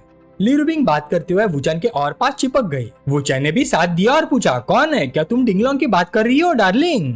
ली रूबिंग बोली, बिल्कुल, मेरा हस्बैंड उसी बेवकूफ की बात कर रहा है। वूचन ने हल्की सी थपकी उसके थाइस पर मारी। अरे जुबान संभालो, गाली मत दो। ली रूबिंग नखरे से बोली, दर्द हुआ, देखो ना, तुमने मारा और अब लाल हो गया। दूसरी तरफ डिंगलोंग गुस्से में दांत पीस रहा था। वूचन ने फिर कहा, तुम्हें पता है तुम्हारी गलती क्या थी? अगर नहीं पता तो मुझे तुम्हें सजा देनी पड़ेगी। ली रूबिंग ने जानबूझकर अपनी आवाज नरम कर ली। मेरी गलती थी हनी, अब गाली नहीं दूंगी, प्लीज मुझे सजा मत देना। दूसरी तरफ डिंगलोंग का गुस्सा फट पड़ा। उसने फोन जमीन पर दे मारा। Damn it. इधर ली रूबिंग हंस पड़ी। फोन कट हो गया। जो आवाज आई थी लगता है उसने फोन तोड़ दिया। तुम्हें लगता है हम उसे गुस्से से ही मार सकते हैं? वूचन हंसकर बोला, गुस्से से मर जाना उसके लिए बहुत आसान मौत होगी। ली रूबिंग ने भाई सिकुड़ी, छोड़ो उसे। मेरे प्यारे वूचन, तुमने अभी क्या कहा था? तुम मुझे सजा देने वाले थे। वूचन ने तुरंत दोनों हाथ उठा दिए। मैं सरेंडर करता हूँ, वैसे ये सब तुम अरेंज कर सकती हो। एक और बात, मैं बाद में वुडोंग से मिलूंगा, हो सकता है वो तुम्हें फोन करे, तुम उसके साथ कोऑपरेट करना, ओके? ली रूबिंग हैरान हो गई। वुडोंग से मीटिंग? क्या तुम सॉन्ग शुआन से मिलने नहीं वाले? वूचन ने समझा, मैं सॉन्ग शुआन से मिलने जा रहा हूँ, लेकिन आज वुडोंग से भी मुलाकात हो सकती है, वो मुझसे मिलने की जरूर कोशिश करेगी। तभी ली राउटा अंदर दौड़ते हुए आया। सिस्टर, ब्रदर इन लॉ, आज जो हुआ वो मेरी गलती थी, मैं प्रॉमिस करता हूँ कि ऐसा दोबारा कभी नहीं होगा। ब्रदर इन लॉ, अगर आपको बॉडीगार्ड चाहिए तो बस बोल दीजिए। ली रूबिंग ने बीच में ही टोक दिया। ली राउटा, मुझे नहीं पता तुम क्या सोच रहे हो, लेकिन मेरी बात ध्यान से सुनो, कोई भी जल्दबाजी मत करना। ली राउटा गुस्से में बोला, दीदी आज कितनी बार हो गई है? ब्रदर इन लॉ लकी थे, उन्हें कुछ नहीं हुआ, अगली बार कौन गारंटी देगा? मैं उस डिंगलोंग के टुकड़े टुकड़े कर दूंगा। ली रूबिंग खड़ी हो गई और वूचन से बोली, तुम उसे समझाओ, तुम ही उसे बिगाड़ते हो। वूचन ने शांत तरीके से पूछा, ली राउटाई, लाओ को हॉस्पिटल पहुंचा दिया गया? ली राउटाई ने ईमानदारी से जवाब दिया, जिस आदमी को बचाने के लिए आपने कहा था वो बच गया है। वूचन ने संतुष्टि से सिर हिलाया। बहुत अच्छा, मुझे उसे अकेले में बात करनी है। ली राउटाई थोड़ा कंफ्यूज हो गया। ब्रदर इन लॉ, आप ऐसा क्या कहने वाले हो? क्या उसके पास डिंगलोंग की कोई कमजोरी है? वूचन मुस्कुरा दिया, बिल्कुल, तुम लोग भी सुन सकते हो जब मैं उसे बात करूंगा, लेकिन एक प्रॉमिस करना होगा, कोई जल्दबाजी नहीं। ली राउटाई ने तुरंत कहा, जब तक डिंगलोंग मर जाता है ब्रदर इन लॉ जो कहेंगे मैं मानूंगा। ये सुनकर ली रूबिंग ने धीरे से सांस छोड़ी। उफ। कपड़े पहनते हुए वूचन बोला, ली रूबिंग, ली राउटाई, तुम दोनों बात करो, मुझे एक काम से बाहर जाना है। कुछ देर बाद वूचन उस जगह पर पहुंच गया जो सॉन्ग शुआन ने अरेंज की थी। उसके पीछे एक डिटेक्टिव चुपके से उसकी फोटो ले रहा था। वूचन कैफे के अंदर गया। अंदर जाते उसने पहले बात शुरू की, क्लासमेट सॉन्ग। सॉन्ग शुआन तुरंत खड़ी हो गई। सीनियर। उसकी हिचकिचाहट देखकर वूचन ने पूछा, क्या हुआ क्लासमेट सॉन्ग? सॉन्ग शुआन ने तुरंत पूछा, सीनियर, क्या आपके घर वाले रेस्टोरेंट चलाते हैं? वूचन ने मना नहीं किया। हाँ, एक छोटे से काउंटी में रामेन नूडल शॉप है। सॉन्ग शुआन ने अपने शक जाहिर किए। सीनियर, आपकी गर्लफ्रेंड की आवाज तो 40 साल से भी ज्यादा लगती है। क्या आप किसी शुगर मॉमी के साथ हो? गाने की प्राइस भी इतनी ज्यादा है। क्या आप उसे छुटकारा पाने के लिए पैसे जमा कर रहे हो, इसलिए उसे सच बताने से डरते हो? वूचन को हंसी आ गई। ओ। सॉन्ग शुआन नाराज हो गई। सीनियर, आप अभी भी हंस रहे हो, मुझे आपके लिए बुरा लग रहा है। आपका टैलेंट उस बुढ़िया के पास बर्बाद नहीं होना चाहिए। सोल रेमेडी की सक्सेस देखी है ना, मैं आपकी हेल्प कर सकती हूँ, अगर पैसे कमाने हैं, अगर इंडिपेंडेंट बनना है, मुझ पर भरोसा कीजिए। सीनियर, सोल रेमेडी कितना सक्सेसफुल हुआ है देखिए, आप फेमस हो गए हो। आपको पता भी है बड़ी बड़ी कंपनीज आपको साइन करेंगी, आप सेलिब्रिटी बन सकते हो। वू चैन ने उसका हाथ हल्का सा हटा दिया। मैं डेब्यूट नहीं करूंगा, बहुत सी चीजें वैसे नहीं है जैसे तुम सोच रही हो। चलो बिजनेस की बात करते हैं, तुमने मुझे सॉन्ग के लिए बुलाया था। तब सॉन्ग शुआन को याद है, ओ हाँ सॉन्ग खरीदना था। सीनियर, मेरे लिए एक और सॉन्ग लिखिए। वू चैन ने बिना सोचा जवाब दिया, 1 लाख। सॉन्ग शुआन ने तुरंत हाँ कर दी, ठीक है। वू चैन ने एक और कंडीशन रख दी, मुझे सॉन्ग के प्रॉफिट का 50% चाहिए। सॉन्ग शुआन फिर भी तुरंत मान गई, कोई प्रॉब्लम नहीं, बस सोल रेमेडी वाली क्वालिटी मेंटेन रहनी चाहिए। वू चैन ने बिना झिझक कहा, ठीक है, पेपर और पेन। 10 मिनट बाद सॉन्ग शुआन ने पेपर उठाया और पढ़ना शुरू किया। वू चैन बोला, a song for you. Song Shuan ने मन ही मन सोचा, क्या ये गाना मुझे गिफ्ट कर रहा है? लेकिन उसके सोचने से पहले ही वू चैन खड़ा हो गया। पैसे मिल गए, डील कंप्लीट, मुझे एक काम है, मैं चलता हूँ। वू चैन ने मन ही मन सोचा, स्टार्टर खत्म, अब मेन कोर्स का वक्त है। लेकिन लगता है बीच के कुछ स्टेप्स स्किप करने पड़ेंगे। तभी वू चैन ने एक्सीलेटर दबा दिया। उसने आसानी से सफेद गाड़ियों को डॉज कर दिया। व्हाइट कार वाला ड्राइवर तुरंत रिपोर्ट करने लगा, बॉस हम उसे रोक नहीं पाए। पर दूसरी तरफ से गुस्से भरी आवाज आई, लेकिन क्या? ड्राइवर बोला, लगता है उसे पता है कि आप उसे ढूंढ रहे हो। वो खुद गाड़ी चलाकर आपकी कॉर्पोरेशन के नीचे आ गया है। दूसरी तरफ वाली औरत थोड़ा इंटरेस्टेड हो गई, ओह इंटरेस्टिंग, उसे 16 फ्लोर पर ले आओ। कुछ देर बाद वू चैन को एक रूम के सामने लाया गया। असिस्टेंट ने अनाउंस किया, बॉस आदमी आ गया है। अंदर से आवाज आई, अंदर भेजो। असिस्टेंट ने इशारा किया, प्लीज मिस्टर वू। रूम के अंदर जो शख्स बैठी थी वो थी सेलेन कॉर्पोरेशन की सीईओ, ईस्टर्न सी बिजनेस वर्ल्ड की मशहूर रिच विडो वू डोंग। उसके पास खड़ा था उसका पर्सनल बॉडीगार्ड, एक रिटायर्ड स्पेशल फोर्सेस सोल्जर चू यान। वू चैन ने सीधा कहा, मैडम वू, मुझे इस तरह बुलाना ज्यादा पोलाइट नहीं लगता। वू डोंग ने आराम से जवाब दिया, मिस्टर वू, मुझे नहीं पता आपका असली पर्पस क्या है, लेकिन बदतमीजी पहले आपने की है। वू डोंग ने चूयान की तरफ देखा, बाहर जाओ। चूयान बाहर निकलने लगा। वू चैन के पास से गुजरते वक्त उसने कहा, कोई बेवकूफी मत करना। फिर चूयान ने उसकी तरफ ठंडी नजर से देखा और बाहर चला गया। वू डोंग बोली, मिस्टर वू बैठिए, आप बताइए मेरी बेटी के करीब आने का आपका पर्पस क्या है? मुझे नहीं लगता पैसों के लिए, राइट? वैसे क्या मिस ली रूबिन को इस बारे में पता है? वू चैन आराम से बैठ गया। मैडम वू, आप उस बेटी की इतनी परवाह करती है जिसे किसी और ने जन्म दिया था? वू चैन की ये बात सुनकर वू डोंग की बाहें तुरंत सिकुड़ गई।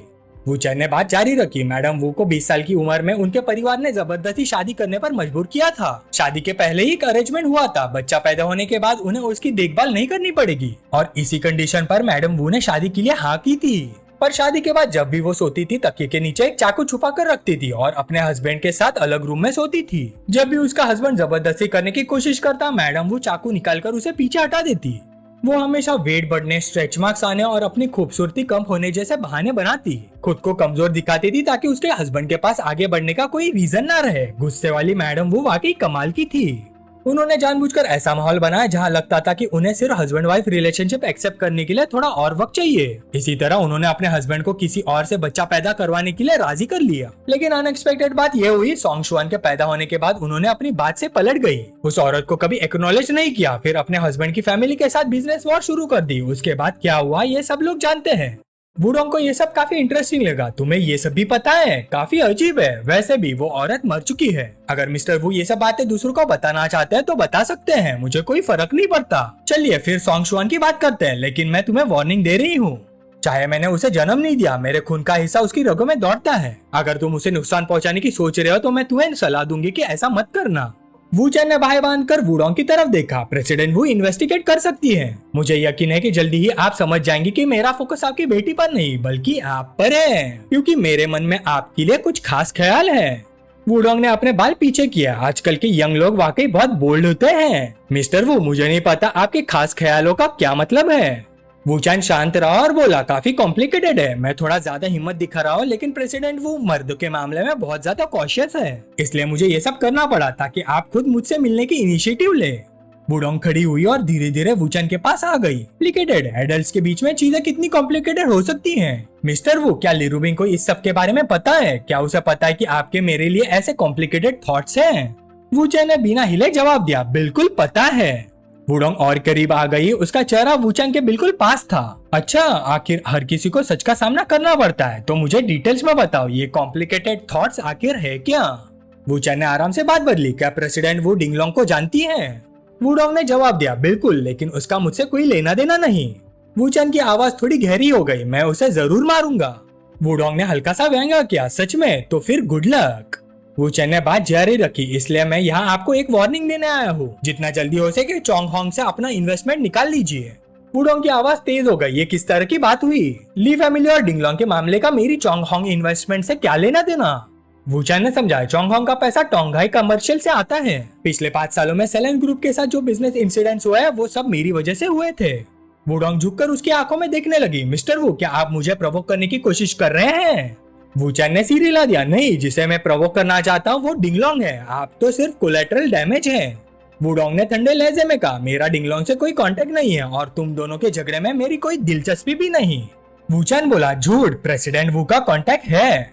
चोंग होंग का मेजर शेयर होल्डर होंग वेंगचा है, वही बेवेंग का सेकंड लार्जेस्ट शेयर होल्डर भी है और बेवेंग के फंड्स को कंट्रोल करता है डिंग वैंग।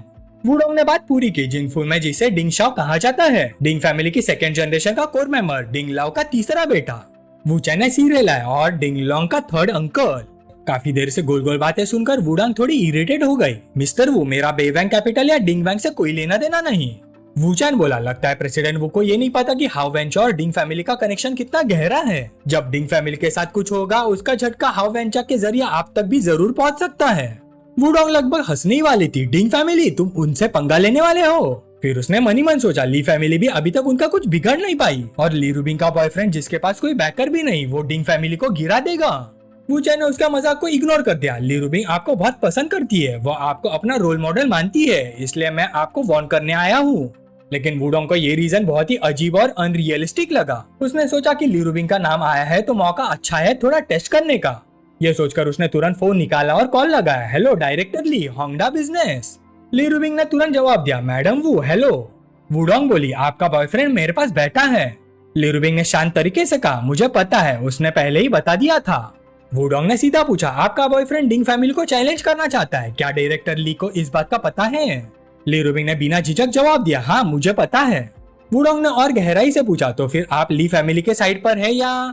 लेकिन बात पूरी होने से पहले ली रूबिंग ने उसे काट दिया, मैडम वो, मेरे फादर इस मामले पर वूचन से बात कर रहे हैं, मुझे स्पेसिफिक ज्यादा क्लियर नहीं है, आप डिटेल्स डायरेक्टली वूचन से डिस्कस कर सकती है। यह कहकर ली रूबिंग ने फोन काट दिया। वुडोंग ने मनी मन सोचा, ली रूबिंग को बाईपास करके सीधा ली फैमिली के साथ मिलकर काम कर रहा है, क्या ली फैमिली अभी डिंग फैमिली के साथ कोऑपरेट नहीं कर रही? आखिर इस वूचन में ऐसी कौन सी खास बात है? लगता है मुझे इससे सीरियसली बात करनी पड़ेगी। फिर वुडोंग का लहजा बदल गया, मिस्टर वू, इतनी देर से बात कर रहे हैं, आप थक गए होंगे, आप क्या पीना पसंद करेंगे? वूचन ने जवाब दिया, wine, thank you. Wudong wine cabinet के पास गए, उसने एक बोतल निकाली, 2 ग्लासेस भरे और एक ग्लास वूचन को दे दिया।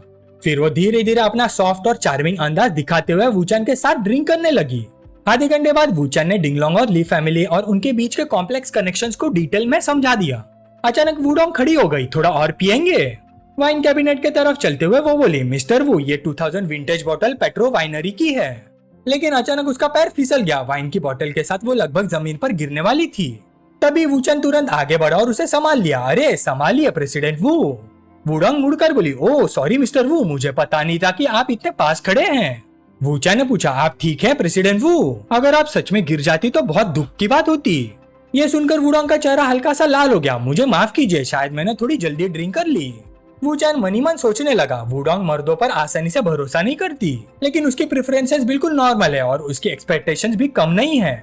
वो कुछ हद तक ली रूबिंग जैसी ही है, उसे भी एक स्ट्रॉन्ग आदमी पसंद आएगा। अगर मुझे उसका ट्रस्ट जीतना है तो कुछ इंपॉर्टेंट कंडीशंस पूरी करनी होंगी। फिलहाल सबसे जरूरी चीज फिजिकल कांटेक्ट है। अब जब ये कंडीशन पूरी हो चुकी है, सिचुएशन का कंट्रोल आखिर मेरे हाथ में आ गया है।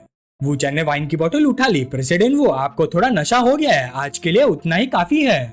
वुडोंग ने तुरंत मना कर दिया, कोई बात नहीं, मैंने बहुत कम पिया है। आज मिस्टर वू से मिलकर मुझे बहुत खुशी हुई, हमारी बात अभी भी खत्म नहीं हुई। ये कहकर वो दोबारा लड़खड़ा गई। वूचन ने याद दिलाया, संभाल के मिस्टर वू। वुडोंग ने एक हाथ से अपने सैंडल्स उतार दिया, फिर दूसरे हाथों से वूचन का सहारा ले लिया। कोई बात नहीं, कोई बात नहीं, ये शूज थोड़े इनकन्वीनियंट है। शूज उतारने के बाद वूचन ने तुरंत वुडोंग को संभाल कर उठा लिया। प्रेसिडेंट वू, फ्लोर गंदा है और ठंडा भी। वुडोंग मनी मन हैरान रह गई, ये मुझे ब्राइडल स्टाइल में उठा रहा है, ये यंग मैन जानबूझकर ऐसा कर रहा है। पिछले 4 सालों में मैंने इतना बोल्ड आदमी कभी नहीं देखा।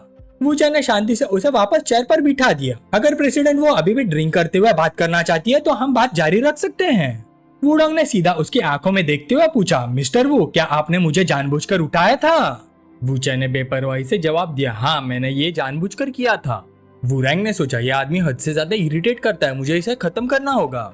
वूचैन ने तुरंत वू रैंग की बेचैनी नोटिस कर ली। लगता है प्रेसिडेंट वो काफी गुस्सा है, लेकिन क्या मेरा हक करना वही नहीं था जो आप चाहती थी? आप नशे का नाटक कर रही थी, ठीक से चल नहीं पा रही थी, हाई हील्स उतार दी थी और वैसी बातें कर रही थी। क्या ये सब जानबूझकर नहीं था? वू रैंग हैरान हो गई। उसे उम्मीद नहीं थी कि उसकी पुरानी चाल इतनी आसानी से पकड़ ली जाएगी।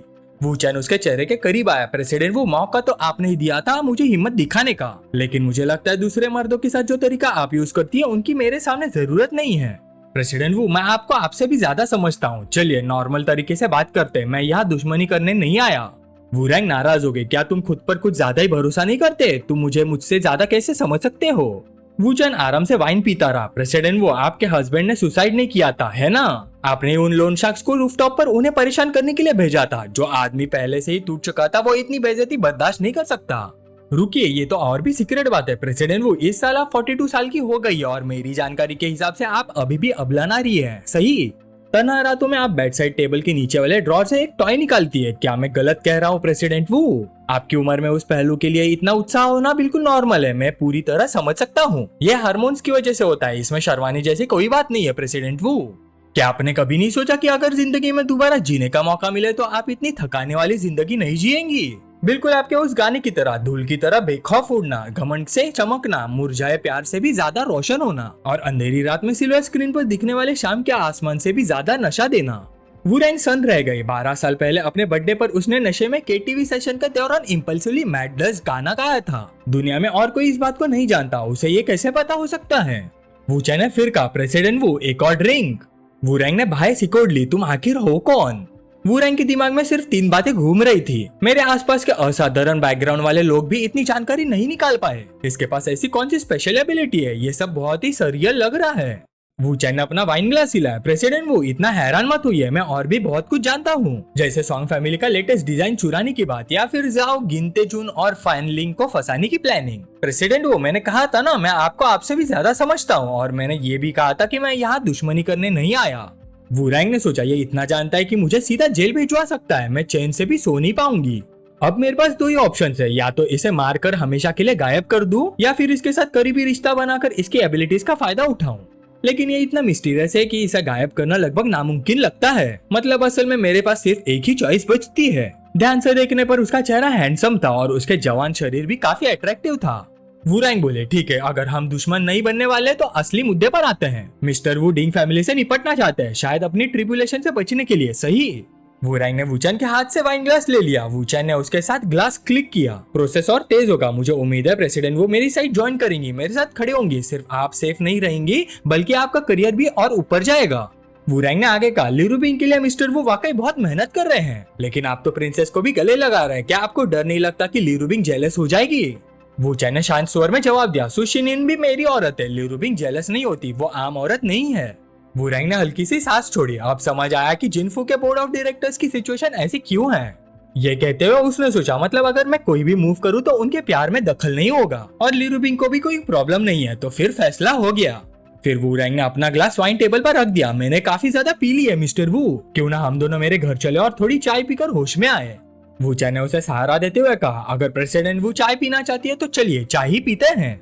दरवाजे से अंदर आते हुए वू रैंग ने पूछा, क्या मिस्टर वू के पास आज काफी वक्त है?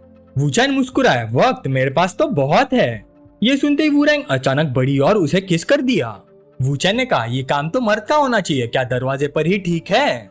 फिर दोनों ने दोबारा किस किया। वूचैन का हाथ चलने लगा। प्रेसिडेंट वू जल्दबाजी की कोई जरूरत नहीं है। अलग होने के बाद वूचैन ने धीरे से वू रैंग को उठाया। मैंने कहा था ना कि मेरे पास काफी समय है। वूचैन ने वू रैंग को बेड पर बिठाया और अपने कपड़े उतारने लगा। प्रेसिडेंट वू आराम से, जल्दी की कोई जरूरत नहीं है। वू रैंग ने अपनी बाहें वूचैन के गर्दन की गिर्द डाल दी। तो फिर तुम्हें अच्छी तरह मेहनत करनी पड़ेगी। एक रात यूं ही बीत गई। जब सोंग शुआन घर लौटी तो उसने दरवाजे के सामने एक एक्स्ट्रा जोड़ी जूतों की देखी। सोंग शुआन चिल्लाई, मॉम क्या आप घर पर हैं? मॉम मुझे डराइए मत। इसी वक्त कमरे के अंदर मौजूद वू रैंग ने भी आवाज सुन ली और तुरंत उठ बैठी। ये तो बुरा हो गया, सोंग शुआन वापस आ गई। वूचैन फटाफट बेड के नीचे छुप जाओ। जैसे ही सोंग शुआन ने दरवाजा खोला और अंदर आई, मॉम। वू रैंग ने शर्मिंदगी में कंबल और ऊपर खींच लिया।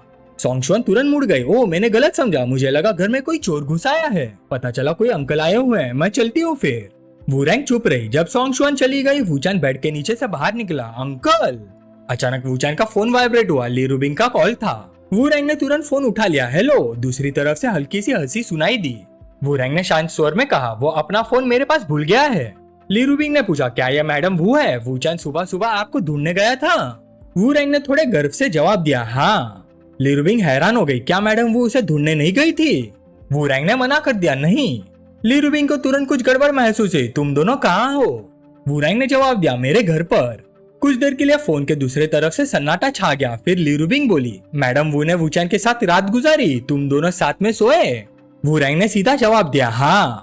दूसरी तरफ ली रुबिंग ने मन ही मन सोचा, वूचैन ने कल ही वूरैंग को मना लिया, यह आदमी वाकई कमाल है, मैं इसे कंट्रोल नहीं कर सकती, लेकिन यह घर तोड़ने वाली औरत इतनी अकड़ दिखा रही है, कितना गुस्सा आ रहा है। फिर ली रुबिंग ने गहरी आवाज में कहा, मुझे लगता है हमें बात करनी चाहिए। वूरैंग ने आराम से कहा, तो आ जाओ घर पर। तब वूचैन ने पूछा, क्या वो ली रुबिंग थी? वूरैंग बेड से उठते हुए बोले, हाँ वो थोड़ी देर में यहाँ होगी, मैं पहले शावर लेने जा रही हूँ। वूरैंग बाहर निकली तो देखा सोंगशुआन अभी भी वही खड़ी थी, अभी तक गई नहीं। सोंगशुआन बोली, मॉम अगर मैं घर पर रहूं तो क्या मैं आपको डिस्टर्ब नहीं कर रही? और वो अंकल, मॉम वो अंकल कौन है? क्या मैं उनसे पहले कभी मिली हूँ? वूरैंग ने उल्टा सवाल पूछा, तुम ये सब क्यों पूछ रही हो? सोंगशुआन ने जिद की, आज थोड़ा ऑकवर्ड जरूर है, लेकिन जब मिल ही गए तो पहचान कर लेना बुरा थोड़ी है, वैसे भी कभी ना कभी तो मिलना ही है। वूरैंग ने कुछ नहीं कहा, सिर्फ हाथ बढ़ाकर सोंगशुआन के सिर पर प्यार से हाथ फेर दिया। सोंगशुआन मुस्कुरा दे, ठीक है, अगर आप नहीं बताना चाहती तो कोई बात नहीं, अगली बार उस अंकल से मिला देना, मैं चलती हूँ। वूरैंग मुस्कुरा पड़ी, ये बच्ची भी ना। 40 मिनट बाद ली रुबिंग ने डोरबेल बजाई, दरवाजा वूचैन ने खोला। ली रुबिंग ने हल्का सा तंज करते हुए कहा, मेरे प्यारे मिस्टर वू, आप हमेशा मुझे नए सरप्राइजेस देते रहते हैं। वूचैन मुस्कुराया, शुक्रिया कॉम्प्लीमेंट देने के लिए, क्या तुम जेलस हो? ली रुबिंग उसके पास से निकलकर अंदर चली गई, मुझे पता है तुम बहुत कैपेबल हो, लेकिन क्या एक दिन के लिए मुझे चिढ़ाना बंद नहीं कर सकते? मुझे थोड़ी सी राहत नहीं दे सकते? वूचैन झुककर बोला, सुनो ली रुबिंग, मैं तुमसे प्यार करता हूँ। ली रुबिंग हैरान रह गई, ये बात वूचैन की पर्सनैलिटी से बिल्कुल उलट थी। जो आदमी ना आसमान से डरता था ना जमीन से, वो इतना ईमानदारी से उसे मना रहा था, लगभग उसका दिल पिघल ही गया था। ली रुबिंग शांत रहो। ली रुबिंग ने नजरें हटा ली, क्या ये बातें तुम और किसी से भी करते हो? वूचैन ने जवाब दिया, नहीं, किसी और से अभी तक नहीं की। ली रुबिंग मुस्कुराई, मेरे प्यारे मिस्टर वू, मैं भी तुमसे प्यार करती हूँ। और देखते ही देखते वूचैन ने पीछे से उसे गले लगाते हुए दबोच लिया। ली रुबिंग बोली, एक मिनट, अगर सुशिनियान को पता चल गया तो, या फिर आज वाली को, अगर वो जानबूझकर प्रॉब्लम क्रिएट करे तो तुम क्या करोगे? वूचैन ने बिना झिझक कहा, कोई प्रॉब्लम क्रिएट नहीं करेगा, सब ठीक रहेगा। ली रुबिंग ने सिर हिला दिया, ठीक है, मैं समझ गई। थोड़ी देर बाद वूचैन वहां से निकल गया। जैसे ही वो गया, वूरैंग सामने आ गई। मिस ली को इंतजार करवाना पड़ा, उसके लिए मैं माफी चाहती हूँ। ली रुबिंग थोड़ी बेचैन थी, मिस वू, हम दोनों बहुत बिजी हैं, सीधी बात करते हैं। वूरैंग हल्की सी हंसी, मिस ली, मैं समझी नहीं। ली रुबिंग ने बड़ी अकड़ में कहा, मैं चाहती हूँ कि तुम घुटने टेक कर मुझसे माफी मांगो। वूरैंग फिर हल्की सी हंसी, मुझे समझ नहीं आ रहा मिस ली, मुझे आपसे माफी क्यों मांगनी चाहिए? ली रुबिंग ने बिना घुमाए फिराए कहा, मेरे आदमी के साथ रात गुजारना, क्या यही तुम्हारा मुझे ग्रीट करने का तरीका है? वूरैंग ने जवाब दिया, क्या ये इतना जरूरी है? मैं उसकी वाइफ नहीं हूँ और दोबारा शादी करने का मेरा कोई इरादा नहीं है, हम सिर्फ जिंदगी एंजॉय कर रहे हैं। ली रुबिंग ने ठंडी हंसी छोड़ी, वूचैन के साथ रात गुजारने वाली तुम पहली औरत नहीं हो और ना ही आखिरी होगी, तुम में और बाकी औरतों में कोई फर्क नहीं है। वूरैंग ने धीरे से कहा, मुझे उम्मीद नहीं थी कि सुशिनियन तुम पर प्रेशर नहीं डालेगी, लेकिन तुम अकेले मेरे सामने आ गई, क्या तुम कॉन्फिडेंट नहीं हो? मैंने सुना है कि मिस ली अभी तक वूचैन के साथ नहीं रहती, सही? ली रुबिंग ने इस बात को नहीं झुठलाया, बिल्कुल सही, मेरा वूचैन काफी अनप्रेडिक्टेबल है। उसने कहा था कि वो एक दिन में सुशिनियन का आदमी बन सकता है और उन्होंने वाकई कर दिखाया। सुशिनियन उसके साथ रहना चाहती है, अब मैडम वो भी, ये सब कितना अजीब और मैजिकल लगता है। वूरैंग ने मन ही मन सोचा, वो कह रही है कि मैं और सुशिनियन सिर्फ उसकी जिंदगी में दूसरी औरतें हैं, लेकिन ये पूरी बात नहीं है। वूचैन डिंग फैमिली से टकराने से नहीं डरता, लेकिन ली रुबिंग के मामले में उसने अलग सब्र दिखाया है। जितना ज्यादा पॉजिटिव वो है, उतना ही ज्यादा वो पहले ली रुबिंग का दिल जीतना चाहता है। यही वो खास प्यार और फेवरेटिज्म है जो मुझमें और सुशिनियन में नहीं, सिर्फ ली रुबिंग के लिए है। ली रुबिंग ने फिर कहा, मैडम वो, मैं आपको एक और मौका देती हूँ। वूरैंग भी पीछे हटने वाली नहीं थे, मिस ली, इतनी एग्रेसिव क्यों हो रही हो? ली रुबिंग वूरैंग के करीब आ गई और बोली, घुटनों पर बैठकर मुझसे माफी मांगो। वूरैंग हल्की सी हंसी, उसने अपना हाथ ली रुबिंग के कंधे पर रखा और अचानक उसके माथे पर किस कर दिया। ली रुबिंग तुरंत सन रह गई, ये वूरैंग आखिर कर क्या रही है? मुझे किस करने का मतलब क्या है? लेकिन वूरैंग के अपने ही ख्याल थे, मिस ली, मैं आपकी फीलिंग समझ सकती हूँ। जिस तरह वूचैन ने मुझे किस किया था, मैं वही आपको वापस कर रही हूँ। वूरैंग ने अपने बाल ठीक किए और बोली, मैं आपसे माफी मांगती हूँ, आप खुश हो?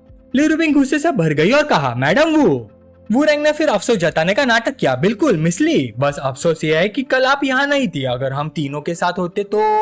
ली रुबिंग का चेहरा लाल हो गया, ये आखिर कहना क्या चाहती है? इतनी अजीब और बेशरम बातें क्यों कर रही है?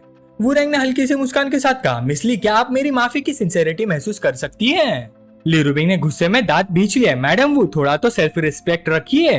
फिर उसने मन ही मन सोचा, इस औरत के दिमाग या बॉडी में जरूर कोई प्रॉब्लम है, इस तरह के इंसान के साथ बात करने का कोई मतलब नहीं है। ये सोचकर ली रूबिंग मुड़ गई, हमारे पास बात करने के लिए कुछ और नहीं है, गुड बाय। वुरेंग ने उसे जाते हुए देखा और मन ही मन सोचा, हमारे रिश्ते को सीधे तरीके से बदला नहीं जा सकता, या तो हम सिस्टर्स की तरह बन सकते हैं या फिर दूर रह सकते हैं, इसलिए मुझे यही तरीका यूज करना पड़ेगा ताकि वो खुद दूर हो जाए। आखिर मुझे सच में वुचैन पसंद आ गया है। वुरेंग के घर से निकलने के बाद ली रूबिंग ने तुरंत वुचैन को कॉल किया। वुचैन ने पूछा, बातें हो गई? ली रूबिंग ने शिकायत भरे लहजे में कहा, वुचैन अगली बार जब कोई औरत ढूंढो तो थोड़ी नॉर्मल ढूंढना, ये सब लोग इतने अजीब क्यों होते हैं? वुचैन को थोड़ी क्यूरियोसिटी हो, उसने पूछा, उसने क्या किया? ली रूबिंग ने गहरी सांस ली और बोली, मुझे पहले लगता था सुशी नीनी थोड़ी एबनॉर्मल है, लेकिन आज वाली तो उससे भी ज्यादा अनस्टेबल निकली। छोड़ो, जो होना था हो गया, मैं और कुछ नहीं कहना चाहती। यह कहकर ली रूबिंग ने फोन काट दिया। वुचैन ने सोचा, लगता है वुरेंग सिचुएशन संभाल सकती है, इसलिए ली रूबिंग अब तूफान के बीच में नहीं खड़ी होगी। आगे चलकर वुरेंग शायद ली रूबिंग को प्रोवोक भी नहीं करेगी, क्योंकि ली रूबिंग हर हाल में अपने फैसले पर टिकी रहेगी, जबकि वुरेंग उससे कहीं ज्यादा चाहती है। वुचैन को वुरेंग की बात याद आ गई, मैं सब हैंडल कर लूंगी, तुम्हें ज्यादा फिक्र करने की जरूरत नहीं है। इसी वक्त ली राउटाई ने फोन करके रिपोर्ट दी, लाउडाओ भाग गया। कुछ मिनट पहले हॉस्पिटल में ली राउटाई वार्ड में घुसा और गुस्से से चिल्लाने लगा, मेरे एरिया में आकर ड्रामा करने की हिम्मत, मेरे ब्रदर इन लॉ को मारने की कोशिश की, क्या मुझे भी मारना चाहते हो? बोल। डिंगलोंग ने डोंगाई में किस किस को प्लान किया है, अगला प्लान क्या है, बोलता क्यों नहीं? अगर नहीं बोला तो गोली मार दूंगा। वैंग युआन आगे बढ़ा और उसे समझाया, ली राउटाई ब्रदर चैन बाद में खुद बात करेंगे, अभी गोली मारना ठीक नहीं होगा। तभी ली राउटाई ने लाउडा को छोड़ दिया, खुद के लिए लॉलीपॉप जलाई और बोला, लगता है ये सही नहीं है, चलो भाइयों बाहर चल के लॉलीपॉप पीते हैं, ज्यादा लोग मिलकर इसे डराएंगे। जैसे ही ली राउटाई वार्ड से बाहर निकला, एक आवाज सुनाई दी, क्या हो रहा है? पेशेंट कहाँ है? पेशेंट कहाँ गया? ली राउटाई दौड़कर अंदर गया। नर्स हकलाते हुए बोली, वो पेशेंट गायब हो गया। ली राउटाई गुस्से से कर, जा साला। वैंग युआन ने तुरंत कहा, ली राउटाई देखो खिड़की खुली हुई है। ली राउटाई ने खिड़की से बाहर झांककर देखा, इतनी चोट लगने के बाद भी ड्रेन पाइप पकड़कर भाग गया। फिर डरते हुए उसने वुचैन को रिपोर्ट दी, वो लॉलीपॉप ब्रेक के दौरान गायब हो गया, लेकिन टेंशन मत लो ब्रदर इन लॉ, मैंने लोग भेज दिए है, वो बुरी तरह इंजर्ड है, दूर तक नहीं जा सकता, हम उसे जरूर ढूंढ लेंगे। वुचैन ने भाई सिकुड़ ली, इतनी सफाई क्यों दे रहे हो, क्या छुपाने की कोशिश कर रहे हो? वुचैन ने मन ही मन सोचा, लाउडाओ से मिलने से पहले सिर्फ एक ही इंसान था जो उस पर प्रेशर डाल सकता था, और वो ली राउटाई था, और उसकी गिल्टी आवाज सब कुछ बता रही है। दूसरी तरफ ली राउटाई घबरा गया और हकलाते हुए बोला, ऐसा नहीं है ब्रदर इन लॉ, मैं सच में। वुचैन ने बीच में ही रोक दिया, ठीक है मुझे समझ आ गया, मैं खुद उसे ढूंढ लूंगा। ली राउटाई तुरंत बोला, जी ब्रदर इन लॉ, फोन मत रखिए, मुझे भी ढूंढने दीजिए। फिर वुचैन कपड़े बदलने लगा। हजारों सालों की रीइंकार्नेशन वाली यादों में मुझे याद है कि लाउडाओ किन जगहों पर जा सकता है, शायद सिर्फ वही जगह बची है। लाउडाओ तुम बच नहीं सकते, हमारा मिलना तय है। फिर वुचैन को याद आया, सुनचाओ रोड, शिनमू रोड, और दोनों शिंगशांग डिस्ट्रिक्ट। अगर मुझे सही से याद है तो वही जगह है। डोंगहाई में डिंगलोंग के पास अपने आदमियों के लिए कई सेफ हाउसेस थे, लेकिन उनमें से एक ऐसा सेफ हाउस था जो अभी तक किसी ने यूज नहीं किया था, और उसकी चाबी अभी भी यही मौजूद थी। लाउडाओ बुरी तरह से इंजर्ड था और हॉस्पिटल का पेशेंट गाउन पहनकर भागा था। उसे रास्ते में कहीं ना कहीं कपड़े बदलने का जुगाड़ करना ही होगा, और साथ ही ली राउटाई के लोगों से भी बचना होगा, वो ज्यादा तेज नहीं चल सकता। रूम के अंदर घुसते ही वुचैन ने आसपास नजर डाली। इंटीरियर पूरा है, काफी कंफर्टेबल भी लग रहा है, ना धूल है ना गंदगी, सब कुछ बहुत साफ है। कोई इस जगह की रेगुलर सफाई करता है, काफी थ्रू आउट अरेंजमेंट है। रूम में थोड़ा ह्यूमन टच रखने से ये सस्पिशियस नहीं लगता कि सालों से खाली पड़ी जगह में अचानक कोई आ गया हो। वुचैन ने चारों तरफ देखते हुए सोचा, लगता है जो चीजें छुपाई गई है वो सिर्फ यही हो सकती है। उसकी नजर एक कॉम्बिनेशन लॉक सूटकेस पर पड़ी। वुचैन ने उसे आराम से बाहर निकाला, फिर कोड क्रैक करना शुरू किया, और कुछ ही देर बाद क्लिक, सूटकेस खुल गया। बदकिस्मती से सूटकेस अनलॉक करना तो हजारों सालों की रीइंकार्नेशन में सीखी गई सबसे बेसिक स्किल में से एक है। फिर उसने सूटकेस खोला, अंदर डॉक्यूमेंट, कैश, एक फोन, लॉलीपॉप और छोटे लॉलीपॉप रखे हुए थे। वुचैन ने सोचा, इन चीजों के लिए लाउडा जरूर वापस आएगा। फिर उसने फोन लगाया। दूसरी तरफ से ली राउटाई ने तुरंत कॉल रिसीव की, ब्रदर इन लॉ, क्या आपको वो मिल गया है? वुचैन ने सीधा जवाब नहीं दिया, हॉस्पिटल को फोन करो, शिनमू रोड नंबर 2 पर एम्बुलेंस भेजो। ये कहकर उसने फोन काट दिया। इसी वक्त दरवाजा खुला। लाउडाओ अंदर आया और दरवाजे का सहारा लेकर गहरी सांस छोड़ी। साला आखिरकार सेफ हो गया। लेकिन अगले ही पल उसने रूम में किसी की मौजूदगी महसूस कर ली। एक शैडो अंधेरे में बैठी हुई थी। लाउडाओ तुरंत चाकू लेकर उसकी तरफ झपटा, लेकिन वुचैन ने आराम से उसका वार रोक दिया। हर बार इतना एग्रेसिव होना जरूरी है क्या? लाउडाओ ने तुरंत हाथ वापस खींच लिया, फिर बिजली की रफ्तार से दूसरा अटैक किया, लेकिन वुचैन फिर आसानी से बच गया। तब लाउडाओ को समझ आ गया ये वुचैन है। उसका दिल डूब गया। अभी तो मैं इंजर्ड हूँ, लेकिन सच कहूँ तो ठीक होने के बाद भी मैं इसको नहीं हरा सकता। वूचैन शांत स्वर में बोला, लाउडाओ रिलैक्स, अगर मैं तुम्हें मारना चाहता तो एलिवेटर में ही मार चुका होता। मैंने तुम्हारे लिए एम्बुलेंस बुला ली है। इस हालत में तुम्हारी बॉडी और टॉर्चर नहीं झेल सकती। लाउडाओ फिर भी सोच रहा था, लगता है वो लड़ना नहीं चाहता। अगर ऐसा तो शायद मुझे भागने का मौका मिल सकता है।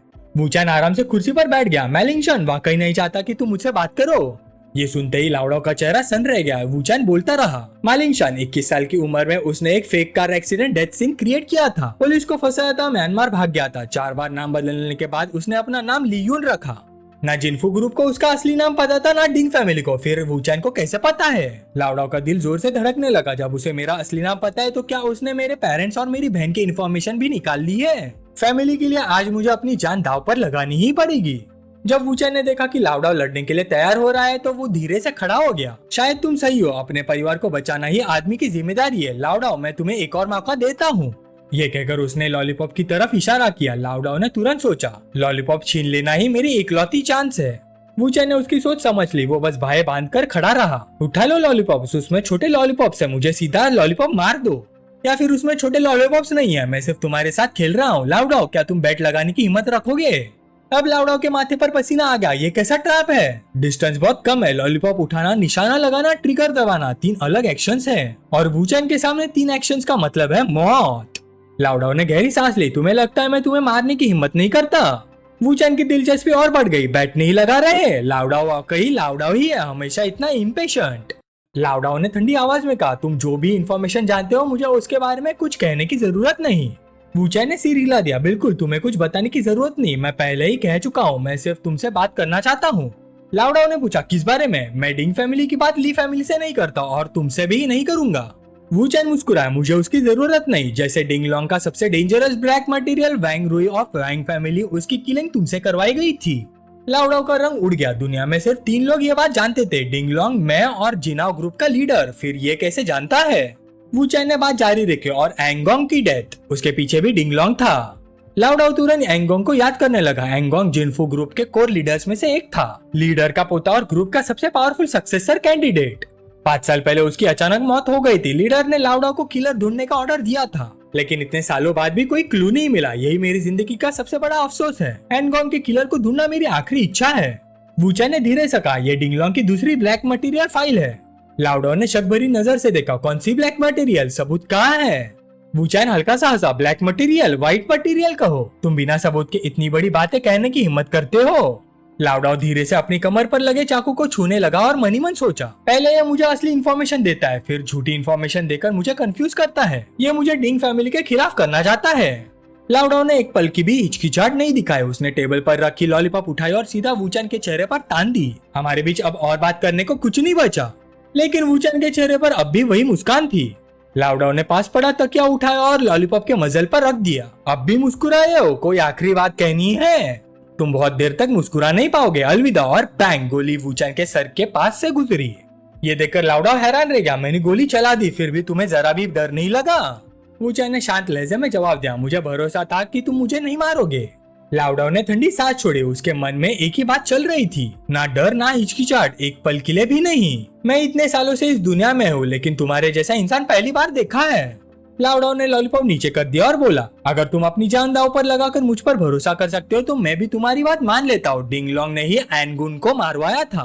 वूचैन ने शांति से कहा, चाहे मैं झूठ बोल रहा होता तब भी तुम इस बात की सच्चाई ढूंढने जाते। मैं तुम्हारी जिंदगी के सबसे बड़े अफसोस के बारे में मजाक नहीं करूंगा। अब मैं तुम्हें सबूत दिखाता हूँ। लाउडाओ की आंखें फैल गई। क्या तुम्हारे पास वाकई सबूत है? वूचैन ने सिर्फ इतना कहा, आओ यहाँ बैठो।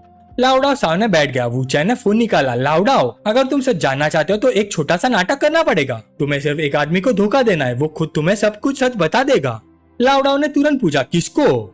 वूचैन ने फोन उसके हाथ में दे दिया। जिन चुआन को कॉल करो, उसे बोलो कि तुम भाग निकले हो। वो पूछेगा क्या हुआ, बस कह देना कि ली रुबिंग वक्त पर लोगों के साथ आ गई थी, लेकिन तुमने उसे पकड़ने की कोशिश की और उसे चोट भी पहुंचाई। फिर देखना वो क्या बोलता है, उसके बाद एनगुन का जिक्र करना। लाउडाओ ने बिना सोचे सिर हिला दिया। ठीक है, उसने तुरंत कॉल लगा दी। जब उसने पूरी कहानी सुना दी तो जियांग चान ने लगातार कई सवाल पूछ डाले। तुम बचकर निकल आए, अच्छा, बहुत अच्छा। रुको, तुमने क्या कहा? तुमने ली रुबिंग पर हाथ उठाया, उसे चोट पहुंचाई? लाउडाओ ने नाटक जारी रखा, ज्यादा सीरियस नहीं है। दूसरी तरफ जियांग चुआन लगभग पागल हो गया। डैम इट, मैंने तुम्हें वार्न नहीं किया था। मैंने कहा था कि ली रुबिंग को हाथ मत लगाना। अगर वो वूचैन के साथ हो तो कुछ मत करना। लाउडाओ ने ठंडे लहजे में कहा, पर मैंने कर दिया, मुझे भी अपनी जान बचानी थी। जियांग चुआन गुस्से से फट पड़ा, डैम इट। लेकिन लाउडाओ ने उसे बीच में ही रोक दिया। जियांग चुआन, जुबान संभाल कर, मैं पैसे लेकर काम करता हूँ, तुमने मुझे गलत इन्फॉर्मेशन दी, अब उल्टा मुझ पर दोष दे रहे हो। मैं तुम्हें वार्न कर रहा हूँ, मुझे एनगुआन वाली बात पता है, डिंग फैमिली की इन्वॉल्वमेंट के बारे में। मैं इतने सालों से चुप रहा। अचानक जियांग चुआन रुक गया, उसकी आवाज बदल गई। एनगुआन, तुम्हें ये बात कब पता चली? इसी पल वूचैन ने लाउडाओ के हाथ से फोन ले लिया। फोन के दूसरी तरफ जियांग चुआन ने वूचैन की आवाज सुनी और उसका खून जम गया। वूचैन, तुम लाउडाओ के साथ क्यों हो? वूचैन ने बिना घुमाए फिराए पूछा। डिंगलोंग अभी नैंगयुआन में नहीं है ना? वो अपने होम टाउन गया है डिंगलाओ से मिलने। सही कह रहा हूँ ना? जियांग चुआन तुरंत चुप हो गया, उसका दिमाग तेजी से चलने लगा। यंग मास्टर कल रात ही नैंगयुआन वापस गया था, कहा गया था कोई अर्जेंट फैमिली मैटर है, तो असली वजह ली रुबिंग थी। अगर ली रुबिंग को चोट पहुंचाई है तो ली फैमिली और डिंग फैमिली के रिश्ते टूट सकते हैं। ये तो सीधा अलायंस की फाउंडेशन हिला देने वाली बात है। सब कुछ मैंने ही अरेंज किया था और मैंने ही सब कुछ बर्बाद कर दिया। यंग मास्टर नैंगयुआन पहुंचते ही मुझे गोली मार देगा। जियांग चुआन का चेहरा सफेद पड़ गया। वूचैन ने सिर्फ एक ही लाइन कही, गुड लक। फोन रखने के बाद वूचैन ने लाउडाओ की तरफ देखा। जियांग चुआन डिंग फैमिली के लिए कोई सीक्रेट नहीं छुपाएगा। जब किसी को लगने लगे कि उसकी बलि चढ़ने वाली है तो उसकी वफादारी सबसे पहले टूट जाती है। जियांग चुआन मरना नहीं चाहता, उसकी वाइफ और बच्चे अभी भी ओवरसीज है, उसके फॉरेन अकाउंट्स में बहुत पैसा पड़ा है। अगर वो भागना चाहेगा तो सबसे पहले कुछ चीजें लेने यही जाएगा। लाउडाओ, नैंगयुआन में जो तुम्हारे आदमी है उन्हें तैयार रखो, जियांग चुआन को पकड़ना है। लाउडाओ ने धीरे से सिर हिला दिया। ये लोग एंगुन को मार सकते हैं तो मुझे मारना तो उनके लिए और भी आसान है। डिंग फैमिली के लिए काम करना अब बेकार है। लेकिन अगर तुम मेरा एक विश पूरा करने का वादा करो तो मैं जियांग चुआन को पकड़ने में तुम्हारी मदद करूंगा। तभी अचानक बाहर से हलचल की आवाज आई। लग रहा था काफी सारे लोग एक साथ पहुंच गए हैं। लाउडाओ तुरंत सतर्क हो गया, उसकी नजर दरवाजे की तरफ चली गई। उसके दिल में शक पैदा हो गया, ये क्या हो रहा है? इतने सारे लोग अचानक यहाँ क्यों आ गए? लाउडाओ ने अनजाने में अपनी पकड़ मजबूत कर ली। उसका दिल तेजी से काम करने लगा। कहीं वूचैन मेरे साथ कोई चाल तो नहीं खेल रहा? शायद ये सब पहले से ही प्लान किया गया हो। शायद मुझे यहाँ रोकने के लिए ही उसने इतनी देर बात की। दरवाजा खोलकर अंदर आने वाला शाओलिंग था। मिस्टर वू, आप? वूचैन ने इंस्ट्रक्शंस दिए, तुम लोग नीचे वेट करो। अगर बाद में कोई और भाई आ जाए तो उन्हें भी बोल देना ऊपर मत आना। इतने सारे लोगों की जरूरत नहीं है, जितना हो सके डिस्पर्स हो जाओ और ध्यान रखना कि रेसिडेंट्स डिस्टर्ब ना हो। इंस्ट्रक्शंस खत्म करके वूचैन ने लाउडाओ से कहा, ठीक है लाओ, चलो कंटिन्यू करते हैं। इसी वक्त लाउडाओ के एक सबऑर्डिनेट ने फोन उठाया, ब्रदर डाओ।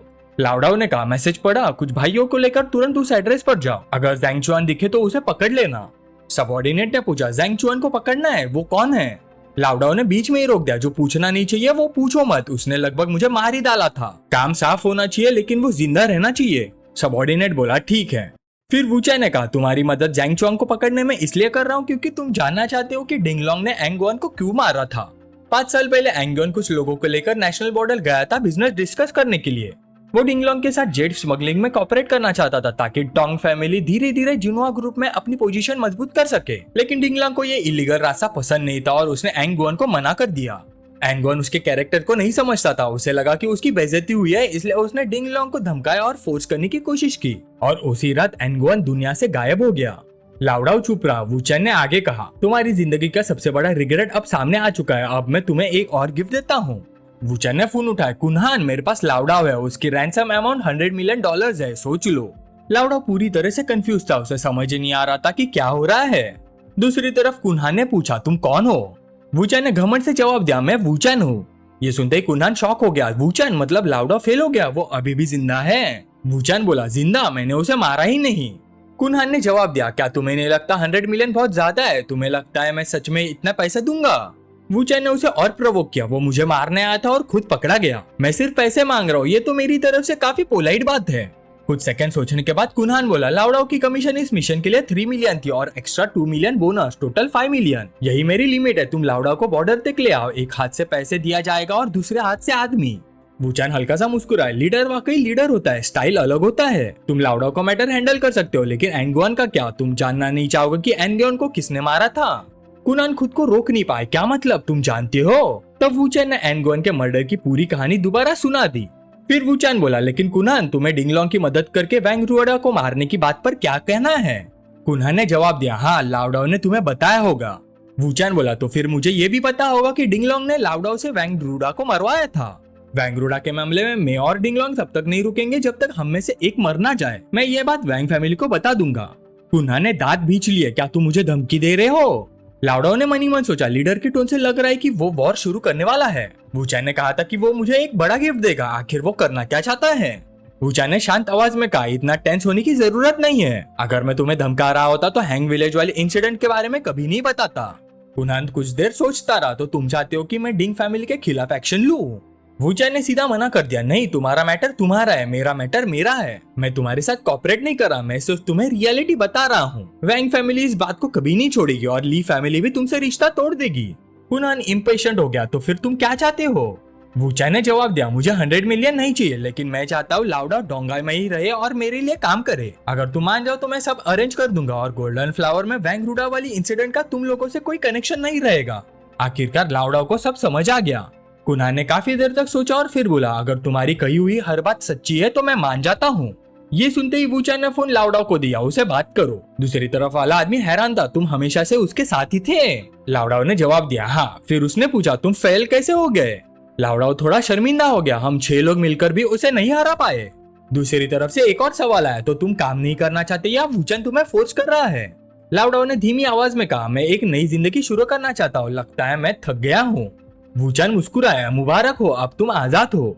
लाउडाओ कुछ कहना चाहता था, मिस्टर वू लेकिन वूचैन ने उसके कंधे पर हाथ रख दिया। ज़ैंग को पकड़ो और उसे डोंगाई ले आओ, मुझे कुछ हिसाब चुकता करना है। एम्बुलेंस भी अब तक पहुंचने वाली होगी। वूचैन पहले लाउडाओ को एम्बुलेंस में ट्रीटमेंट के लिए ले गया, बाकी बाद में करेंगे, और लाउडाओ एम्बुलेंस में बैठ गया। वूचैन ने थके हुए लाउडाओ को मुड़कर जाते हुए देखा, मुझे अभी घर जाकर थोड़ी नींद पूरी करनी चाहिए। घर पहुंचकर वूचैन सच में अपनी नींद पूरी कर रहा था, फिर किसी आवाज से उसकी आंख खुल गई। उसकी आंखें अभी आधी बंदी थी। वूचैन ने कंबल हटाया और देखा कि ली रूबिंग सामने थी। वूचैन ने तुरंत कंबल एक तरफ फेंका और ली रूबिंग को पकड़ लिया। ली रूबिंग, तुम क्या कर रही हो? ली रूबिंग शर्माते हुए बोली, मैं तो तुम्हें रिवॉर्ड देने आई थी। वूचैन धीरे धीरे उसके करीब आया, अच्छा तो फिर मुझे दे दो। ली रूबिंग ने कोई विरोध नहीं किया, बस हल्की सी सांसें लेती रही। इसके बाद वूचैन और ली रूबिंग ने जोश के साथ अपना काम चालू किया। बीच में ही अचानक ली रूबिंग बोली, अगर ध्यान से गिनोगे तो हमें मिले हुए सिर्फ 69 दिन हुए हैं।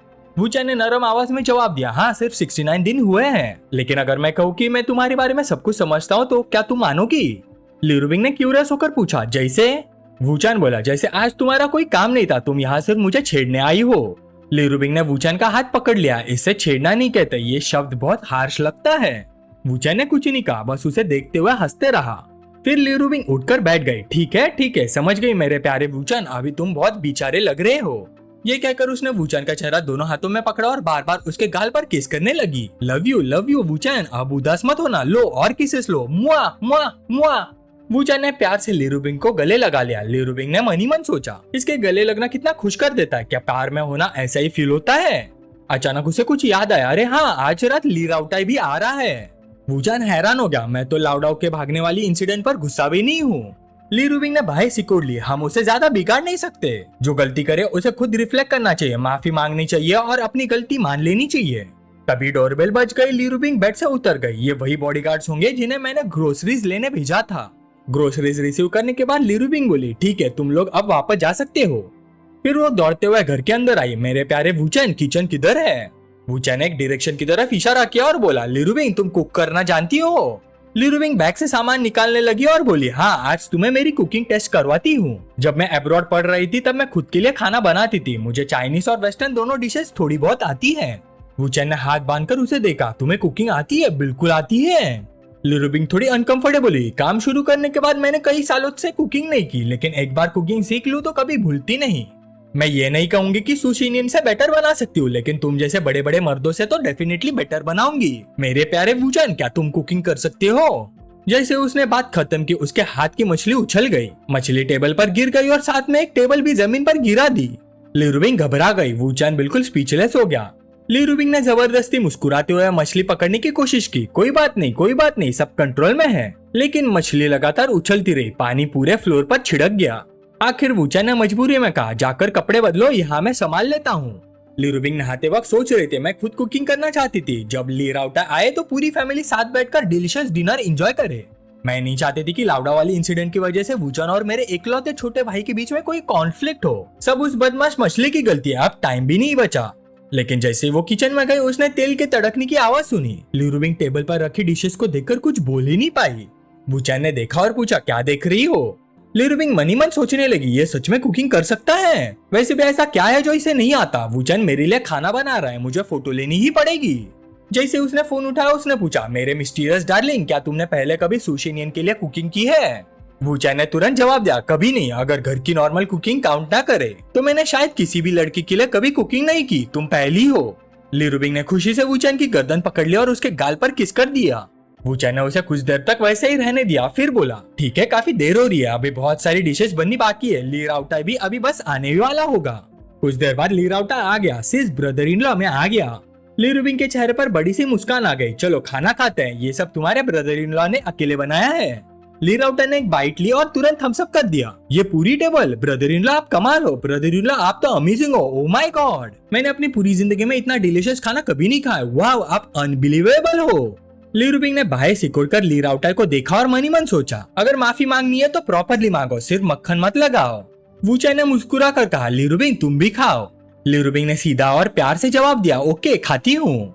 लिरुबिंग को यकीन ही नहीं हो रहा था क्योंकि ये टेस्ट इतना जबरदस्त था कि किसी भी मिशेलिन शेफ से कम नहीं लग रहा था और ये उसके बॉयफ्रेंड की स्किल थी। Oh my God. वूचन ने उसका रिएक्शन देखकर कहा, अगर पसंद है तो और खाओ, और ली राउटा अगर तुम्हें पसंद आया तो बार बार आ जाना, मैं और तुम्हारी सिस्टर तुम्हारे लिए कभी भी बना देंगे, और ज्यादा मत सोचो, लाउडा वाली इंसिडेंट हमारे रिलेशनशिप को अफेक्ट नहीं करेगी। ली राउटा की आंखें भर आई। ठीक है। खाना खत्म करने के बाद ली राउटा खुश होकर चला गया। लिरुबिंग आकर वूचन के भाव में सिमट गई, अभी काफी देर हो गई है, हमें रेस्ट करना चाहिए। वूचन बोला, लिरुबिंग ऐसा नहीं है कि हम नहीं कर सकते। लिरुबिंग ने तुरंत उसके होठों पर उंगली रख दी, थोड़ी इनकन्वीनियंस को मैनेज किया जा सकता है, हम कोई रास्ता निकाल लेंगे। अगली सुबह वूचन ने हैरानी से पूछा, तुम फिर से दांत क्यों ब्रश कर रही हो? कल रात सोने से पहले ब्रश किया था, फिर दोबारा किया, सुबह 5 बजे एक्सरसाइज के बाद फिर ब्रश किया और अब 7 बजे फिर ब्रश कर रही हो। तुम्हें डर नहीं लगता टूथब्रश खराब हो जाएगा? लिरुबिंग ने उसे घूर कर देखा, हर चीज की हद होती है, शेमलेस कहीं के। ओहो हो, अब समझा इतना ब्रश क्यों कर रही है। वूचन ने और बहस नहीं की और बोला, मैं ब्रेकफास्ट बना रहा हूँ, खाओगी? लिरुबिंग लिपस्टिक लगाते हुए बोली, नहीं मुझे कंपनी जाना है और तुम आज कंपनी जा रहे हो? वूचन शर्ट पहनते हुए बोला, नहीं मुझे कुछ काम है। लिरुबिंग ने मुड़कर पूछा, तुम वूरैंग से मिलने जा रहे हो? वूचन ने सीधा मना कर दिया, नहीं। जाने से पहले लिरुबिंग ने उसे किस की और बोली, अच्छे से रहना, मैं कंपनी जा रही हूँ। लिरुबिंग कंपनी पहुंची और काम के ढेर में बिजी हो गई। अचानक सुशिनियन का फोन आया, मिस ली क्या तुम्हें पता है वूचन कहाँ गया है? लिरुबिंग चौंक गई, हाँ क्या हुआ, तुम उसे ढूंढ नहीं पा रही? सुशिनियन बोले, ऐसा नहीं है, उसने कहा कि वो डोंगाई में नहीं है, मैंने पूछा भी लेकिन उसने बताया नहीं। लिरुबिंग ने उसे तसल्ली दी, ठीक है मैं पूछती हूँ, टेंशन मत लो, चलो फोन रखती हूँ। कॉल कट करते ही लिरुबिंग ने तुरंत वूचन को फोन लगा दिया, मेरे प्यारे वूचन कहाँ हो तुम? वूचन ने बोला, काम कर रहा हूँ। लिरुबिंग ने फिर पूछा, कहाँ हो और क्या कर रहे हो? फोन की दूसरी तरफ से वूचन कुछ बोल पाता उससे पहले एक और आवाज आई, तुम क्या कर रहे हो, कोई तुम्हें बार बार कॉल क्यों कर रहा है? लिरुबिंग ने तुरंत पहचान लिया, ये एक औरत की आवाज थी और उसने ये आवाज पहले कभी नहीं सुनी थी। उसकी बाहें सिकुड़ गई, मेरा प्यारा वूचन किसी और औरत के साथ है क्या? वो सुशिनियन से सच छुपा रहा है? लिरुबिंग ने बेचैन होकर बात काट दी, ठीक है मेरे प्यारे, तुम अपना काम करो, मैं डिस्टर्ब नहीं करूंगी। इसी वक्त वूचन की तरफ, वूचन एक बार में बैठा हुआ था, वही औरत फिर से शिकायत करने लगी, अभी तक तुमने कुछ ही बातें की और इतनी सारे कॉल्स आ चुके हैं। वूचन ने ज्यादा ध्यान नहीं दिया और लिरुबिंग से बोला, हाँ अभी के लिए इतना ही, मैं रखता हूँ। उसके सामने इस वक्त शंघाई का माओ राउटाई बैठा था। माओ राउटाई ने कहा, दोस्त सीधी बात क्यों नहीं करते, एक दूसरे का टाइम वेस्ट करने का क्या फायदा? पर्पल वाले वाली लड़की भी बोल पड़ी, फिफ्थ मास्टर ये यहाँ सिर्फ टाइम वेस्ट करने आया है, अगर यकीन नहीं है तो देख लो, अभी फिर एक और फोन आ जाएगा। जैसे उसने बात खत्म की वूचन का फोन फिर से वाइब्रेट करने लगा। पर्पल बाल वाली लड़की हंस पड़ी, देखा मैंने कहा था ना। माओ राउटाई गुस्से में चिल्लाए, डील हुई या नहीं, क्या तुम मेरे साथ मजाक कर रहे हो? उसने सीधा लॉलीपॉप निकालकर वूचन पर तान दी, अगर बात करनी है तो उस बेकार फोन को फेंक क्यों नहीं देते? लेकिन माओ राउटाई अपनी बात पूरी कर पाता उससे पहले ही वूचन ने आसानी से उसका लॉलीपॉप छीन लिया और उल्टा उस पर तान दी। माओ राउटाई को समझ ही नहीं आया, मेरा लॉलीपॉप इसके हाथ में कैसे आ गया? पर्पल वाली लड़की चीख उठी, भूत, क्या ये भूत है? सारे अंडरलिंग्स तुरंत खड़े हो गए, बॉस, फिफ्थ मास्टर, साला तेरी हिम्मत कैसे हुई? चिल्लाते हुए सबने लॉलीपॉप वूचन पर तान दी। तभी वूचन का फोन फिर बज गया। माओ राउटाई के माथे पर पसीना आ गया, उफ, तुम्हारे दोस्त का फोन फिर बज रहा है, पहले कॉल ही रिसीव कर लो। वूचन ने फोन उठा लिया, हेलो। दूसरी तरफ से आवाज आई, तुम उस औरत के साथ हो क्या? फोन उठाना इतना मुश्किल था? वूचन ने सिर्फ इतना कहा, मैं बिजी हूँ। दूसरी तरफ से शिकायत भरी आवाज आई, एक दिन से ज्यादा हो गया है, तुमने एक बार भी कॉल नहीं किया, तुम्हारे पास जरा भी कॉन्शियंस नहीं है। वूचन मुस्कुराए, इतनी जल्दी क्या है, मुझे मिस कर रही हो? दूसरी तरफ वूरैंग थी। वूरैंग ने बिना झिझक जवाब दिया, ऑफ कोर्स मैं तुम्हें बहुत मिस कर रही हूँ, इतना कि बर्दाश्त नहीं हो रहा। कल रात मैंने सपना भी देखा कि तुम मेरे साथ थे। मैं तो सोच रही थी कि शायद तुम ली रूबिंग के साथ हो। इस बार वूचा ने सीधा जवाब दिया, मैं सिटी के बाहर हूँ, 2 दिन में डोंगाई वापस आ जाऊंगा। वूरैंग हैरान होगी, तुम सिटी के बाहर हो? ठीक है, फिर मैं ज्यादा बात नहीं करूंगी, तुम अपना काम करो, यू बैडी। वूचा ने कहा, ठीक है, रात को तुम्हें कॉल करूंगा। जब वूचा फोन पर बात कर रहा था तब एक थग पीछे से चाकू लेकर उस पर हमला करने आया, लेकिन वूचा ने पल भर में सिर घुमा दिया और धड़ाम एक छोटा लॉलीपॉप चला। थग के हाथ से चाकू सीधा उड़कर जमीन पर गिर गया। उस थग को लगा कि वो मर गया है, लेकिन सच ये था कि वो जिंदा था और चाकू हवा में घूमता हुआ सीधा जमीन में जा घुसा। एक पल के लिए सब लोग जैसे जम गए, पूरे कमरे में सन्नाटा छा गया। वूचा ने लॉलीपॉप सीधा माओ रावटाई की तरफ तान रखी थी। ये देखते ही माओ रावटाई तुरंत घुटनों पर बैठ गया। ब्रो मुझे नहीं पता किसने तुम्हें मुझे मारने भेजा है, मैं तुम्हें 20 मिलियन देता हूँ, नहीं 50 मिलियन, मैं 50 मिलियन दूंगा, बस मेरी जान बख्श दो। वूचन चुप रहा। माओ रावटाई को लगा 50 मिलियन काफी नहीं है, साला जान सबसे इम्पोर्टेंट है, मैं और पैसे दूंगा। माओ रावटाई ने ऑफर बढ़ाना शुरू कर दिया, मुझे मत मारो, मैं 100 मिलियन दूंगा, नहीं 100 मिलियन और दूंगा, जितना भी सामने वाला दे रहा है मैं उससे 100 मिलियन ज्यादा दूंगा। तब जाकर वूचन बोला, मुझे बस वो लोग पसंद नहीं जो मुझे गाली देते हैं। फिफ्थ एल्डर, क्या हम प्राइवेट में बात कर सकते हैं? माओ रावटाई तुरंत अपने आदमियों पर चिल्लाया, सुना नहीं क्या तुम लोगों ने, सब बाहर निकलो। वूचन ने माओ रावटाई का हाथ पकड़ा और उसे खड़ा कर दिया। खड़े हो जाओ, चलो, लॉलीपॉप में एक गोली अभी भी बाकी है, रख लो, लेकिन किसी को नुकसान मत पहुंचाना। माओ रावटाई ने सर खुजाया। ब्रो आप तो बड़े मजेदार आदमी हो, मैं आपके सामने स्टाइल मारने की हिम्मत कैसे कर सकता हूँ? ठीक है, बताइए क्या काम है? वूचन ने कहा, 3 साल पहले तुमने यांग शियांग को अरेंज किया था डिंगलोंग को फंसाने के लिए, फिर उसकी बातें छुपकर सुनकर शंघाई वाला इन्वेस्टमेंट प्रोजेक्ट बर्बाद कर दिया। अभी रिसेंटली मैंने सुना है कि तुमने उसके पास एक और भी जवान और खूबसूरत लड़की भेजी है। फिफ्थ एल्डर, इस बार क्या प्लान है तुम्हारा? माओ रावटाई के दिल में झटका लगा, मेरा डिंगलोंग को फंसाने वाला प्लान एक्सपोज हो गया। क्या यह डिंगलोंग का भेजा हुआ आदमी है? साला ये मैटर हैंडल करना मुश्किल होने वाला है। वूचन ने हाथ बांध लिया और उसे देखता रहा। फिफ्थ एल्डर माओ, तुमने 20 साल लगाकर नेस्पर को शंघाई का टॉप बिजनेस बनाया, हर महीने 30 मिलियन से ज्यादा रेवेन्यू आता है। उसके अलावा शंघाई एंटरटेनमेंट, डिंग शैंग, शंघाई टेक्नीशियन, गोल्डन टाइकून और शंघाई गोल्डन आर्ट मॉडल भी तुम्हारी कंपनी है। तुम्हारी नेटवर्थ 3 बिलियन से ज्यादा होनी चाहिए, है ना? माओ रावटाई और भी कंफ्यूज होगा, यह बातें किसी असैसिन जैसी नहीं लग रही। इसने तो मेरी पूरी फैमिली बैकग्राउंड इन्वेस्टिगेट कर रखी है, ये चाहता क्या है? वूचन फिर बोला, मिस्टर माओ इतना नर्वस मत हो, मेरी बात सुनो। पिछली बार डिंगलोंग के साथ जो करना पड़ा वो मजबूरी में किया था, सही, आखिर वो गू फैमिली की रिक्वेस्ट थी। माओ रावटाई और उलझ गया, अब गू फैमिली को क्यों घसीट रहा है, ये लड़का करना क्या चाहता है? वूचन ने आगे समझाया, शंघाई की बड़ी फैमिलीज में गू फैमिली की रैंकिंग ज्यादा ऊपर नहीं है, लेकिन लोकल कम्युनिटी के साथ उनके बहुत सारे स्ट्रॉन्ग रिलेशंस है, इसलिए चाहे वो डिंग फैमिली से कमजोर हो, गैप उतना भी बड़ा नहीं है। शंघाई में तुम्हारा गू फैमिली के करीब होना कोई अजीब बात नहीं। माओ रावटाई अब भी अपनी सोच में उलझा हुआ था, ये ऑपरेशन सच में समझ से बाहर है। वो हकलाते हुए बोला, ब्रो आप आखिर हो कौन? वूचन ने ताली बजाई, इसलिए मैं कह रहा हूँ डिंगलोंग वाले मैटर में तुमने बहुत अच्छा काम किया। माओ रावटाई की आंखें चमक उठे, उसने तुरंत बात पकड़ ली, ब्रो आपकी डिंगलोंग से दुश्मनी है? वूचन ने सीधा जवाब दिया, बिल्कुल। माओ रावटाई जोर से हंस पड़ा, ही। ब्रो ये बात पहले क्यों नहीं बोली, आपने तो मेरी जान ही निकाल दी थी। आप तो अपनी ही आदमी निकले, आओ बैठो आराम से बात करते हैं। लेकिन वूचन के चेहरे पर कोई एक्सप्रेशन नहीं था। मैंने सुना है शियाशिन हमेशा से तुम्हारे साथ कोऑपरेट करती रही है। ये सुनते ही माओ रावटाई के चेहरे की मुस्कान गायब हो गई। उसके दिमाग में शियाशिन की याद आ गई। जब मैंने उसे पहली बार देखा तब वो एक अनमोल खजाना लग रही थी, मैं तुरंत उसकी तरफ अट्रैक्ट हो गया था, लेकिन उसके आसपास एक अजीब सा डेंजरस ऑरा था। मुझे महसूस हुआ कि वो बहुत खतरनाक है, इसलिए मैंने उसकी इन्वेस्टिगेशन की, छुपकर उस पर नजर रखी। उसे भी पता था उसकी अकेली और उदास नजरें सच में दिल हिला देती थी। मैं तुरंत उसकी मदद करना चाहता था, लेकिन मुझे पता था कि अगर मैंने ऐसा कुछ किया तो मुसीबत आ जाएगी, इसलिए मैंने खुद को रोक लिया। छुपकर अरेंज किया कि कोई आदमी उसके पास ना पहुंच सके। एक तरफ अगर मैं उसे नहीं पा सकता था तो कोई और भी नहीं पा सकता था। दूसरी तरफ मैंने डिंगलोंग पर एक एहसान भी कर दिया ताकि अगर कभी बात बाहर निकले तो मैटर कवर हो सके। अचानक शियाशिन का नाम सुनने से माओ रावटाई को सब समझ आ गया। अब समझा, इसलिए ये कह रहा था कि उसकी डिंगलोंग से दुश्मनी है। मैं समझ गया, ये आदमी और शियाशिन वैसे वाले रिलेशनशिप में है। केवल इसी तरह का लवर पाकर शियाशिन डिंगलोंग से डरेगी नहीं। माओ रावटाई मुस्कुराया और बोला, समझ गया ब्रो, मैं सब समझ गया। क्या मैं आपके लिए कुछ अरेंज करूँ? गारंटी देता हूँ आपका मूड अच्छा हो जाएगा। वूचन हैरान हो गया, तुम क्या बकवास कर रहे हो? मैं उन्हें डोंगाई ले जाना चाहता हूँ। माओ रावटाई ने चिन सह ली। हाँ ब्रो, क्या शंघाई इतना बोरिंग हो गया है? तुम दोनों जगह भी चूज करते हो।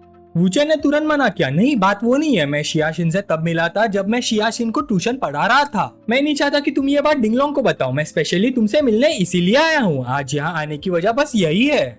मावरावटा एकदम स्टन रह गया। हैं, ट्यूशन पढ़ा रहे थे? रुको ब्रो, तुमने क्या कहा? उन्हें कहाँ ले जा रहे हो? मावरावटा मन ही मन सोचने लगा, डोंगाई डोंगाई तो ली फैमिली के यंग मास्टर ली रावटाई का टेरिटरी है। क्या ली रावटाई शियाशिन को वहाँ ले जाना चाहता है? वो पूरी तरह से कंफ्यूज हो गया। मावरावटाई ने फिर पूछा, ब्रो मैं आपको किस नाम से बुलाऊं? वूचैन ने सीधा जवाब दिया, वूचैन। इसी वक्त मावरावटाई का फोन बज उठा। मावरावटाई बोला, मिस्टर वू मैं ये कॉल रिसीव कर लेता हूँ। वूचैन मुस्कुराया, मिस्टर माओ जरूर। फोन की दूसरी तरफ से एक बेचैन आवाज है, हेलो माओ, क्या सिचुएशन है? जिस आदमी के बारे में तुमने मुझे बताया था, क्या वो कोई प्रोफेशनल असेसिन है? मैं रास्ते में हूँ, बस थोड़ी देर में पहुंच रहा हूँ। मावरावटाई झिझक कर बोला, ब्रदर को पहले एक बात पूछो, क्या आप वूचैन को जानते हो डोंगाई में? फोन की दूसरी तरफ से आवाज जोर से आई, वूचैन क्या हुआ? मैंने तुम्हारी सिचुएशन पूछी थी, तुम उसका नाम क्यों ले रहे हो? मावरावटाई ने समझाया, वो इस वक्त मेरे ऑफिस में बैठा है। शंघाई की गु फैमिली का 3rd जनरेशन का मेंबर और ली रावटाई का दोस्त। गुइरुबो जोर से चिल्ला, क्या वो? तुम श्योर हो? मावरावटाई क्यूरियस हो गया, ब्रदर को ये वूचैन आखिर है कौन? मुझे याद है आपने पहले भी एक बार उसका जिक्र किया था। गुइरुबो ने तुरंत जवाब नहीं दिया, रुको मुझे कंफर्म कर लेने दो, मैं अभी श्योर नहीं हूँ। पहले सिचुएशन स्टेबल रखो, मैं लोगों को लेकर तुरंत आ रहा हूँ। वूचैन ने दिलचस्पी से पूछा, गुइरुबो आ रहा है? मावरावटाई ने हैरानी से पूछा, मिस्टर वू क्या आप ब्रदर गु को जानते हैं? उसके दिल में आग लगी हुई थी, अगर तुम दोनों एक दूसरे को जानते हो तो इतना ड्रामा क्यों हुआ? वूचैन ने फिर मना कर दिया, मैं उसे नहीं जानता, लेकिन उसके बारे में मैं जानता हूँ और वो मेरे बारे में जानता है। चलो पहले शियाशिन की बात करते हैं। उसके बाद वूचैन ने मावरावटाई से 7 जुलाई के बाद शियाशिन के सिचुएशन के बारे में सब कुछ पूछा। आखिर में मावरावटाई ने कहा, मिस्टर वू आने वाले दिनों में शियाशिन से रिलेटेड मुझे और कुछ नहीं पता। वूचैन ने आराम से फोन उठाया, कॉल लगाया और बोला, ली रावटाई। दूसरी तरफ ली रावटाई था, ब्रदर इन लॉ मैंने अपने दोस्तों से सुना है कि आप शंघाई में हो। वूचैन बोला, हाँ क्या गुइरुबो ने तुम्हें कॉल किया था? ली रावटाई बेचैन होकर बोला, हाँ ब्रदर इन लॉ वो ब्रदर गु सच में मेरा भाई है, प्लीज अगर उससे कोई गलती हो गई है तो थोड़ा रहम करना, मैं उसे समझा दूंगा। वूचैन हंस पड़ा, तुम गलत समझ रहे हो, मैं यहाँ बिजनेस डिस्कस करने आया हूँ। तभी ली रावटाई पैनिक में कॉल पर आ गया। उसने मुझे फोन करके पूछा था कि क्या मेरा ब्रदर इन लॉ वूचैन फिर से किसी को लॉलीपॉप से डरा रहा है। वूचैन ने एक नजर सामने डाली, मैंने कहा ना मिसअंडरस्टैंडिंग है, वो आ गया है, फोन रखता हूँ। इसी वक्त गुइरुबो अंदर आया, उसकी नजर सीधे वूचैन से मिली। वूचैन तुम डोंगाई से हो ना? गुइरुबो ने फोन पकड़ते हुए कहा, ली रावटाई। ली रावटाई जल्दी से बोला, ब्रदर को वो मेरा ब्रदर इन लॉ है, प्लीज उनसे पोलाइटली बात करना। गुइरुबो थोड़ा चिढ़ गया, क्या बकवास कर रहा है, मेरा चेहरा देख, क्या मैं पोलाइट नहीं लगता? ली रावटाई पसीना पोंछने लगा, नहीं बात वो नहीं है, मैं कैसे समझाऊं, बस पोलाइट रहना, उन्हें प्रवोक मत करना। गुइरुबो मन ही मन सोचने लगा, ली रावटाई का टोन कुछ अजीब लग रहा है, जैसे ली रूबिंग और ली रावटाई दोनों ही वूचैन से डरते हो। ये वूचैन आखिर है कौन? ली रावटाई ने फिर कहा, याद रखना मेरे ब्रदर इन लॉ के खिलाफ कभी मत जाना, वरना बाद में मत कहना कि मैंने वार्न नहीं किया। गुइरुबो ने पूछा, आखिर हुआ क्या है? ली रावटाई ने सीरियस टोन में जवाब दिया, मेरे ब्रदर इन लॉ की गाइडेंस और मदद की वजह से ही वे फैमिली का मैटर सॉल्व हुआ, और उस इंसिडेंट की न्यूज भी सबसे पहले उन्हीं ने दी थी, समझे? गुइरुबो को यकीन ही नहीं हुआ, तुम्हारे ब्रदर इन लॉ का बैकग्राउंड आखिर है क्या? ली रूबिंग ने जवाब दिया, सोचो हमारी ली फैमिली भी उनका बैकग्राउंड नहीं निकाल पाई, और उन्होंने मेरे डैड के साथ भी सक्सेसफुल नेगोशिएशन कर ली, अब तो मुझे हर काम में उनकी बात माननी पड़ती है। गुइरुबो ने गहरी सांस ली, समझ गया। फोन रखने के बाद गुइरुबो के चेहरे पर बड़ी सी स्माइल आ गई, हाँ मिस्टर वू, आपके बारे में बहुत सुना है, ली रावटाई हमेशा आपका जिक्र करता है, आप शंघाई आ गए और हमें बताया भी नहीं, मैं एयरपोर्ट से ही आपको पिक करवा लेता। मावरावटाई मन ही मन हैरान रह गया, ब्रदर गु तुम तो अपने बाप के सामने भी इतने इंथुसियास्टिक नहीं होते। गुइरुबो जोर से बोला, ओल्ड माँ तुम्हारे आदमियों की आंखें यहाँ दक्कन माउंटेन टाई को नहीं देख पाते, ये क्या किलिंग और फाइटिंग की बातें कर रहे थे, मिस्टर वू मेरे ऑनर्ड गेस्ट है। मावरावटाई तुरंत बोला, हाँ सब मिसअंडरस्टैंडिंग थी। गुइरुबो ने आगे बढ़कर वूचैन से हाथ मिलाया, मिस्टर वू आप अभी अभी आए होंगे, चलिए मैं आपको शंघाई घुमाता हूँ। वूचैन खुशी से मान गया, ठीक है किसी रेस्टोरेंट में अरेंजमेंट कर लो। रास्ते में गुइरुबो ने क्यूरियस होकर पूछा, वैसे मिस्टर वू क्या आप मेरे बड़े भाई को जानते हैं? उसके दिमाग में ली रावटाई की बात घूम रही थी, सच कहो तो मेरे ब्रदर इन लॉ शायद इंसान भी नहीं है, वो फ्यूचर प्रिडिक्ट कर सकते हैं। गुइरुबो के दिल में भी ये जानने की बहुत इच्छा थी कि यह महान आदमी आखिर है कौन। जब उसने देखा कि वूचैन चुप है तो फिर बोला, मैं आपसे थोड़ी गाइडेंस लेना चाहता हूँ। वूचैन ने शांत आवाज में पूछा, तुम ये पूछना चाहते हो कि तुम्हारे ब्रदर से कैसे जीतना है? गुइरुबो थोड़ा टेंस हो गया, मिस्टर वू आपका क्या ख्याल है? वूचैन ने शांत तरीके से एनालिसिस करना शुरू किया, शंघाई की गु फैमिली की 3rd जनरेशन में तुम और तुम्हारे बड़े भाई गु शियांग दोनों बिजनेस जीनियसेस हैं। दूसरी फैमिली तुम दोनों को गु फैमिली के ट्विन स्टार्स के नाम से जानती है, और तुम दोनों के बीच रिलेशनशिप भी काफी अच्छा है, इसे एक हेल्दी कॉम्पिटिटिव रिलेशनशिप कहा जा सकता है। फैमिली के ज्यादातर रिसोर्सेज तुम्हारे बड़े भाई को सपोर्ट करते हैं। हालांकि तुम भी बहुत अच्छा कर रहे हो, लेकिन बिजनेस वर्ल्ड में तुम अपने भाई से डायरेक्टली क्लैश नहीं कर सकते। रिसोर्सेज पर भी उनका हक पहले है, इसलिए उन्हें हराने की डिफिकल्टी बहुत ज्यादा है। गुइरुबो के अंदर थोड़ी बेचैनी हुई। इतनी लंबी स्पीच, ये सब तो थोड़ी इन्वेस्टिगेशन करने पर किसी को भी पता चल सकता है। क्या ली राउटा ने इस वूचैन को कुछ ज्यादा ही बड़ा चढ़ाकर बता दिया है? तब वूचैन ने बात बदली, लेकिन इसका मतलब ये नहीं कि तुम्हारे पास कोई चांस नहीं है। सब कुछ इस बात पर डिपेंड करता है कि तुम हिम्मत करते हो या नहीं। गुइरुबो मन ही मन सोचने लगा, ये कहना क्या चाहता है? अगर मेरे और मेरे भाई के रिलेशनशिप को जानता है तो अभी जो बात बोली उसका मतलब कुछ और होना चाहिए। वूचैन आराम से पानी पीने लगा। तुम्हारे और तुम्हारे भाई का रिलेशनशिप सिर्फ बिजनेस का मैटर है। अगर तुम ज्यादा पैसा कमाना चाहते हो और अपने भाई से ज्यादा सक्सेसफुल बनना चाहते हो तो तुम्हें। गुइरुबो तुरंत बीच में बोल पड़ा, तो मुझे क्या करना होगा मिस्टर वू? वूचैन ने सीधा जवाब दिया, तुम डिंगलोंग का मतलब समझ नहीं पाए। गुइरुबो के दिमाग में तुरंत ख्याल आया, क्या ये मुझे यूज करके किसी को मरवाना चाहता है? क्या ये गू फैमिली और डिंग फैमिली के बीच में वॉर शुरू करवाना चाहता है, ताकि डिंग फैमिली के बिना रोक टोके ये ली रूबिंग और बाकी लोगों के साथ रह सके? लेकिन फिर उसने खुद ही उस सोच को रिजेक्ट कर दिया। नहीं, अभी तो इसने क्लियरली कहा था कि बात बिजनेस और पैसे कमाने की है। इसने कभी नहीं कहा कि मुझे डिंगलोंग को मारना है।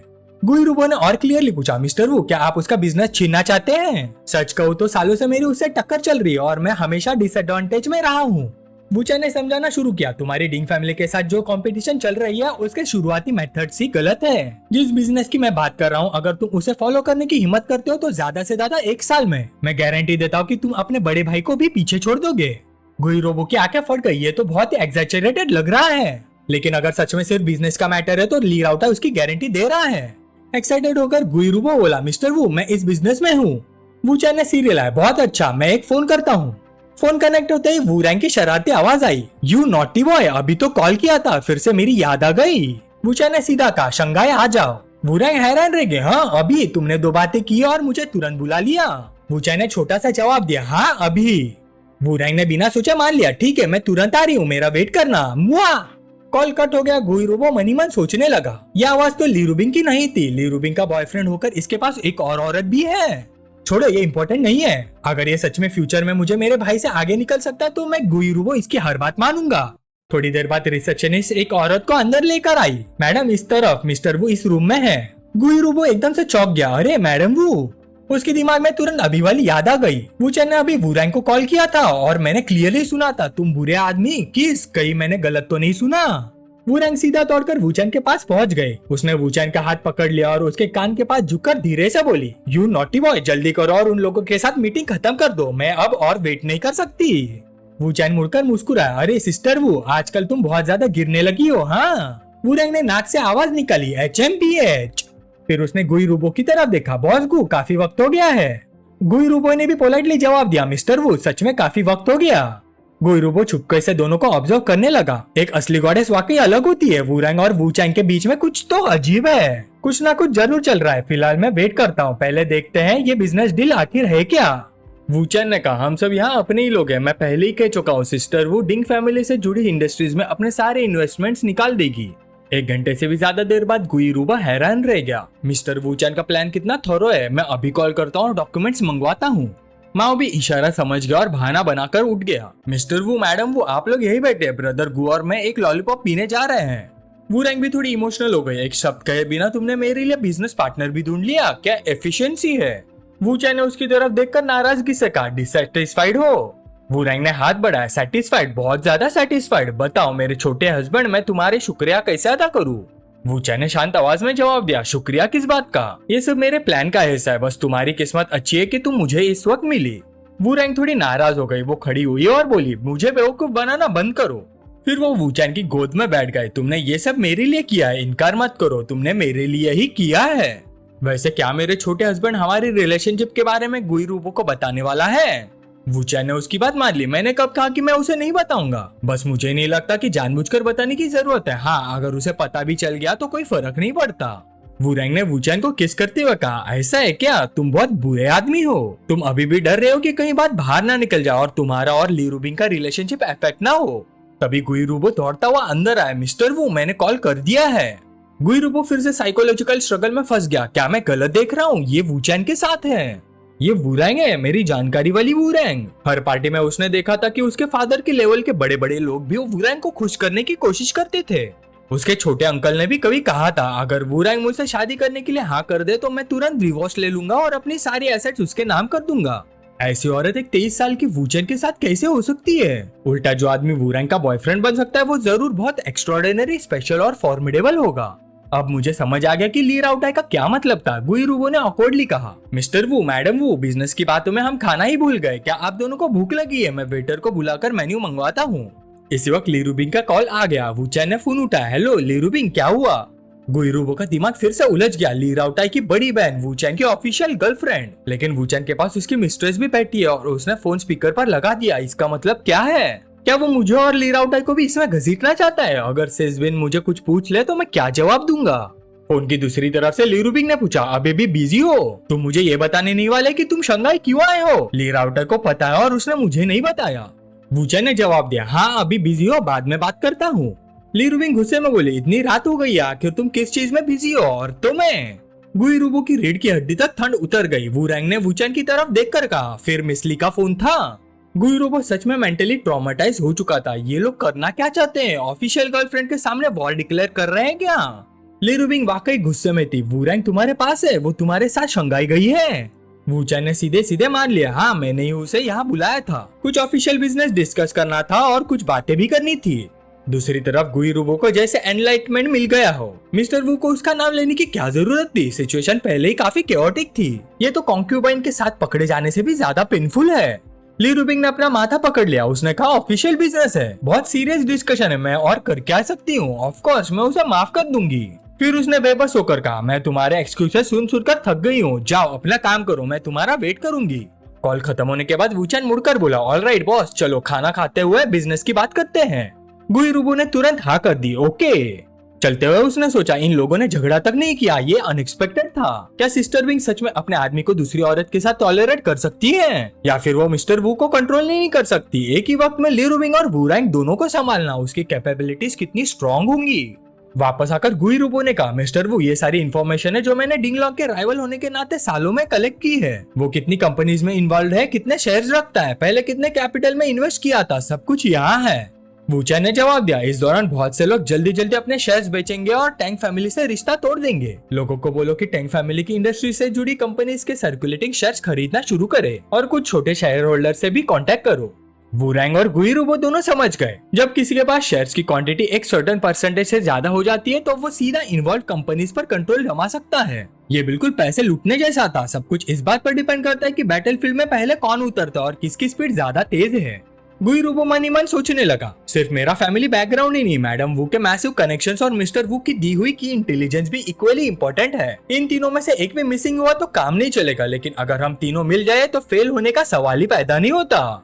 सबसे इंपॉर्टेंट चीज है उस जॉइंट वेंचर कंपनी के शेयर्स का डिस्ट्रीब्यूशन, जिसे टैंग फैमिली ने अलग किया था। वूचैन ने पहले बात शुरू किया, अगर बाकी सब लोग सेटल हो गए हैं तो अब जॉइंट वेंचर कंपनीज के शेयर डिस्ट्रीब्यूशन की बात करते हैं। गुई रूबो ने सोचा, मुझे पता था यही बात आएगी। फिर उसने अपनी ओपिनियन भी, मेरे हिसाब से ऐसा होना चाहिए। सबसे पहले मिस्टर वू कम से कम 5% प्रॉफिट रिवॉर्ड के लिए अलग रखे ताकि लोगों को भी हिस्सा मिले। उसके बाद मैडम वू और मिस्टर वू मिलकर 60% ले। वू रैंग हैरान रह गए, उसे लगा था बॉस को ज्यादा से ज्यादा उसे 40% देंगे, लेकिन अनएक्सपेक्टेडली वूचैन और वू रैंग को 60% मिल रहा था। मतलब बॉस गु के पास सिर्फ 35% बचेगा। गुई रूबो मुस्कुरा कर बोला, बस इतना समझ लीजिए कि मैं मिस्टर वू से दोस्ती करना चाहता हूँ। वूचैन हंस पड़ा, बॉस गु वाकई सीधे आदमी है। फिर मैं सबको विश करता हूँ कि बिजनेस फ्लरिश करे, रिसोर्सेज पानी की तरह बहते रहे और हमारी पार्टनरशिप सक्सेसफुल रहे। खाना खत्म होने के बाद वू रैंग ने शिकायत की, हम इतनी देर से बात कर रहे थे, काफी एनोइंग था। वू रैंग वूचैन के ऊपर चढ़कर बोली, लिटिल हस्बैंड आराम से लेटे रहो, आज मुझे खुद को करने का मौका दो। उसके बाद वो एनोइंग बॉय टॉय अभी भी जमीन पर पड़ा हुआ था, कपड़े बिखरे हुए थे और बस कराने की आवाज आती रही। थोड़ी देर बाद वू रैंग बोली, मुझे एक और बात लेना पड़ेगा। जैसे वू रैंग मुड़कर गई, वूचैन ने फोन उठा लिया। दूसरी तरफ से आवाज आई, तुम्हारा काम खत्म हो गया? वूचैन ने जवाब दिया, हाँ अभी अभी खत्म हुआ, इतनी रात हो गई है और तुम अभी तक सोई नहीं, क्या तुम मेरा कॉल का वेट कर रही थी? वू रैंग ने पीछे मुड़कर देखा, तभी दूसरी तरफ से जवाब आया, मैं अभी भी कंपनी में ओवरटाइम कर रही हूँ, आज रात घर नहीं जाऊंगी। दूसरी तरफ से आवाज आई, बिल्कुल मैं तो थकान से मरने वाली हूँ, अब बताओ तुम शंघाई में एग्जैक्टली क्या कर रहे हो? फिर वूचैन ने ली रूबिंग को बताया कि उसने वू रैंग और गुई रूबो को डिंग फैमिली के पेरिफेरल्स एसेट्स पर एक्शन लेने के लिए कॉपरेट करवाया है। ली रूबिंग कुछ देर चुप रही, फिर बोली, तुम्हारे साथ रहने के फायदे भी है, उसे सीधा टेंस ऑफ बिलियंस कमाने का चांस मिल गया। इसी वक्त वूरैंग जो सपोजिटली बात लेने गई थी वापस आकर वूचैन की बाहों में सिमट गई। वूचैन हंसकर बोला, वाह मेरी डियर मिस ली, तुम कितनी जेलस हो। ली रुबिंग ने मन ही मन सोचा, वूरैंग इस वक्त वूचैन के पास ही है, मैं उसे जीतने नहीं दूंगी। फिर उसने कहा, कौन जेलस है, मुझे प्रोवोक करने की कोशिश कर रहे हो, बस तुम वापस डोंगा आ जाओ, फिर दिखाती हूँ तुमसे कैसे डील करती हूँ। वूचैन पलट कर बोला, पिछली बार की तरह, सच कहूँ तो मुझे थोड़ा सा वेट रहेगा। वूरैंग ने वूचैन की रिएक्शन देखकर बाहें चढ़ा ली। दूसरी तरफ ली रुबिंग ने गुस्से में टेबल पर हाथ मारा। शेमलेस, बकवास बंद करो और सीरियस हो जाओ। डिंग लॉन्ग ने मुझे आज आफ्टरनून कॉल किया था, वो डोंगा आ रहा है और पर्सनली मुझसे माफी मांगना चाहता है। वूचैन का एक्सप्रेशन सीरियस हो गया। उसने एग्जैक्ट टाइम बताया? ली रुबिंग बोली, नहीं। वूचैन ने कहा, ठीक है, मैं 2 दिन में डोंगा लौट आऊंगा। ली रुबिंग ने तुरंत जवाब दिया, ओके तुम थोड़ा रेस्ट कर लो, मैं वापस काम करती हूँ। फिर कॉल खत्म हुआ। वूरैंग ने अपना हाथ वूचैन के रॉड की तरफ सरका दिए। डिंग लॉन्ग डोंगा आ रहा है, तुम क्या करने वाले हो? वूचैन मुस्कुराए, काफी इंटरेस्टिंग होने वाला है। वूरैंग ने फिर पूछा, और ली रुबिंग का तुमसे डील करना, क्या वो भी इंटरेस्टिंग है? वूचैन हंस पड़ा, हाँ उतना ही इंटरेस्टिंग। फिर दोनों की नजरें मिली। वूरैंग हल्की सी मुस्कुराए, हनी मुझे भी वैसे ही मजाक मस्ती करनी है। उसके शरारती हाथ फिर से इधर उधर घूमने लगे। वूचैन ने उसे पलट दिया, फिर तुम्हें तैयार रहना चाहिए। वूरैंग एकदम से सरप्राइज हो गए। उसके तुरंत बाद दोनों एक दूसरे में उलझ गए। अगली सुबह जब वूचैन उठा तो उसने तकिए पर एक छोटा सा नोट देखा, मैं पहले डोंगा वापस जा रही हूँ, अपना काम खत्म करके जल्दी लौट आना, मुझे याद से ट्रीट करना, okay honey, you are the best. Wuchan मुस्कुराए, सच में औरतें ऐसी ही होती हैं।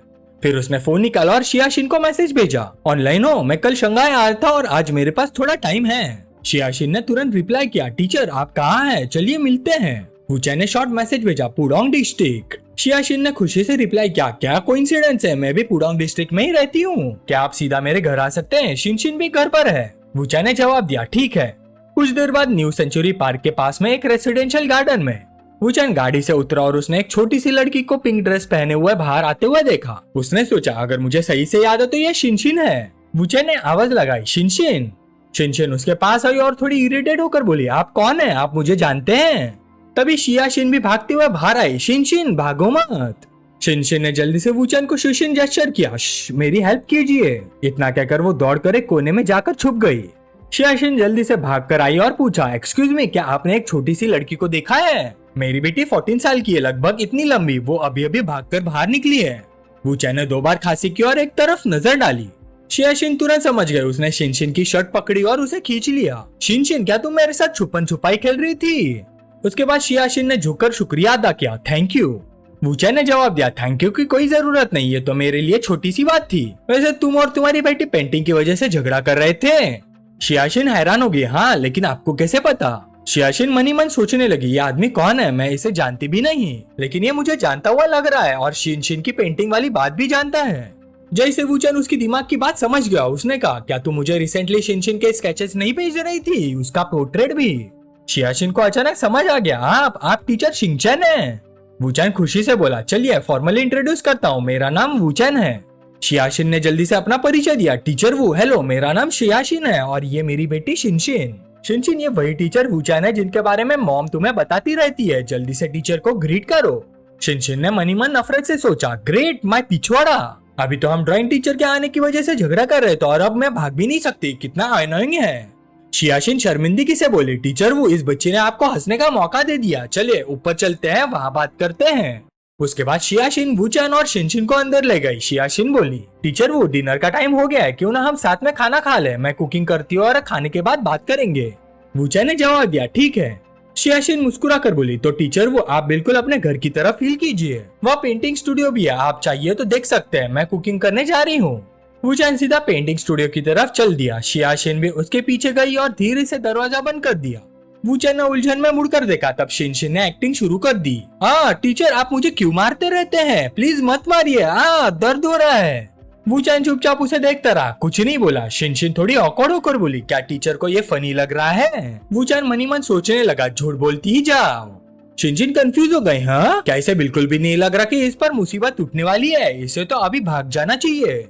फिर वो बोली, टीचर आप मुझे मजबूर कर रहे हैं, अब मुझे अपना अल्टीमेट मूव यूज करना पड़ेगा। शिनशिन ने हाथ मुंह पर रखा और फिर से रोने की एक्टिंग करने लगी, टीचर नहीं प्लीज ऐसा मत कीजिए। वूचैन ने मुश्किल से अपनी हंसी रोकी। तब शिनशिन ने पूछा, टीचर क्या आपको बिल्कुल डर नहीं लग रहा?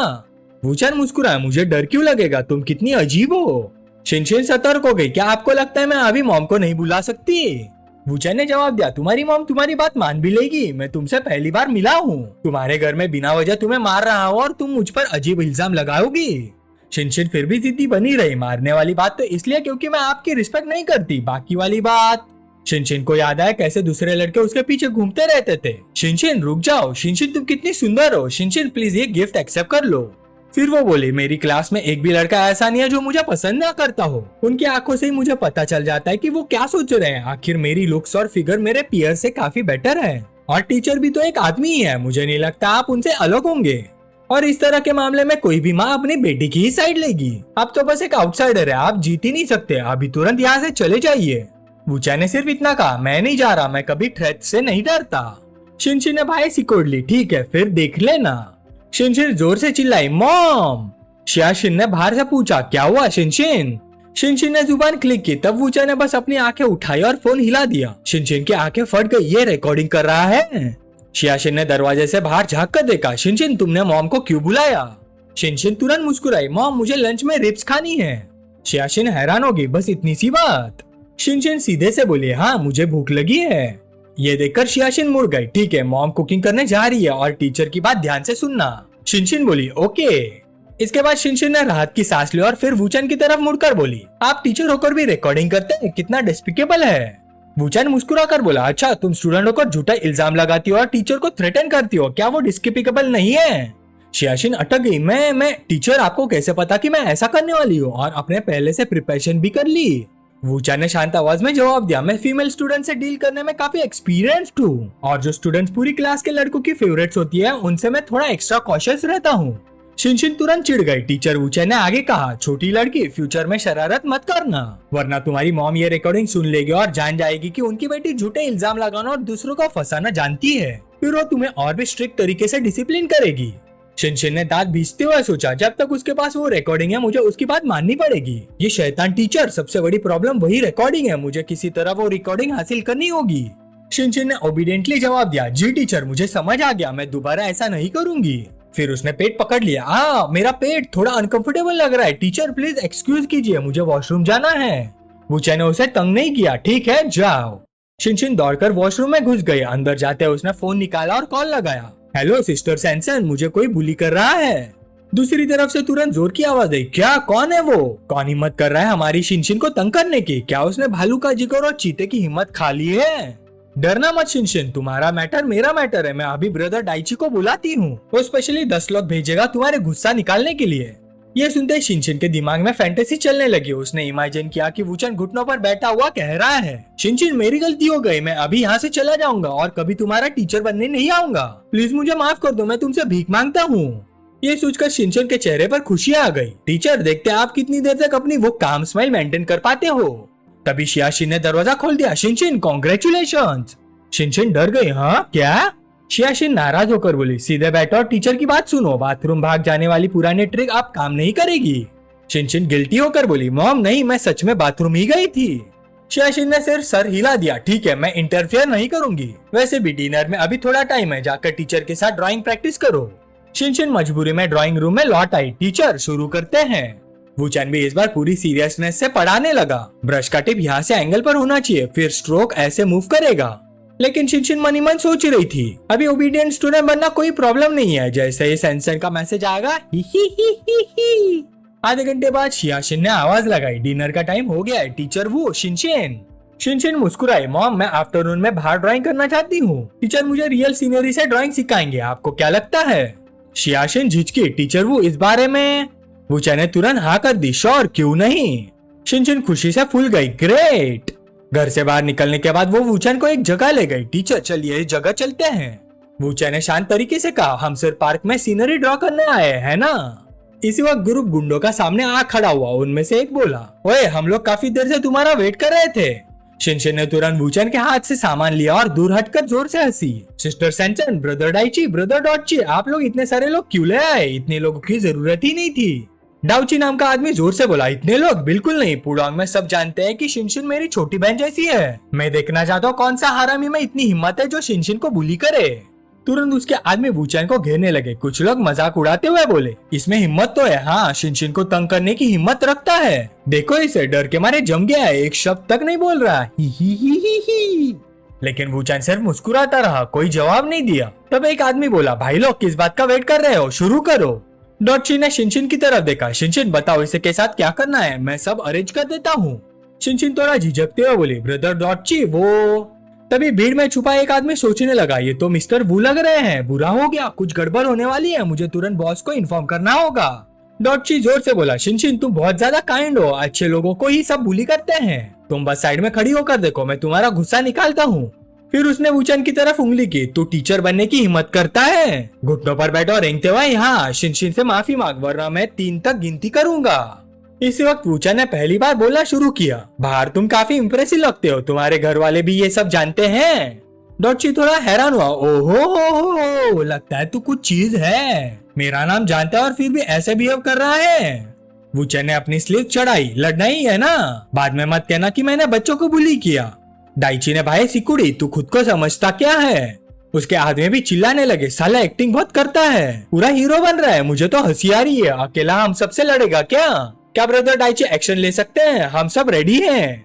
डाइची ने सीधा उंगली दिखाकर कहा, मेरी पूरी जिंदगी में किसी ने मेरे सामने इतना एरोगेंट होने की हिम्मत नहीं की, ब्रदर्स इसको पकड़ो। तभी अचानक डाइची का फोन बज उठा। वो सोचने लगा, इस वक्त बुड्ढा मुझे क्यों कॉल कर रहा है। उसने हाथ उठाकर इशारा किया, 1 मिनट रुक जाओ, मेरे डैड का कॉल आ रहा है। फिर उसने वूचैन की तरफ देखकर हंसा, तुम्हारी किस्मत अच्छी है, थोड़ी देर और चैन से सांस ले लो। डाइची ने तुरंत फोन उठाया, डैड क्या हुआ। दूसरी तरफ से मामला गरज उठा, तू नालायक, क्या तू रोज रोज मेरे लिए मुश्किलें खड़ी करना कम नहीं कर सकता, मेरा मन करता है तेरी टांगे तोड़ दूं, बता तुमने अभी तक हाथ उठाया या नहीं। डाउची कुछ समझ ही नहीं पाया, डैड आप क्या बोल रहे हो। गांव इतने गुस्से में था कि उसकी आंखें बाहर निकलने वाली थी। मैं पूछ रहा हूँ क्या तुमने मिस्टर वू पर हाथ उठाया या नहीं। लेकिन डाउची और भी कंफ्यूज हो गया, डैड आप किसकी बात कर रहे हो। अब गांव सच में फट पड़ा, तू इतने सारे लोग लेकर पार्क में गया है और तुझे ये भी नहीं पता कि किसकी पिटाई करने जा रहा है। मैंने आखिर तेरे जैसा बेवकूफ बेटा कैसे पैदा कर दिया। डाउची के सर पर अभी भी क्वेश्चन मार्क्स ही क्वेश्चन मार्क्स थे। हैं? गांव और गुस्से में आ गया, हाँ मेरी जूती, जल्दी बताओ अभी तक हाथ उठाया है नहीं। डाउची हकलाते हुए बोला, नहीं उठाया। गांव ने माथा पकड़ लिया, अच्छा हुआ, बहुत अच्छा हुआ। क्या तुझे पता है अंकल गू ने अपने बाप जैसे रिस्पेक्ट देते हैं, तू सच में हद करता है, मिस्टर वू वहाँ है। डाउची बोला, हाँ वही है। गांव ने ऑर्डर दिया, फोन उन्हें दे दो। डाउची ने फोन वूचैन को दे दिया, ये मेरे डैड हैं। सारे छोटे भाई लोग कंफ्यूज हो गए, क्या ये क्या हो रहा है, भाई उस लड़के को फोन क्यों दे रहा है, मुझे कुछ समझ नहीं आ रहा। वूचैन ने मुस्कुराकर फोन ले लिया। दूसरी तरफ गांव ने बेचैनी से बोला, मिस्टर वू ये तो बाढ़ का पानी ड्रैगन किंग के मंदिर तक पहुंच गया, सब एक मिसअंडरस्टैंडिंग है, मेरा बेटा आपको नहीं जानता, कृपया उसे माफ कर दीजिए, आप बड़े दिल वाले हैं, उसे एक मौका दे दीजिए। वूचैन हंस पड़ा, कोई बात नहीं। लेकिन गांव अभी भी टेंशन में था, मिस्टर वू कृपया रहम कीजिए, घर जाते मैं उसे अच्छी तरह सबक सिखाऊंगा, आप निश्चिंत रहिए। वूचैन ने आंखें सिकोड़ी, ठीक है फिलहाल इसी बात को यही खत्म करते हैं बॉस, गांव मुझे अभी और काम है। फिर उसने फोन वापस डाउची को दे दिया, लो अपना फोन, अभी भी लड़ना है। डाउची कांप गया, नहीं बिल्कुल नहीं, मेरी गलती थी अंकल, मुझे नहीं पता था आप और मेरे डैड दोस्त थे, अंकल वो सब मिसअंडरस्टैंडिंग है। छोटे भाई लोग और भी कंफ्यूज हो गए, हाँ भाई ये क्या हो गया, ये लड़का हमारा एल्डर कब बन गया, मेरा दिमाग घूम रहा है। शिनशिन भी पूरी तरह कंफ्यूज थी, अभी ब्रदर डाइची ने मेरे टीचर को क्या कहा। सैनसैन भी हैरान थी, मुझे लगा उसने अंकल वू कहा। डाउची घर जा, तुम सब अंधे हो क्या, सीधा खड़े हो जाओ, मेरी तरफ से अंकल वू से माफी मांगो। एक आदमी कंफ्यूज होकर बोला, हैं? गुस्से में डाउची ने उसके सिर पर मुक्का मारा, है मेरी जूती, समझ नहीं आता क्या। वो आदमी तुरंत झुक गया, अंकल वू सॉरी। बाकी लोगों ने सोचा, डैम बॉस खुद माफी मांग रहा है, हमें भी तुरंत माफी मांगनी चाहिए। फिर पूरा ग्रुप झुक गया, अंकल वू हमें माफ कर दीजिए। वूचैन मुस्कुराया, गैंगस्टर बनने की एक्टिंग मत करो, सब निकल जाओ। डाउची ने तुरंत ऑर्डर दिया, अंकल वू ने कह दिया सब घर जाओ। वो जाते जाते मुड़कर बोला, अंकल मैं भी चलता हूँ। शिनशिन ने मन ही मन सोचा, मुझे भी जल्दी भागना चाहिए, कि उसने सोचा था रिजल्ट ऐसा निकलेगा। लेकिन वूचैन ने तुरंत उसकी टोपी पकड़ ली, शिनशिन तुम कहाँ जा रही हो। शिनशिन ने मुड़कर देखा, टीचर ये सब मिसअंडरस्टैंडिंग थी, प्लीज मेरी मॉम को मत बताना, मैं प्रॉमिस करती हूँ कि आज के बाद आपकी बात सुनूंगी। वूचैन ने पूछा, सच में। शिनशिन ने तुरंत गारंटी दी, बिल्कुल आप ब्रदर डाइची से भी ज्यादा ऑसम हो, मैं जरूर आपकी बात मानूंगी, प्रॉमिस। इसी वक्त वूचैन के फोन पर एक मैसेज आया, मिस्टर वू आपको ड्रिंक के लिए इनवाइट करता हूँ, golden mention of opulence 5th floor, आपके आने का इंतजार रहेगा। वूचैन ने शिनशिन को छोड़ दिया, शिनशिन कल मैं तुम्हें पेंटिंग फिर से सिखाऊंगा, अब तुम खुद घर चली जाओ। शिनशिन को लगा जैसे उसे माफी मिल गई हो। जी टीचर, कल मिलते हैं। कुछ देर बाद golden mention of opulence 5th floor. Mister वो आप आ गए, आइए आइए यहाँ बैठिए। वूचैन आराम से बैठ गया। बॉस गू, बॉस गाओ, ये सब क्या है? तीनों कुछ देर चुप रहे। फिर बॉस गाओ ने सीधा डाउची को एक थप्पड़ मारा और उसके सर नीचे दबा दिया। मुस्कुराते हुए बोला, इस मामले में मिस्टर वू को एक एक्सप्लेनेशन देना जरूरी था। मैं माओराव अपने निकम्मे बेटे के लिए अंडरवर्ल्ड के रूल्स नहीं तोड़ूंगा। मैंने बॉस गू को भी विटनेस के तौर पर बुलाया है। वूचैन मुस्कुराया, बॉस माँ अपने बेटे की बात दिल पर मत लीजिए। माओराव ने तुरंत एक पर्पल कार्ड पेश किया। सर, आप वाकई बड़े दिल वाले हैं। मेरे बेकार बेटे को माफ करने के लिए धन्यवाद। अब हम चलते हैं, आप आराम से एंजॉय कीजिए। वूचैन कार्ड पर लेकर होटल की तरफ चलते हुए सोचने लगा, मुझे वैसे भी काफी नींद आ रही है। ओह, अंदर कोई है क्या? ये शाओडे नहीं है? वही लड़की जो डिंगलोंग के लिए रिजर्व की गई थी। इंटरेस्टिंग।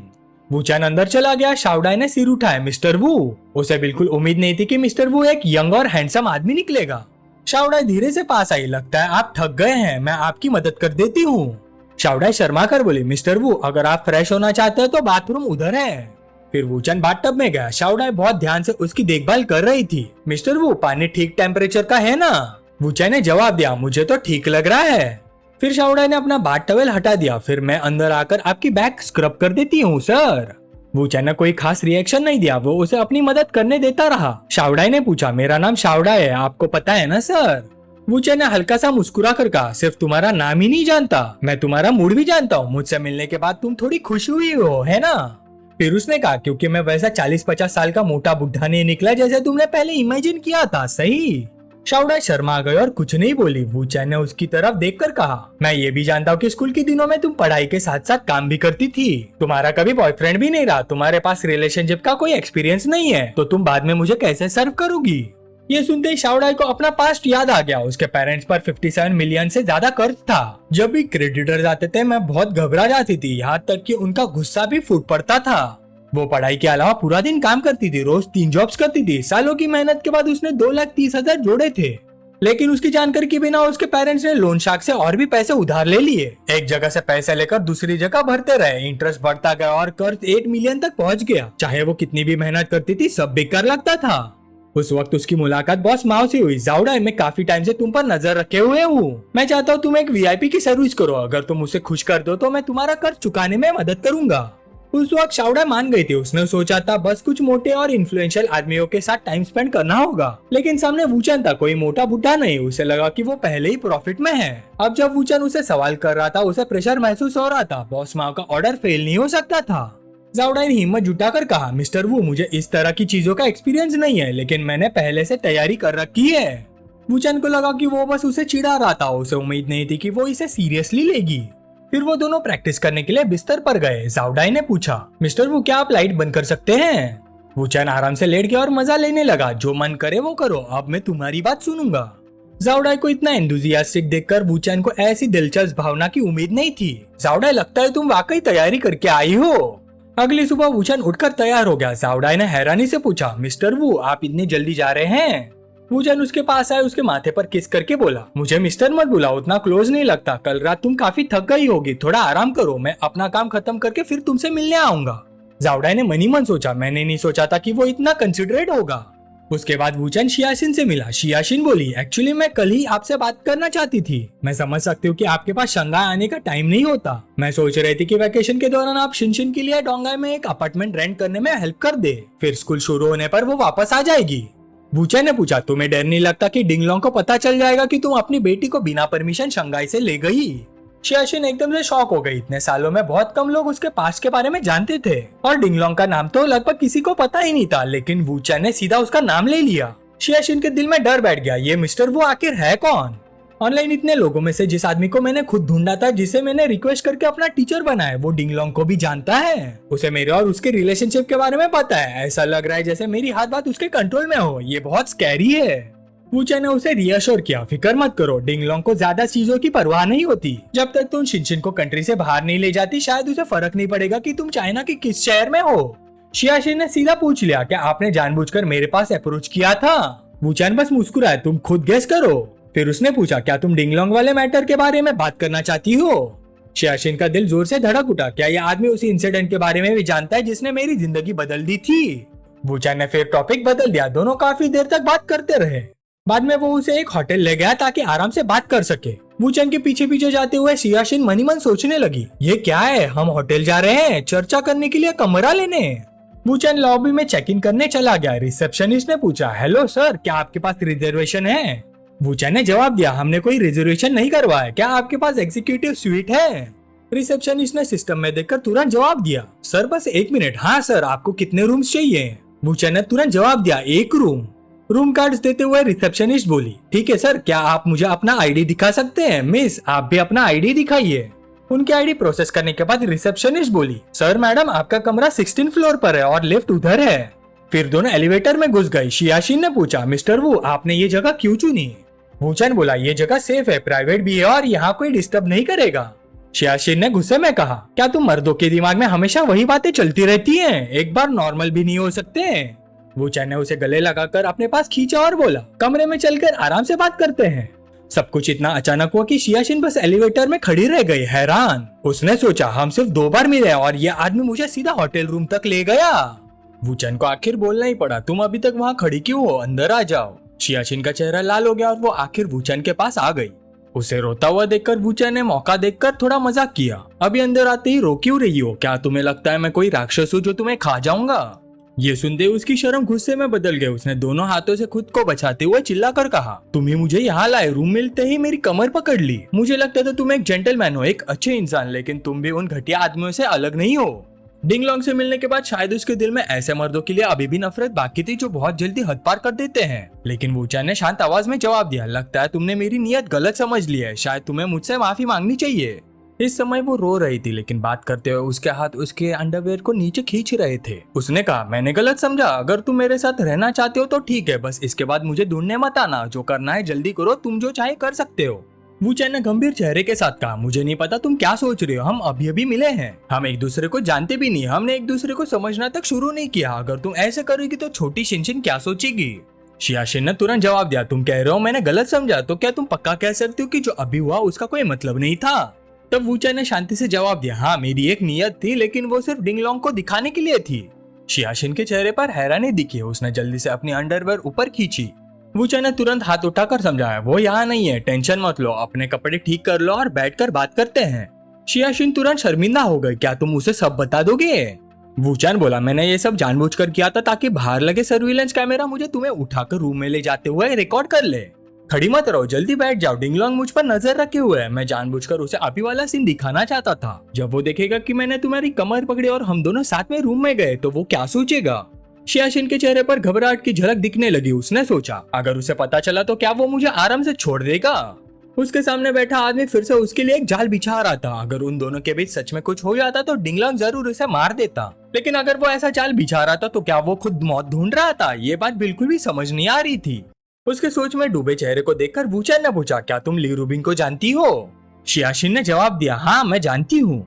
वूचन ने जवाब दिया, वो मेरी औरत है और डिंगलोंग उसके पीछे पागल हो चुका है। जैसे उस साल वो तुम्हारे लिए किसी को मारना चाहता था, वैसे अब वो मुझे मारना चाहता है। मेरे और उसके बीच हम दोनों में से किसी एक को मरना ही पड़ेगा, चाहे मुझे कितनी भी लड़ाई क्यों ना लड़नी पड़े। मैं उसके पूरे परिवार को उसके साथ खत्म कर दूंगा। अगर मैं डोंग परिवार को साबित कर दूं कि डोंग योन को उसने मारा था, तो डोंग परिवार अपने प्रभाव से डिंग परिवार पर जंग छेड़ देगा। मेरा ली परिवार के साथ पहले समझौता हो चुका है, ली और डिंग परिवार टूटकर बिखर जाएंगे, इसलिए मुझे तुम्हारी जरूरत है। तुम, शिनशिन और मैं, हम सब डोंगा जाएंगे, बाकी सब कुछ मैं अरेंज कर दूंगा, तुम और तुम्हारी बेटी आजाद जिंदगी जी सकोगी।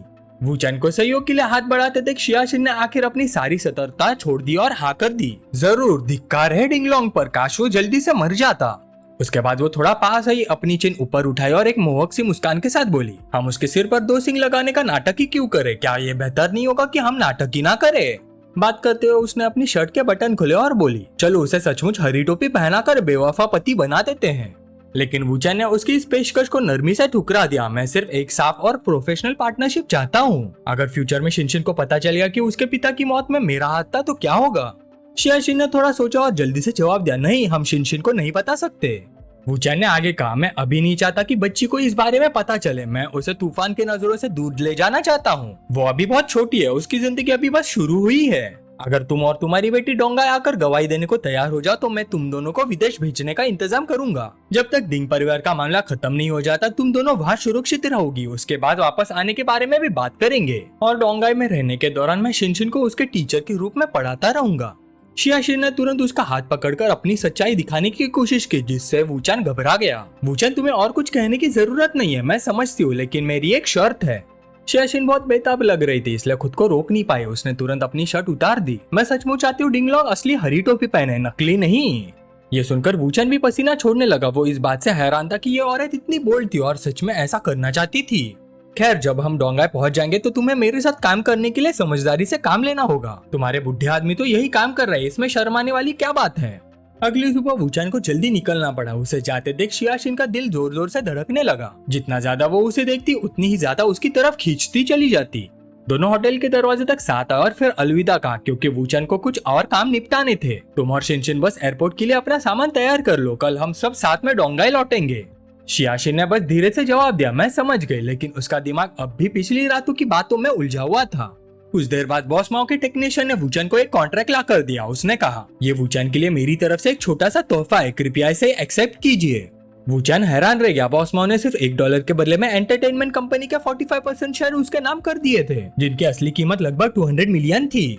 बॉस माओ ने आगे कहा, पैसा हो तो दोस्त होते हैं, पैसे ना हो तो ना दोस्त बचते हैं ना भाई। वूचान, मेरा पुराना व्यवहार दिल पर ना लेने के लिए धन्यवाद। मैं दिल से तुम्हारा दोस्त बनना चाहता हूँ और उम्मीद करता हूँ कि फ्यूचर में तुम मेरा ख्याल रखोगे।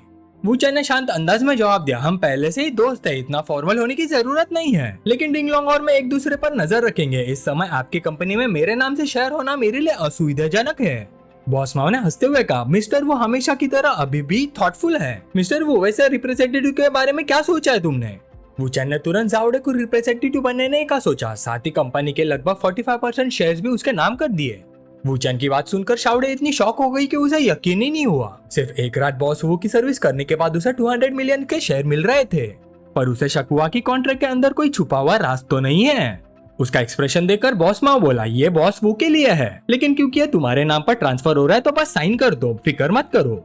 लेकिन फिर भी शाओडे वूचान की तरफ देखने लगे। उसकी पुष्टि के बिना वो साइन करने को तैयार नहीं थी। उसने मनी मन फ्यूचर में और मेहनत करने का वादा किया। वूचान की नजर में सब कुछ बहुत छोटा था। जब तक वो उसकी औरत थी उसे किसी चीज का नुकसान नहीं उठाना चाहिए था। बॉस माओ ने फिर एक चालाक मुस्कान दिखाई। अब वूचान की नजरों में मैं आ चुका हूँ, अब उसे किसी से डरने की जरूरत नहीं, डिंगलोंग से भी नहीं। बाहर एक गाड़ी पहले से वूचान का इंतजार कर रही थी। वो ली परिवार की तरफ से आई थी। गाड़ी के अंदर सब लोग डिंगलोंग के डोंगाई आने के मामले पर बात करना चाहते थे और वूचान की राय सुनना चाहते थे। बुजुर्ग ली ने कहा, हालांकि उसने तुम पर और ली रूबिंग पर हमला किया था, लेकिन अभी भी बदला लेने का वक्त नहीं आया। वो डोंगाई में नहीं मर सकता। वूचान के होठों पर एक ठंडी सी मुस्कान आ गई। जब तक वो सीमा पार नहीं करता मैं गारंटी नहीं दे सकता कि वो डोंगाई से बिना खरोच के निकल जाएगा, लेकिन मैं इतना जरूर कह सकता हूँ कि वो मरेगा नहीं। ये सुनकर बुजुर्ग ली भी हैरान रह गए। इतनी छोटी उम्र और कितनी खतरनाक सोच। उन्होंने बस अंदर ही अंदर सांस भरी। डिंगलोंग के लिए वाकई बुरा लगता है, उसकी टक्कर इतने गहरे दिमाग वाले आदमी से हो गई। वूचान ने कहा, जब तक सब कुछ साफ सुथरा हो लोगों को फैसला करने दो, बस इतना ही काफी है, अब मैं चलता हूँ। उसके बाद वूचान खूबसूरत जाओडा के साथ शॉपिंग कर रहा था। तभी ली रूबिंग का फोन आया। वो पूछ रही थी कि उसका वहाँ का काम खत्म हुआ या नहीं। ली रूबिंग की आवाज सुनते ही जाओडा ने तुरंत अपना हाथ वूचान से अलग कर लिया, लेकिन वूचान को इस शेरनी से बिल्कुल डर नहीं लगता था। उसने जोर से जवाब दिया, शायद मैं कल वापस आ जाऊँ, घर पर अच्छा खाना तैयार रखना, मैं अपने साथ 3 और लोगों को ला रहा हूँ, कल सब पता चल जाएगा। ली रूबिंग को अंदाजा हो गया कि बात औरतों की है, फिर भी उसने नॉर्मल रहकर पूछा, और कुछ? लेकिन अचानक उसे कुछ गड़बड़ महसूस हुई। वो तुरंत भड़क उठी, रुको, 3 औरतें हैं क्या? तुम सिर्फ 3 दिन के लिए घर से बाहर गए थे और अब 3 औरतें लेकर लौट रहे हो? वूचान ने आराम से जवाब दिया, इतनी हैरानी क्यों हो रही है? ली रूबिंग ने गुस्से से कहा, माय डियर मिस्टर वू, क्या आप इतना उद्धार होना बंद कर सकते हैं? 3 दिनों में 3 और आप अभी भी उन्हें वापस लाना चाहते हैं। मैं अपनी रिपुटेशन को कम नहीं करना चाहती, ठीक है? वूचान ने कहा, ठीक है मेरी प्यारी ली, मैं कल वापस आ जाऊंगा, फिर तुम इस बॉडी के साथ जो करना चाहे कर लेना, जलन मत करो मेरी जान। ये सुनकर ली रूबिंग बस आंखें बंद करके सब एक्सेप्ट कर सकी। कल दिखाऊंगी मैं तुम्हारे साथ क्या करती हूँ, बदमाश। फोन पर शाओडा ने वूचान को शेरनी को छेड़ते हुए देखा। वो थोड़ी डरी हुई सी पूछने लगी, क्या वो तुम्हारी पत्नी है? लगता है वो गुस्सा है। लेकिन वूचान ने उसे अपनी भाव में लेकर तसल्ली दी, जब तक मैं हूँ वो तुम्हारा कुछ नहीं करेगी, डरना मत। चलिए अब अगले दिन विला एरिया की तरफ चलते हैं। ली रूबिंग बैठी हुई थी, अपने शरारती पति की उपलब्धियां देख रही थी। तुम मुझे थोड़ा इंट्रोड्यूस नहीं करोगे? सबका इंट्रोडक्शन कराओ। वूचान ने कहा, सबसे पहले मेरी गर्लफ्रेंड ली रूबिंग। फिर उसने उंगली से दिखाते हुए कहा, और ये है जुआन शाओडे। इन दोनों के साथ ये है शाओशिन और छोटी शिनशिन। ये दोनों डिंगलोंग द्वारा डोंग युआन की हत्या की जीती जागती गवाह है। ये सुनकर ली रुबिंग गहरी सोच में डूब गई। उसका पति उसके लिए एक बहुत ही इंपॉर्टेंट की लेकर आया था, क्योंकि उनकी सिचुएशन देखकर साफ लग रहा था कि माँ बेटी ने वूचन के साथ मिलकर डिंगलोंग के खिलाफ गवाही देने का फैसला कर लिया था। फिर ली रुबिंग आगे बढ़ी और शाओशिया से हाथ मिलाते हुए अपना इंट्रोडक्शन दिया। मिस शिया, आपसे मिलकर बहुत खुशी हुई। डोंगाई में आपका स्वागत है। शाओशिया भी पीछे हटने वालों में से नहीं थी। मिस ली, आपसे मिलकर बहुत खुशी हुई। मिस ली, आप बहुत खूबसूरत हैं। लेकिन जब ली रुबिंग की नजर वूचन पर पड़ी, उसकी आंखें जैसे कह रही थी, डियर वूचन, तुम मेरे लिए कितने सारे सरप्राइजेस लेकर आते रहते हो। फिर ली रुबिंग शाओडाई के पास आई और पूछा, तुम शाओडाई हो? ली रुबिंग को सामने देखकर शाओडाई थोड़ी घबरा गई और धीरे से बोली, जी मैं ही हूँ। ली रुबिंग ने फिर पूछा, इस साल तुम्हारी उम्र कितनी है? शाओडाई ने जवाब दिया, 21 साल की। जब वो इस थोड़ी सख्त पूछताछ में उलझी हुई थी, ली रुबिंग अचानक उसके पास आई। उसने प्यार से उसके कंधे पर हाथ रखा और बोली, अरे अभी तो तुम एक छोटी सी लड़की हो सिस्टर। ली रुबिंग ने मन ही मन सोचा, इतनी नर्वस मत हो, तुम तो उन पागल लोगों से कहीं ज्यादा अच्छी हो जो बेसिक एथिकेट्स भी नहीं समझते। सब ठीक है। तब वूचन ने बात संभाले, शिनशिन कई घंटों से गाड़ी में बैठी हुई है, वो थोड़ी थक गई होगी, चलो सब बैठकर बात करते हैं। फिर उसने शिनशिन की तरफ देखकर कहा, तुम बाहर जाकर खेलो, तुम्हारे टीचर को तुम्हारी मम्मी से कुछ प्राइवेट बात करनी है। शिनशिन ने मुंह फुला लिया, लेकिन उसे पता था कि उसे बात माननी ही पड़ेगी। जी टीचर। तभी ली रुबिंग धीरे से शाओशिया के पीछे गई और उसके कान में फुसफुसाई, तुम वूचन के साथ सोई थी ना? ये सुनते शाओशिया का चेहरा बदल गया, वो घबरा गई। ली रुबिंग की ठंडी नजर देखकर उसे लगा कि ली रुबिंग को सब समझ आ चुका है। शाओशिया जल्दी जल्दी समझाने लगी, मिस ली, बात वैसे नहीं है जैसे आप सोच रहे हैं। वूचन और मैं एक्चुअली, हाँ मुझे माफ कीजिए, उस सुबह गलती मेरी थी, मैंने खुद पहल की थी, मैं बस डिंगलोंग से बदला लेना चाहती थी। फिर शर्म से लाल चेहरे के साथ उसने कहा, मैंने भी सावधानी बरती है, मैं मिस्टर वू और मिस लिन के लिए कोई प्रॉब्लम नहीं बनूंगी, और वैसे भी मेरा कोई और इरादा नहीं है। ली रुबिंग ने आंखें बंद करके हल्की सी सांस ली। उसने अपने पति के बारे में सच एक्सेप्ट कर लिया था। मैंने पहले ही कहा था, कोई बात नहीं, तुम्हें माफी मांगने की कोई जरूरत नहीं है। मुझे लगता है इस दुनिया में कोई ऐसी औरत नहीं जिसके साथ मेरा वूचन रिश्ता ना बना सके, इसलिए मैं उसे दोष नहीं देती। ये कहते हुए उसकी नजर वूचन पर जा टिकी। उसने सोचा, शाओशिन तो क्लियरली इस कॉम्प्लिकेटेड रिलेशनशिप में नहीं पड़ना चाहती, लेकिन जाओडे पर नजर रखनी पड़ेगी, और उस बेशरम पति पर भी जो दूसरों की बेटियों को फंसाने में एक्सपर्ट है। उसके आसपास औरतें दिन ब दिन बढ़ती जा रही है। शायद वक्त आ गया है कि मैं कुछ बातें खुद बता दूं। काफी देर सोचने के बाद ली रुबिंग ने अपने हाथ बांधकर गंभीर आवाज में कहा, डियर वूचन, आज रात शाओशिन और शिनशिन घर पर खाना बनाएंगी, और आज रात तुम और शाओडे मेरे साथ डिनर करोगे। वूचन बस हल्का सा मुस्कुराया, समझ गया मिस ली, सब कुछ आपके अरेंजमेंट्स के हिसाब से होगा। उसके पास खड़ी शाओडे भी सिर्फ हाँ ही कर सकती थी। फिर सीन चेंज हुआ। शाम के 7 बजे एक बहुत ही लग्जरियस रेस्टोरेंट के सामने एक पूरी टीम लाइन लगाकर मिस्टर और मिसेस वू का स्वागत करने के लिए खड़ी थी। ये सब देखकर वूचन ने ली रुबिंग से पूछा, ये सब तुम्हारा आइडिया था? ली रुबिंग ने जवाब दिया, मैं कुछ बदतमीज पागल लोगों से मिलने वाली हूँ, अभी तुमसे बहस करने का मूड नहीं है।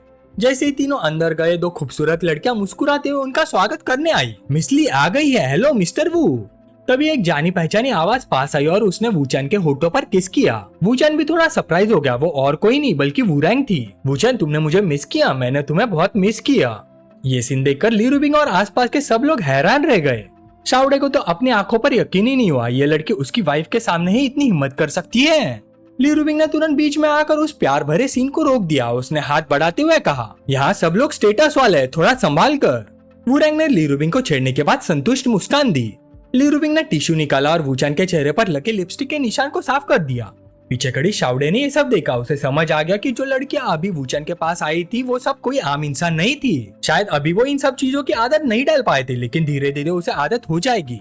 काले कपड़े वाली टियान टियान ने मन ही मन सोचा, मुझे पता है मिस ली वूचन की ऑफिशियल गर्लफ्रेंड है, लेकिन आंट वू ने फिर भी उनके सामने इतनी हिम्मत दिखाई। लगता है वो मिस ली से बिल्कुल नहीं डरती। और हमारे पीछे मेरी उम्र की जो लड़की कांप रही है उसका क्या सीन है? सब कुछ कितना कंफ्यूजिंग है। उसे सोच में डूबा हुआ देखकर वूचन ने अपनी पुरानी ट्रिक इस्तेमाल की। उसने प्यार भरे और केयरिंग एक्सप्रेशन के साथ पूछा, टियान टियान क्या हुआ, तबीयत ठीक नहीं है क्या? बाद में मैं तुम्हारा ख्याल रखूंगा। उसकी हैंडसम शक्ल देखकर टियान टियान सिर्फ शर्मा कर लाल हो गई। है कुछ नहीं। दूसरी तरफ सुशिनिन की आंखें तेज हो गई। अगर और कुछ नहीं तो लगता है यहाँ मौजूद हम सब वूचन की औरतें हैं, लेकिन वूरैंग का हमें इतनी ओपनली इग्नोर करना बिल्कुल एक्सेप्टेबल नहीं है। अब और नाटक ना करते हुए उसने मीठी आवाज में वूचन को पुकारा, डार्लिंग, इन कुछ दिनों में जब तुम मेरे साथ नहीं थे मैंने तुम्हारी पसंद की कुछ खास डिशेस बनाना सीख ली है। उसने ड्रामा करते हुए सांस भरी। हमारे मास्टर वू का हारेम इतना बड़ा है कि मुझे सबको याद रखने में थोड़ा वक्त लगेगा। एक के बाद एक सबकी नजरें अपनी अपनी राइवल्स पर टिक गई। कोई वूरैंग को देख रहा था, कोई सुशिनिन को। लिरुबिंग ने सोचा ये सिंपल मेथड यूज करके अटैक और डिफेंस दोनों बदल रही है। इतनी एग्रेसिव कंपटीशन देखकर जावड़े थोड़ी डर गई। वो सोचने लगी, क्या मैं वाकई ब्रदर वू के पास खड़े होने लायक हूँ? अपनी 3 वाइफ्स और 4 कॉन्क्यूबाइंस को आपस में लड़ते हुए देख वूचन ने टेंशन कम करने का फैसला किया। उसने मेन्यू उठाया और ऑर्डर करने की तैयारी करते हुए सुशिनिन से पूछा, कंपनी में सब कुछ कैसा चल रहा है? बोर्ड ऑफ डायरेक्टर्स की तरफ से कोई प्रॉब्लम तो नहीं? सुशिनिन मीठी मुस्कान के साथ बोली, जो बातें तुमने मुझे समझाई है उनके खिलाफ जाने की हिम्मत उनमें नहीं है। बस कंपनी इतनी बिजी ना हो तो अच्छा रहे, और उससे भी अच्छा होगा अगर मैं हर दिन अपने हस्बैंड के साथ रह सकूं। वुरैंग ने वाइन ग्लास घुमाते हुए वूचांग के करीब झुककर पूछा, स्वीटहार्ट क्या तुमने कभी सुशिनिन को हमारे बारे में बताया है? दूसरी तरफ लिरुबिंग बोली, ब्रदर वो इतना बिजी रहता है कि हर एक से अलग अलग बात नहीं कर सकता। मैंने सबको यहाँ इसलिए बुलाया ताकि हम सब एक दूसरे को जान सके। फ्यूचर में अननेसेसरी ट्रबल से बच जाओगी। फिर उसकी नजर वूचन पर गई। उसने मन ही मन सोचा, सुशिनियन तो वूचन की बातों से ही पिघल गई थी। लगता है वुरैंग से निपटने के लिए उससे मदद मांगने का कोई चांस नहीं। वो औरत वाकई बहुत एनोइंग है। वूचन ने अपनी शेरनी की तरफ देखकर कहा, क्या ये सब सिर्फ इसलिए नहीं है ताकि सब तुम्हें मेरी नंबर 1 गर्लफ्रेंड मान ले? लिरुबिंग ने सांस भरते हुए जवाब दिया, क्या ये सब तुम्हारी वजह से नहीं हुआ? हाँ हाँ हंस लो। सुशिनी ने फिर ताना मारते हुए वुरैंग को टारगेट किया। मैंने कभी नहीं सोचा था कि डोंगाई की फेमस बिजनेस वुमन जो बिजनेस में ही इंटरेस्टेड रहती है वो भी ब्रदर वू पर ध्यान देने लगेगी। वुरैंग ने अपनी चिन्ह हाथों पर टिकाई और कहा, अनबिलीवेबल, आखिर ब्रदर वू में ऐसा क्या खास है? वैसे मुझे तो ज्यादा हैरानी टियान को देखकर हो रही है। मैंने सोचा था ब्रदर वू को सिर्फ बिजनेस माइंडेड वुमन ही पसंद है। टियान ने थोड़ा नाराज होकर कहा, मैंने वूचन को सुशिनिन से एक दिन पहले जाना था। लिरुबिंग ने ग्लास उठाते हुए कहा, तो फिर हमें उसे सिस्टर टियान कहना चाहिए। सुशिनिन के दिमाग में एक आइडिया आया। वो एक्साइटेड होकर बोली, तो फिर हम सबका क्या? लाइन में खड़ी इन सबको देखकर वूचन सिर्फ सांस ही भर सका। टियान वुरैंग सुशिनिन, मुझे कोई फर्क नहीं पड़ता जब तक तुम सब खुश हो। टियान ने तुरंत जवाब दिया, मुझे पड़ता है। वैसे भी मैं सबसे पहले वूचन को जानती थी। मैं सबसे छोटी नहीं बनना चाहती। और फिर सब वाकई किसी लाइन की तरह खड़ी हो गई। अब गाइस ये लाइन एज के हिसाब से थी या किसी और साइज के हिसाब से, ये तो मुझे भी नहीं पता। टियान दौड़कर लिरुबिंग के पास गई और उसे गले लगा लिया। सिस्टर लिरुबिंग, अब से आप मेरे लिए डिस्कशंस लिया करो। किसी को भी इस छोटी बहन को बुली मत करने देना। लिरुबिंग भी हंस पड़ी, ठीक है लिटिल सिस्टर। इस वक्त वुरैंग खुद आगे बढ़ी। वूचन के करीब आकर उसने पूछा, आज रात हम कहाँ जाएंगे हैंडसम? दूर से 3 जोड़ी आके एक साथ वूचन की तरफ मुड़ गई। सब उसके जवाब का इंतजार कर रही थी। पीछे खड़ी जावड़े सब कुछ देख रही थी। उसकी हिम्मत ही नहीं हो रही थी कुछ बोलने की। क्या पहली रात के बाद फेवरेटिज्म की बैटल शुरू हो गई? लिरुबिंग ने दोनों की तरफ देखकर कहा, मिस गू, वूचन आज ही शंघाई से वापस आया है। ऐसे में घर न जाना क्या अनरीजनेबल नहीं होगा? वूचन ने तुरंत कहा, मुझे लगता है मुझे घर ही जाना चाहिए, है ना? अगर इस वक्त मैंने कोई और जगह चूज की तो शेरनी मुझे जिंदा नहीं छोड़ेगी। सुशिनिन उम्मीद भरी नजरों से वूचन को देखती रही। वो सोच रही थी अगर वूचन अपनी वाइफ के साथ घर चला गया तो शायद बाद में उसे फिर से उसके साथ वक्त बिताने का मौका मिले। टियान भी अपने मन में कुछ सोच रही थी। मैं वूचन के घर भी जा सकती हूँ, है ना? ओ अगर सुशिनिन भी जाना चाहे तो वो तो बहुत शर्मीली है। वुरैंग हल्का सा शर्मा गई। वो वूचन की इरादों को समझने की कोशिश कर रही थी। वो उसके करीब झुककर शरारती अंदाज में बोली, थोड़ा सा हिंट भी नहीं दे सकते? वूचन हंसकर बोला, ठीक है सब लोग घर जाकर जल्दी से आराम करो। जावड़े अभी भी डोंगाई आई है। लिरुबिंग और मुझे उसके लिए कुछ अरेंजमेंट्स करने हैं। ये सुनते ही टियान और सुशिनिन दोनों उदास हो गई। दोनों को थोड़ी सी निराशा हुई। वो सोच रही थी कि शायद आज रात उन्हें भी वूचन के साथ वक्त बिताने का मौका मिलेगा, लेकिन अफसोस ऐसा नहीं हुआ। वुरैंग अपनी सुपर कार में बैठ गई, लेकिन जाने से पहले भी उसने वूचन के लिए कुछ मीठी बातें छोड़ दी। डार्लिंग, रात को ज्यादा थक मत जाना वरना मुझे तुम्हारी बहुत चिंता होगी। फिर सीन चेंज हुआ। तीनों घर वापस आ चुके थे। वूचन ने कहा, मिस शी और छोटी शिनशिन अब तक सो गई होंगी। कल वो अपने लिए अलग जगह रेंट कर लेंगी। दूसरी तरफ शावड़े कुछ समय के लिए इसी घर में रह सकती है। बस यही रहो, शर्माने की कोई जरूरत नहीं। जाओ और फ्रेश हो जाओ। लिरुबिंग को अपने पति के फैसले से कोई खास फर्क नहीं पड़ा। तुम सब कुछ अरेंज कर सकते हो, मुझे कोई एतराज नहीं है। शावडे ने भी ब्रदर वू की बात मान ली। सब कुछ अरेंज होने के बाद सब अपने अपने रूम में आराम करने चले गए, लेकिन उसके बावजूद वूचन के रूम से प्यार भरी आवाजें सुनाई दे रही थी। आखिर वो पल आ ही गया था। हमारे ब्रदर वू को शेरनी ने पूरी तरह पकड़ रखा था। काफी दिनों बाद मिलने के बाद वो अपना वक्त साथ बिता रहे थे। ये सब सुनकर शावडे का चेहरा भी शर्म से लाल हो गया। वो सिर्फ इतना सोच रहे थे कि ब्रदर वो अपना ख्याल रखे।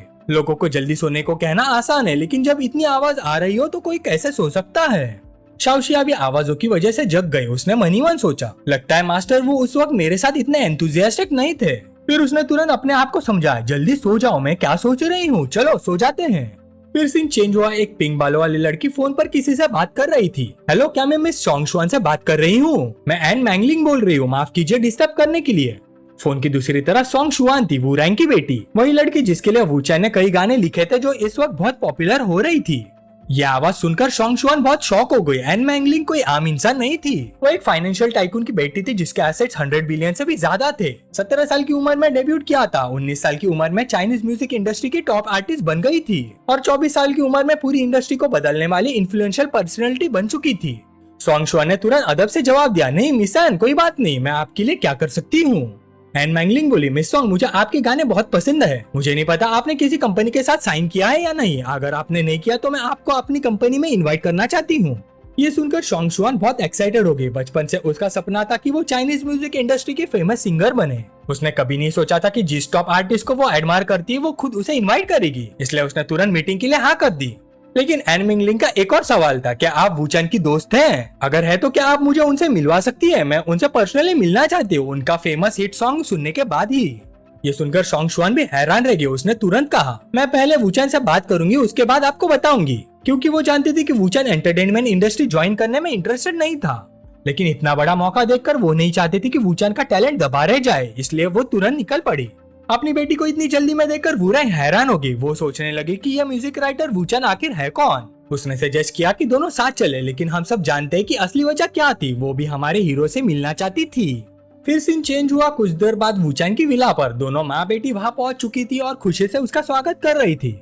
सोंग शुआन ने कहा, मुझे सबको एक बात समझानी है मॉम, ये वही म्यूजिक राइटर है जिनके बारे में मैंने बताया था। ये डोंगाई यूनिवर्सिटी से और इसी साल ग्रेजुएट हुए हैं। वूरैंग ने अब तक अपनी बेटी को ये नहीं बताया था कि उसका वूचैन के साथ खास रिश्ता है। सोंग शुआन ने फिर कंटिन्यू किया, हेलो सीनियर, ये मेरी माँ है। जब मैंने बताया कि आपके लिखे हुए गाने बहुत पॉपुलर हो गए हैं तो ये आपसे मिलने पर जोर देने लगी। क्योंकि उनका असली रिश्ता सोंग शुआन को नहीं पता चल सकता था, दोनों ने फेक स्माइल दी और हाथ मिलाया। हेलो, मैं वूरैंग हूँ और मैं वूचैन हूँ। वूरैंग ने एक्टिंग जारी रखी। उसने पूछा, तुम्हारी उम्र कितनी है इस साल? सिग्नल समझते हुए वूचैन ने थोड़ी शरारती मुस्कान के साथ बोला, 22 साल। वूरैंग ने अपने बाल ठीक किया और फिर तारीफ करते हुए बोली, तो तुम सोंग शुआन से बड़े हो, काफी हैंडसम यंग मैन हो, क्या तुम डोंगाई के ही हो? वूचैन ने जवाब दिया, नहीं, मैं एक छोटे काउंटी से आया हूँ। वूरैंग ने फिर पूछा, घर पर क्या करती हो? अपनी माँ की पूछताछ देखकर सोंग शुआन थोड़ी एम्बैरेस्ड हो गई। मॉम, क्या आप उनका हाउस होल्ड रजिस्ट्रेशन चेक कर रही हैं? आप ऐसे सवाल क्यों पूछ रही है? मुझे और सीनियर को इम्पोर्टेंट बात करनी है। फिर सोंग शुआन ने कॉन्ट्रैक्ट वूचैन को दे दिया। सोल रेमेडी और सॉन्ग फॉर मी दोनों बहुत पॉपुलर हो गए हैं, इसलिए मैं कॉन्ट्रैक्ट लेकर आई हूँ। सीनियर, आप इसे पढ़ लीजिए और आराम से सोचिए। यह कहकर वो बाथरूम की तरफ चली गई। जैसे उसकी बेटी गई, वूरैंग ने एक्टिंग बंद कर दी। उसने अपनी चिन पर हाथ टिकाया और शरारती नजरों से वूचैन को देखते हुए पूछा, तो बताओ, तुम्हें ज्यादा पसंद है जब वो तुम्हें क्लासमेट शावू बुलाती है या फिर डार्लिंग हस्बैंड? वूचैन ने उसकी बात को इग्नोर कर दिया और कॉन्ट्रैक्ट पढ़ने के लिए बैठ गया। ये देखकर वूरैंग थोड़ी नाराज हो गई। उसने पूछा, आज तुम मेरे साथ इतने ठंडे क्यों हो? कल रात लिरुबिंग के साथ घर जाने के बाद से ही वो इस बात से खुश नहीं थी। फिर वो एक मोहक अंदाज में वूचैन के पास बैठ गई। ये देखकर वूचैन ने उसे समझाया, अपनी सीट पर वापस बैठ जाओ, कहीं कोई देख ना ले। लेकिन उसने जवाब दिया, सोंग शुआन को बाथरूम में काफी वक्त लगेगा, इतनी जल्दी क्या है? वो अपनी सीट पर वापस नहीं जाना चाहती थी और तुरंत वूचैन को किस करना चाहती थी। जब वो एक दूसरे का हाथ पकड़े हुए थे तभी सोंग शुआन वापस आती है और उन्हें देख लेती है। सीनियर, मॉम, आप दोनों इतने क्लोज क्यों बैठे हो? वूरैंग जल्दी से खड़ी होकर समझाने की कोशिश करने लगी, लेकिन सोंग शुआन ने उसे मौका ही नहीं दिया। वो तुरंत रोते हुए मुड़ गई, मैं कुछ नहीं सुनना चाहती, मैं कुछ नहीं सुनना चाहती। ये देखकर वूचैन भी बहुत ऑकवर्ड हो गया। दोनों औरतों के भले के लिए लग रहा था कि उसे सब कुछ रिसेट करना पड़ेगा। वूरैंग हैरान होकर पूछने लगी, तुम क्या कह रहे हो? वूचैन ने तसल्ली दी, उदास मत हो, मैं तुम्हें ये सब दोबारा एक्सपीरियंस नहीं करने दूंगा। इस वक्त वूचैन के दिमाग में आज की सारी घटनाएं घूम रही थी। आज सच में बहुत ही बदनसीब दिन था। फिर वो अपनी यादों को खंगालने लगा, देखना चाहता था कि कहीं कोई ऐसी बात तो नहीं है जिसे उसे ध्यान में रखना चाहिए। कुछ घंटों बाद जब उसने कंफर्म कर लिया कि आज सिर्फ वूरैंग और सोंग शुआन वाली घटना ही नहीं बल्कि और भी कई परेशानी हुई थी, तो उसने टाइम रिवर्सल सिस्टम एक्टिवेट कर दिया। जैसे ही वूरैंग उसके पास आई, वूचैन ने गंभीर नजरों से उसकी तरफ देखा और कहा, सिर्फ 3 सेकंड्स बैठ जाओ, मुझ पर भरोसा करो वरना तुम पछताओगी। वूरैंग को समझ ही नहीं आया कि अचानक क्या हो गया। तभी सोंग शुआन वापस आ गई। इस बार उसके चेहरे पर एक चमकदार मुस्कान थी। मुझे याद आया कि मुझे सीनियर से एक इम्पोर्टेंट बात करनी थी और मुझे वॉशरूम भी नहीं जाना। वूरैंग हैरान रही। उसकी नजर सीधे वूचैन पर टिक गई। उसकी बेटी लगभग एक ऑकवर्ड सीन देख लेती, पर वूचैन ने पहले सब कुछ प्रेडिक्ट कर लिया था। ये सच में अनबिलीवेबल था। वो अपने पति के फ्यूचर देखने वाली एबिलिटी से पूरी तरह मोहित हो गई। वूचैन ने पूछा, अच्छा बताओ क्या बात है? सोंग शुआन ने जवाब दिया, सीनियर, पता नहीं आपने एन मैंगलिंग का नाम सुना है या नहीं। वो चाइनीज म्यूजिक इंडस्ट्री की टॉप सेलिब्रिटीज में से एक है। वो मुझे कॉन्ट्रैक्ट ऑफर करना चाहती है और वो आपसे मिलने में भी बहुत इंटरेस्टेड है। ये सुनकर वूचैन सोच में पड़ गया। अपनी हजारों सालों की रीइंकार्नेशन वाली यादों में उसका एन मैंगलांग के साथ काफी कॉम्प्लिकेटेड रिश्ता था, लेकिन जो आना था वो आना ही था। लगता था किस्मत उसे फिर उसकी तरफ ले जा रही थी। सोंगशुआन की आंखें एक्साइटमेंट से चमक रही थी। वो वूचैन को एन मैंगलांग का कॉन्ट्रैक्ट देना चाहती थी और उम्मीद कर रही थी कि दोनों साथ में कॉन्ट्रैक्ट साइन कर ले। पास बैठी वूरैंग ने पूछा, सोंगशुआन क्या तुम्हें इस कॉन्ट्रैक्ट के बारे में अपनी माँ की राय लेनी नहीं चाहिए? सोंगशुआन तुरंत प्यार से बोली, मॉम मैं कमर्शियल एक्टिविटीज में ज्यादा इन्वॉल्व नहीं होंगी और मेरी स्टडीज भी इफेक्ट नहीं होंगी। मैं अपने म्यूजिक करियर को सीरियसली परस्यू करूंगी। वूरैंग अपनी बेटी के सामने ज्यादा देर तक सख्त नहीं रह सकी। आखिर उसने हाँ कर दी, लेकिन पूरी प्रोसेस में मेरी अप्रूवल जरूर लगेगी। ये सुनते ही सोंगशुआन खुशी से उछल पड़ी। मॉम मान गई, अब बस वूचैन की डिसीजन का इंतजार है। वूचैन के पास एन मैंगलांग को अपना नंबर देने के अलावा कोई ऑप्शन नहीं था, लेकिन खुद एंटरटेनमेंट इंडस्ट्री ज्वाइन करने का उसका कोई इरादा नहीं था। सोंगशुआन खुशी खुशी वहाँ से चले गई। ठीक है, मैं पहले एन मैंगलांग को फोन कर लेती हूँ, आप लोग थोड़ी देर बैठ जाइए। दूसरी तरफ वूरैंग थोड़ी बेचैन थी। कल रात से वूचैन उसके साथ काफी ठंडा व्यवहार कर रहा था, इसलिए वो चाहती थी कि वो उसकी तरफ थोड़ा ध्यान दे, लेकिन वूचैन ने उसे मना कर दिया। तुम चुपचाप अपनी सीट पर बैठी रहो, कहीं सोंगशुआन कोई गलत सीन ना देख ले। वूरैंग ने मीठी आवाज में पूछा, वैसे तुमने फ्यूचर कैसे देख लिया, मुझे भी बताओगे? वूचैन बस मुस्कुराया। उसे समझ ही नहीं आ रहा था कि इसका क्या जवाब दे, लेकिन वूरैंग की आंखों में शर्म साफ दिख रही थी। वो उसकी नजरों से बचने लगी। पता नहीं ये बड़ी बहन अपने दिमाग में क्या क्या सोच रही थी। शर्म से उसका चेहरा लाल हो गया था। कुछ देर बाद वूचैन तुरंत वहाँ से निकल गया। उसके पास कुछ जरूरी काम था। उसने कहा, अगर सोंगशुआन को किसी चीज की जरूरत हो तो मुझे मैसेज कर देना, मैं आ जाऊंगा। वूरैंग उसकी जाती हुई पीठ को देखती रह गई, जैसे किसी सपने में खो गई हो। उसे लग रहा था कि उसका पति वाकई बहुत इंटरेस्टिंग आदमी है। फिर सीन चेंज हुआ एक सुनसान अपार्टमेंट कॉम्प्लेक्स पर। इस वक्त वूचैन वहाँ मौजूद था। उसका आदमी इज्जत से उसके सामने झुककर बोला, सर वो आदमी अंदर है। अंदर घुसते उसने देखा कि एक आदमी मजबूती से बंधा हुआ वूचैन के पैरों के पास घुटनों पर बैठा था। वूचैन ने ठंडी आवाज में कहा, जब तक मैं यहाँ हूँ तुम ना भाग सकते हो ना मर सकते हो, इसलिए अपने अजीब इरादों को छोड़ देना ही बेहतर होगा।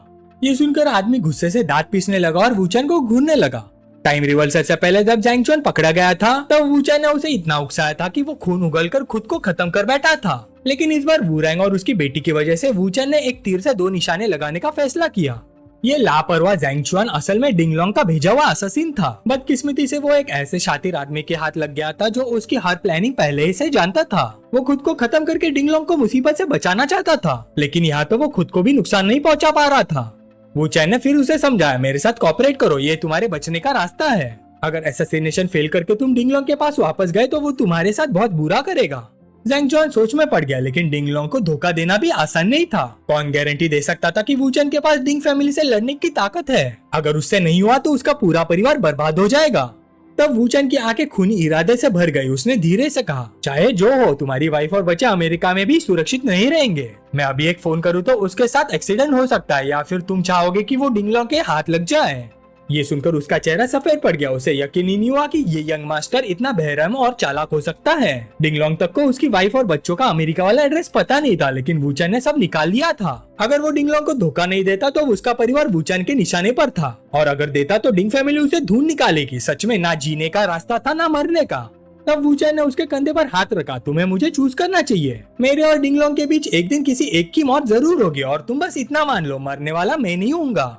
वूचैन की पुरानी एबिलिटीज देखकर जियांग चुआन का दिल हिल गया। अब उसके मन में सच में बदलाव आने लगा था और उसने खुद को खत्म करने का ख्याल भी छोड़ दिया था। वूचैन ने अपने 2 आदमियों को हुक्म दिया, इसके बंधन खोल दो, फिलहाल ये यही रहेगा, बाद में मैं नई लोकेशन बताऊंगा। दोनों तुरंत बोले, जी सर, आप हम पर भरोसा कर सकते हैं, हम आपको निराश नहीं करेंगे। वूचैन ने फोन देखा, अभी 4:15 बज रहे थे और 20 मिनट में उसे जियांगयांग रोड के कैफे में पहुंचना था। तुम दोनों फिलहाल यही रहो, आगे के ऑर्डर्स का इंतजार करो। 20 मिनट बाद कैफे में वूचैन पहले से वहाँ बैठा हुआ था। एक मिडिल एज आदमी अंदर आया, उसके साथ एक खूबसूरत और अट्रैक्टिव औरत भी थी। वूचैन ने सोचा, टाइम पर आया है, ये लड़की भी बुरी नहीं है। उसे पता था कि आदमी कुछ और प्लान्स बना रहा है, लेकिन काम पहले आता था, इसलिए उसने अपना फोन निकाला और चुपके से रिकॉर्डिंग करना शुरू कर दी। आदमी ने प्यार से उस औरत का हाथ पकड़ा और पूछा, आज रात फिर मिलना है? औरत ने सिर हिला दिया, नहीं, मुझे आज रात घर जाना पड़ेगा। ओलू पिछले कुछ दिनों से घर पर ही है, अगर मैं वापस नहीं गई तो उसे शक हो जाएगा। पिछली बार भी उसने कई सवाल पूछे थे। आदमी हंस पड़ा, क्या उसने तुम्हें सस्पेक्ट किया? औरत ने जवाब दिया, बात वो नहीं है, उसने तो बस यूं ही पूछ लिया। तुम्हारी पत्नी का क्या हालचाल है? क्या वो अब भी तुम्हारा हालचाल पूछती रहती है? उसने उसके गाल को छुआ और बोला, तुम इमेजिन कर सकती हो कि पिछली बार जब उसने झगड़ा किया था तो मैंने उसके चेहरे पर थप्पड़ मारा था और अब वो ठीक से व्यवहार कर रही है। औरत ने पूछा, उसे मुझ पर शक नहीं था, है ना? आदमी बोला, नहीं, तुमको इसके बारे में चिंता करने की जरूरत नहीं है। फिर उसने कहीं से एक बड़ा केला निकाला और उसको दिखाते हुए बोला, उसके बारे में बात करना बंद करो, चलो एक केला खा लो और बाद में होटल चलते हैं। उस केले को हाथ में पकड़े हुए वो औरत बोली, तुम एक बार भी डिसेंट क्यों नहीं बन सकते? बूढ़ा आदमी चीप सी स्माइल देकर बोला, क्या तुमको मेरी ये बेशर्मी पसंद नहीं आई? ही ही ही ही ही। वूचैन ने पूरी रिकॉर्डिंग कर ली, अब उसे सिर्फ ओल्ड ले से मिलना था। इस वक्त वूचैन ने जावड़े को फोन किया। वो चाहता था कि जावड़े उसके साथ ली मैनर चले, थोड़ा सा बिजनेस डिस्कस करने। फिर सीन चेंज हुआ। ली फैमिली विला में एक खूबसूरत और जोशीली औरत ने उनका स्वागत किया। मिस्टर वू, कृपया थोड़ा इंतजार कीजिए, मेरे गॉडफादर ऊपर फोन पर बात कर रहे हैं, वो अभी नीचे आ जाएंगे। जावड़े भी उसकी खूबसूरती देखकर हैरान रह गई। ले फैमिली की औरतें वाकई अमीर और नोबल लगती है। वूचैन के करीबी लोगों में से हर कोई या तो अमीर है या तो नोबल। तब ओल्ड ले सीढ़ियों से नीचे उतर कर आया। वूचैन को देखते ही वो खुशी से मुस्कुराया और गर्मजोशी से मिला। ओल्ड ले ने जावड़े को देखा और पूछा, ये खूबसूरत लड़की कौन है मिस्टर वू? वूचैन ने तुरंत इंट्रोड्यूस कर दिया, ये मेरी औरत जुआंग जावड़े है। ओल्ड ले जोर से हंस पड़ा, वाह, इसलिए तो हम भाई हैं। एक वाइफ से काम नहीं चलता, पूरा हारेम होना चाहिए। फिर उसने दोनों औरतों से कहा कि वो बाहर बैठकर बातें करें और वो वूचैन को स्टडी रूम में ले गया। अंदर आते ही वूचैन सीधा मुद्दे पर आ गया। डिंगलोंग तुम्हारे ले फैमिली ब्रदर्स के पावर का फायदा उठाना चाहता है। वो लुई से कांटेक्ट करेगा और तुमसे भी मिलेगा। मुझे पता है तुम दोनों तरफ दाव लगाना पसंद करते हो, आखिर तुम हमेशा जीतने वाले आदमी हो। फिर वूचैन ने फोन निकाला, मेरे पास एक वीडियो है, मुझे लगता है ये तुम्हारी प्रॉब्लम सॉल्व कर देगा। ओल्ड ले हैरान हो गया, उसने उत्सुकता से फोन की तरफ देखा। वीडियो देखते ही वो जोर जोर से हंसने लगा, वो तुमने तो मेरी सबसे बड़ी प्रॉब्लम ही सॉल्व कर दी। ओल्ड ले अपनी खुशी छुपा ही नहीं पा रहा था। इस क्लिप में जो आदमी है वो मेरा डिप्टी जनरल मैनेजर जुहा है। जब मैं सस्पेंड हो जाऊंगा तब कंपनी चलाने की जिम्मेदारी उसके पास होगी और जो औरत बनाना खा रही थी वो यूशिन की वाइफ है। फिर ले मुड़कर बोला, तुम शायद जानते हो कि ओल्ड यूशिन होंगफ्राई कॉर्पोरेशन का एक लॉन्ग टर्म सप्लायर है और डोंगाई इलेक्ट्रॉनिक टेक्नोलॉजी का चेयरमैन भी है।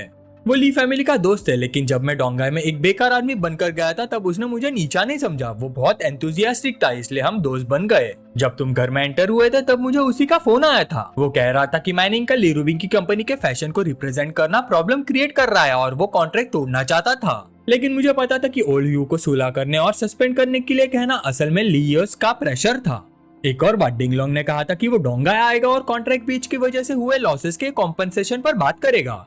ये सभी इंफॉर्मेशन समझने के बाद वूचैन को डिंगलोंग का असली इंटेंशन भी समझ आ गया। उसने अभी तक हार नहीं मानी थी, वो बस कॉस्मेटिक का अच्छा काम बर्बाद करना चाहता था। अगर एंडोर्समेंट खराब हो जाता और परफॉर्मेंस गिर जाती तो ली रूबिंग को हरा सकता था। ब्रदर ले, तुम्हारी चाल कमाल की थी, पहले विलन बनो और फिर हीरो बनकर वापस आ जाओ। इस वक्त ओल्ड ले गुस्से में वूचैन को प्रॉमिस कर रहा था कि वो उन लोगों को बिल्कुल फेस नहीं देगा। कोई भी वूचैन की वाइफ की कंपनी की रिप्रेजेंटेशन को बर्बाद नहीं कर सकता। ओल्ड ले की आंखें सख्त हो गई। वो मुझे बंदर की तरह नचाना चाहता है, लेकिन मैं उनकी साइड पर खड़ा नहीं होने वाला।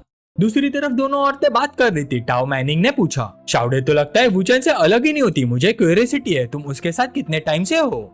ये सुनकर शाउडे ने सीधा जवाब दिया, बस कुछ दिन। मैनिंग मुस्कुराई। वूचैन की गर्लफ्रेंड ली रूबिंग सिंपल नहीं है और उसके साथ रहना भी इजी नहीं है, शाउडे को थोड़ा केयरफुल रहना चाहिए। शाउडे ने जल्दी से समझाया, मिस ली बहुत अच्छी इंसान है, उनका दिल बहुत बड़ा और खुला हुआ है और वो मेरे साथ बहुत अच्छा बिहेव करती हैं। टाओ मैनिंग ने फ्रूट प्लेट की तरफ हाथ बढ़ाया और बोली, शाउडे तुम्हें देखकर मुझे वो दिन याद आ जाता है जब मैं पहली बार अपने गॉडफादर के साथ थी। बोलते हुए उसने एक केला उठाया और उसका छिलका उतारा। तुम्हें ऐसा नहीं करना चाहिए, हमेशा कॉम्प्रोमाइज करना और हम्बल रहना जरूरी नहीं होता, बस उसका दिल मजबूती से पकड़ो, ये किसी भी और चीज से ज्यादा इफेक्टिव होता है।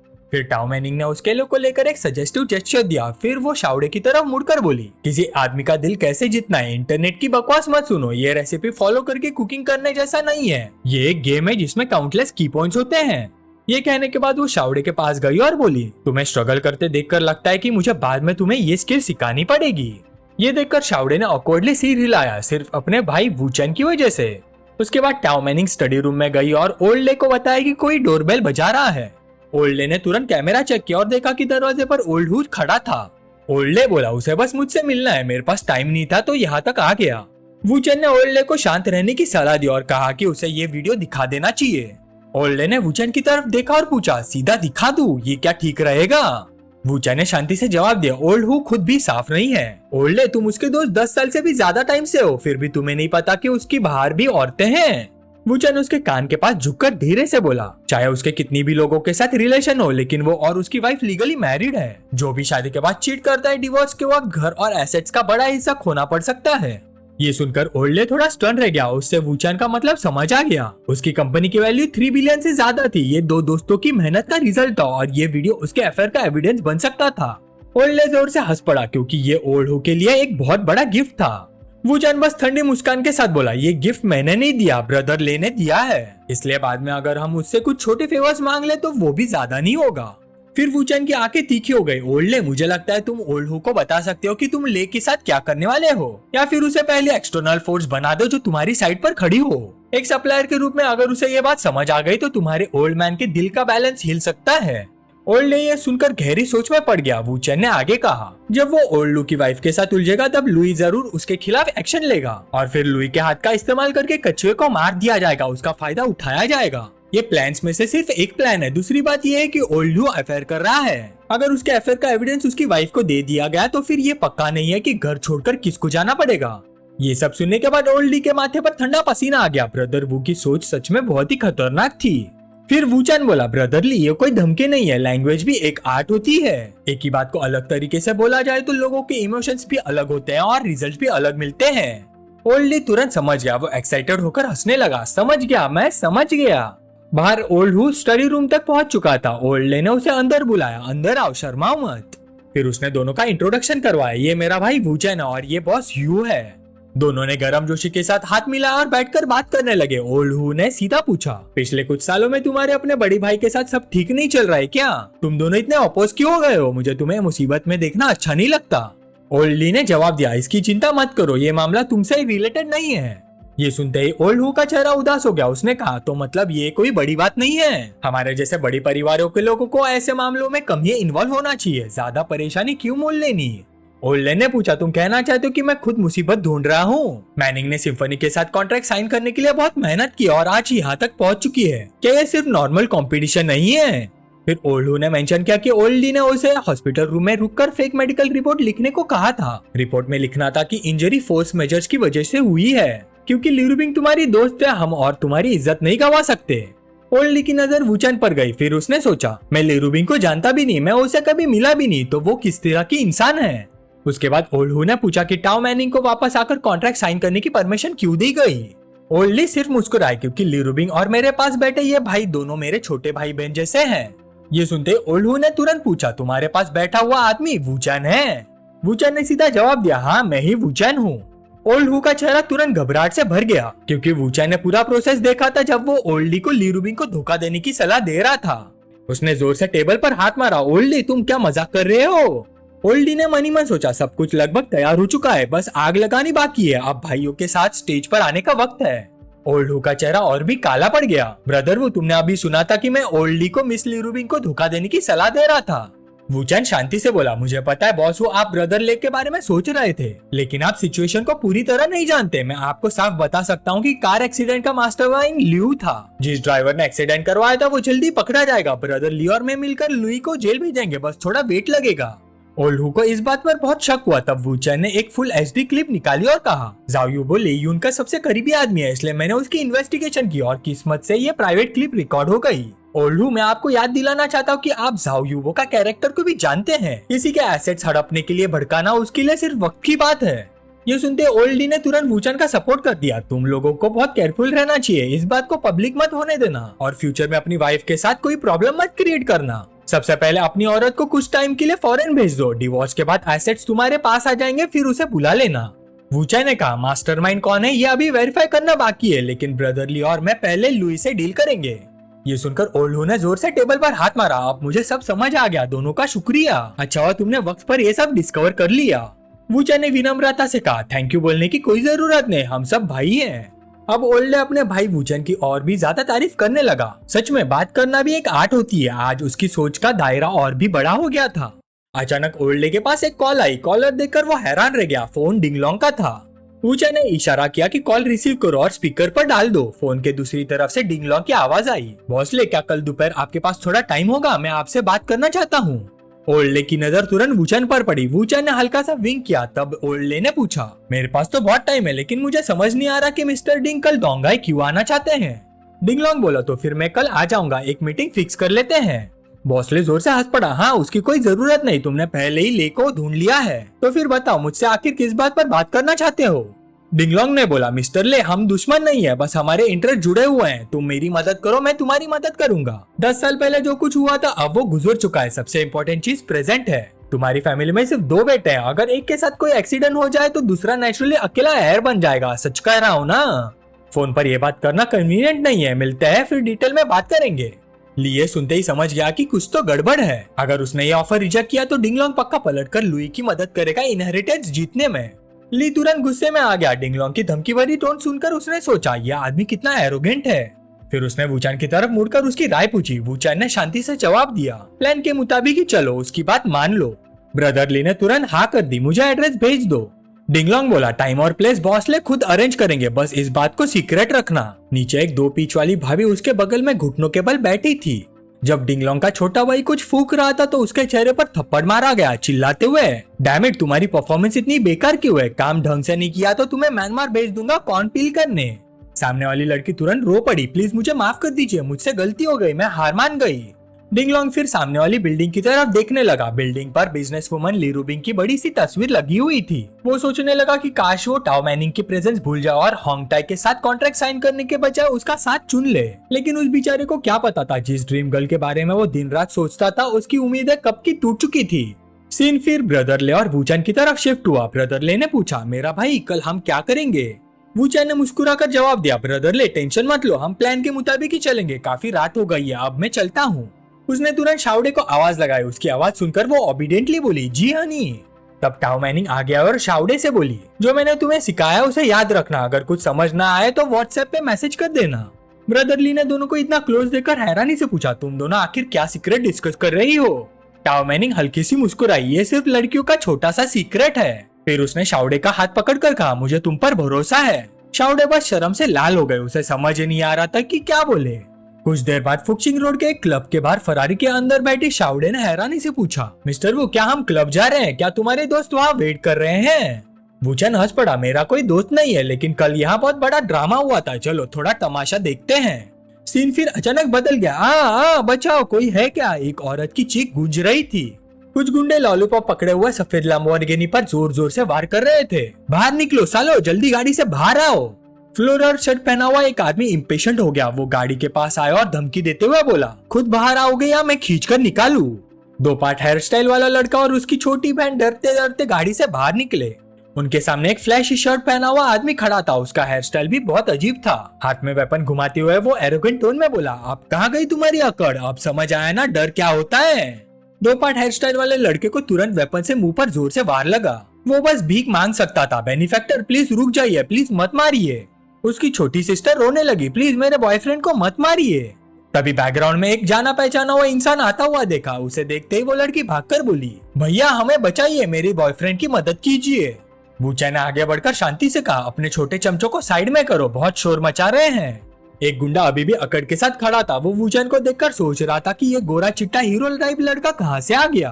वूचैन ठंडी आवाज में बोला, मुझे पसंद नहीं है जब कोई मेरे सामने बकवास करता है। ग्रुप का एक आदमी दौड़ता हुआ आया, बच्चा हमारे सामने हीरो बन रहा है, तेरा ये सुंदर सा चेहरा अभी तोड़ देते हैं। उसने मुक्का चलाया लेकिन वूचैन ने आसानी से डॉज कर लिया। एक कदम पीछे हटकर मोमेंटम लिया और फिर एक जबरदस्त ड्रैगन किक सीधा मोटे आदमी के चेहरे पर मारी।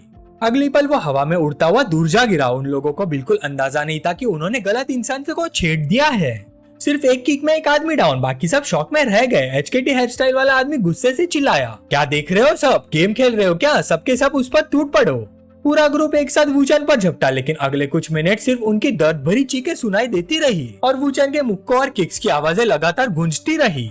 ये सब देखकर वो लवबर्ड कपल पूरी तरह शॉक हो गए। वूचैन ने अकेले 10 लोगों को संभाल लिया था। एचकेटी हेयर स्टाइल वाला आदमी शक भरी नजरों से वूचैन को देखने लगा। ये आदमी आखिर है क्या? इतना जबरदस्त लड़ता है और इसका चेहरा भी हमारे बॉस के ब्रदर इन लॉ से मिलता है, वही लेजेंडरी वूचैन। अचानक उसकी आंखें फट गई। अरे साला, ये सच में ब्रदर वू है, बॉस का ब्रदर इन लॉ। छोटा गुंडा तुरंत घुटनों पर गिर गया। वो बार बार सिर झुकाकर माफी मांगने लगा। ब्रदर वू, मेरा बड़ा भाई ब्रदर झाओ के नीचे काम करता है, मतलब आप मेरे बॉस के भी बॉस हुए। मैंने पहले आपकी फोटो देखी थी लेकिन अभी पहचान नहीं पाया। मेरी आंखें होते हुए भी मैं माउटाए देख नहीं पाया, प्लीज मुझे माफ कर दीजिए। वूचैन बस मुस्कुरा दिया, मुझे तुम लोगों के एक्सक्यूजेस सुनने में इंटरेस्ट नहीं है, जाकर अपने बड़ी भाई को बुलाओ। ये सुनकर छोटा गुंडा खुशी से बार बार शुक्रिया अदा करने लगा। Thank you brother Wu, thank you brother Wu, मैं अभी ब्रदर जाओ और बाकी लोगों को बुला लेता हूँ। उसके बाद वूचन लव बर्ड कपल के पास गया। सब ठीक हो? अभी भी नाइट क्लब के लिए एनर्जी बची है?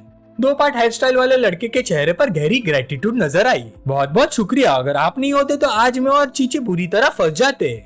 वूचन ने हल्का सा मुस्कुरा कर पूछा, कोई बात नहीं, तुमने अपने सेकंड अंकल को कॉल क्यों नहीं किया? ये सुनकर लड़का हैरान रह गया। उसे समझ नहीं आया कि वूचन को उसके फैमिली बैकग्राउंड के बारे में कैसे पता था। वूचन बोला, मेरे शंघाई में कुछ दोस्त है, उन्होंने तुम्हारी मॉडिफाइड जीटीआर और तुम्हारे पास खड़ी इस ब्यूटी चीची के साथ तुम्हारी लव स्टोरी के बारे में बताया था। आखिर तुम शंघाई के यंग लोगों में से काफी फेमस हो। ये देखकर लड़का और भी फ्रेंडली हो गया। ब्रदर, वो आपकी फैमिली बिजनेस क्या है? वूचन हंस पड़ा, मेरा परिवार एक छोटे से टाउन में रामेन शॉप चलाता है। लड़का बस मुस्कुरा, आप भी कमाल के जोक करते हैं। इसी बीच सड़क के दूसरी तरफ कई गाड़ियां रुक गई। एक बड़ा ग्रुप उनकी तरफ तेजी से बढ़ रहा था। लग रहा था आज रात का मामला और भी गर्म होने वाला है। गाड़ी के अंदर बैठी गॉडेस शाउडे बहुत परेशान हो गई। उसने तुरंत फोन निकाला और ली रूबिंग को कॉल लगाया। सिस्टर, ब्रदर वो क्लब के बाहर किसी को बचाने के लिए गाड़ी से उतर गए हैं। सिचुएशन बहुत खराब लग रही है। ली रूबिंग ने तुरंत कहा, जल्दी डिटेल्स बता। शाउडे ने घबराहट में जवाब दिया, एक बड़ा ग्रुप वेपन्स लेकर ब्रदर वू की तरफ बढ़ रहा है। तब 2 आदमी सामने आए। एक था जॉन विक हेयर स्टाइल वाला जाओ गाउची, जिसे जाओ लिंगजी भी कहते थे। उसके साथ उसका सबऑर्डिनेट यूयांग भी था। ये वही लोग थे जिन्हें बुलाया गया था। जाओ लिंगजी ने आते ही कहा, मिस्टर वू, शायद कोई मिसअंडरस्टैंडिंग हो गई है। हम पहले ब्रदर ली के घर पर मिल चुके हैं। उधर गाड़ी के अंदर शाउडे लगातार घर पर सिचुएशन रिपोर्ट कर रही थी। ली रूबिंग ने कहा, उनकी गाड़ी का लाइसेंस प्लेट देखकर मुझे बताओ। शाउडे ने तुरंत नंबर पढ़ा, A774Q6। उसने फिर देखा कि एक मिडिल एज आदमी क्रचेस के सहारे चल रहा था। लग रहा था कि वो ब्रदर वू को जानता है। ली रूबिंग ने उसे तसल्ली दी, कोई बात नहीं, वो लोग एक दूसरे को जानते हैं। लेकिन अचानक शाउडे का चेहरा सफेद पड़ गया। उसने तुरंत अपना मुंह ढक लिया। सीस, ब्रदर वू उस बुड्ढे को लात मार रहे जो अभी उन्हें लेक्चर दे रहा था। अब तो गया काम से, बिल्कुल गया। उन लोगों ने लॉलीपॉप निकाल लिया और ब्रदर वू पर तान दी है। दूसरी तरफ ली रूबिंग भी शॉक हो गई। वही रुको, मुझे तुरंत लोकेशन भेजो, मैं अभी आ रही हूँ। तब जाओ लिंची ने जोर से चिल्लाया, उन बेवकूफों को रोको, तुम लोग क्या कर रहे हो? लॉलीपॉप नीचे रखो। यूयांग ने गुस्से में जवाब दिया, बॉस उसने आपको भी मारा है, मैं ये बर्दाश्त नहीं कर सकता। लेकिन जाओ लिंची अभी भी घुटनों पर बैठा हुआ था। मिस्टर वू, ये सब अनपढ़ और बेवकूफ है, प्लीज इन्हें माफ कर दीजिए। इन छोटे भाइयों की गलती को दिल पर मत लीजिए।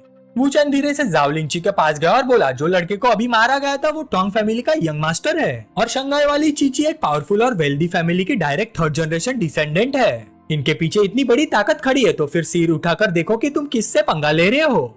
ये सब तुम्हारी ही गलती है, सुधर जाओ वरना आसमान भी तुम्हें नहीं बचा पाएगा। जाओ लिंची का चेहरा सफेद पड़ गया। वो हकलाते हुए बोला, ब्रदर वू, अब मैं क्या करूँ, प्लीज मुझे रास्ता दिखाइए। तभी अचानक सटैक वूचन ने एक जोर का थप्पड़ मारा। जाओ लिंची सीधा पलट कर गिर गया। यूयांग ने देखा कि उसके बॉस को थप्पड़ पड़ा है, लेकिन वो कुछ कर भी नहीं सकता था, बस चीख पड़ा, बॉस। जाओ लिंची ने तुरंत समझ लिया कि वूचन क्या कर रहा है। उसने मन ही मन सोचा, ये बेवकूफ इतना जोर से मत चिल्ला, ब्रदर वो हम लोगों के बचाने के लिए नाटक कर रहे हैं। वूचन ने उस प्रीटी बॉय के बाल पकड़ लिए। अब समझ आया अपनी गलती, मुझे उम्मीद है दोबारा ऐसा नहीं होगा। जाओ लिंची का पूरा शरीर कांप रहा था। जी जी मिस्टर वू, मुझे समझ आ गया। तब वूचन ने उसे छोड़ दिया। उसने अपने आदमी को उठाने को कहा और फिर वो सीधा उस प्रीटी बॉय की तरफ चल गया। प्रीटी बॉय ने चिंता से पूछा, ब्रदर वो लंगड़ा आदमी कौन है? आपने उसे इतनी जोर से क्यों मारा? वूचन ने कैजुअल टोन में जवाब दिया, ओ वो इस एरिया को मैनेज करता है, उसका नाम जाओ लिंची है। फिर उसने कंसर्न दिखाते हुए पूछा, अभी जो तुम्हें मारा गया था तो उसके बाद तुम ठीक हो? हॉस्पिटल ले चलूं? प्रीटी बॉय मुस्कुराए, इतना सीरियस नहीं है, मैं अभी भी ठीक हूँ। दूर से एक ऑडी तेज रफ्तार से आती हुई देखी। वूचन का ब्रदर इन लॉ ली राउटा गाड़ी से उतरकर सीधा उनकी तरफ भागा। वूचन को देखकर वो हैरान रह गया, ब्रदर इन लॉ आप यहाँ कैसे? अरे लिटिल चीची भी यहाँ है। सिचुएशन समझने के बाद ली राउटा सीधा जाओ लिंची के पास गया और उसे लात मार दी। साले तुम किस चक्कर में पड़ गए हो? मैंने तुम्हें क्या सिखाया था? इतनी उम्र हो गई है, बाहर जाकर कैसे बिहेव करना है ये भी नहीं पता। बेचारा जाओ लिंची, जिसे लोग पहले ही लंगड़ा जाओ बुलाते थे, अब दोनों भाई उसकी बची हुई टांग पर भी लात मार रहे थे। लग रहा था उसे व्हीलचेयर पर बिठाने का पूरा इरादा है। लव बर्ड कपल ये सब देखकर परेशान हो गए। उनसे ये सब देखा नहीं जा रहा था। बस करो सब लोग, मुझे कोई सीरियस इंजरी नहीं हुई, इतना करने की जरूरत नहीं है। उनकी टांग मत तोड़ो, बस उनके मुंह पर मार लो। ली राउटा ने जाओ लिंची को डांटा, आज बॉस ने बोल दिया वरना आज रात तुम्हारी दोनों टांग तोड़ देता। कैसे बिजनेस कर रहे हो तुम? गुंडागर्दी करने निकले हो क्या? जाओ लिंची ने अंदर ही अंदर सुकून की सांस ली। भगवान का शुक्र है, भगवान का शुक्र है। लगता है उन्हें मुझ पर तरस आ गया, मेरी बेकार जान बच गई। तभी एक सफेद ऑडी वहां आकर रुकी। गाड़ी से उतरी ली रूबिंग। उसके चेहरे पर इतना गुस्सा था कि सब देखकर घबरा गए। उसे देखकर ली राउटा तुरंत आगे बढ़ा, सिस आप यहाँ क्यों आई हैं? अरे मुझे इग्नोर क्यों कर रही हो? लेकिन लिरुबिंग ने कोई जवाब नहीं दिया। उसने पता नहीं कहां से एक लॉलीपॉप निकाली, सीधा जाओलिंची के पास गई और लॉलीपॉप उसके सर पर तान दी। साले, मैंने सुना है किसी ने मेरे हस्बैंड पर लॉलीपॉप तानी थी। ये देखकर जाओलिंची का चेहरा बिल्कुल सफेद पड़ गया, मानो पेट के बल उल्टा हुआ मेंढक। उसे पता था लिरुबिंग के टेम्परामेंट के हिसाब से वो सच में गोली चला सकती है। आज तो भगवान भी उसे नहीं बचा सकता। वूचन भी ये देखकर हैरान रह गया। अरे मेरी शेरनी, तुम क्या कर रही हो? लवबर्ड कपल भी घबरा गए। क्या ये सच में सड़क पर किसी को मार देगी? ली राउटा भी दौड़ कर आया। सिस रुक जाओ, लेकिन बैंग, लॉलीपॉप चल गई। लॉलीपॉप जाओलिंची के कान को हल्की सी छूकर निकल गई। वो बिल्कुल हिल नहीं पाया। ये सिर्फ डराने के लिए नहीं था। ली राउटा ने लास्ट मोमेंट पर लिरुबिंग का हाथ पकड़ लिया था, इसलिए लॉलीपॉप थोड़ी सी हट गई, वरना लंगड़ा जाओ सीधा मरा हुआ जाओ बन जाता। लिरुबिंग का गुस्सा अभी भी शांत नहीं हुआ था। उसने तुम्हारे ब्रदर इन लॉ पर लॉलीपॉप तानी थी और तुम अभी भी उसकी साइड ले रहे हो। ली राउटा जल्दी से बोला, नहीं सिस, काम डाउन, आप गलत समझ रही हो। कुछ देर बाद लिरुबिंग ने आखिर लॉलीपॉप नीचे कर दी, फिर सीधा दौड़कर वूचैन के पास गई। उसे जोर से गले लगाकर किस कर दिया। उसने वूचैन को कुछ बोलने का मौका ही नहीं दिया। वूचैन अपनी शेरनी की चिंता देखकर खुश हो गया। लिरुबिंग, तुम सिर्फ मेरे लिए यहाँ आई थी? लिरुबिंग ने सीधा जवाब दिया, ऑफ कोर्स, मैं पागल हो गई थी। तुम्हें पता है मेरे दिमाग में क्या चल रहा था जब मैंने सुना कि किसी ने तुम पर लॉलीपॉप तानी है? लिरुबिंग उसके सीने से लग गई। मुझे अफसोस है कि मैंने तुम्हारे साथ बच्चे नहीं किए। वूचैन उसकी सोच सुनकर बिल्कुल स्पीचलेस हो गया। लिरुबिंग ने फिर अपने छोटे भाई ली राउटा को बुलाया। जल्दी मिस्टर टैंग को हॉस्पिटल ले जाओ, प्रॉपर चेकअप करवाना, और आज रात सिस्टर शाउडे का भी ध्यान रखना। कोई जल्दबाजी मत करना, वो तुम्हारे ब्रदर इन लॉ की औरत है। ली राउटा पूरी तरह कंफ्यूज हो गया। क्या वो सच में ब्रदर इन लॉ की औरत है? एक मिनट सिस, आपने उसे यंगर सिस्टर कहा। ये सब क्या चल रहा है? मुझे कुछ समझ क्यों नहीं आ रहा। लवबर्ड कपल सामने खड़े ये सब देख रहे थे। वो पूरी तरह इम्प्रेस्ड हो गए। तो ये है ली फैमिली की मशहूर यंग मिस्ट्रेस। कितनी कूल है और कितनी डोमिनियरिंग भी। लिरुबिंग फिर वूचैन की तरफ मुड़कर बोले, आज रात मैं नहीं चाहती कोई तुम्हें डिस्टर्ब करे। मेरे प्यारे वूचैन, कोई ऑब्जेक्शन है? वूचैन सब समझ गया और खुशी से मुस्कुरा दिया। जो होना है वो तो होगा ही। सीन बदलकर वूचैन के बेडरूम का दृश्य आता है, जहाँ उसने शेरनी को बिस्तर से कसकर बांध रखा था। अगर तुम अच्छी बनी रही तो तुम्हें चोट नहीं लगेगी, लेकिन अगर शरारत की तो सजा मिलेगी। लिरुबिंग ने ट्रेडिशनल तरीका और किसी भी पोज से संबंध बनाने की इच्छा जताई। साथ में ये भी कहा कि वो किसी भी प्रोटेक्शन का इस्तेमाल ना करे। वूचैन ने पूरे होश के साथ कहा, शर्माने की कोई बात नहीं, लगता है अब उनके बच्चे होने वाले हैं। वूचैन के हारा में मेन महारानी लगभग तय हो चुकी है, बस कुछ ही जगह खाली बची है। ही ही ही ही ही। अगली सुबह वूचैन के विला में ब्रदर इन लॉ, मैंने टैंग को हॉस्पिटल ले जाकर पूरी रात मॉनिटर करवाया। डॉक्टर ने कहा कि सब ठीक है, लेकिन कल रात से ही टैंग मेरे ब्रदर इन लॉ से मिलने के लिए बेचैन हो रहा है। वो कपल सबके तारीफ भरी नजरों के बीच लिविंग रूम में नीचे आए। वूचैन ने कहा, हॉस्पिटल से इतनी जल्दी डिस्चार्ज होने की जरूरत नहीं है, हेल्थ सबसे इम्पोर्टेंट है, उसे थोड़ा और रेस्ट करने दो। टीकेटी हेयर स्टाइल वाला लड़का बोला, ब्रदर मैं सचमुच में ठीक हूँ, आपको मेरी चिंता करने की जरूरत नहीं है। इसी वक्त वूचैन के पास उसके फादर इन लॉ का फोन आया। उसने सबसे माफी मांगी और कॉल रिसीव करने के लिए साइड में चला गया। लिरुबिंग, गेस्ट को एंटरटेन करना, बाहर में शार्क हूँ, घर में मैं गप्पी हूँ। जैसे उसने फोन उठाया, ग्रीटिंग्स करने से पहले ही फादर इन लॉ ने सवालों की बारिश कर दी। वूचैन, मैंने सुना है मेरी बेटी के अलावा भी तुम्हारी और औरतें हैं। वूचैन ने शांति से जवाब दिया, ओ अंकल, आपकी इन्फॉर्मेशन काफी फास्ट है, मुझे कुछ डिनाई नहीं करना। ये सुनकर बूढ़ा और गुस्से में आ गया। डिनाई भी नहीं कर रहे, लगता है बाहर काफी बिजी रहते हो, कितनी है? वूचैन हंस पड़ा, अंकल नंबर इम्पोर्टेंट नहीं है, आप सीधा बोल दीजिए जो बोलना है। टेंशन का मैटर मैं हैंडल कर लूंगा और अगर कोई प्रॉब्लम हो तो मुझे डायरेक्टली बता दीजिए। बुढ़ाली हल्का सा हंस पड़ा, मैं अब बुढ़ा हो गया हूँ, आजकल के यंग लोगों की सोच समझ नहीं पाता। ठीक है, मुझे टैंक वाले मैटर की चिंता नहीं, तुम संभाल लो, और अगर किसी चीज की जरूरत हो तो एटाई को बोल देना। वूचैन ने जवाब दिया, ठीक है अंकल, चिंता मत कीजिए। इसी वक्त लिरुबिंग उसके पास आ गई। कॉल खत्म हो गई। वूचैन ने पूछा, मिसली कुछ पूछना चाहती है? वूचैन ने उसके कंधे पर हाथ रखा और उसे कमर से अपनी तरफ खींच लिया। सुबह सुबह ही दोनों डॉग फूड फैला रहे थे, लगता था आज लंच की जरूरत ही नहीं पड़ेगी। लिरुबिंग ने पूछा, मुझे बता सकते हो क्या हुआ, मेरे फादर ने तुम्हें क्यों फोन किया? वूचैन ने मुस्कुराकर जवाब दिया, अंकल बस मुझे सवालों के थ्रू टेस्ट कर रहे थे, ये देखना चाहते थे कि मैं तुमसे कितना प्यार करता हूँ, और मुझे टेंशन वाला मैटर भी सॉल्व करना होगा ताकि सब लोग इन्वॉल्व ना हो जाए।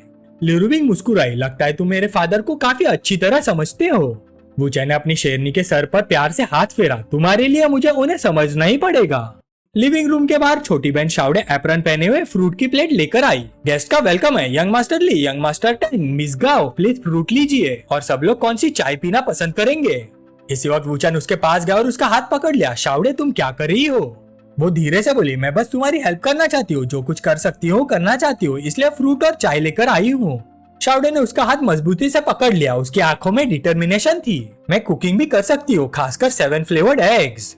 वूचैन थोड़ा कंफ्यूज हो गया। सच में इतना करने की जरूरत नहीं है। तब पीछे से ली रुबिंग आई और पूछा, शाओडे क्या चल रहा है? शाओडे शर्मा कर हकला गई, नहीं कुछ नहीं, सब ठीक है। ली रुबिंग खुशी से बोली, तो बात कुकिंग तक पहुंच गई। ठीक है, शाओडे और मैं मिलकर हैंडल कर लेंगे। वूचैन दोनों सिस्टर्स को देखकर हंस पड़ा। डियर ली रुबिंग, क्या तुम श्योर हो कि तुम खुद कुकिंग करना चाहती हो? शाओडे ने तुरंत हाथ हिलाया। सिस्टर ली, मुझे करने दीजिए, आप और ब्रदर वो गेस्ट को एंटरटेन कीजिए। शेरनी ने थोड़े नखरे से कहा, ठीक है, लेकिन अगली बार जब मैं पूरी तरह से रेडी हो जाऊंगी तब तुम सबको एक जबरदस्त मील बनाकर दिखाऊंगी। वूचैन बस मुस्कुराता रहा। तभी लिविंग रूम के बाहर से छोटा भाई दौड़ता हुआ आया। बिग ब्रदर, तुम्हारा काम हो गया? वूचैन हैरान हुआ, है क्या हुआ? छोटे भाई टैंग ने दोनों हाथ जोड़कर गहरा सलाम किया। बिग ब्रदर, क्या आप मुझे मार्शल आर्ट सिखा सकते हैं? मैं आपके डिसाइपल बनना चाहता हूँ। वूचैन शॉक गया, है मुझसे तुम मार्शल आर्ट सीखना चाहते हो? छोटा भाई टैंग एक्साइटेड होकर बोला, बिग ब्रो, वुल्फ वॉरियर देखने से पहले मुझे लगता था कि मार्शल आर्ट बस मूवी की फेक चीज होती है, लेकिन कल जब मैंने असली वुल्फ वॉरियर देखा तब मुझे समझ आया कि मैं कुएं का मेंढक था। अगर आप मुझे सिखाओगे तो मैं बहुत मेहनत करूंगा, कभी क्लास मिस नहीं करूंगा। वूचैन थोड़ा हिचकिचाया। तभी छोटे भाई टैंग ने अपना सीना ठोक कर कहा, चिंता मत कीजिए, मैं ट्यूशन फी भी दे सकता हूँ, बस मुझे थोड़ा टाइम दे दीजिए। और मेरी फाउंडेशन भी स्ट्रांग है, मैं बहुत हेल्दी हूँ। कल मुझे इतना मारा गया, मेरा चेहरा भी तोड़ दिया गया, लेकिन देखिए मैं अभी भी बिल्कुल ठीक हूँ। वूचैन उसकी सिंसियर रिक्वेस्ट को मना नहीं कर पाया। ठीक है, लेकिन पहले मैं तुम्हारी करंट कंडीशन देखना चाहता हूँ, तुम क्या कर सकते हो? छोटा भाई टैंक थोड़ा घबरा गया, सर खुजाते हुए हंस पड़ा। शायद कुछ दिन बाद, अगर अभी आपने मुझे 2-4 पंचेस मार दिए तो शायद मैं सीधा किसी और दुनिया में ट्रांसमाइग्रेट हो जाऊंगा। वूचैन जोर से हंस पड़ा और उसके कंधे पर हाथ मारा। पहले अपनी इंजरी से पूरी तरह रिकवर हो जाओ, फिर कुछ दिन बाद इस बारे में बात करेंगे। इसी बीच एयरपोर्ट पर एक जाना पहचाना चेहरा नजर आया और एक आवाज गूंजी। आखिरकार ली रुबिंग डोंगाई की जमीन पर कदम रख चुका था। डिंगलोंग ने पूछा, कल लंच साथ में करे जब तुम फ्री हो? ली रुबिंग बोली, गेट लॉस्ट। डिंगलोंग बोला, ऐसा मत करो, अगर तुम मुझसे मिलना नहीं चाहती तो मैं खुद तुम्हारी कंपनी आकर तुमसे मिल लूंगा। फोन की दूसरी तरफ से ली रुबिंग ने ठंडी आवाज में कहा, हिम्मत है तो आ जाओ, मैं तुम्हारी पिटाई कर दूंगी। डिंगलोंग हंस पड़ा। ली रुबिंग, मैं सच में तुमसे माफी मांगना चाहता हूँ, कम से कम मुझे एक मौका तो दो। ली रुबिंग ने सिर्फ एक ही लाइन बोली, मरना है क्या? और फोन काट दिया। ये डिंगलोंग भी कमाल का आदमी है, क्या उसके पास भालू का जिगर और चीते की हिम्मत है? डोंगाई में कदम रखते ही वूचैन की औरत पर लाइन मार रहा है। एयरपोर्ट पर उतरने के बाद थके हुए डिंगलोंग ने अपने कपड़े उतारने का इरादा किया ताकि अपनी सेक्रेटरी के साथ कुछ पल बिताकर अपनी एनर्जी वापस पा सके। शंघाई से लंबी फ्लाइट के बाद वो एक सिनिस्टर मुस्कान के साथ बोला, तुम ज्यादा दिन तक चैन से नहीं रह पाओगी। दूसरी तरफ ली राउटे बोल उठा, सिस वो कमीना कल आ रहा है, मैं अभी से तैयारी करता हूँ, कल उसकी हड्डियां तोड़ दूंगा। अगर डोंगाई में कदम रखने की हिम्मत की है तो वापस जाने का सपना भी ना देखे। वूचैन ने शांति से कहा, ली राउटे बिना परमिशन के कुछ मत करना, हर काम शांति से करो, मैंने सब अरेंजमेंट्स पहले से ही कर ली है। ली राउटे ने तुरंत हाँ में सिर हिला दिया, ठीक है, मैं ब्रदर इन लॉ की अरेंजमेंट फॉलो करूंगा। वूचैन खड़ा हुआ और बोला, मैं निकल रहा हूँ, मुझे कुछ काम निपटाने हैं। आज दोपहर ली रुबिंग और ली राउटे कंपनी जाएंगे और शाओडे घर पर रहेगी। अगर लिटिल ब्रो टैंक को कोई प्रॉब्लम है तो शाओडे को बता देना। गाड़ी में बैठते ही वूचैन ने मनी मन सोचा, डिंगलोंग अब तुम्हारा गेम खत्म है, मासूम बनने की एक्टिंग मत करो, मुझे पता है तुम डोंगाई आ चुके हो, अब हमारा गेम शुरू होता है। उसने तुरंत अपना प्लान एग्जीक्यूट करना शुरू कर दिया। मेरी औरत पर नजर डालने की हिम्मत की है, डोंगाई में कदम रखा है, अब बचकर नहीं जा पाओगे। दूसरी तरफ एक मिस्टीरियस आदमी कई कंप्यूटर स्क्रीन के सामने बैठा था। मैकेनिकल कीबोर्ड की लगातार क्लिकिंग सुनाई दे रही थी। वो खुद से बोल रहा था। मास्टर डिंग ने डायरेक्टली कांटेक्ट नहीं किया, लेकिन अगर उसे डोंगाई में कार यूज करनी है तो आखिर उसे इन्हीं लोगों के पास आना पड़ेगा। उधर वूचैन गाड़ी में बैठा हुआ था। उसके फोन पर एक मैसेज आया, मिस्टर वू कार मिल गई है, डिटेल्स व्हाट्सएप पर भेज दी है। वूचैन मुस्कुराया, एक्सीलेंट मेरे भाई। उसने तुरंत कॉल लगाया, सिस्टर वूरेंग मैंने अभी आपको व्हाट्सएप पर कुछ भेजा है। वूरेंग ने शरारती अंदाज में कहा, मुझे मिस कर रहे हो? सीधा मेरे पास आ सकते थे, व्हाट्सएप भेजने की क्या जरूरत थी? वूचैन उसकी बात समझ गया लेकिन अनजान बन गया। सिस्टर वूरेंग प्लीज इन गाड़ियों को ट्रैक करवा दीजिए, मुझे इनका फाइनल डेस्टिनेशन जानना है और ये काम जल्दी और सीक्रेट होना चाहिए। वूरेंग नखरे से बोली, ठीक है हनी, मेरी खबर का इंतजार करो। कुछ देर बाद जवाब आ गया, मिल गया, गाड़ियां नॉर्थ कैंगन रोड एरिया में रुक गई हैं और काम खत्म होने के बाद मुझसे मिलना मत भूलना, मुझे तुम्हारी याद आ रही है लिटिल बॉय। वूचैन ने जवाब दिया, ठीक है कोई प्रॉब्लम नहीं, अब मैं मेन टास्क पर फोकस करता हूँ। नॉर्थ कंगन रोड एरिया में सिर्फ एक ही होटल था जो डिंगलोंग की रिक्वायरमेंट्स को मैच करता था, युआ होटल। वूचैन ने अपनी पुरानी हैकिंग स्किल्स का इस्तेमाल किया और जल्दी उसे पता चल गया रूम 606 बिल्कुल यही है, चलो पहले कुछ छोटे गिफ्ट देते हैं। कुछ देर बाद डिंगलोंग गुस्से से फट पड़ा, ये क्या बकवास है, 5 स्टार होटल में भी पावर आउटेज होता है क्या? उसकी सेक्रेटरी भी कंप्लेन करने लगी, पानी भी बंद हो गया। इसी वक्त होटल मैनेजर दौड़ता हुआ अंदर आया। उसने झुककर कहा, सर सिटी से टेम्परेरी मेंटेनेंस नोटिस आया है। इस अनएक्सपेक्टेड इनकन्वीनियंस के लिए हम माफी चाहते हैं। डिंगलोंग ने नाराज नजरों से मैनेजर को देखा। उसने सोचा कि ले चैंग के साथ मीटिंग में अभी 1 घंटे से ज्यादा टाइम था, लेकिन निकलने का वक्त भी पास आ रहा था। उसने पूछा, डिनर कब तक ठीक हो जाएगा? मैनेजर ने तुरंत जवाब दिया, बिल्कुल सर, मेंटेनेंस सिर्फ 2 या 3 घंटे चलेगा, प्लीज चिंता मत कीजिए। डिंगलोंग ने हल्की सी आवाज निकाली, ठीक है। इसी वक्त वूचन ने देखा कि गाड़ियों का एक बड़ा कॉन्वॉय आ रहा है। वो मुस्कुराया। डिंगलोंग का बड़ा कॉन्वॉय पूरी ताकत के साथ पहुंच गया। अब मेरी बारी है। कुछ देर बाद एक कमरे में वूचन ने कपड़े बदले, ग्लोव्स और सॉक्स पहने, फिर हल्का सा हंस पड़ा, देखते हैं वो चीज कहाँ है। उसने दरवाजे, कैबिनेट्स और सोफा सब चेक करना शुरू कर दिया। हर जगह कुछ ढूंढ रहा था। आखिर उसकी नजर एक कुर्सी के नीचे गई। मिल ही गया। उसने धीरे से एक काला सूटकेस बाहर निकाला। मनी मन बोला, ये बेवकूफ डिंगलोंग बस कुछ ही पासवर्ड यूज करता है, बस उन्हें बार बार बदलता रहता है। वूचन ने धीरे से यूएसबी ड्राइव इंसर्ट की। यहाँ बहुत सारे डॉक्यूमेंट्स थे। चाहे उसने पहले भी काफी डॉक्यूमेंट्स पढ़े थे, फिर भी सब कुछ याद रखना मुमकिन नहीं था, इसलिए कॉपी करना ही सबसे बेहतर ऑप्शन था। उसने एक ऐसा लॉलीपॉप निकाला जिस पर अभी पेंट भी नहीं हुआ था और साथ ही बोला, वैसे जब तुम लॉलीपॉप यूज करो मेरी एडवाइस है कि इसे रिचार्ज करके और पेंट करके यूज करो। इससे डैमेज और बढ़ जाएगा, लेकिन बेस्ट यही होगा कि इसे कभी यूज ही ना करना पड़े। आखिरकार डिंगलोंग का सारा डेटा कॉपी हो गया और इंट्रूजन के सारे निशान भी पूरी तरह मिटा दिए गए। वूचन के चेहरे पर एक शैतानी मुस्कान आ गई। फिर वो शांति से वहाँ से निकल गया। चलते हुए धीरे से बोला, डिंगलोंग, मैं काफी टाइम से तुमसे मिलने का इंतजार कर रहा था। मुझे यकीन है ये मुलाकात बहुत इंटरेस्टिंग होगी। सीन शिफ्ट हुआ वूरैंग के विला में। वूचैंग ने आवाज लगाई, सिस्टर वूरैंग, मैं तुम्हारे लिए कुछ लाया हूँ। लेकिन उसका हाथ दरवाजे तक पहुंचता उससे पहले उसकी आवाज सुनते ही वूरैंग दौड़कर आई। उसने वूचैंग का हाथ पकड़ा और सीधा उसकी भाव में आ गिर गई। वूरैंग ने प्यार भरी आवाज में कहा, मुझे अब किसी चीज की जरूरत नहीं है, जब तक तुम मेरे पास हो बस तुम ही काफी हो। वूचैंग हंस पड़ा, हम यही एंट्रेंस में शुरू हो गए क्या सिस्टर वूरैंग? चलो अंदर चलते हैं। नरम हाथों और शरीर के ट्विन टावर्स का धीरे धीरे उसके शरीर से स्पर्श हुआ और वो धीरे धीरे हिलने लगे। उसके चेहरे का भाव कह रहे थे, अब कितने दिन बाकी है, मैं एक एक पल का बेसब्री से इंतजार कर रही हूँ। फिर जैसा कि कई भाइयों ने अंदाजा लगाया था, वो दोनों खुद को रोक नहीं पाए और घर के अंदर भाग गए। दरवाजा बंद किया और अस्त व्यस्त हो गए। वूचैंग वूरैंग को एबीसीडी की स्पेलिंग सिखा रहा था। थोड़ी देर पढ़ने के बाद वूरैंग थकी हुई लग रही थी। अंदर जाते ही उसने कहा, तुमने कहा था मेरे लिए कुछ लाए हो, क्या है वो? वूचैंग हल्का सा मुस्कुराया, नहीं, सब कुछ तो तुम्हारे पास ट्रांसफर हो चुका है ना। वूरैंग ने उसे हल्का सा घूरा, कितने गंदे हो तुम, सीरियसली बताओ। तब वूचैंग उठा और एक यूएसबी ड्राइव उसके हाथ में दे दी। इसे देखना, सब समझ आ जाएगा, अपनी चीजें संभाल लो सिस्टर वूरैंग। अब मैं चलता हूँ और अगले 2 घंटे मुझे कॉल मत करना, मुझे कुछ इंपॉर्टेंट काम करना है, मुझे डिस्टर्ब नहीं होना चाहिए। वूरैंग ने उसे देखकर मुस्कुराते हुए कहा, जाओ अपना काम करो, अभी जो वक्त तुमने मेरे साथ बिताया है वही मेरे लिए अगले 2 घंटे या उससे भी ज्यादा याद रखने के लिए काफी है। ऐसे ही होमवर्क देते रहे तो घर वाली शेरने के लिए कुछ बचेगा ही नहीं। कुछ देर बाद वूचैंग रोड पर था। उसने अपने फादर इन लॉ को फोन लगाया। बुड्ढे ने फोन उठाया, वूचैंग कोई इमरजेंसी है क्या? वूचैंग बोला, अंकल मैंने अभी आपके पर्सनल ईमेल पर एक डॉक्यूमेंट भेजा है, प्लीज उसे देख लीजिए। डॉक्यूमेंट्स देखते बुड्ढे का चेहरा बदल गया। वूचैंग तुम्हें ये सब कहाँ से मिला? ये सब फोटोज और वीडियोस भी। शॉक में उसके हाथ से फोन तक गिर गया। फोन उठाते हुए उसने मनी मन सोचा, ये सब इतनी आसानी से कैसे मिल गया? कहीं वूचैंग ने डिंगलोंग को खत्म तो नहीं कर दिया? उसने तुरंत पूछा, वूचैंग तुमने उसके साथ क्या किया? हमने पहले ही डिसाइड किया था कि वो डोंगाई में नहीं मरेगा। वूचैंग हंस पड़ा, अंकल आप क्या सोच रहे हैं, वो बिल्कुल जिंदा है, बस थोड़ा सा कमजोर है। बुड्ढे ने गहरी सांस ली, ठीक है, बस याद रखना वो डोंगाई में नहीं मरना चाहिए, बाकी तुम जो करना चाहो कर सकते हो। वूचैंग ने तसल्ली दी, चिंता मत कीजिए अंकल, मैंने सब अरेंज कर रखा है, और हाँ ली राउटर को इस बारे में मत बताना। बुड्ढे ने जवाब दिया, ठीक है मैं फोन रखता हूँ, अब तुम्हें डिस्टर्ब नहीं करूंगा। कॉल खत्म होने के बाद वूचैंग की आंखें गहरी सोच में डूब गए। उसने धीरे से मुस्कुराते हुए सोचा, अब अगला शो देखता है, ब्रदर ले और डिंगलोंग के बीच जो होने वाला है वही असली तमाशा होगा।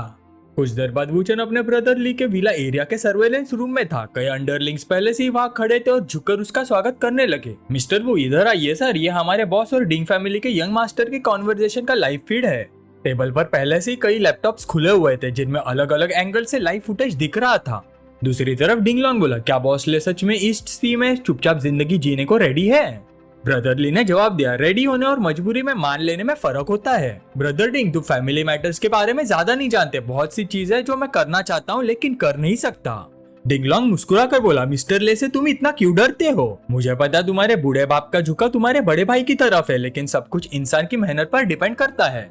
ब्रदर ली ने जोर से कहा, मिस्टर डिंग आपको भी पता होना चाहिए कि ले फैमिली की सारी पावर्स मेरे बड़े भाई के हाथ में है। मेरे पास अपनी किस्मत एक्सेप्ट करने के अलावा कोई ऑप्शन नहीं है। डिंगलोंग हल्की सी हंसी हंसा। ब्रदर ले, अगर तुमने सच में अपनी किस्मत मान ली होती तो आज मुझसे मिलने नहीं आते। लगता है अभी भी हमारे बीच ट्रस्ट की कमी है। सर्विलांस रूम में बैठा वूचान मुस्कुरा दिया और मनी मन सोचा, जल्दी आने से बेहतर होता है कि सही वक्त पर आना। टॉपिक बिल्कुल सही डायरेक्शन में जा रहा है। अब चाय सर्व करना ही सीक्रेट सिग्नल होगा ताकि ब्रदर ले चारा निगल सके। वूचान बैठते ही तुरंत अंडरलिंग से बोला, जल्दी ब्रदर ले के लिए ड्रिंक सर्व करो। अंडरलिंग ने कहा, मिस्टर वो बाहर एक खूबसूरत और अच्छी पर्सनैलिटी वाली लड़की उन दोनों के लिए ड्रिंक्स लेकर आई है। लड़की अंदर आई और बोली, बॉस ये वो ड्रिंक्स है जो आपने पहले ऑर्डर की थी। ब्रदर ले ने सिग्नल देखते ही समझ लिया कि उसका भाई वूचान पहुंच चुका है। फिर ब्रदर ले बोला, ब्रदर डिंग पहले चाय लीजिए, मुझे भी एक बात सीधी तरह कहनी है। पहले मैंने मिसली के साथ टाओ मैनिंग के एंडोर्समेंट को लेकर बात की थी। जब तक बहुत जरूरी ना हो मैं उन्हें डिसअपॉइंट नहीं करना चाहता। डिंगलोंग ने पूछा, ब्रदर ले के हिसाब से एक एंडोर्समेंट की वैल्यू क्या होती है? अगर कॉन्ट्रैक्ट तोड़ना पड़े तो तुम क्या चाहते हो मैं तुम्हारे लिए कुछ करूं? ब्रदर ले ने शांत आवाज में कहा, मेरी नजर में यंग मास्टर डिंग और मिसली किसी से कम नहीं है। इस वक्त मेरा मिसली के साथ अच्छा रिलेशनशिप है। अगर मैं उसे नाराज कर दूं और कुछ गड़बड़ हो गई तो ली फैमिली का बदला लेना लगभग पक्का है। डिंगलोंग को यह बात काफी इंटरेस्टिंग लगी। ब्रदर ले आगे बोलो, सीधा और क्लियर। ब्रदर ले ने अपनी एक्टिंग शुरू कर दी। उसके चेहरे पर घबराहट साफ नजर आ रही थी। यंग मास्टर डिंग, बात रिस्पेक्ट की नहीं है, लेकिन मैं घर भी वापस नहीं जा सकता। अगर मैंने लिरुबिंग और उसके ग्रुप को नाराज कर दिया तो शायद डोंगाई में मेरा जीना मुश्किल हो जाएगा। फिर बताओ मैं कैसे जिंदा रहूंगा? डिंगलोंग हल्की सी मुस्कान के साथ धीरे से अपना चाय का कप उठाकर एक घूंट पिया। लेकिन अगर मैं मिस्टर लियू को जेल भेज दूं या किसी एक्सीडेंट में उसकी मौत हो जाए तो उसकी कीमत का फैसला बॉस ले के हाथ में होगा। जब वो पूरी तरह गायब हो जाएगा तब ले फैमिली का इकलौता वारिस सिर्फ तुम होगे। तुम डोंगाई वापस जाकर फैमिली बिजनेस संभाल सकते हो और छोटी मोटी परेशानियों की टेंशन भी खत्म हो जाएगी। क्या कहते हो? ब्रदर ले तुरंत शॉक होने का नाटक करते हुए बोला, मिस्टर डिंग क्या आप सीरियस हैं? डिंगलोंग ने घमंड भरी मुस्कान के साथ कहा, ब्रदर ले पहले तुम्हारे पास कोई भरोसेमंद दोस्त नहीं था, लेकिन अब है। कुछ ही सालों में जो तुम सोचने की हिम्मत करते हो और जो करने की हिम्मत रखते हो सब हकीकत बन जाएगा।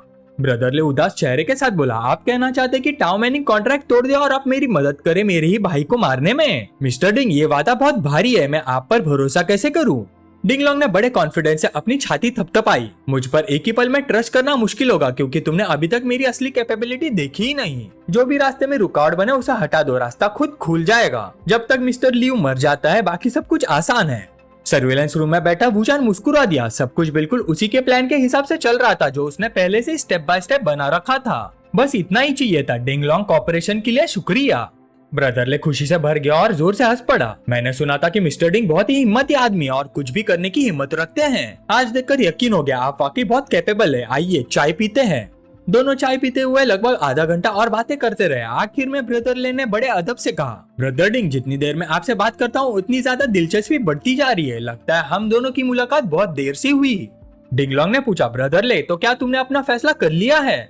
ब्रदर ले मुस्कुराया और बोला, ठीक है फैसला हो गया, लेकिन टाओ मैनिंग की एंडोर्समेंट अभी कैंसिल नहीं होगी।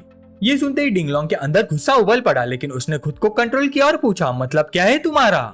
मेरा प्लान ये है कि सब कुछ नॉर्मल तरीके से होने दो। 1 या 2 महीने बाद कॉन्ट्रैक्ट तोड़ देंगे और लिरुबिंग की ताइवान फैशन कंपनी के खिलाफ लॉसूट फाइल करेंगे। उसी वक्त ब्रदर डिंग मीडिया को अरेंज करेंगे कि कॉन्ट्रैक्ट टर्मिनेट होने का ब्लेम प्रोडक्ट क्वालिटी पर डाल दिया जाए। वो कहेंगे कि प्रोडक्ट यूज करने की वजह से टाओ मैनिंग के चेहरे पर प्रॉब्लम हो गया और इसे पब्लिक में बहुत बड़ा हंगामा मच जाएगा। केस कम से कम 1.5 साल तक चलेगा और उस दौरान सच बाहर आने का कोई चांस नहीं होगा। बताइए ब्रदर डिंग आपको क्या लगता है? ये प्लान सुनते ही डिंगलोंग का मूड तुरंत बदल गया। उसने जोर से ताली बजाई और हंस पड़ा। ब्रदर ले तुम कितने डेंजरस हो, लेकिन मुझे ये पसंद आए। डील पक्की है। आज वाइन की जगह चाय ही पी के डील सेलिब्रेट करते हैं। ब्रदर ले ने भी अपना चाय का कप उठाया। दोनों ने कप्स टकराया और डील फाइनल कर दी। कुछ देर बाद ब्रदरली वापस वूचान के पास आया। ब्रदर डिंगलोंग चला गया। उस रात तुमने जो जो मुझे बताया था मैंने सब कुछ उसे कह दिया। उसके चेहरे पर जीत की खुशी साफ दिख रही थी। ब्रदर ले मेहनत के लिए शुक्रिया। अगला स्टेप यह है कि किसी मौके पर ये वीडियो लियू तक पहुंचा दिया जाए। इससे पहले वूचान ने वूरैंग को मैसेज भेज दिया था कि वो इस जगह आ जाए क्योंकि उसे कुछ जरूरी बात करनी थी। वूरैंग ने रिप्लाई किया, 2 घंटे हो गए, मुझे तो अपने छोटे हबी की याद आने लगी। तुम कितने प्यारे हो। ठीक है मैं आ रही हूँ। वूचान ने अपने भाई के कंधे पर हाथ रखा और बोला, यहाँ का काम खत्म हो गया। चलो ब्रदर ले मैं तुम्हारी एक दोस्त से मुलाकात करवाता हूँ। सीन मीटिंग प्लेस पर शिफ्ट हुआ। जैसे ही वूरैंग ने अपने प्यारे हस्बैंड को देखा उसके चेहरे पर एक प्यारी सी मुस्कान आ गई। तुम आ गए? वूचान ने दोनों का इंट्रोडक्शन करवाया। सिस्टर वूरैंग मैं तुम्हें 2 दोस्तों से मिलवाता हूँ। ये ले फैमिली के सेकंड मास्टर है और ये मिस टाओ मैनिंग है और ये है मिस यूरैंग। ब्रदर ले मुस्कुराया। मैंने एक्सपेक्ट नहीं किया था कि मेरा भाई मिस वू से भी मिला हुआ होगा। आपसे मिलकर खुशी हुई। वूरैंग ने हैरानी से पूछा, इसमें इतनी सरप्राइज वाली बात क्या है? ले तुम मुस्कुरा क्यों रहे हो? ब्रदरले ने जवाब दिया, बस थोड़ा कोइंसिडेंस लगा, मैंने कभी नहीं सुना था कि ब्रदर वो और मिस वो दोस्त है। वूरैंग ने सीधे अंदाज में कहा, हम दोस्त नहीं हैं। ब्रदरले कंफ्यूज होगा, ये चालाक औरत आखिर सोच क्या रही है? कहीं इसका और मेरे भाई वूचैन का कोई चक्कर तो नहीं जिसमें मुझे बीच में लाना चाहती हो? लेकिन मेरी तो वूरैंग से इतनी क्लोज दोस्ती भी नहीं है, फिर भी दोनों एक दूसरे से काफी फेमिलियर लग रहे हैं, आखिर चल क्या रहा है? तभी वूरैंग खुद ही आगे बढ़ी और प्यार से वूचैन की बाजू में सिमट गई। वो मीठी आवाज में बोली, वूचैन मेरा आदमी है, वो आदमी जो मुझे कभी भी दीवाना बना सकता है। ये सुनते ही ब्रदरले का चेहरा सफेद पड़ गया। लगता है वूरैंग और वूचैन काफी क्लोज है। क्या घर पर जो शेरनी ली रूबिंग है उसे इस बात का पता भी है? भाई लगता है तुम्हारा लव लाइफ बिल्कुल सिंपल नहीं है। वूचैन ने भी प्यार भरी आवाज में कहा, वूरैंग इतनी सीधी बात कहना जरूरी था क्या? वूरैंग शरारती मुस्कान के साथ बोले, बिल्कुल, अगर मुमकिन होता तो मैं पूरी दुनिया को बता देती। ब्रदरले ये प्यार भरा सीन देखकर बस जबरदस्ती मुस्कुराया। हम सब एक ही फैमिली है, एक ही फैमिली। फिर वूचैन ने बात बिजनेस पर लाते हुए कहा, ब्रदरले आज सिस्टर वूरैंग को बुलाने की वजह एक बिजनेस डील है, पता नहीं तुम इंटरेस्टेड होगे या नहीं। वूरैंग ने एक फाइल निकाल कर ब्रदरले के सामने रख दी। ब्रदरले इसमें डिंगलोंग के बिजनेस एक्सपेंशन की सारी सीक्रेट इन्फॉर्मेशन है। ब्रदरले ने फाइल देकर हैरानी से पूछा, तुम लोग डिंगलोंग का बिजनेस और पैसा छीनना चाहते हो? कोई प्रॉब्लम नहीं, कर देते हैं। वूचैन ने शांत आवाज में कहा, ब्रदरले इतनी जल्दी हाँ मत बोलो, ये बहुत बड़ा मामला है। 3 महीने से 1 साल के अंदर मैं उसे और उसके पूरे परिवार को खत्म कर दूंगा। ब्रदरले का दिल जोर से धड़क उठा, तुम उसके पूरे परिवार को मिटा देना चाहते हो? वूचैन ने ठंडी मुस्कान के साथ कहा, पहले इस पाई को बांट लेते हैं, जितनी जल्दी तैयारी करेंगे उतना ही ज्यादा हिस्सा मिलेगा। जैसे ली रूबिंग पहले ही हमारे साथ एग्रीमेंट कर चुकी है, मेरा आइडिया है ब्रदरले और वूरैंग भी मिलकर काम करे। डिटेल्स की मुझे परवाह नहीं, ब्रदरले तुम खुद सिस्टर वूरैंग से बात कर लेना, कॉपरेट करना है या नहीं वो तुम दोनों डिसाइड करो। ये सुनते ही ब्रदरले एक्साइटमेंट में टेबल पर हाथ मारकर बोला, भाई तुम मेरे लिए इतना कर रहे हो, मैं तुम्हें कभी डिसअपॉइंट नहीं करूंगा, मैं ये जरूर करूंगा। सर्दी के मौसम में सबने मिलकर हॉटपॉट ऑर्डर किया। वूचैन बोला, कल गुइबो डोंगाई आ रहा है, तुम दोनों भी आ जाना, तुम तीनों मिलकर डिटेल्स डिस्कस कर लेना। वूरैंग प्यार भरी नजरों से अपने हस्बैंड को देखने लगी। जब मास्टर लेवी डिंग फैमिली के शिकार में ऑफिशियली शामिल हो जाएगा तब जो फाइनल प्रॉफिट मिलेगा शायद वो पूरी वू फैमिली की टोटल दौलत से भी ज्यादा होगा। अब मुझे समझ ही नहीं आ रहा है कि मैं अपने छोटे हबी का यह एहसान कैसे चुकाऊंगी। उसका हाथ धीरे धीरे उसके रॉड की तरफ बढ़ा। ब्रदरले जोर से हंस पड़ा और अपना ग्लास उठाया। सबसे पहले एक ड्रिंक हो जाए हमारी जल्दी जीत के नाम। चारों ने एक साथ अपने ग्लासेस उठाए, लेकिन उसी वक्त वूचैन का फोन बज उठा। उसने कॉल रिसीव करके पूछा, क्या हुआ? फोन की दूसरी तरफ उसका ब्रदर इन लॉ ली राउटाई था। ब्रदर जल्दी आओ, टैंग शिंग के साथ बहुत बड़ी इमरजेंसी हो गई है। वूचैन ने जल्दी से अपना बार्ले स्मूदी खत्म किया, उठकर जाने लगा और बोला, मुझे माफ करना, तुम लोग बातें कंटिन्यू करो, मुझे पहले एक जरूरी काम देखना है। सबने प्यार से उसे अलविदा कहा। ब्रदरले बोला, भाई कोई बात नहीं, अगर तुम बिजी हो तो जाओ, मैं और सिस्टर वूरैंग आराम से बैठकर ड्रिंक करते हैं। कुछ देर बाद वूचैन की मुलाकात ली राउटाई से हुई। उसके ब्रदर इन लॉ ने घबराहट में उसका हाथ पकड़ लिया। ब्रदर, अभी पापा का फोन आया था, उन्होंने बताया कि कल मेरे थर्ड अंकल डोंगाई आ रहे हैं, वो टैंगशिंग बाओ के मैटर को हैंडल करने में तुम्हारी मदद करेंगे। वूचैन बैठ गया और पूछा, थर्ड अंकल? वही जो फैमिली की सेकंड जनरेशन के सबसे पावरफुल लोगों में से एक है।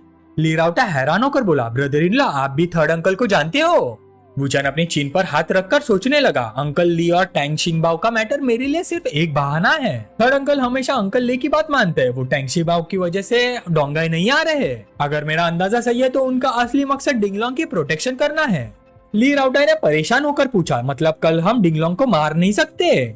वूचैन मुस्कुराए, थर्ड अंकल यहाँ तुम पर नजर रखने के लिए आ रहे हैं, वरना अगर तुम छोटे साले डिंगलोंग को नुकसान पहुंचा दो तो मैं अंकल ली को क्या जवाब दूंगा?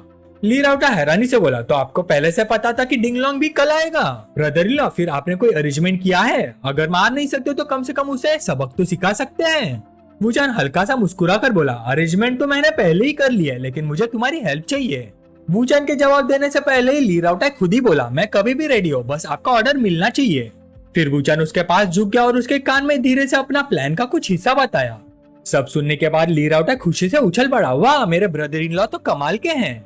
इसी वक्त वूचैन का फोन बज उठा। दूसरी तरफ से आवाज आई, बिग ब्रदर, मैं टैंगशिंग बोल रहा हूँ, मेरे सेकंड अंकल कल डोंगाई आ रहे हैं, वो आपसे मिलना चाहते हैं। वूचैन ने सीधा जवाब दिया, ठीक है, समझ गया। कॉल कट करने के बाद वो हल्का सा मुस्कुराया, लगता है कल का दिन काफी इंटरेस्टिंग होने वाला है। उसके पास बेटा ली राउटा उत्सुक होकर पूछा, क्या बात है ब्रदर? अगली सुबह वूचैन के मेंशन में मेहमान आ चुके थे। वूचैन ने मुस्कुराते हुए कहा, बॉस टैंग, आपसे मिलकर खुशी। तो टैंग फैमिली के सेकंड मास्टर टोंगशिंग हैं। बुजुर्ग आदमी जोर से हंस पड़ा, हमारी टैंग फैमिली की तरफ से मैं तुम्हारा दिल से शुक्रिया अदा करता हूँ। फिर उनका चेहरा सीरियस हो गया। मैंने अपने भतीजे से सुना है कि उस रात अगर तुम उसकी मदद ना करते तो शायद वो जिंदा ना बचता। वूचान ने शांति से कहा, बॉस टैंग आप इतनी फॉर्मल बातें क्यों कर रहे हैं? बात को घुमाए बिना बुजुर्ग सीधा मुद्दे पर आ गया। मेरे भतीजे टैंग शिंगबा की जान बचाने वाले तुम हो। आज से हमारी दोनों फैमिली एक ही फैमिली होंगी। ये कहकर उन्होंने एक ब्लैक कार्ड वूचान की तरफ सरकाया। इस कार्ड में 50 मिलियन है, इसे टैंग फैमिली की तरफ से एक छोटा सा शुक्रिया समझकर एक्सेप्ट कर लो। वूचान ने बिना हिचकिचाहट के कार्ड उठाया और बोला, आपकी सिंसियरिटी के लिए धन्यवाद, मैं बिना फॉर्मेलिटीज के इसे एक्सेप्ट करता हूँ। ये देखकर बुजुर्ग आदमी अंदर ही अंदर सोचने लगा, टैंग शिंगबाओ को हमारी टैंग फैमिली की वजह से मारा गया था। ली राउटाई को भी टैंग फैमिली की इज्जत की वजह से घुटने टेक कर माफी मांगनी पड़ी थी, लेकिन ली फैमिली ये सब नहीं चाहती थी, इसलिए वूचान बीच में मीडिएटर बनकर आया। पैसे एक्सेप्ट करने का मतलब तो एसआर का बदला पूरा हो गया, फिर मीडिएशन का मतलब ही क्या रह गया। लेकिन इसने बिना सोचे पैसे ले लिया, इसका मतलब जरूर कोई और प्लान है, मुझे इसे और ध्यान से ऑब्जर्व करना होगा। बुजुर्ग आदमी फिर से हंस पड़ा, लिटिल ब्रदर तुम वाकई बड़े खुले दिल के इंसान हो, बिल्कुल भी दिखावा नहीं करते, मुझे तुम जैसे लोगों के साथ डील करना पसंद है। वूचान ने तुरंत कहा, ब्रदर टैंग आप सुबह सुबह इतनी दूर से डोंगाया है, लगता है अभी तक आप कुछ खाया भी नहीं होगा। वो तुरंत खड़ा हुआ, ब्लैक कार्ड शावड़े के हाथ में दिया और बोला, लंच की तैयारी करो, हमें बाद में बाहर भी जाना है। फिर उसने धीरे से कार्ड उसके हाथ में रखते हुए कहा, इस कार्ड से कुछ कपड़े और जरूरी चीजें खरीद लेना, जो पैसे बच जाए उन्हें शंघाई वापस जाकर इन्वेस्टमेंट के लिए यूज कर लेना। ये देखकर बुजुर्ग आदमी की आंखें फट गई, क्या 50 मिलियन, और इसने बिना पलक झपकाए इस लड़की को हाथ में दे दिए।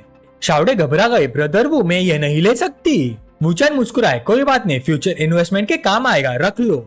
वूचान ने शावड़े के पिछवाड़े पर हाथ रखा, फिर मुड़कर बोला, आप दोनों जेंटलमैन थोड़ा आराम कीजिए, मैं किचन में जाकर उसकी मदद करता हूँ। कौन जाने वो सच में किचन में हेल्प करने जा रहा था या कुछ और। बुजुर्ग आदमी ने दोनों को कुछ देर तक चुपचाप देखा और फिर बोला, ठीक है। फिर शाओबाओ की तरफ मुड़कर पूछा, क्या ये दोनों लवर्स हैं? शाओबाओ ने सिर हिलाकर जवाब दिया, हाँ, उस लेडी का नाम शावड़े है, मिस ले को भी उनके रिलेशनशिप से कोई प्रॉब्लम नहीं है। मैंने तो शावड़े को भी मिस ली को सिस्टर बुलाते हुए सुना है और मिस ले भी उसे सिस्टर ही बुलाती है। ये सुनते ही बुजुर्ग आदमी की आंखों में सच्ची तारीफ दिखने लगी। कमाल, ये वूचान तो मेरी सोच से भी ज्यादा डिसाइसिव और सीधा इंसान है। अब मुझे और भी क्यूरियोसिटी हो रही कि ये ली राउटाई वाले मैटर को कैसे सॉल्व करेगा। खाना खाने के बाद सब डोंगाई क्रू एंटरटेनमेंट क्लब पहुंच गए। दरवाजा खुला और वूचान और ओल्ड टैंग के साथ अंदर आया। ली रुबिंग खुशी से बोली, डार्लिंग। ली राउटाई ने आवाज लगाई, ब्रदर इन लॉ। गुई रुबो भी मुस्कुराते हुए बोला, ब्रदर वो आप आ गए। उनके पास ली राउटाई और ली रुबिंग के थर्ड अंकल संशु खड़े थे। संशु ने डायरेक्टर टैंग से हाथ मिलाया, आपसे मिलकर खुशी हुई। ओल्ड टैंग मुस्कुराया, ब्रदर सन काफी टाइम से आपका नाम सुन रहा था। संशु ने विनम्रता से कहा, बॉस टैंग मेरी इतनी तारीफ मत कीजिए, बस यंगर जनरेशन के बीच में एक छोटी सी मिसअंडरस्टैंडिंग हो गई थी, लेकिन आप खुद डोंगाई क्यों आए? बॉस टैंग ने सीधा जवाब दिया, मेरा भतीजा लगभग पीट पीट कर मर ही गया था, इसलिए मुझे खुद आना पड़ा। संशु ने कहा, ली राउटे की वजह से आपको तकलीफ हुई, वैसे ये कोई बहुत बड़ा मैटर नहीं है, सिर्फ दोनों तरफ की मिसअंडरस्टैंडिंग थी। इस बार टैंग शिंगबा इंजर्ड हुआ है, हमारी सन और ली फैमिली इस मैटर को ठीक से हैंडल करेगी और ली राउटाई को भी एप्रोप्रिएट पनिशमेंट मिलेगा। तभी वूचान बीच में बोल पड़ा, एक मिनट थर्ड अंकल, पहले हम दोनों बात कर लेते हैं। संशु ने थोड़ा झिझक के साथ ओल्ड टैंग की तरफ देखा। ओल्ड टैंग मुस्कुराए, कोई बात नहीं, मैं वेट कर लेता हूँ, आखिर सब फैमिली तो है, आप लोग पहले बात अपनी कर लीजिए। दोनों अलग जगह जाकर बात करने लगे। संशु बोला, मैं वैसे भी ओल्ड टैंग से बात खत्म होने के बाद तुमसे मिलने वाला था, लेकिन तुमने पहले ही बात छेड़ दी। मुझे लगता है टैंग शिंगबा को कुछ शक हो गया होगा, वो हर चीज बहुत ध्यान से ऑब्जर्व करता है। वूचान मुस्कुराया, मैंने जानबूझकर उसे वही दिखाया जो मैं चाहता था, ताकि वो ज्यादा सोचे, आप बस उस बात को थोड़ा पोस्टपोन कर दीजिए। संशु कुछ देर चुप रहा, फिर बोला, ठीक है, मैं तुम्हारी बात सुन लेता हूँ, वैसे थोड़ी देर बाद बाहर जाकर तुम किसी को पीटने का ड्रामा करने वाले हो? वूचान ने सिर हिला दिया, नहीं, मैं इस बात से बिल्कुल भी नहीं डरता कि टैंग शिंगबा ज्यादा सोचे, मुझे तो डर इस बात का है कि कहीं वो सोचे ही ना। संशु ने बाहें चढ़ाई, टैंग शिंगबा बहुत ही चालाक लोमड़ी है, वैसे भी डिंग लॉन्ग भी थोड़ी देर में आ जाएगा, उसे ये बिल्कुल भी नहीं लगना चाहिए कि ली फैमिली और डिंग फैमिली पूरी तरह अलग कैंप्स में है, वरना खबर लीक हो जाएगी और ली फैमिली को नुकसान होगा। वूचान के चेहरे पर एक ठंडी मुस्कान आ गई, इसलिए हम टैंग फैमिली को भी इसी कश्ती में बिठाएंगे, उन्हें ली फैमिली के साथ कोऑपरेट करना पड़ेगा और डिंग फैमिली को टैंग फैमिली का भी दुश्मन बना देंगे। जब इतना बड़ा बेनिफिट सामने होगा तो टैंग फैमिली खुद कभी ये बात बाहर नहीं जाने देगी।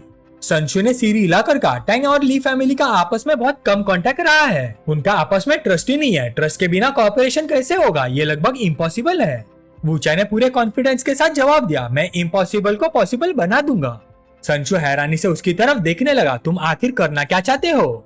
वूचान ने धीरे से समझाया, प्लान के हिसाब से सन और ली फैमिली पहले ही एक साइड पर आ चुकी है, अब सिर्फ टैंग फैमिली को भी साथ लाना बाकी है, उसके बाद डिंग फैमिली सबका कॉमन एनिमी बन जाएगी, सबको इस बड़े पाई का अपना अपना हिस्सा मिलेगा, बहुत बड़ा प्रॉफिट। संशु ने सिर हिला दिया। ठीक है समझ गया वूचैन, लेकिन एक बात याद रखना, कहीं तुमसे प्लान खराब ना हो जाए, वरना इतनी मेहनत से बनाया हुआ पूरा प्लान हवा हो जाएगा। वूचैन ने बिना झिझक के जवाब दिया, ऐसा नहीं होगा, मैं प्लान कभी खराब नहीं होने दूंगा, चलिए बाहर चलते हैं। कुछ देर बाद वूचैन और संशु वापस बाहर आ गए। संशु मुस्कुराया, मास्टर टैंग इंतजार करवाने के लिए माफी चाहता हूँ। ओल्ड टैंग भी मुस्कुराया, मास्टर सन आप तो आज काफी खुश नजर आ रहे हैं, लगता है कोई अच्छी बात हुई है। ये देखते ही ली रूबिंग घबराकर तुरंत वूचैन के पास आ गए। हनी तुम और अंकल किस बारे में बात कर रहे थे? वूचैन ने उसे प्यार से गले लगा लिया और मुस्कुराकर बोला, मेरी प्यारी ली जरा गैस तो करो। ली रूबिंग ने मुंह फुला लिया, नहीं मुझे गैस नहीं करना, बताओ ना इतनी इंटरेस्टिंग बात क्या थी। वूचैन ने देखा कि वो उसकी बात में आ गई है तो उसने उसे और छेड़ते हुए कहा, क्या हुआ अब ली रूबिंग वाली स्ट्रॉन्ग इमेज मेंटेन नहीं करनी? यहाँ इतने सारे लोग देख रहे हैं। पीछे बेटा ओल्ड टैंग ये सब देखकर मन ही मन सोचने लगा। ली रूबिंग ली फैमिली की सबसे बड़ी पोती, जिसके बारे में सुना था कि वो बहुत स्ट्रॉन्ग और किसी के सामने ना झुकने वाली लड़की है। उसकी एंगेजमेंट डिंगलोंग से, फिर भी वूचैन के आसपास इतनी लड़कियां होने के बाद भी वो उसके साथ इतनी प्यार से पेश आ रही है। वूचैन के सामने तो वो बिल्कुल एक छोटी सी प्यारी लड़की बन जाती है। वूचैन ने एक हाथ से ली रूबिंग को अपनी तरफ संभालते हुए आवाज लगाई, बॉस गु चलो अंदर चल के बात करते हैं। गुइरुबो थोड़ा कंफ्यूज हो गया, कहीं ब्रदर वो मुझे लड़की पटाने के सीक्रेट टिप्स तो नहीं देने वाले। वो चुपचाप उसके पीछे चल दिया। ओल्ड टैंग ने ये देखकर फिर सोचा, शंघाई के गु फैमिली की थर्ड जनरेशन भी वूचैन का सपोर्ट कर रहा है, ये लड़का वाकई काफी कैपेबल है। कॉरिडोर में पहुंचकर गुइरुबो बोला, ब्रदर वू अगर जरूरत पड़े तो आप टैंगशिंबा वाला मामला बेझिझक उठा सकते हैं, मैं और ली राउटा भाई है, अजनबी नहीं। वूचैन उसकी तरफ देखकर मुस्कुराए, तुम पहले ही मेरी बहुत हेल्प कर चुके हो। गुइरुबो हैरान हो गया, हाँ मैंने क्या हेल्प की ब्रदर, वो आपका मतलब क्या है? वूचैन ने उसके कंधे पर हाथ रखा और बोला, ये फीलिंग समझाना मुश्किल है, लेकिन तुम्हारा मेरे ऊपर भरोसा ही मेरी सबसे बड़ी हेल्प है। बाहर बेटा ओल्ड टैंग गहरी सोच में डूब गया। सिर्फ गुइरुबो ही नहीं, संशु, ली रूबिंग और बाकी सब लोग, सबका एटीट्यूड वूचैन के लिए एक जैसा है। सब उस पर इतना ट्रस्ट करते हैं कि वो अपनी पूरी ताकत उनके हवाले करने को रेडी है। ये बात मेरी अपनी जजमेंट को भी कंफ्यूज कर रही है, ऐसा कंक्लूजन निकल रहा है जिस पर मुझे खुद यकीन नहीं हो रहा। तभी ली राउटा भागते हुए अंदर आया, ब्रदर इन लॉ डिंगलोंग आ गया, वो नीचे वेट कर रहा है। गुइरुबो तुरंत एक्साइटेड हो गया, ब्रदर वो क्या मैं अभी नीचे जाकर उस छोटे से नालायक को सबक सिखा सकता हूँ? वूचैन हंस पड़ा, वो बिल्कुल सही वक्त पर आया है, आज थोड़ा मजा लेते हैं। बॉस को तुम जो चाहो कर सकते हो, लेकिन उससे पहले ली राउटा प्लान के हिसाब से एक्ट करेगा। नीचे डिंगलोंग अपने कई अंडरलिंग्स के साथ घमंड से खड़ा था, लेकिन सिक्योरिटी गार्ड्स ने सबको गेट पर ही रोक दिया। बॉडी सर्च होगा और कोई भी वेपन्स अंदर अलाउड नहीं है। डिंगलोंग गुस्से से चिल्लाया, मुझे रोकने की हिम्मत कैसी हुई, पता भी है मेरा बाप कौन है? सिक्योरिटी गार्ड ने शांति से जवाब दिया, ये हमारे बॉस का ऑर्डर है, कृपया कोऑपरेट कीजिए। आखिर डिंगलोंग को अपने सारे वेपन्स बाहर ही जमा करने पड़े। एक सिक्योरिटी गार्ड उसे अंदर ले जाते हुए बोला, इधर आइए मिस्टर डिंग। डिंगलोंग ने नाक से हवा छोड़ी और पीछे मुड़कर अपने अंडरलिंग से कहा, सब बाहर ही वेट करना। सब एक साथ झुक गए, जी बॉस। फिर चिड़चिड़ा डिंगलोंग अंदर घुसा। उसका प्लान था कि ली रूबिंग को सरप्राइज करे, लेकिन अंदर आते उसकी नजर वहाँ बैठे सब बड़े बड़े फैमिली हेड्स पर पड़ी और इसी पल पहली बार वूचैन और डिंगलोंग आमने सामने आए। अब तो मजा और भी बढ़ने वाला था। संशु खड़े होकर बोला, डिंगलोंग इधर आओ। डिंगलोंग आगे बढ़ा और बड़े बुजुर्गों को नमस्ते की। नमस्ते अंकल सन, नमस्ते अंकल टैंग, आप सब भी यहाँ हैं, आप टोंगाई कब आए? ओल्ड टैंग मुस्कुराया, मैं और तुम्हारे अंकल डिंग आज ही आए हैं, यही मिल गए, सच में किस्मत की बात है। संशु ने हाथ बढ़ाया, डिंगलोंग तुम दोनों एक दूसरे को जानते ही होगे। गुइरुबो और डिंगलोंग ने हाथ मिलाया, लेकिन दोनों की आंखों में सिर्फ दुश्मनी थी। ऐसा लग रहा था जैसे एक दूसरे को जिंदा निगल जाएंगे। शंघाई की गु और डिंग फैमिली की दुश्मनी काफी पुरानी थी। डिंगलोंग हंसकर बोला, सिर्फ जानते नहीं, लेकिन बॉस गुई को डोंगाई तक आने की क्या जरूरत पड़ गई? गुइरुबो ने तुरंत पलटकर जवाब दिया, मुझे भी यही पूछना था, तुम डोंगाई में क्या कर रहे हो? दूसरी तरफ वूचैन और ली रूबिंग हाथ पकड़कर बिल्कुल प्यार में डूबे हुए बैठे थे। उन्हें देखकर लग रहा था जैसे जानबूझकर डिंगलोंग को जलन दिला रहे हो। ली रूबिंग ने उसका हाथ पकड़कर पूछा, ये वॉच कब ली तुमने? वूचैन बोला, मैंने नहीं खरीदी। ली रूबिंग ने पूछा, तो जो वॉच मैंने तुम्हें गिफ्ट की थी वो कहाँ है? वूचैन ने बेचारे जैसा चेहरा बनाया, वो वाली वॉच आज के कपड़ों के साथ मैच नहीं कर रही थी। ली रूबिंग हंस पड़ी, ठीक है तुम मेरी कार में भी नहीं बैठना चाहते, कोई बात नहीं, डिनर के बाद सिटी सेंटर चलते हैं, मैं तुम्हारे लिए एक नई कार खरीद दूंगी, ठीक है?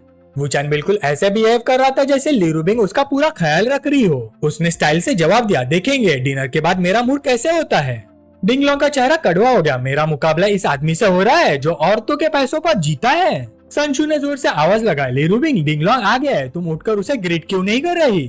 डिंगलोंग ने बड़े जेंटलमैन की तरह पोज बनाया, हाथ आगे बढ़ा और बोला, ली रूबिंग काफी टाइम हो गया। लेकिन ली रूबिंग तो अब भी एक प्यारे सी बिल्ली की तरह वूचैन के हाथों से खेलने में बिजी थी। उसने डिंगलोंग के हाथ की तरफ देखा तक नहीं। डिंगलोंग का हाथ हवा में ही रह गया। माहौल एकदम से ऑकवर्ड हो गया। वूचैन ने बिल्कुल मासूम और बेचारे जैसा चेहरा बनाकर पूछा, तुम डोंगाई क्यों आए हो? यहाँ आकर तुम्हें अनकंफर्टेबल नहीं लग रहा? ओल्ड सन और ओल्ड टैंक दोनों अंदर ही अंदर हैरान रह गए। वूचैन सच में हमारे सामने ही डिंगलोंग को छेड़ रहा है। वूचैन ने संतुष्ट चेहरे के साथ फिर से उसकी तरफ देखकर कहा, मुझे सच में तुम समझ नहीं आते। तुम्हें डोंगाई आकर मुझे और ली रुबिंग को इतना प्यार करते देखकर बिल्कुल ऑकवर्ड नहीं लग रहा? ली रुबिंग ने मुंह फुलाते हुए कहा, तुम उसकी इतनी परवाह क्यों कर रहे हो? वूचैन हंस पड़ा, अरे वो इतनी दूर से सिर्फ तुमसे मिलने आया है और तुम उससे एक ढंग की बात भी नहीं कर रही। कितनी बदतमीजी है। ओल्ड सन गुस्से में खड़े हो गए। उन्होंने जोर से टेबल पर हाथ मारा। वूचैन बस बहुत हो गया, हद से आगे मत बढ़ाओ। ली रुबिंग ने देखा कि उसके हस्बैंड को डांटा जा रहा है। वो तुरंत बोल पड़ी, थर्ड अंकल, क्या आपको वूचैन से कोई प्रॉब्लम है? अगर है तो हम दोनों अभी इसी वक्त चले जाते हैं। ओल्ड सन का चेहरा गुस्से से लाल पड़ गया। उंगली दिखाते हुए बोले, क्या तू मुझे गुस्से से मार ही देगी? ले राउटर ने देखा कि माहौल बिगड़ रहा है। वो तुरंत बीच में पड़ गया। थर्ड अंकल प्लीज शांत हो जाइए, यहाँ गेस्ट भी बैठे हैं। ली रुबिंग ने नाराज चेहरे के साथ कहा, थर्ड अंकल मैंने यहाँ आने से पहले ही क्या कहा था? अगर आप नहीं चाहते कि हम रुके तो हम तुरंत चले जाएंगे। हर बार वूचैन को घूरना और उस पर गुस्सा करना बंद कीजिए। ओल्ड सन ने डांटते हुए कहा, ली रुबिंग मैं तुम्हारा अंकल हूँ, तुम अपने बड़े बुजुर्गों से ऐसे बात करती हो? ली रुबिंग ने बिना डरे जवाब दिया, बेकार की बातें मत कीजिए। ओल्ड टैंग एक तरफ बैठा सब कुछ ध्यान से देख रहा था। आखिर वूचैन करना क्या चाहता है? तब डिंगलोंग मुस्कुराते हुए बीच में बोला, आपस में मत झगड़िए, हम सब एक ही फैमिली है, शांति खराब मत कीजिए। ओल्ड सन ने गहरी सांस लेकर कहा, ठीक है डिंगलोंग कितना समझदार है, सब बैठ जाओ। ली रुबिंग फिर वूचैन की तरफ मुड़कर बोली, तुम उसकी तरफ बार बार ध्यान क्यों दे रहे हो? वूचैन मुस्कुराया, उसे खुश देखकर अच्छा लग रहा है। गुइरोबो भी मुस्कुरा कर बोला, मिस्टर वू वाकई बहुत टैलेंटेड लगते हैं। कोई हैरानी नहीं कि मिस ली उन्हें इतना पसंद करती है। ली राउटर तुरंत बोला, ब्रदर गु, मेरा ब्रदर इन लॉ अभी यंग है लेकिन उनकी कैपेबिलिटी किसी से कम नहीं।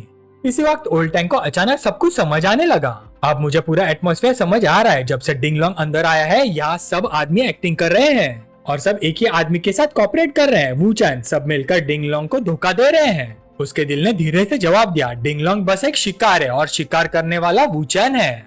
वूचैन आराम से कुर्सी पर बैठ गया और बोला, मिस्टर टैंग अब ली राउटाई के मैटर पर बात करते हैं।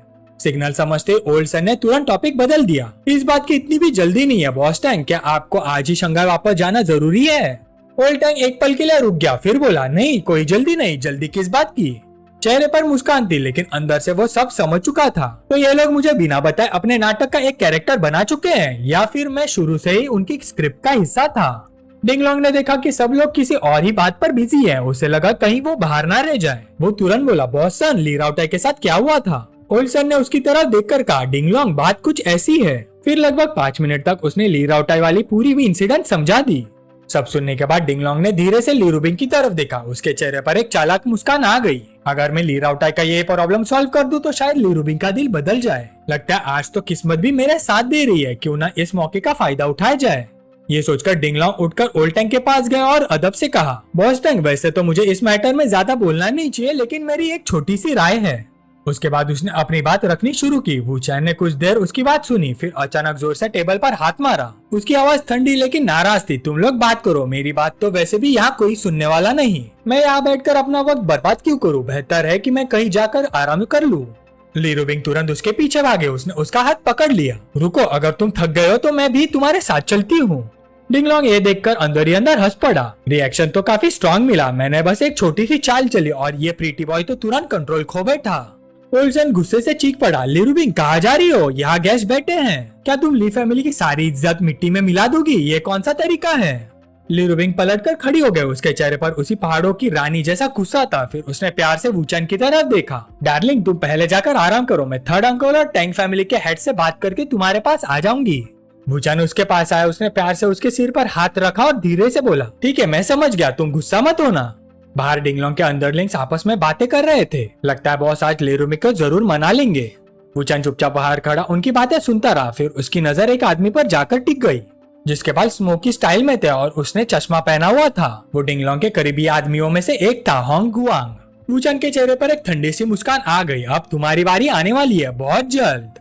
होंग गुआंग अपने साथियों के साथ बड़ी बड़ी बातें कर ही रहा था कि अचानक उसके फोन पर एक एनोनिमस मैसेज आया। किसी और का पैसा चुराने की हिम्मत की, अब अपने पुरखों से मिलने के लिए तैयार हो। होंग गुआंग के चेहरे पर मुस्कान तुरंत गायब हो गई। वो जबरदस्ती नॉर्मल बनते हुए बोला, मैं जरा वॉशरूम होकर आता हूँ। जैसे वो मुड़कर बाथरूम गया उसने तुरंत उस अननोन नंबर पर कॉल लगा दी। तुम कौन हो? दूसरी तरफ से बस एक ठंडी आवाज आई, वॉश बेसिन के पास एक कार्ड रखा है, 10th फ्लोर रूम 1029। इतना कहकर सामने वाले ने फोन काट दिया। होंगवान ने गुस्से में बाथरूम का दरवाजा जोर से मारा, लेकिन उसका चेहरा डर से सफेद पड़ चुका था, पसीना बह रहा था। यंग मास्टर के लिए काम करते वक्त मैंने 6 मिलियन चुरा लिए थे, अगर ये बात पकड़ी गई तो मेरी मौत पक्की है। कुछ देर बाद वो वेटिंग हॉल के बाहर पहुंच गया, चारों तरफ देखते हुए सोचने लगा, सब लोग कहाँ है? जिसने मुझे बुलाया था वो आया क्यों नहीं? उसने फिर से कॉल लगाया, लेकिन इस बार एक मशीन वाली फीमेल वॉइस सुनाई दी। The number you have dial is not reachable at the moment, please try again later. इतनी बार कॉल करने के बाद भी कोई जवाब नहीं मिला। होंगवान और ज्यादा घबरा गया, लगभग उसकी हालत खराब हो चुकी थी। वो अपने नाखून चबाने लगा। क्या उसे पैसे चाहिए या कोई और डिमांड है? सीधा बोल क्यों नहीं देता? बस डर आ रहा है और कांटेक्ट भी नहीं कर रहा। थोड़ी देर बाद जब वो वापस ग्रुप के पास आए, सब लोग हंसने लगे। इतने देर बाथरूम में क्या कर रहा था? अंदर ही सो गया था क्या? होंगवान ने जबरदस्ती मुस्कुरा कर कहा, सॉरी यार, सुबह कुछ गलत खा लिया, लगता है उसने पेट खराब कर दिया। आधा दिन यूं ही निकल गया। शाम को सब लोग मिलकर डिनर कर रहे थे। ली राउटाई मजाक उड़ाते हुए बोला, डिंगलोंग पूरे दिन से इतना उदास क्यों बैठे हो? क्या 10 मिलियन हारने का इतना दुख है? उसके पास बैठा ओल्ड सन तुरंत बोला, ली राउटाई बस करो, आराम से खाना खाओ। उधर वुचन खाना भी खा रहा था और चुपके से होंगवान को मैसेज भी भेज रहा था, अभी नहीं, मुझे एक काम है, मेरा वेट करो। थोड़ी देर बाद जब होंगवान ग्लास टकराने वाला था, उसके फोन पर फिर मैसेज आया, सब लोग एंजॉय करो, मुझे फिर से पेट की प्रॉब्लम हो गई है, अगर अभी नहीं गया तो यही फट जाऊंगा।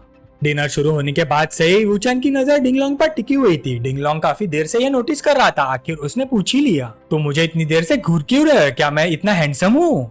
वुचन ने सीधा जवाब दिया, नहीं, शक्ल से तो बिल्कुल अगली हो। मैं बस ये सोच रहा हूँ कि कहीं तुम्हारे दिमाग में कोई प्रॉब्लम तो नहीं? तुम्हें तो लगता है धोखा खाना ही पसंद है। धोखा खाने में इतना मजा आता है क्या? ली राउटाई के माथे पर पसीना आ गया। ब्रदर इन लॉ, कहीं ये सच में नशे में तो नहीं? ये क्या कर रहा है? ली रूबिंग ने भी मन ही मन सोचा, ये तो हमारे ओरिजिनल प्लान में था ही नहीं। ओल्ड टैंग ने गंभीर चेहरे के साथ सोचा, असली ड्रामा अब शुरू हो रहा है, पूरे दिन इसी पल का इंतजार था। वुचन नशे का नाटक करते हुए फिर बोला, अगर तुम्हें इतना ही धोखा खाना पसंद है तो पहले बता देते, मैं खुद तुम्हारे सिर पर 2-4 सींग उगा देता। डिंगलोंग अंदर से गुस्से से जल रहा था, लेकिन मजबूर था। उसने ली रूबिंग की तरफ देखकर पूछा, क्या तुमने इसी आदमी को चुना है? इससे किसी की इज्जत करनी ही नहीं आती। वुचन ने हाथ हिलाकर कहा, क्या तुम अभी भी डिंगलोंग के बारे में सपने देख रहे हो? मैं तुम्हारी तरह दिमाग से बेवकूफ नहीं हूँ। मेरा मतलब सिर्फ इतना है, तुम्हें सच में बार बार धोखा दिया गया है और तुम्हें आज तक पता भी नहीं चला। ली रूबिंग पीछे बैठी हुई थी। अपने बॉयफ्रेंड की एक्टिंग देखकर वो अंदर ही अंदर हैरान थी। ऑस्कर मिलना चाहिए इस एक्टिंग के लिए। डिंगलोंग उसे घूरता रहा, ये जानबूझकर नशे का नाटक कर रहा है ताकि मैं ली रूबिंग के सामने अपना कंट्रोल खो दूं। उसने जबरदस्ती मुस्कुरा कर कहा, ठीक है, एक्टिंग करते रहो। वैसे भी ज्यादा पीने के बाद इंसान का असली चेहरा सामने आ ही जाता है। वुचन ने उसकी तरफ उंगली दिखाई, तुमने ही कहा है तो सच सुनो, मैं सिर्फ सच बोल रहा हूँ। लू शाओयू जो पिछले साल तुम्हारी छोटी वाली गर्लफ्रेंड थे, उसके पास होंगयू नाम का बॉडीगार्ड था ना? पिछले साल तुम्हारे बर्थडे वाले दिन सिर्फ वो दोनों ही तुम्हारे साथ थे। सोचो जरा, उस दिन दोनों ने साथ में क्या किया होगा। डिंगलोंग हंस पड़ा, बकवास, मेरे आदमी ऐसी करने की हिम्मत नहीं करेंगे। अगर तुम अफवाह फैलाकर मुझे भड़काना चाहते हो तो मैं उस जाल में नहीं फंसने वाला। वुचन ने बोर होते हुए कंधे उचका दिए, ठीक है, अगर भरोसा नहीं है तो रहने दो। मुझे भी बार बार ये बात रिपीट करने का शौक नहीं है। वैसे भी तुम इतनी बार धोखा खा चुके हो, 1-2 बार और सही। ली रूबिंग से अब और बर्दाश्त नहीं हो। उसने चुपके से वुचन की थाइज में जोर से चिमटी काटी और धीरे से पूछा, तुम क्या कर रहे हो? सच में नशे में हो क्या? वुचन ने धीरे से लेकिन पूरे यकीन के साथ कहा, आज रात डिंगलोंग हॉस्पिटल में होगा। ली रूबिंग अब भी यकीन नहीं कर पा रही थी, तुम सच में नशे में तो नहीं हो? और इस तरह वुचन पूरे डिनर के खत्म होने तक नशे का नाटक करता रहा। डिनर खत्म होने के बाद डिंगलोंग ने सबसे अलविदा कहा और तुरंत वहाँ से निकल गया। ओल्ड टैंग भी उठकर जाने ही वाला था कि ओल्ड सन ने उन्हें रोक दिया, बॉस टैंग, आज रात मत जाइए, आइए हम दोनों थोड़ी देर ड्रिंक करते और आराम से बातें करते हैं। उधर अपने रूम में पहुंचते ही डिंगलोंग ने तुरंत अपने अंडरलिंग्स को बुला लिया। उसका चेहरा गुस्से से भरा हुआ था। टैंग्यू, पिछले साल मेरे बर्थडे वाले दिन तुम और लू शाओयू ने क्या किया था? टैंग्यू घबरा गया और हकलाते हुए बोला, बॉस बहुत पुरानी बात है, मुझे उस रात कुछ याद नहीं। आज पूरा दिन का गुस्सा पहले से ही डिंगलोंग के अंदर जमा हुआ था। उसने ठंडी लेकिन खतरनाक आवाज में कहा, तेरी एक्टिंग बहुत खराब है। ये कहकर उसने अपने सूटकेस से एक लॉलीपॉप निकाली। मुझे सबसे ज्यादा नफरत उन लोगों से है जो मेरे पीछे चाल चलते हैं। लगता है तुझे दोबारा याद दिलाना पड़ेगा। कुछ पूछने से पहले टैंग्यू घुटनों के बल गिर गया। बॉस, मुझे नहीं पता आपने क्या सुना है, लेकिन कसम से मैंने कभी आपके साथ धोखा नहीं किया। डिंगलोंग ने ठंडी मुस्कान के साथ कहा, अभी जो बोला उसे याद रखना। फिर उसने किसी को फोन लगाया। फोन की दूसरी तरफ से एक औरत की आवाज आई, अरे जान, आखिर तुमने फोन कर ही लिया, मुझे तो लगा तुम मुझे इग्नोर कर रहे हो। डिंगलोंग ने सीधा सवाल पूछा, मेरे बर्थडे वाले दिन तुम और टैंग्यू ने क्या किया था? वो लड़की एक पल के लिए रुक गई, नहीं कुछ भी नहीं। पार्टी के बाद टैंग्यू मुझे मेरे अपार्टमेंट छोड़ने आया था, उसके बाद वो चला गया। डिंगलोंग ने ठंडी आवाज में कहा, लेकिन टैंग्यू तो कह रहा है कि तुमने उसे जाने नहीं दिया और तुम खुद उसके पास गई थी। ये सुनते ही लू शाओयू घबरा गई। नहीं नहीं, ऐसा बिल्कुल नहीं था, उसने मुझे मजबूर किया था। मुझे डर था कि तुम मुझे गंदी समझोगे, इसलिए मैंने तुम्हें कभी नहीं बताया। वो हमेशा मुझे धमकी देकर मेरे साथ जबरदस्ती करता था। ये सुनते ही टैंग्यू का चेहरा सफेद पड़ गया। वो तुरंत डिंगलोंग का पैर पकड़कर चिल्लाया, बॉस मेरी बात सुनिए, वो झूठ बोल रही है।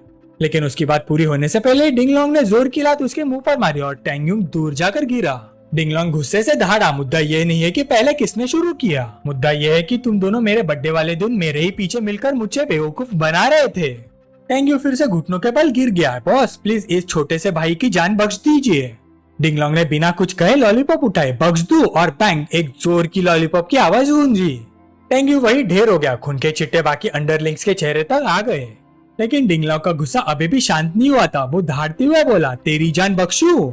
वो दोबारा लॉलीपॉप चलाने ही वाला था कि अचानक उसके हाथ में पकड़ी लॉलीपॉप जोर से फट गई। ये सब वूचाई ने पहले ही सीक्रेटली अरेंज कर रखा था। अंडरलिंग्स घबराकर चीखने लगे, बॉस यंग मास्टर जल्दी एम्बुलेंस बुलाओ। बिल्डिंग के नीचे आसपास के लोगों ने डिंगलोंग के रूम से आग की लपटें निकलती देखी। सबने तुरंत फोन निकाल लिया। कोई वीडियो बना रहा था, कोई लाइव स्ट्रीम चला रहा था। उधर वूचैन के विला में एक अंडरलिंग आकर रिपोर्ट देने लगा, मास्टर आग का सोर्स रूम नंबर 1029 से था। उस रूम में आने जाने वाला आदमी सिर्फ डिंगलोंग का एक क्लोज एसोसिएट था। ली राउटर ने तुरंत ऑर्डर दिया, सबसे पहले गेस्ट को बाहर निकालो, कोई भी आग में फंसना नहीं चाहिए। ले रूबिंग ने भी तुरंत कहा, और रिपोर्टर्स को पास मत आने देना, कोई भी बिना सोचे समझे फोटो ना निकाले।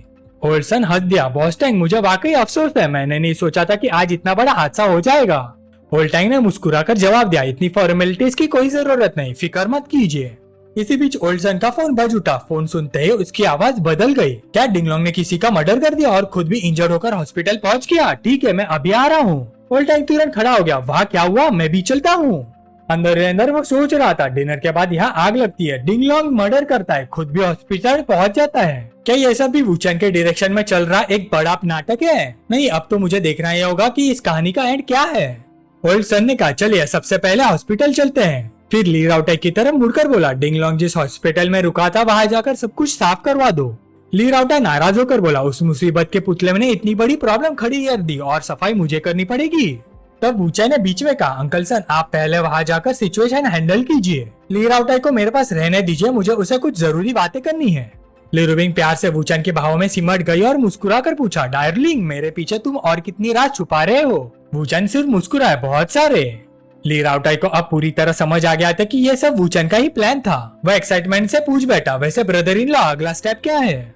वूचैन ने शांत आवाज में ऑर्डर दिया, 2 टीम्स भेजो। पहली टीम होटल जाएगी, वहाँ डिंगलोंग से जुड़ी हर एक निशानी मिटा दो। दूसरी टीम हॉस्पिटल जाएगी, वहाँ होंगगोंग पर नजर रखो। ली राउटाई ने तुरंत सैल्यूट जैसा पोज बनाया, रॉजर डैड बस मुझ पर छोड़ दीजिए ब्रो। डिंगलोंग के अंडरलिंग्स अपने बॉस को हॉस्पिटल पहुंचाने के बाद बाहर खड़े बातें कर रहे थे। एक आदमी बोला, यार समझ ही नहीं आ रहा आज इतना बैड लक क्यों चल रहा है। दूसरा नाराज होकर बोला, कौन जाने। इसी बीच होंगगोंग के फोन पर एक मैसेज आया, रूम 1029 में आग लग गई है, मुबारक हो, तुम्हें बकरा बना दिया गया है बेवकूफ। ये पढ़ते होंगगोंग को सब समझ आ गया। उसे 2 बार रूम 1029 में बुलाया गया था, लेकिन हर बार रूम खाली था। मतलब शुरू से ही कोई उसे नचा रहा था और अब होटल में लगी आग का इल्जाम भी उसके सिर पर आने वाला था। उसके चेहरे पर पसीना छूट गया, डर से उसके पैर कांपने लगे। ली फैमिली की प्रॉपर्टी जलाने वाला आज तक कोई भी जिंदा नहीं बचा, ऊपर से मैंने 6 मिलियन चुरा लिए थे। अगर यार रुक गया तो पक्का मर जाऊंगा, मुझे अभी भागना होगा। उसने बहाना बनाया, मेरा पेट खराब है, मैं वॉशरूम होकर आता हूँ। होंगगोंग धीरे से हॉस्पिटल से निकल गया। पीछे मुड़कर देखा, कोई उसका पीछा नहीं कर रहा था, लेकिन अगले पल किसी ने उसका सिर पर बोरा डाल दिया और वो तुरंत काबू में कर लिया गया। दूसरी तरफ ली राउटाई ने report the, brother in law दोनों टीम्स का काम कंप्लीट हो गया। वूचैन मुस्कुराए, ठीक है अब तुम और ली रूबिंग घर चले जाओ, थोड़ा आराम भी कर लेना। ली राउटाई हंसकर बोला, ओके ब्रदर इन लॉ, अब असली शो देखो। हॉस्पिटल में ओल्सन और ओल्टैंग डिंगलोंग को देखने आए। खुशकिस्मती से उसकी सिर्फ राइट हैंड ही जख्मी हुई थी, उसके हाथ पर बैंडेज बंधा हुआ था। ओल्टैंग ने तसल्ली दी, डिंगलोंग अपने जख्म का अच्छे से ख्याल रखना, इससे बुरी चीज भी हो सकती थी। डिंगलोंग उदास चेहरे से बोला, जब तक हाथ बचा हुआ है सब भगवान की मेहर है। तभी हॉस्पिटल के बाद ली राउटाई की जोर की आवाज गूंजी। उसके हाथ में लॉलीपॉप था, वो गुस्से में दहाड़ रहा था। डिंगलोंग मेरा ही होटल उड़ाने की हिम्मत कैसे हुई तेरी? तू समझता क्या अपने आप को? तूने मेरा पूरा होटल ही उड़ा दिया, सोचा मुझे पता नहीं चलेगा। ओल्सन तुरंत बीच में आया, ली राउटाई लॉलीपॉप नीचे करो, आराम से बात करो, अभी तुमने क्या कहा? ली राउटाई ने तुरंत एक वीडियो निकाला। ये देखो, रूम नंबर 1029 से शुरू हुई, सबूत भी है, ध्यान से देखना। रूम 1029 में घुसने वाला कौन था? तुम्हारा सबसे करीबी आदमी है होंग गुआन। डिंगलोंग, अब क्या कहना है तुम्हारा? हिम्मत है तो उसे फोन लगाओ। उसने लॉलीपॉप सीधा डिंगलोंग के सिर पर रख दी। डिंगलोंग घबरा गया। मैं उसे फोन नहीं कर सकता, वो गायब हो गया है, लगता है किसी ने मुझे फंसाया है। ली राउटाई के चेहरे पर खतरनाक मुस्कान आ गई। उसके आंखों में गुस्सा साफ दिख रहा था। गुनहगार भाग गया और तू बोल रहा है तू बेकसूर है? क्या मैं इतना बेवकूफ लगता हूँ? डिंगलोंग जल्दी जल्दी बोला। ली राउटाई, मेरी बात सुन, किसी ने सच में मुझे फंसाया है। मुझे तुमसे भी ज्यादा पता है, मैं तुम्हें सब एक्सप्लेन करूंगा। उसने तुरंत अपनी सेक्रेटरी से फोन लगवाया। हंगवान के पिछले एक महीने की फाइनेंशियल रिपोर्ट्स और कॉल रिकॉर्ड्स निकालो। खासकर कर दोपहर के बाद उसने किन लोगों से कांटेक्ट किया। थोड़ी देर बाद सेक्रेटरी ने जवाब दिया, यंग मास्टर, हमने ढूंढ लिया है। डिंगलोंग ने ली राउटाई को देखकर कहा, कल तुमने भी देखा था, हंगवान 2 बार बाहर गया था। पहली बार एक टेक्स्ट देखकर, दूसरी बार डिनर के टाइम। किसी ने जरूर उसे इंस्ट्रक्शंस दिए थे। पूरा दिन मैंने अपना फोन तक टच नहीं किया।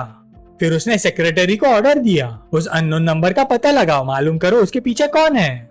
कुछ देर बाद सेक्रेटरी की घबराई हुई आवाज आई, यंग मास्टर, ये नंबर ज़ैंग गुआन का पुराना मोबाइल नंबर है, वो पहले यूज करता था।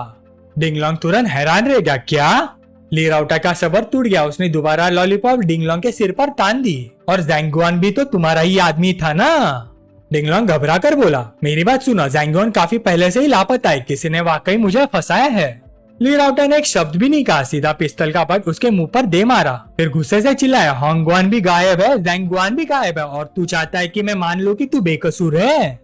ली राउटाई भूखे बाघ की तरह झपटा। उसने डिंगलोंग की गर्दन पकड़ ली और लॉलीपॉप उसके सिर पर रखते हुए गरजा, बोलना नहीं चाहता तो फिर हमेशा के लिए अपना मुंह बंद कर दे।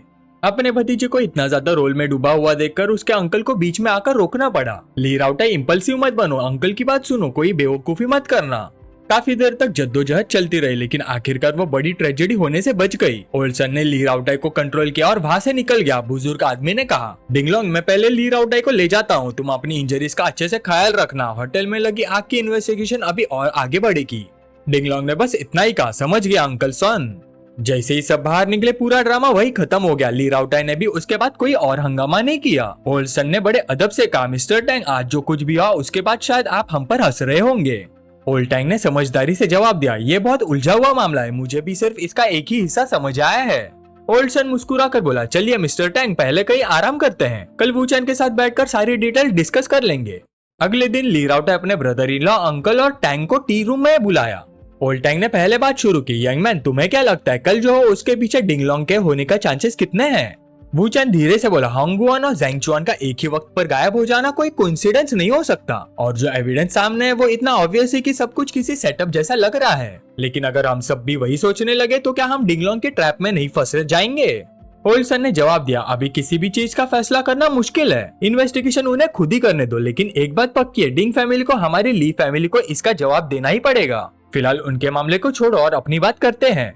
वूचैन ने हाँ में सिर हिलाया, बिल्कुल सही, जब सब लोग आज यही मौजूद है तो चलिए मिस्टर सन, मिस्टर टैंग, अपने मामले पर ऊपर जाके स्टडी रूम में बात करते हैं। वूचैन फॉर्मली खड़ा हुआ और बोला, कल मिस्टर टैंग ने जो कहा था कि टोंगजी को लगभग मार ही दिया गया था, वो थोड़ा एग्जेजरेशन था, बात इतनी सीरियस नहीं थी, इसलिए मेरा मानना है कि हमें सीधा यंग मास्टर से ही पूछना चाहिए, उसे जो चाहिए हम देंगे। मैं जानना चाहता हूँ कि टैंग शंग का इस बारे में क्या ख्याल है। ओल्ड टैंग सामने खड़े इस यंग मैन को बड़े ध्यान से देख रहा था। उसने मनी मन सोचा, कल ऑब्जर्व करते ही समझ आ गया था कि ली फैमिली में वूचैन की बात काफी चलती है। शाओबाओ को ली फैमिली के आदमियों ने इंजर्ड जरूर किया था, लेकिन उसकी जान भी ली फैमिली के एक इम्पोर्टेंट इंसान ने ही बचाई थी। अगर हम ली फैमिली को इतना परेशान करने लगे तो लोग कहेंगे कि टैंग फैमिली बहुत छोटी सोच वाली और कंजूस दिल की है। वूचैन ने देखा कि ओल्ड टैंग गहरी सोच में डूबा हुआ है तो वो मुस्कुरा कर बोला, लेकिन शाओबाओ शुरू से लेकर आखिर तक बीच की लड़ाई में फंस गया था, हमारी ली फैमिली उसका पूरा कॉम्पेंसेशन जरूर देगी, और उसके अलावा मैं टैंग फैमिली को एक बड़ा गिफ्ट दूं तो? ओल्ड टैंग हैरान रह गया, एक बड़ा गिफ्ट? वूचैन ने अपने पॉकेट से एक यूएसबी ड्राइव निकाली और टेबल पर रख दी। मैंने सुना है कि नॉर्थ की लुई फैमिली और टैंग फैमिली के रिलेशंस बिल्कुल अच्छे नहीं हैं। मेरे पास लुई फैमिली के खिलाफ कुछ बहुत ही कॉन्फिडेंशियल और डैमेजिंग एविडेंस है। अगर टैंग फैमिली इस एविडेंस का सही इस्तेमाल करे तो उसका असर बहुत जबरदस्त होगा, पर पता नहीं टैंग फैमिली को इसमें इंटरेस्ट है या नहीं। साइड में बैठे ओल्ड सन के माथे पर पसीना आ गया। उसे तुरंत आ गया कि टैंग फैमिली और लुई फैमिली के बीच कितनी गहरी दुश्मनी है। पिछले साल दोनों फैमिलीज ने कैपिटल में एक बहुत बड़ी जंग लड़ी थी, दोनों तरफ से लगभग सारे कनेक्शंस और रिसोर्सेज झोंक दिए गए थे। हर तरह की चालें चली गई थी और दोनों को बहुत बड़ी कीमत चुकानी पड़ी थी। आखिर में लुई फैमिली जीत गई और टैंग फैमिली को कैपिटल छोड़ के पीछे हटना पड़ा। उस दिन के बाद से दोनों फैमिलीज एक दूसरे की जान की दुश्मन बन गई। ओल्ड टैंग कुछ देर के लिए चुप रहा, फिर उसने धीरे से पूछा, यंग मैन, तुम आखिर कहना क्या चाहते हो? वूचैन ने आराम से यूएसबी ड्राइव टेबल पर रख दिया और बोला, अगर टैंग फैमिली को ये चाहिए तो मैं ये एविडेंस दे दूंगा। अगर मिस्टर टैंग को लगे कि इस एविडेंस का इस्तेमाल करके लुई फैमिली पर हमला किया जा सकता है तो हमारी ली फैमिली भी टैंग फैमिली के साथ मिलकर लुई फैमिली के खिलाफ एक्शन लेगी। ओल्ड टैंग की नजर यूएसबी ड्राइव पर टिक गई। वो अभी भी बड़े ध्यान से सोच रहा था, क्या सिर्फ शाओबाओ के मामले को सुलझाने के लिए लुई फैमिली जैसे बड़े घराने के साथ जंग छेड़ देनी चाहिए? सच कहे तो इतनी बड़ी फैमिली के साथ वॉर शुरू करने के मुकाबले में शाओबाओ का मामला बहुत ही छोटा था। आखिर ये वूचैन करना क्या चाहता है? इस यंग मैन के दिल में जो चल रहा है वो बिल्कुल सिंपल नहीं है। पीछे बैठे ओल्ड सन ने हल्की सी खांसी की। उसने मनी मन सोचा, हम तो टैंग फैमिली को डिंग फैमिली के खिलाफ साथ में लाने वाले थे, फिर ये बात घूमकर लुई फैमिली पर अटैक करने की तक कैसे पहुंच गई? ओल्ड टैंग ने एक बार उसकी तरफ देखा। उसने महसूस किया कि सन के चेहरे का रंग कुछ ठीक नहीं लग रहा था। उसके दिमाग में एक ख्याल आया, कहीं ये वूचैन मुझे बेवकूफ तो नहीं बना रहा? ये पूरे परिवार की जिंदगी और मौत का सवाल है। ऐसे मामले में कोई इतनी आसानी से अपने कार्ड्स कैसे नहीं खोलता? ओल्ड टैंग ने गहरी नजर से देखते हुए पूछा, वूचैन, जो तुमने अभी कहा है वो क्या वो सच है? इस मामले में ली फैमिली वाकई टैंग फैमिली की मदद करेगी? और क्या तुम इतने बड़ा फैसला खुद ले सकते हो? वूचैन ने आराम से दोनों हाथ पॉकेट्स में डाले और हल्का सा मुस्कुरा कर बोला, लगता है मिस्टर टैंग को अभी भी मुझ पर पूरा भरोसा नहीं है और ये बात समझ में आती है। आखिर अभी तक आप मुझे अच्छी तरह जानते भी नहीं है। चलिए ऐसा करते हैं, मैं अभी एक फोन कॉल कर लेता हूँ ताकि कोई मिसअंडरस्टैंडिंग ना रहे और हमारे बीच की हार्मनी भी खराब ना हो। ये कहकर वूचैन ने अपना फोन निकाला और ली रुबिंग और ली राउटाई के फादर ली मैंग को फोन लगाया। फोन उठाते ही सामने से आवाज आई, वूचैन। वूचैन बोला, अंकल, मैं अभी टैंग फैमिली के साथ ली फैमिली और टैंग फैमिली के कॉपरेशन के बारे में बात कर रहा हूँ। मिस्टर टैंग कंफर्म करना चाहते हैं कि क्या हमारी ली फैमिली सच में लुई फैमिली के खिलाफ एक्शन लेगी? फोन की दूसरी तरफ से ओल्ड ली की मजबूत आवाज सुनाई दी, अरे ये तो हम पहले से ही डिसाइड कर चुके हैं। मैं पूरी ली फैमिली के तरफ से बोल रहा हूँ। मिस्टर टैंग को अब भी किस बात पे चिंता है? ये बात सुनते ही ओल्ड टैंग अंदर ही अंदर हिल गया। खुद ली माओ ने पर्सनली इस बात की कंफर्मेशन दे दी। ये बात तो मिस्टर सन को भी नहीं बताते, उसने तुरंत समझ लिया। वूचैन सिर्फ एक जूनियर नहीं था, वो ली फैमिली में प्रैक्टिकली सेकेंड इन कमांड बन चुका था। इसका मतलब ये था कि टैंग फैमिली की मदद करके लुई फैमिली के खिलाफ जंग छेड़ने का फैसला सिर्फ वूचैन का नहीं बल्कि पूरी ली फैमिली का डिसीजन था। दूसरी तरफ ली माओ ने फोन काट दिया और दूर देखते हुए हल्की सी मुस्कान के साथ बोला, इस वूचैन ने मुझसे पूछे बिना ही मेरा नाम यूज कर लिया। लेकिन अगर शियाशिन ने गवाही दे दी है कि डोंग डाओ का मर्डर डिंग लोंग ने किया था, तो अब लुई फैमिली से निपटना और टैंग फैमिली के साथ अलायंस बनाना हमारे लिए भी फायदे का सौदा है। इधर ओल्ड टैंग कांपते हुए हाथों से यूएसबी ड्राइव उठाता है। अगले पल वो जोर से हंस पड़ता है, अरे नहीं, मेरा वो मतलब नहीं था। मैंने कब कहा कि मुझे तुम पर भरोसा नहीं है, यंग मैन। पीछे खड़े ओल्ड सन ने ये सब देखकर अंदर ही अंदर सांस छोड़ी। ये मिस्टर टैंग भी कमाल है। ओल्ड टैंग तुरंत उठकर वूचैन के पास गया और उसका हाथ पकड़ लिया। वूचैन, काश मैं तुमसे पहले मिला होता। ली फैमिली कितनी लकी है कि उन्हें तुम जैसा सन इन लॉ मिला। वूचैन ने शांत लहजे में कहा, तो फिर ये बात पक्की समझे? ओल्ड टैंग ने बिना सोचे तुरंत जवाब दिया, पक्की, बिल्कुल पक्की। वूचैन बोला, मैं तुरंत शंघाई लौटकर अपने मास्टर को रिपोर्ट कर देता हूँ। ओल्ड टैंग ने हाथ हिलाकर हंसते हुए कहा, अरे ये तो बस बच्चों के बीच की छोटी सी मिसअंडरस्टैंडिंग थी। थोड़ी बहुत टक्कर से ही तो वो मैच्योर होते हैं। कोई नुकसान नहीं हुआ, इतनी बड़ी बात नहीं है। जाने दो, सब जाने दो। वूचैन ने सीरियल आया, नहीं, इतनी आसानी से छोड़ना ठीक नहीं होगा। अगर इसे सिर्फ एक छोटी सी बात समझकर इग्नोर कर दिया तो आगे चलकर और बड़े प्रॉब्लम्स खड़े हो सकते हैं। ओल्ड टैंग ने उसकी तरफ देखकर पूछा, लिटिल वू, बात को घुमाओ मत, सीधा बताओ तुम्हारे दिमाग में क्या चल रहा है? वूचैन ने बड़े कैजुअली जवाब दिया, टैंग फैमिली का ईस्ट सी वाला इंसिडेंट देर या जल्दी सबको पता ही चल जाएगा। अगर इस विजिट का कोई रिजल्ट सामने नहीं आया तो बाहर वाले यही समझेंगे कि टैंग फैमिली ली फैमिली से डर गई। इससे सिर्फ टैंग फैमिली की रेपुटेशन खराब नहीं होगी बल्कि लोग ये भी सोचेंगे कि टैंग फैमिली और ली फैमिली के बीच कोई छुपी हुई डील चल रही है और उसका असर हमारे फ्यूचर कॉर्पोरेशन पर भी पड़ेगा। ओल्ड टैंग ने गहरी सांस भरी, तुमने तो हर एंगल पहले ही सोच रखा है। ठीक है, जो करना है तुम ही डिसाइड करो। सिर्फ उन्हें विदा करना काफी नहीं होगा, हमें अपनी सिंसियरिटी भी दिखानी होगी। प्लेन में चढ़ने से पहले ओल्ड टैंग ने कहा, शाओबाओ, तुम्हारी इंजरीज का कॉम्पेंसेशन ली फैमिली देगी। मैं उनसे पहले ही बात कर चुका हूँ, बस वूचैन की बात मानना। वो जितना पैसा दे उतना ले लेना, ना ज्यादा मांगना और ना ही मना करना। और अगर तुम वापस नहीं जाना चाहते तो यही रुक जाओ और वूचैन और ली रुबिंग के साथ मिलकर रहना। शाओबाओ ने तुरंत जवाब दिया, अंकल, आपको कहने की जरूरत नहीं है, मुझे पहले से ही पता है, वो मेरे मास्टर हैं। दूसरी तरफ ली राउटे खुशी से बोला, ब्रदर इन लॉ, अंकल सन और मिस्टर टैंग दोनों ही चले गए। शिनबाओ का मामला भी लगभग सॉल्व हो गया और दीदी के प्रेस कॉन्फ्रेंस भी जबरदस्त सक्सेसफुल रही। फिर वो एक्साइटमेंट से बोला, सबसे बड़ी खबर तो यह है कि डिंग लोंग धूम दबाकर डोंगाई से भाग गया। ब्रदर इन लॉ, आपने तो कमाल ही कर दिया। वैसे एक बात बताइए, उसके लॉलीपॉप को एक्सप्लोर कैसे करवा दिया? वूचान बस हल्का सा मुस्कुराया, ये थोड़ा कॉम्प्लिकेटेड है। दोनों कुछ देर तक ऐसे ही बातें करते रहे। तभी वूचान का फोन की रिंगटोन बज उठी। उसने कॉल रिसीव की। दूसरी तरफ से एक लड़की की थोड़ी घबराई हुई आवाज आई, हेलो, क्या ये वूचान है? आपको डिस्टर्ब करने के लिए बहुत सॉरी, मैं एन मैंगलान बोल रही हूँ। वूचान ने शांत आवाज में पूछा, मिस एन, बताइए मैं आपके लिए क्या कर सकता हूँ? एन मैंगलान ने एक्साइटेड होकर कहा, ऐसी बात है कि मुझे आपके लिखे हुए दोनों गाने बहुत पसंद आए। क्या मिस्टर वूचान का एंटरटेनमेंट इंडस्ट्री में डेवलप करने का कोई प्लान है? मुझे लगता है कि आपके टैलेंट के साथ आप बहुत जल्दी एक नए सुपरस्टार बन सकते हैं। वूचान ने सीधा जवाब दिया, फिलहाल मेरा ऐसा कोई प्लान नहीं है। एन मैंगलान ने फिर कहा, वूचान आप अभी भी डोंगाई में ही है ना? मैं 2 दिन में वहाँ आ रही हूँ, तब हम सनसोंग के साथ मिलकर बैठते हैं और आराम से बात करते हैं। आपको कैसे लगेगा? वूचान हल्का सा मुस्कुराया, ठीक है। तभी ली राउटाई ने कहा, ब्रदर इन लॉ, चलिए आपको दीदी की सेलिब्रेशन पार्टी में भी जाना है। वूचान ने सिर हिलाया, ठीक है चलते हैं। दूसरी तरफ एन मैंगलान ने फोन रखते ही धीरे से सांस छोड़ी। लगता है वूचान को अपनी साइड लाना मेरी सोच से कहीं ज्यादा मुश्किल होने वाला है। पार्टी में हर तरफ सेलिब्रेशन का माहौल था। बॉस कमाल क्या है, यूएन का कॉस्मेटिक फॉरएवर। सब लोग जोर जोर से चीयर कर रहे थे। ली राउटर और वूचान दोनों अपने शार्प सूट्स पहने हुए सबका अटेंशन खींच रहे थे। दूसरी तरफ सनसोंग और उसकी माँ को किसी अर्जेंट काम की वजह से थोड़ी देर के लिए बाहर जाना पड़ा। वूरैंग ने पूछा, इतनी रात को कहाँ जा रही हो? सनसोंग ने धीरे से सीक्रेट वाली स्माइल के साथ कहा, इंपॉर्टेंट काम है मॉम, म्यूजिक ड्रीम्स, मॉम समझ जाएगी। कुछ देर बाद सनसोंग की मुलाकात एन मैंगलान से हुई। दोनों म्यूजिक के बारे में बात करने लगे। एन मैंगलान बोली, म्यूजिक एक एब्स्ट्रैक्ट आर्ट है। ये कंपोजर के इमोशंस, थॉट्स और रियल लाइफ को एक्सप्रेस करती है। लेकिन किसी सॉन्ग का हिट होना बहुत कॉम्प्लिकेटेड होता है। टाइमिंग, लोकेशन, हार्मनी और सेलिब्रिटी इफेक्ट सब कुछ मैटर करता है। कभी एक यूनिक मेलोडी लोगों की क्यूरियोसिटी जगा देती है, तो कभी परफॉर्मेंस स्टाइल ही गाने को फेमस बना देती है। एन मैंगलान ने मुस्कुरा कर कहा, वो सच में जीनियस है। मिस सॉन्ग, अगर तुम्हें घर जाने की जल्दी नहीं है तो क्यों ना हम उससे थोड़ी देर और बात करें? एन मैंगलान ने बताया, मैंने आज दोपहर वूचान के साथ खुद कांटेक्ट किया था, लेकिन लगता है उसका डेब्यूट करने का कोई इंटरेस्ट ही नहीं है। वैसे मिस सॉन्ग, क्या तुम वूचान के फैमिली बैकग्राउंड के बारे में जानती हो? सनसोंग ने अपने बाल पीछे करते हुए जवाब दिया, उसकी फैमिली एक छोटे से डिस्ट्रिक्ट में रामेन रेस्टोरेंट चलाती है। वैसे प्रॉब्लम उसकी फैमिली नहीं है, बस मुझे नहीं लगता मेरी बात सही है या नहीं। एन मैंगलान सोच में पड़ गई, फिर बोली, यहाँ सिर्फ हम दोनों ही हैं। तुम भी नहीं चाहती ना कि उसका इतना बड़ा टैलेंट ऐसे ही वेस्ट हो जाए? क्या वो किसी बात को छुपा रहा है? सनसोंग थोड़ी घबरा कर बोली, प्लीज ये बात सीक्रेट रखना एन मैंगलान, और उसके सामने कभी मत कहना। मुझे लगता है वूचान को एक वेल्दी लेडी ने शुगर बेबी बनाकर रखा हुआ है और वो बुढ़ी औरत उस पर बहुत स्ट्रिक्ट है।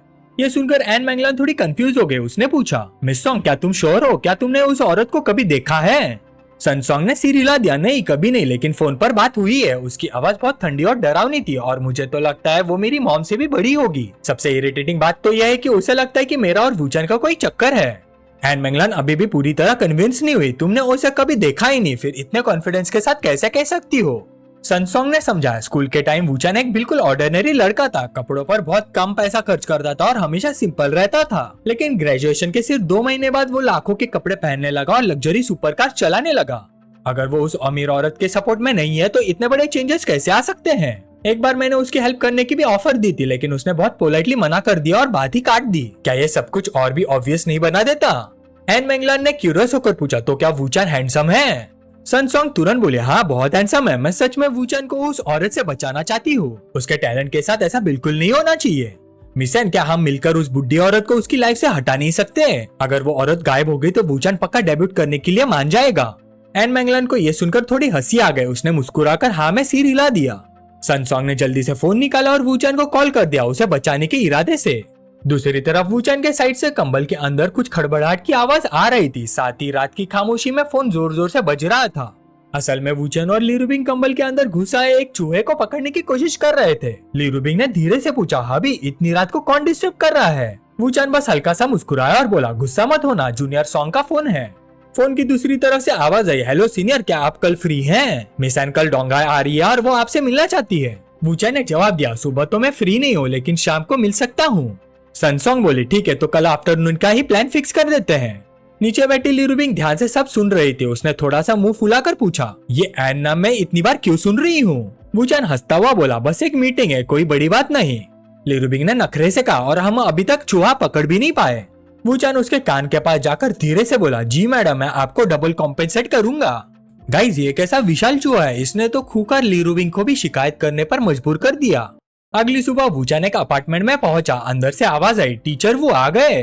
वूचान अंदर आते हुए बोला, तुम अभी भी यही रेंट पर रह रही हो? मैं रिसेंटली बहुत बिजी था इसलिए तुमसे मिलने का टाइम ही नहीं मिल पाया। शियाशिन एक बहुत ही खूबसूरत एप्रन पहने हुए किचन में खड़ी थी। वो मुस्कुरा कर बोली, कोई बात नहीं, मुझे भी थोड़ा ब्रेक मिल गया, मैं बिल्कुल ठीक हूँ। टीचर वो आए हैं तो मुझे उनकी अच्छी तरह मेहमान नवाजी करनी चाहिए। वूचान ने प्यार से शियाशाओ की कमर पकड़ ली। उसने थोड़ी झिझकते हुए जवाब दिया, टीचर वो मैं अभी कुकिंग कर रही हूँ, अभी थोड़ा इनकन्वीनियंट है, बाद में ठीक से बात करते हैं। वूचान धीरे से शियाशिन के कान के पास जाकर फुसफुसाया, डिंगलोंग डोंगाई आया था हॉस्पिटल में, कुछ देर रुककर वापस चला गया। मेरा अंदाजा है कि अब एक हाथ से उसके लिए फ्यूचर में कुछ भी करना काफी मुश्किल होगा। शियाशिन तुरंत समझ गए। उसे पता चल गया कि डिंगलोंग अपना एक हाथ खो चुका है और अब पहले जैसा कुछ कर नहीं पाएगा। उसके चेहरे पर खुशी की मुस्कान आ गई। Awesome teacher Wu, thank you. तभी शिनशिन भागते हुए आई और बोली, मॉम डिनर रेडी हो गया क्या? मुझे बहुत भूख लगी है। शियाशिन मुस्कुरा कर बोली, बस ऑलमोस्ट रेडी है। तभी उसकी नजर वूचान पर पड़ी। शिनशिन खुशी से बोली, टीचर आज मुझे ड्राइंग सिखाओगे? वूचान ने प्यार से उसके सिर पर हाथ रखा और बोला, आज आफ्टरनून में थोड़ा बिजी हो, अगली बार पक्का सिखाएंगे। शिनशिन उसकी तरफ चमकती आंखों से देखने लगी। उसने मनी मन सोचा, ये कितना अच्छा लग रहा है, ये फीलिंग बहुत ही वार्म है, ऐसा लग रहा है जैसे अचानक मुझे एक घर मिल गया हो। उधर शियाशिन भी चुपचाप वूचान को देखती रही। उसने दिल ही दिल सोचा, टीचर वो आज के बाद आप जो भी कहेंगे, चाहे कुछ भी हो, मैं बिना मना किए मान जाऊंगी। मैं आपके लिए सब कुछ करने को तैयार हूँ। आफ्टरनून स्टारबक्स में जैसे पहले डिसाइड हुआ था, वूचान टाइम पर पहुंच गया। उसे देखते ही सनसोंग खुशी से हाथ हिलाती हुए बोली, सीनियर इधर। जैसे ही दोनों लड़कियों की नजर उस पर पड़ी, दोनों उसकी हैंडसम पर्सनालिटी और चार्मिंग लुक्स देखकर एक पल के लिए हैरान रह गई। वूचान ने सीधे अंदाज में कहा, सॉरी तुम लोगों को वेट करना पड़ा। एन मैंगलान ने खुद आगे बढ़कर उससे हैंडशेक किया। हेलो मिस्टर वू। फिर मुस्कुरा कर बोली, मिस्टर वू क्या आप आजकल इंटरनेट पर चल रहे डिस्कशंस देख रहे हैं? आपके बारे में लोग बात करना ही नहीं छोड़ रहे। चलिए पहले आपके सॉन्ग्स के बारे में बात करते हैं। इसके बाद तीनों करीब आधे घंटे तक सिर्फ म्यूजिक और वूचान के गाने के बारे में बात करते रहे। कुछ देर बाद एन मैंगलान ने फिर से उसे समझाने की कोशिश की, मिस्टर वू मुझे लगता है आप बहुत टैलेंटेड है, म्यूजिक की आपकी अंडरस्टैंडिंग भी बहुत कमाल की है, लेकिन फिर भी आप डेब्यूट क्यों नहीं करना चाहते? उसकी बात पूरी होने से पहले ही वूचान ने हाथ उठाकर मना कर दिया, मिस एन म्यूजिक मेरा एम्बिशन नहीं है। ये सुनकर एन मैंगलान अपनी फीलिंग्स रोक नहीं पाई। उसने थोड़ी तेज आवाज में कहा, लेकिन मुझे लगता है कि आप म्यूजिक इंडस्ट्री में बहुत बड़ी सक्सेस हासिल कर सकते हैं। या फिर क्या इंटरनेट पर जो रूमर्स चल रहे हैं वो सच है? क्या आपकी शुगर मम्मी गर्लफ्रेंड आपको डेब्यूट करने ही नहीं देती? ये सुनते ही सनसोंग के मुंह में जो पानी था वो सीधा बाहर निकल गया। उसने तो पहले ही एन मैंगलान को मना किया था कि ये बात वूचान के सामने मत बोलना, लेकिन एन मैंगलान ने खुद ही सीधा बॉम्ब फोड़ दिया। वूचान ने धीरे से अपनी ठंडी और डरावनी नजर सनसोंग पर डाली। सनसोंग बिल्कुल डरी हुई हिरन की तरह सिकुड़ गई। उसने बेचारी से शक्ल बना ली जैसे उसने कुछ पता ही ना हो। वूचान ने शांत लेकिन पक्के लहजे में कहा, मुझे डेब्यूट करना है या नहीं इस बात का फैसला कोई और नहीं करेगा, मैं खुद नहीं करना चाहता, बस इतनी सी बात है। एन मैंगलान बोली, मिस्टर वू मैं अभी भी आपके थॉट्स को पूरी तरह समझ नहीं पा रही। ऐसे करते हैं मेरी एक रिक्वेस्ट मान लीजिए, मुझे आप और आपकी गर्लफ्रेंड को डिनर पर इनवाइट करने दीजिए।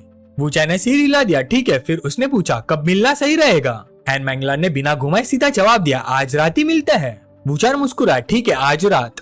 उस रात एक बहुत ही लग्जरियस रेस्टोरेंट में जैसे ही वूचान और लिरुबिंग वहां पहुंचे, उनका शानदार वेलकम किया गया। रेस्टोरेंट के स्टाफ की तो लंबी लाइंस बनी हुई थी। सब एक साथ झुककर बोले, मिस्टर और मैडम वेलकम, प्लीज इस तरफ।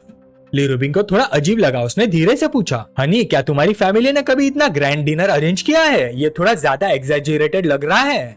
वूचान हंस पड़ा, सच बताओ मिस लिन, स्टूडेंट सॉन्ग ने हमारे रिलेशनशिप को पूरी तरह गलत समझ लिया है। उसे लगता है मैं कोई हैंडसम और मासूम लड़का हूँ जिसे एक अमीर शुगर मॉमी पाल रही है, और लगता है एन मैंगलान भी उसी रूमर पर बिलीव कर बैठी है।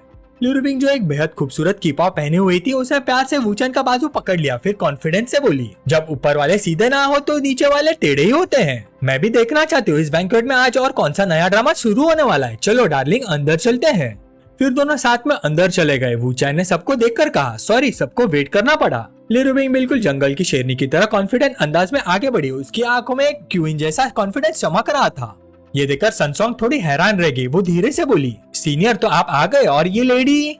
वूचान ने प्यार से लिरुबिंग की कमर पर हाथ रखा और बोला, तुम लोग इसी लेडी को वेलकम डिनर देना चाहते थे ना, ये मेरी गर्लफ्रेंड है लिरुबिंग। ये सुनते सनसोंग का चेहरा शर्म से लाल हो गया। उसकी हिम्मत ही नहीं हुई कि वो दोनों की तरफ सीधा देख पाए। दूसरी तरफ एन मैंगलान बिल्कुल एक्सप्रेशनलेस खड़ी रही। वूचान ने इंट्रोडक्शन करवाया, ये मेरी जूनियर क्लासमेट सनसोंग है और ये है एन मैंगलान। सनसोंग ने जब लिरुबिंग को ध्यान से देखा तो वह हैरानी से रह गई। ये सीनियर की गर्लफ्रेंड है, इतनी यंग और इतनी खूबसूरत, बिल्कुल वैसे नहीं जैसे मैंने इमेजिन किया था। उधर एन मैंगलैंड के दिमाग में एक और ख्याल चल रहा था, उसका नाम ली रूबिंग है। क्या ये सिर्फ कोइंसिडेंस है या फिर ये वाकई उसी ली फैमिली से बिलोंग करती है? ली रूबिंग ने बड़े प्यार से मुस्कुरा कर कहा, मिस एन, आपसे मिलकर बहुत खुशी हुई। उसकी मुस्कान जैसे कह रही हो, हाँ वही ली फैमिली जिसके बारे में तुम सोच रही हो। एन मैंगलैंड ने भी मुस्कुरा कर उसका वेलकम किया। फिर ली रूबिंग ने सनसोंग की तरफ देखकर कहा, सनसोंग, मुझे यकीन है कि तुम मुझे अभी भी याद करती होगी। पिछली बार फोन पर हमारी बात हुई थी। सनसोंग थोड़ी घबरा गई और हकलाते हुए बोली, हाँ याद है, फोन पर भी आपकी आवाज बिल्कुल ऐसी ही थी। वूचैन ने देखा कि दोनों लेडीज की ग्रीटिंग्स काफी लंबी हो रही है, तो वो बीच में बोल पड़ा, चलो पहले ऑर्डर करते हैं, मुझे बहुत भूख लगी है। सीनियर को बीच में बोलते देखकर सनसोंग ने चैन की सांस ली। ली रूबिंग की शेरनी जैसी पावरफुल ऑरा के सामने उसकी हालत पहले ही खराब हो चुकी थी। दूसरी तरफ वूरैंग अपने सबऑर्डिनेट की रिपोर्ट सुन रही थी। मैडम एन मैंगलैंड और सनसोंग इस वक्त मिस्टर वू और मिस ली के साथ डिनर कर रहे हैं। ये सुनते ही वूरैंग ने तुरंत ऑर्डर दिया, उन पर नजर रखो, किसी भी तरह की गड़बड़ नहीं होनी चाहिए, मैं अभी वहाँ पहुँच रही हूँ। उसने मन ही मन सोचा, अगर सनसोंग और एन मैंगलैंड म्यूजिक की बातें करते हुए रात भर बाहर रहे तो मुझे कोई प्रॉब्लम नहीं, लेकिन अगर वो मेरी सबसे बड़ी राइवल ली रूबिंग के साथ डिनर कर रही है तो मुझे खुद जाकर देखना पड़ेगा। टेबल पर एन मैंगलैंड ने फिर से बात म्यूजिक की तरफ मोड़ दी। मिसली, मिस्टर वू के सॉन्ग सोशल मीडिया पर बहुत पॉपुलर हो रहे हैं, अगर उन्हें जीनियस कहा जाए तो बिल्कुल भी गलत नहीं होगा। अगर वो ऑफिशियली सिंगर के तौर पर डेब्यूट कर ले तो म्यूजिक इंडस्ट्री में बहुत बड़ा नाम बन जाएगा। ये सुनकर ली रूबिंग ने अपना ग्लास वूचैन के ग्लास से हल्का सा टकराया, फिर मुस्कुरा कर बोली, ऐसा है तो डार्लिंग, मेहनत जारी रखो, कॉन्ग्रेचुलेशंस। एन मैंगलैंड को लगा सब कुछ स्मूथली चल रहा है तो वो सीधा अपनी असली बात पर आ गई। मिसली, सच कहूं तो मैंने आज का डिनर मेनली इसलिए अरेंज किया था ताकि मैं आपसे मिस्टर वू के डेब्यूट के बारे में बात कर सकूं। अगर वो हमारी कंपनी ज्वाइन करते तो मैं गारंटी देती हूँ कि उन्हें सबसे बेस्ट रिसोर्सेज और सपोर्ट मिलेगा। ली रूबिंग ने आराम से वाइन का सिप लिया, फिर शांत आवाज में बोली, अगर कॉन्ट्रैक्ट साइन करवाना है तो उससे पूछे, इस मामले में मिस एन और मेरे बीच डिस्कस करने जैसा कुछ भी नहीं है। वूचैन भी बोल पड़ा, जैसे मैंने आज आफ्टरनून ही कहा था, ना मैं डेब्यूट करूंगा ना ही म्यूजिक इंडस्ट्री में एंटर करूंगा। एन मैंगलैंड ने फिर ली रूबिंग की तरफ देखकर कहा, मिसली, मुझे नहीं पता मिस्टर वू को किस बात की कंसर्न या टेंशन है, लेकिन मुझे लगता है शायद। ली रूबिंग ने उसकी बात काट दी, क्या तुम कहना चाहती हो कि मेरी वजह से वो एंटरटेनमेंट इंडस्ट्री में नहीं जा पा रहा? एन मैंगलैंड ने सीधा वूचैन की तरफ देखा, मिस्टर वू, अगर बुरा ना माने तो आप अभी क्या काम करते हैं? वूचैन ने कैजुअली जवाब दिया, मैं ताइवान फैशन कंपनी में मिस ली का असिस्टेंट हूँ। ये सुनकर एन मैंगलैंड की आंखें खुल गई, उसे यकीन ही नहीं हुआ। उसने दोबारा पूछा, आप मिस ली के असिस्टेंट हैं? वूचैन ने सीधा जवाब दिया, बिल्कुल। ये सुनते एन मैंगलैंड के पास वूचैन को और मनाने की कोई वजह ही नहीं बचे, उसने बस दिखावा किया कि वो मान गई है। इसी बीच वूचैन खड़ा हुआ, मैं वॉशरूम होकर आता हूँ, तुम लोग खाना कंटिन्यू करो, और वो वहाँ से चला गया। जैसे ही डिनर का मेन कैरेक्टर टेबल से गया, एन मैंगलैंड ने तुरंत अपना असली अटैक शुरू कर दिया। अगर मिस्टर वू म्यूजिक इंडस्ट्री में नहीं आए तो सिर्फ उनका ही नहीं, पूरी म्यूजिक इंडस्ट्री का नुकसान होगा। अगर मिस ली वाकई उनकी भलाई चाहती है तो उन्हें समझाना चाहिए। ली रूबिंग ने बिना एक्सप्रेशन बदले जवाब दिया, अगर तुम वूचैन को समझा या कंट्रोल कर सकती तो आज हमारे साथ डिनर नहीं कर रही होती। शेरनी की इंस्टिंक्ट एकदम एक्टिव हो चुकी थी। ली रूबिंग ने सीधा एन मैंगलैंड की आंखों में देखते हुए पूछा, मिस एन, मैं तुम्हें ज्यादा टाइम से नहीं जानती, लेकिन मुझे लगता है तुम मेरे वूचैन में काफी इंटरेस्टेड हो। यह सुनते ही सनसोंग शर्मा गए, उसने भी एक्सपेक्ट नहीं किया था कि मिस ली इतनी सीधी बात बोल देगी। एन मैंगलैंड थोड़ी ऑकवर्ड हो गई, मिस ली आप गलत समझ रही है, मैं सिर्फ उनके टैलेंट को अप्रिशिएट करती हूँ, मेरा कोई और इंटेंशन नहीं है। लेकिन ली रूबिंग पीछे हटने वाली नहीं थी, उसने हल्का सा मुस्कुराकर एक और डेंजरस सवाल पूछा, अच्छा तो ऐसा है तो फिर तुम उसके साथ मर्द और औरत का रिश्ता कब बनाओगी? ये सुनते एन मैंगलैंड एक पल के लिए चुप हो गई। सनसोंग तो इतनी नर्वस हो गई कि उसने सीधा नजरें ही झुका ली, उसने अपनी ड्रेस को जोर से पकड़ लिया। उसके दिमाग में बस एक ही बात चल रही थी, सीनियर की गर्लफ्रेंड तो सच में बहुत ही स्कैरी है। लेकिन एन मैंगलैंड भी आसानी से हार मानने वाली नहीं थी, उसने सीधा जवाब दिया, सच कहूँ तो मुझे समझ ही नहीं आ रहा आप ऐसे सवाल क्यों पूछ रही हैं, और जो आप कह रही है वो काफी रूड भी है। ली रूबिंग ने बेकार खड़े बॉडीगार्ड्स की तरफ हल्का सा इशारा किया, फिर शांत आवाज में बोली, अच्छा तो इतने सारे बॉडीगार्ड्स को बाहर खड़े रखना पोलाइट है? ये सुनते ही सनसोंग एकदम घबरा गई, वो तुरंत खड़ी हो गई और झुककर बोली, मिस ली, बॉडीगार्ड्स मैंने अरेंज किए थे, मुझे माफ कर दीजिए, आई एम सॉरी। ली रूबिंग भी धीरे से खड़ी हुई, उसने ठंडे लहजे में कहा, जब बड़े लोग बात कर रहे होते हैं तो बच्चों को बीच में नहीं बोलना चाहिए। फिर वो धीरे धीरे एन मैंगलैंड के बिल्कुल सामने जाकर खड़ी हो गई, उसकी प्रेजेंस ही इतनी पावरफुल थी कि हवा तक भारी लगने लगी। वो बोली, मिस एन, जब तुम मेरे वूचैन को इतना पसंद करती हो तो कब मूव करने का प्लान है? एन मैंगलैंड भी तुरंत खड़ी हो गई, उसने सीधा जवाब दिया, हाँ मैं खुद उनसे मिलने आई थी, लेकिन सिर्फ कॉन्ट्रैक्ट और डेब्यूट की बात करने, उसके साथ और कुछ करने के लिए नहीं। और वैसे भी आज हमारी पहली मुलाकात है, मुझे समझ नहीं आ रहा आप मुझ पर शक क्यों कर रही है या बिना वजह ओवरथिंक कर रही है। दोनों की पावरफुल और ऐसे टकरा रही थी जैसे दो जलती हुई आग एक दूसरे को निगलने की कोशिश कर रही हो। लिरुबिंग ने अपने हाथ फोल्ड किया और मुस्कुरा कर बोली, ठीक है तो फिर दोनों ऑनेस्टली बात करते हैं। मैं एक बार फिर पूछती हूँ, क्या तुम पूरी तरह श्योर हो कि तुम्हारा उसके साथ कभी कुछ नहीं होगा? एन मैंगलान ने बिना झिझक जवाब दिया, बिल्कुल श्योर, पूरी तरह से श्योर। लिरुबिंग के होठों पर हल्की सी मुस्कान आ गई, जैसे मछली खुद ही कांटे में फंस चुकी हो। वो बोली, मुझे यकीन नहीं, आखिर मेरा वूचन लोगों से घुलने मिलने में बहुत अच्छा है और उसके फैंस भी उस पर बहुत प्यार करते हैं। फिर उसने सीधा एन मैंगलान की आंखों में देखकर कहा, क्यों ना हम दोनों एक बैट लगा ले। एन मैंगलान ने पूछा, बैट? किस बात की बैट? लिरुबिंग ने मुस्कुराकर जवाब दिया, यही कि तुम वूचन से प्यार करोगी या नहीं। डेडलाइन एक महीना है, हिम्मत है तो बैट एक्सेप्ट करो या डर गई। दूसरी तरफ रेस्टोरेंट के बाहर वूचैन की मुलाकात वूरैंग से हो गई। उसे देखते ही वूचैन थोड़ा हैरान रह गया। वूरैंग सीधा उसके पास आई और थोड़ी गुस्से वाली आवाज में बोली, मेरे छोटे हस्बैंड अंदर क्या चल रहा है? सनसोंग लिरुबिंग के साथ डिनर क्यों कर रही है? कहीं कोई कॉन्फ्लिक्ट तो नहीं? वूचैन ने शांत होकर समझाया, कॉन्फ्लिक्ट नहीं है, बस एक मिसअंडरस्टैंडिंग है। सनसोंग को लगता है कि मैं किसी शुगर मॉमी के सपोर्ट में हूँ। ये सुनते ही वूरैंग घबरा गई, क्या मैं तुम्हारा ख्याल रखती हूँ? तो फिर लिरुबिंग वाला मामला उसे कब पता चला? वूचैन हंस पड़ा, सिस्टर वूरैंग आप क्या सोच रही है? उसे लगता है कि लिरुबिंग मेरी शुगर मॉमी है, बस इतनी सी मिसअंडरस्टैंडिंग है। वूरैंग के लहजे में हल्की सी जलन थी। वो बोली, समझ गई, तो फिर तुम ही सबके साथ गेम खेल रहे हो? इतनी सारी चालें? वैसे तुम एन मैंगलान को इतना अट्रैक्ट क्यों कर रहे हो? वूचैन ने तुरंत कहा, सिस्टर वूरैंग गलत मत समझिए, आज मेरी और एन मैंगलान की पहली ही मुलाकात है। वूरैंग प्यार से उसकी शर्ट पकड़कर बोली, बदमाश अभी भी एक्टिंग कर रहे हो? ठीक है तुम पहले अंदर जाओ, मैं थोड़ी देर बाद आती हूँ। वूचैन वापस डाइनिंग रूम में आया। अंदर आते ही उसने महसूस किया कि माहौल काफी ऑकवर्ड हो चुका है। वह हैरानी से बोला, सब इतने चुप क्यों है? क्लासमेट सॉन्ग, बताओ क्या हुआ? लिरुबिंग और एन मैंगलान दोनों मुंह फुलाए बैठी थी, कोई कुछ बोल नहीं रहा था। आखिर सनसोंग ने घबराते हुए बोला, शुरू ही किया था कि एन मैंगलान खुद बीच में बोल पड़ी, मिस ली और मैंने एक बेट लगाई है। उनका कहना है कि मैं तुमसे प्यार कर बैठूंगी और उन्होंने तो ये भी पूछ लिया है कि मैं तुम्हारे साथ कब रिलेशनशिप में आऊंगी। वूचैन एक पल के लिए रुक गया, फिर हंसते हुए बोला, अच्छा तो बेट की कंडीशंस क्या है? एन मैंगलान ने जवाब दिया, अगर मैं हार गई तो मुझे सबके सामने घुटनों पर बैठकर मिस ली से माफी मांगनी होगी। अब वूचैन को पूरी बैट समझ आ गई। उसने बस मजबूरी वाली स्माइल दी, तुम लोग भी ना कितनी बोरिंग चीजों पर बैट लगाते हो। लिरुबिंग ने भाई उठाकर कहा, बोरिंग? मैं तो सिर्फ तुम्हें याद दिला रही हूँ। फिर वो वूचैन के और करीब आई, तुम अभी भी मेरी बात नहीं समझते। फिर उसने सीधा एन मैंगलान की तरफ देखते हुए कहा, अगर तुम बैट जीतना चाहती हो तो अगले एक महीने तक तुम दोनों का मिलना ही बंद कर दो। एन मैंगलान ने मनी मन सोचा, ये लिरुबिंग सच में कितनी मेहनत कर रही है सिर्फ इसलिए कि मैं मिस्टर वू के करीब ना आ जाऊं। अफसोस, मुझे वैसे भी उनमें उस तरह का इंटरेस्ट नहीं है। फिर उसने अपना हाथ आगे बढ़ाया और बोली, चाहे मिस्टर वू डेब्यूट करे या नहीं, मिस सॉन्ग तो हमारे साथ म्यूजिक पर काम करती ही रहेगी, तो मिलना तो वैसे भी होगा। मुझे यकीन है हमारी कोलैबोरेशन बहुत अच्छी रहेगी, बस उससे ज्यादा कुछ नहीं। फिर उसने वूचैन की तरफ देखकर पूछा, मिस्टर वू आप भी ऐसा ही सोचते हैं ना? वूचैन ने मुस्कुराकर उससे हैंडशेक किया, बिल्कुल, हैप्पी कोलैबोरेशन, अच्छे से मिलकर काम करेंगे। तब सनसोंग जल्दी से बोली, ये सब बाद में भी डिस्कस कर सकते हैं, पहले खाना खा लेते हैं, फूड ठंडा हो रहा है। तभी रेस्टोरेंट का दरवाजा खुला। वूरैंग अंदर आई। अंदर आते ही वो मुस्कुरा कर बोली, अरे वाह कितना लाइवली एटमॉस्फेयर है, मिस ली और मेरी बेटी साथ में डिनर कर रही है और मुझे किसी ने बताया भी नहीं। वूरैंग को देखते ही लिरुबिंग हल्का सा सतर्क हो गए। उसने मनी मन सोचा, लगता है असली मुश्किल अब शुरू हुई है। एन मैंगलान भी हैरान रह गए, सनसोंग की माँ ये यहाँ क्या कर रही है? अपनी माँ को देखते ही सनसोंग तुरंत उनके पास भाग गई और गले लगाकर बोली, मॉम आप यहाँ कैसे? वूरैंग ने प्यार से उसके सिर पर हाथ फेरा, क्या मैं नहीं आ सकती? फिर उसकी नजर वूचैन पर पड़ी। वो मुस्कुराकर बोली, अरे लिटिल वू तुम भी यही हो? वूचैन ने पोलाइटली जवाब दिया, हेलो प्रेसिडेंट वू। लिरुबिंग इन दोनों के असली रिलेशनशिप को अच्छी तरह जानती थी, इसलिए उसने बस चुपचाप रहना ही ठीक समझा। वूरैंग ने फिर एन मैंगलान की तरफ देखकर मुस्कुराते हुए कहा, मिस एन फिर से मुलाकात हो गई। उसके बाद वो अपनी बेटी के कान के पास जाकर धीरे से बोली, बताओ कॉन्ट्रैक्ट के बात के अलावा क्या डिस्कस हो रहा है? सनसोंग भी धीरे से फुसफुसाई, सीनियर की गर्लफ्रेंड ने मिस एन के साथ बेट लगाई है कि वो सीनियर से प्यार करेगी या नहीं।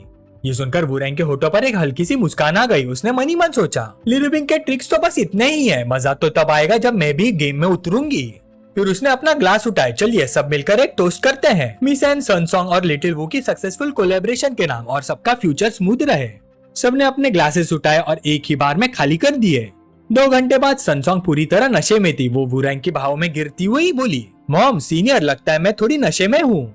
वूरैंग ने प्यार से कहा, सनसोंग ड्राइवर तुम्हें घर छोड़ देगा, बाकी सब मैं संभाल लूंगी। सनसोंग लड़खड़ाते हुए बाहर निकल गए। मिस एन सीनियर मैं पहले घर जा रही हूँ, नए सॉन्ग के बारे में बाद में बात करेंगे। जैसे वो बाहर निकली लिरुबिंग को अचानक कुछ अजीब सा महसूस हुआ। उसके दिमाग में एक ही ख्याल आया, कहीं वूरैंग कोई नई चाल चलने की प्लानिंग तो नहीं कर रही।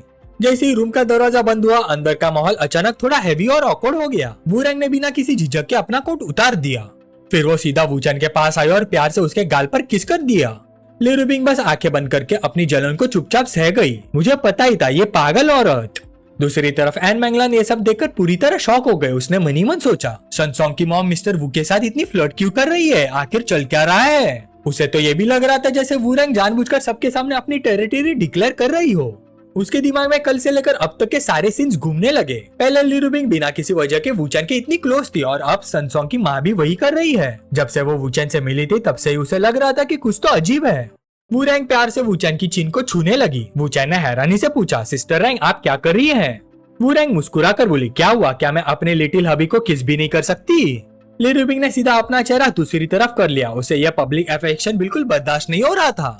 वूरैंग हंसी और बोली, वो तो जा चुकी है ना, कोई बात नहीं, उसे कुछ पता नहीं चलेगा। ये देखकर एन मैंगलान एक बार फिर हैरान रह गई। लिटिल हबी, और सबसे बड़ी बात, ऐसे लग रहा था कि मिस ली को भी इन दोनों के रिलेशनशिप के बारे में पहले से सब पता है। ली रुबिंग ने देखा कि एन मैंगलान अभी भी सोच में डूबी हुई है। उसने आवाज लगाई, मिसन मिसन। एन मैंगलान होश में आई, आई एम सॉरी, मैं थोड़ी देर के लिए खो गई थी, सॉरी। ली रुबिंग ने अपनी चिन हाथ पर टिकाते हुए कहा, मैंने पहले भी कहा था मेरा वूचन औरतों के लिए बहुत डेंजरस है। ये सुनकर एन मैंगलान थोड़ी ऑकवर्ड हो गई। उसने मनी मन सोचा, बिजनेस की बात करते करते पता नहीं ये सब किस डायरेक्शन में चला गया। फिर उसने खुद से कहा, ठीक है, कॉन्ट्रैक्ट साइन होने के बाद मैं मिस्टर वू से थोड़ा डिस्टेंस ही रखूंगी। दूसरी तरफ वूरैंग अंदर ही अंदर मुस्कुरा रही थी। उसका असली मकसद पूरा हो चुका था। उसने अपनी टेरिटरी मार्क कर दी थी। अब एन मैंगलान खुद ही वूचन से डिस्टेंस मेंटेन करेगी। 1 महीना तो आराम से निकल जाएगा। ली रुबिंग, मैं सच में तुम्हारा हारा हुआ चेहरा देखना चाहती हूँ। अगली सुबह बैंक्वेट जैसे उस डिनर मीटिंग के बाद एन मैंगलान ने आंखें खोली। वो खिड़की के पास गई और कर्टन्स खोल दिए। सुबह की धूप रूम में भर गई। उसने बाहर का नजारा देखते हुए गहरी सांस ली। शायद आज कोई नई मेलोडी या लिरिक्स लिख पाऊंगी। लेकिन आधे घंटे बाद वो मसाज चेयर पर बैठी अपना सिर पकड़े बैठी थी। उसका सिर दर्द से फट रहा था। एक भी लाइन लिख नहीं पा रही। मुझे बिल्कुल इंस्पिरेशन नहीं मिल रही। वो सिर पकड़कर कहरा उठी। फिर उसने सोचा, मेरे दिमाग में तो सिर्फ मिस्टर वू ही घूम रहे हैं, ये आखिर हो क्या रहा है।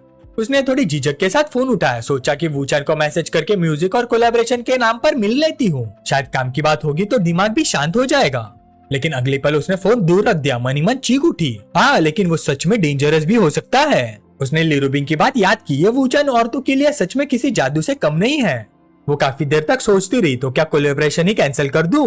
फिर उसने खुद को जवाब दिया, मैं बिना वजह क्यों गिव अप करूं? मुझे डर किस बात का है? उसकी पर्सनल लाइफ उसका मैटर है, मेरा उससे कोई लेना देना नहीं। हम सिर्फ म्यूजिक पर कोलैबोरेट करेंगे। दूसरी तरफ ली रुबिंग ड्रेसिंग टेबल के सामने बैठी तैयार हो रही थी। उसने पूछा, डियर, मैं और शिनियन शॉपिंग पर जा रहे हैं, तुम भी चलोगे? वूचन अपने कपड़े ठीक करते हुए बोला, तुम लोग जाओ, आज मेरा थोड़ा काम है। ली रुबिंग ने तुरंत पूछा, कैसा काम? कहीं एन मैंगलान से मिलने तो नहीं जा रहे हैं? वूचन ने बिना कुछ छुपाए जवाब दिया, हाँ, उसी से मिलने जा रहा हूँ। ली रुबिंग हैरान होकर बोली, तुम्हें इतना कॉन्फिडेंस कैसे है कि वो तुमसे कांटेक्ट करेगी? कल तो वूरैंग ने जानबूझकर उसे तुमसे डिस्टेंस रखने की एक्टिंग की थी। वूचन ने मुस्कुराकर अपना फोन उठाया, ऐसा कुछ नहीं होगा, देखो उसका फोन आ गया। ली रुबिंग ने थोड़ी नखरे वाली शक्ल बनाई, लगता है तुम उसे काफी अच्छी तरह समझते हो। वूचन मुस्कुराकर बोला, भूल गई, मैं बिजनेस इंटेलिजेंस एक्सपर्ट हूँ। ली रुबिंग बस मजबूरी में हंस पड़ी, ठीक है ठीक है, तुम तो सब कुछ पहले से ही जानते हो, जाओ, मैं सुशिनियन के साथ शॉपिंग चली जाऊंगी। सिंचन रेस्टोरेंट के सेकंड फ्लोर पर एन मैंगलान पहले ही वहाँ आकर वेट कर रही थी। कुछ देर बाद वूचन भी वहाँ आ गया। एन मैंगलान ने अपना मास्क नीचे किया और बोली, मिस्टर वू, मुझे लगता है कि अगर आप सिर्फ इस सॉन्ग के लिए गाने लिखते रहेंगे तो ये कोलैबोरेशन बहुत इनडायरेक्ट और रिस्की रहेगा। आप सीधा हमारी कंपनी के साथ कॉन्ट्रैक्ट क्यों नहीं साइन कर लेते? वूचन ने उसकी सीरियस एक्सप्रेशन देखी, फिर धीरे से बोला, इम्पॉसिबल तो नहीं है, लेकिन अभी हम एक दूसरे को इतना अच्छे से जानते भी नहीं। क्या पता मैं ऐसी कंडीशन से आप प्राइस रख दूं जो आप कभी एक्सेप्ट ही नहीं कर पाओगी। एन मैंगलान थोड़ी कंफ्यूज हो गई। उसने पूछा, ऐसी कौन सी कंडीशंस और कैसा प्राइस? वूचन ने बिल्कुल शांत लहजे में कहा, मान लीजिए मैं अपना खुद का स्टूडियो खोलूं और मिस एन अपनी कंपनी के 50% शेयर देकर मेरा स्टूडियो एक्वायर कर ले, कैसा रहेगा? एन मैंगलान शॉक होकर बोली, मिस्टर वू, मेरी कंपनी का टैंग फैमिली से कोई डायरेक्ट कनेक्शन नहीं है, लेकिन उसकी वैल्यूएशन 3 बिलियन से भी ज्यादा है और आप म्यूजिशियन बन के ज्वाइन होते ही सीधा 50% शेयर मांग रहे हैं। मिस्टर वू, ये मजाक है। अपनी बात के बीच एन मैंगलान हल्की सी हंसी। मनी मन उसने सोचा, परफेक्ट, काम की बात करते ही मेरा दिमाग इससे बिल्कुल फ्री हो गया। लगता है कल मैं ज्यादा ही सोच रही थी, अब सब नॉर्मल लग रहा है। वूचन ने उसका रिएक्शन देखा और मुस्कुरा कर बोला, इसलिए तो मैंने पहले ही कहा था कि आप मेरी कंडीशन कभी एक्सेप्ट नहीं करेंगी। एन मैंगलान ने उसे देखा और मनी मन सोचा, बिल्कुल, पहले सन सॉन्ग से बात करके मुझे लगा ही था कि शायद इसका नेचर ही ऐसा है, थोड़ा ग्रीडी टाइप। वूचैन फिर सीरियस होते हुए बोला, पहले हम फ्रीलांस बेसिस पर कोलैबोरेट करते हैं। मैं एक सॉन्ग लिखूंगा और उसका वन टाइम पेमेंट ले लूंगा। वैसे मिस एन को किस टाइप का सॉन्ग पसंद है, कौन सा जॉनर, मैं अभी इसी वक्त लिख देता हूँ। एन मैंगलान ने उसे शक भरी नजरों से देखा। उसने मन ही मन सोचा, यही बैठकर सॉन्ग कंपोज कर देगा, इतना भी आसान नहीं होता। उसके दिमाग में वूचैन के ऑनलाइन वायरल्स हुए दोनों गाने आ गए। उसने तुरंत कंक्लूजन निकाल लिया, पक्का वो गाने पहले से लिखे हुए थे और कल रात ही मुझे पता चल गया कि वूरैंग और ये लवर्स हैं। ये बस पहले से लिखा हुआ सॉन्ग निकाल कर सन सॉन्ग के सामने टैलेंट दिखाता होगा ताकि अपने लवर के सामने पॉइंट स्कोर कर सके। एन मैंगलान के चेहरे पर हल्की सी नफरत भरी स्माइल आ गई। वो बोली, ब्रदर वो अगर हमें कोलैबोरेट करना है तो एक दूसरे के साथ ऑनेस्ट होना चाहिए। इतने छोटे मोटे ट्रिक्स खेलने की कोई जरूरत नहीं। ये सब नाइव लड़कियों को शायद इम्प्रेस कर दे, लेकिन मुझे नहीं। वूचैन ने बिना घबराए जवाब दिया, मिस एन अगर मैं ऑनेस्ट नहीं होता तो मैं आपसे 50% इक्वालिटी मानता ही नहीं, और ना ही ये कहता कि जो चाहे वही लिख देता हूँ। अगर आपको यकीन नहीं तो अभी लिख देता हूँ। एन मैंगलान ने भी बिना पीछे हटे जवाब दिया, ठीक है अगर ब्रदर वो लाइव कंपोज करना ही चाहते हैं तो लिखिए। फिर उसने पेपर और पेन उसकी तरफ बढ़ा, और हाँ इस बार मेरे लिए लिखिए, सन सॉन्ग के लिए नहीं। वूचैन ने पेन और पेपर लिया और शांति से बैठकर लिखना शुरू कर दिया। एन मैंगलान सामने बैठकर अपनी चिन हाथ पर टिकाए उसे देखने लगी। मनी मन सोच रही थी, इतने आसानी से कोई इतना पॉपुलर सॉन्ग कैसे लिख सकता है। कुछ ही देर बाद वूचैन ने पेपर उसकी तरफ बढ़ा दिया। 7 गाने लिख दिए हैं, देखिए मिस एन को जो पसंद आए वो चूज कर लीजिए। एन मैंगलान एकदम से स्टन रह गई। 7 इतने देर में एक सॉन्ग कंपोज हो जाए वही बहुत बड़ी बात होती है, और इसने 7 लिख दिए। उसने एक एक करके सारे सॉन्ग्स पढ़ना शुरू किए। जितना पढ़ती गई उतना ही ज्यादा शौक होती गई। सच में 7 अलग अलग गाने थे और हर एक का जॉनर बिल्कुल different, jazz, country, rock, rap, folk, एक भी दूसरे जैसा नहीं। वूचैन मुस्कुराकर बोला, मिस एन इतनी बार देख चुकी है, आप बताइए कौन सा चूज करेंगी। एन मैंगलान को अचानक महसूस हुआ कि उसका पहले वाला एटीट्यूड काफी रूड था। उसे बहुत शर्मिंदगी हुई। उसने हल्का सा अपना चेहरा छुपाया और धीरे से बोली, पहले इन्हें गाकर देख सकते हैं, अभी डिसाइड नहीं कर पा रही। वूचैन ने बिना झिझक जवाब दिया, बिल्कुल कोई प्रॉब्लम नहीं। उसके बाद एन मैंगलान ने एक एक करके 7 गाने गाकर देखे। हर गाना खत्म होने के बाद उसकी आंखों में चमक और बढ़ती गई। वो एक्साइटेड होकर बोली, लोनली नाइफ का रिदम इतना एनर्जेटिक है कि ऑडियंस जरूर एंजॉय करेगी। 3 जनरेशनल ऑफ फायरवर्क्स के इमोशनल डायलॉग्स पर मुझे थोड़ी प्रैक्टिस करनी पड़ेगी। You are the queen simple शुरू होता है और धीरे धीरे एक ग्रैंड यूरोपियन स्टाइल फील देता है। कैसल ऑफ लव के लिरिक्स और मेलोडी इतनी इनोसेंट और क्यूट है। प्लीज डोंट लुक बैक में जबरदस्त रॉक एंड रोल वाइब है। गैलेक्सी रैप के थ्रू एक नई साइफाई स्टोरी सुनाता है। और आखिरी गाना फाइनल चैप्टर एक नॉस्टैल्जिक फोक स्टाइल सॉन्ग है जो सपनों के बारे में बात करता है। जो मैं गाती हूँ वही मेरी असली पहचान है। ये गाना गाते गाते एन मैंगलान की आंखें भर आई। उसने मनी मन सोचा, शायद यही मेरा आखिरी मौका है। बचपन में बिना किसी टेंशन के म्यूजिक का सपना देख सकती थी, लेकिन अब पापा की तबीयत खराब होती जा रही है। फैमिली बिजनेस भी मुझे संभालना पड़ेगा। शायद फ्यूचर में मुझे कभी अपने म्यूजिक के सपने पूरे करने का मौका ही ना मिले। वूचैन ने देखा कि वो कहीं खो गई है। उसने धीरे से पूछा, मिस एन डिसीजन ले लिया। एन मैंगलान के चेहरे पर खुशी आ गई। वो बोली, हाँ मैं डिसाइड कर चुकी हूँ, मुझे 7 गाने चाहिए। इन सबको मिलाकर एक एल्बम बनाएंगे और उस एल्बम का नाम होगा फाइनल चैप्टर। ये कहने के बाद एन मैंगलान सीधी खड़ी हुई। उसने गहरा झुककर वूचैन को सैल्यूट जैसा वो किया और जोर से बोली, ब्रदर वो सबसे पहले मुझे आपसे माफी मांगनी है। मैंने आपके एबिलिटी पर शक किया, ये मेरी गलती थी। आप सबसे एक्स्ट्राऑर्डिनरी म्यूजिशियन है जिसे मैं कभी मिली हूँ। मेरे पहले वाले रूड वर्ड्स के लिए मैं दिल से माफी मांगती हूँ। वूचैन ने बस हल्का सा मुस्कुरा दिया। उसने उसके पास जाकर उसे सीधा खड़ा किया और कहा, कोई बात नहीं, मैं तुम्हारी अपोलॉजी एक्सेप्ट करता हूँ। एन मैंगलान तुरंत उठकर 2 वाइन के ग्लासेस ले आई। आइए ब्रदर वो इस एल्बम के जन्म के लिए एक टोस्ट हो जाए। दोनों ने मुस्कुराकर ग्लासेस टकराए। धीरे धीरे वाइन का असर चढ़ने लगा और बातें म्यूजिक से शुरू होकर बहुत दूर तक पहुंच गई। थोड़ी देर बाद एन मैंगलान ने पूछा, ब्रदर वो एक बात पूछूं, आप और मिसली की मुलाकात कैसे हुई? वूचैन हल्का सा मुस्कुराया। वो कहानी थोड़ी कॉम्प्लिकेटेड है।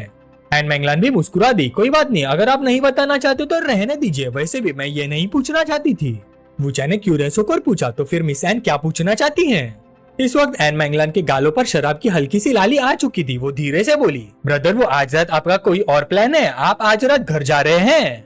ये सुनकर वूचैन थोड़ा हैरान रह गया। आज रात? मनी मन उसने सोचा, लगता है कुछ इंटरेस्टिंग होने वाला है। एन मैंगलान ने धीरे से समझा, एक्चुअली मैं आपसे म्यूजिक के बारे में और बात करना चाहती हूँ। क्या आप मुझे इन सॉन्ग्स की प्रैक्टिस करवा सकते हैं और मेरी सिंगिंग की जो मिस्टेक्स है वो भी बता सकते हैं? वूचैन ने उसकी सिंसियर एक्सप्रेशन देखी। वो मना नहीं कर पाए। ठीक है, कोई प्रॉब्लम नहीं। ये सुनते ही एन मैंगलान बहुत खुश हो गई। सच बहुत अच्छा। वो तुरंत पियानो के पास जाकर बैठ गए। प्रैक्टिस करते वक्त कुछ नोट्स गलत बज गए। वूचैन उसके पास आया। उसने हल्का सा उसकी उंगलियों की पोजीशन ठीक करते हुए कहा, यहाँ इस तरह बजाना चाहिए। एन मैंगलान एक पल के लिए चुप हो गए। उसके दिल में अजीब सी फीलिंग उठने लगी। उसने धीरे से ऊपर देखा और हल्की सी आवाज में कहा, वूचैन। फिर उसने प्यार से उसके गाल पर एक छोटा सा किस कर दिया। वूचैन थोड़ा हैरान हुआ, लेकिन उसने उसकी इस प्यारी सी जेस्चर को मना भी नहीं किया। शराब के असर में एन मैंगलान के दिमाग में अजीब अजीब सपने चलने लगे। सपने में एन मैंगलान ने उसे बिस्तर पर दबाया और जबरदस्ती किस किया। संगीत की दुनिया में सिर्फ हम दोनों हैं, सिर्फ हम दोनों। कुछ देर बाद एन मैंगलान शर्माते हुए बोली, ब्रदर वू सॉरी, शायद मैं थोड़ी सी ज्यादा पी गई हूँ।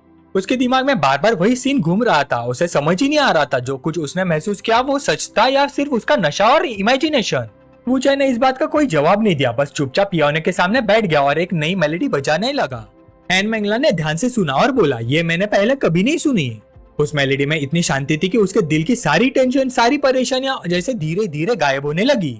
वो हर एक सुर में खो गई और पता ही नहीं चला कब उसकी आंखें बंद हो गई। वो वही गहरी नींद में सो गई। वूचैन ने उसकी तरफ देखा और बेचैनी से मुस्कान दी, ये तो सच में सो गई। उसने बड़े ध्यान से एन मैंगलान को उठाया और उसे आराम से उसके रूम में ले जाकर बेड पर सुला दिया। अगली सुबह एन मैंगलान धीरे धीरे नींद से जागे। उसने आंखें मलते हुए सोचा, कल मैं शायद बहुत ज्यादा पी गई थी। फिर उसने आसपास देखा, मैं बेड पर कैसे आ गई। उसने अचानक महसूस किया कि उसके कपड़े बदले हुए थे। वो घबराकर ब्लैंकेट हटाकर देखने लगी और जोर से चिल्लाई, ओह नो, मेरे कपड़े किसने बदले। उसे अचानक वूचैन की याद आई। नशे में होने के बावजूद उसे याद था कि वूचैन ने उसे घर वापस लाया था। क्या हमारे बीच कुछ हुआ था? लेकिन मुझे ठीक ठीक कुछ भी याद नहीं आ रहा। क्या हमने कोई खास कदम उठाया था? तभी रूम के बाहर से वूचैन की आवाज आई, ओ तुम जाग गई, ब्रेकफास्ट रेडी है। वूचैन की आवाज सुनती एन मैंगलान का चेहरा लाल हो गया। उसने तुरंत सोचा, वो घर पर ही था, वो कल रात गया नहीं था। इसका मतलब है कि कल रात। उसने हकलाते हुए पूछा, मिस्टर वू, क्या हमने कल रात हमारे बीच कुछ हुआ था? वाह, मुझे पता था कि यह दिन आएगा, लेकिन मैंने कभी नहीं सोचा था कि हमारा वूचैन एन मैंगलान के साथ इतनी तेजी से आगे बढ़ेगा। ब्रेकफास्ट बनाने के बाद जब वूचैन ने मैंगलान के लिए सब कुछ रेडी कर दिया, तभी अचानक दरवाजे पे नॉक हुआ। रूम सर्विस, प्लीज दरवाजा खोलिए। रूम के अंदर मैंगलान ने जल्दी से अपना रोब और टाइट करते हुए जवाब दिया, बस आ रही हूँ, एक सेकेंड। लेकिन वूचैन को कुछ गड़बड़ लगी। एक मिनट, ब्रेकफास्ट तो अभी डिलीवर हो चुका था, फिर ये रूम सर्विस दोबारा क्यों आई? जब तक वो सोच ही रहा था तब मैंगलान तेजी से दरवाजा खोलने चली गई। वूचैन ने उसे रोकने की कोशिश करते हुए बोला, मिसन दरवाजा मत खोलिए, ये पापाराजी वाले कुत्ते हैं। लेकिन देर हो चुकी थी। जैसे दरवाजा खुला, हुडी पहने एक मिस्टीरियस आदमी सामने खड़ा था। हाथ में कैनन कैमरा था और वो लगातार फोटोज क्लिक कर रहा था। पर वूचैन पहले इस पॉसिबिलिटी के लिए रेडी था। उसने तुरंत अपना आईफोन निकाला, फ्लैश ऑन की और उस पापाराजी की काउंटर फोटो खींच ली। उसे देखते ही मैंगलान घबरा गए। उसने तुरंत रिएक्ट करते हुए जोर से दरवाजा बंद कर दिया। डैम इट, ये ट्रैप था, ये पापाराजी थे। रूम के अंदर वापस आते ही उसका चेहरा बिल्कुल सफेद पड़ गया। उसके दिमाग में बस एक ही बात चल रही थी, कल रात में वूचैन के साथ रूम में थी। जैसे उसे मिसली की याद आई, उसका दिल और तेज धड़कने लगा। अगर मिसली ने आर्टिकल देख लिया और हमारी वो बेट याद आ गई तो सब कुछ खत्म हो जाएगा। वूचैन ने देखा कि मैंगलान वही शॉक में खड़ी है। वो मुस्कुराते हुए बोला, पहले ब्रेकफास्ट कर लो, ठंडा हो जाएगा। उन पापाराजी की टेंशन मत लो, मैं सब कुछ हैंडल कर लूंगा। लेकिन ये सुनने के बाद भी मैंगलान बिल्कुल चुप रही। उसका चेहरा उदास था और आंखों में बेचैनी साफ दिख रही थी। वूचैन ने तुरंत अपने छोटे भाई ली राउटाई को फोन लगाया। मैंने तुझे एक फोटो भेजी है, यह आदमी अभी होटल से निकला है, अभी तक डोंगाई से बाहर नहीं गया होगा, उसे पकड़ लो। ली राउटाई ने बिना एक सेकंड वेस्ट किए जवाब दिया, Roger that brother in law, छोटा सा काम है। फोन रखने के बाद वूचैन ने फिर मैंगलान को तसल्ली दी, टेंशन मत लो, वो डोंगाई से बाहर नहीं जा पाएगा, आप ब्रेकफास्ट कर सकते हैं। मैंगलान ने उदासी भरी आवाज में कहा, थैंक यू मिस्टर वू। लेकिन उसके दिल में अजीब सी कसक थी। उसे बुरा लग रहा था कि उसकी प्रॉब्लम की वजह से वूचैन भी उसी मुसीबत में फंस गया था। वूचैन उसके एक्सप्रेशन देखकर सब समझ गया। हल्का सा मुस्कुरा कर बोला, ये सिर्फ तुम्हारी प्रॉब्लम नहीं है, मुझे भी हेडलाइंस में आने का कोई शौक नहीं। लगभग 1 घंटे बाद ली राउटाई का फोन आया, ब्रदर इन लॉ, हमने उसे पकड़ लिया है। लेकिन उसकी हिचकिचाहट सुनकर वूचैन ने पूछा, पकड़ लिया तो फिर क्या हुआ? ली राउटाई गुस्से से बोला, साला पकड़ने से पहले ही लैपटॉप खोलकर सब कुछ भेज चुका था, पूरा डाटा अपलोड हो गया। गुस्से में उसने उस पापाराजी को 2-4 लात भी दे मारी। उसने उसका एम्प्लॉय आईडी को देखते हुए ली राउटाई बोला, इसके पेपर्स के हिसाब से इसका नाम यांग पिंग है, ये सर्गे स्टूडियो का आदमी है, आप क्या करोगे ब्रदर इन लॉ? ये नाम सुनते मैंगलान का चेहरा और ज्यादा सफेद पड़ गया। हम तो गए, हम बिल्कुल गए, सर्गे स्टूडियो डोंगाई में क्या कर रहा है? वूचैन ने ठंडी हंसी के साथ कहा, तो ये सर्गे स्टूडियो का काम है। उसे याद आया कि शंघाई में देश के नंबर 1 पापाराजी पांगी ने इस स्टूडियो की फॉर्मेशन रखी थी। इस स्टूडियो ने कई बड़े स्टार्स के स्कैंडल एक्सपोज किए थे और एंटरटेनमेंट इंडस्ट्री में काफी इन्फ्लुएंस रखता था। पैंगी का संबंध पैंग फैमिली से था और एन फैमिली भी शैंगचिंग सिस्टम का एक पावरफुल हिस्सा थी जो ज्यादातर ओवरसीज बिजनेस हैंडल करती थी।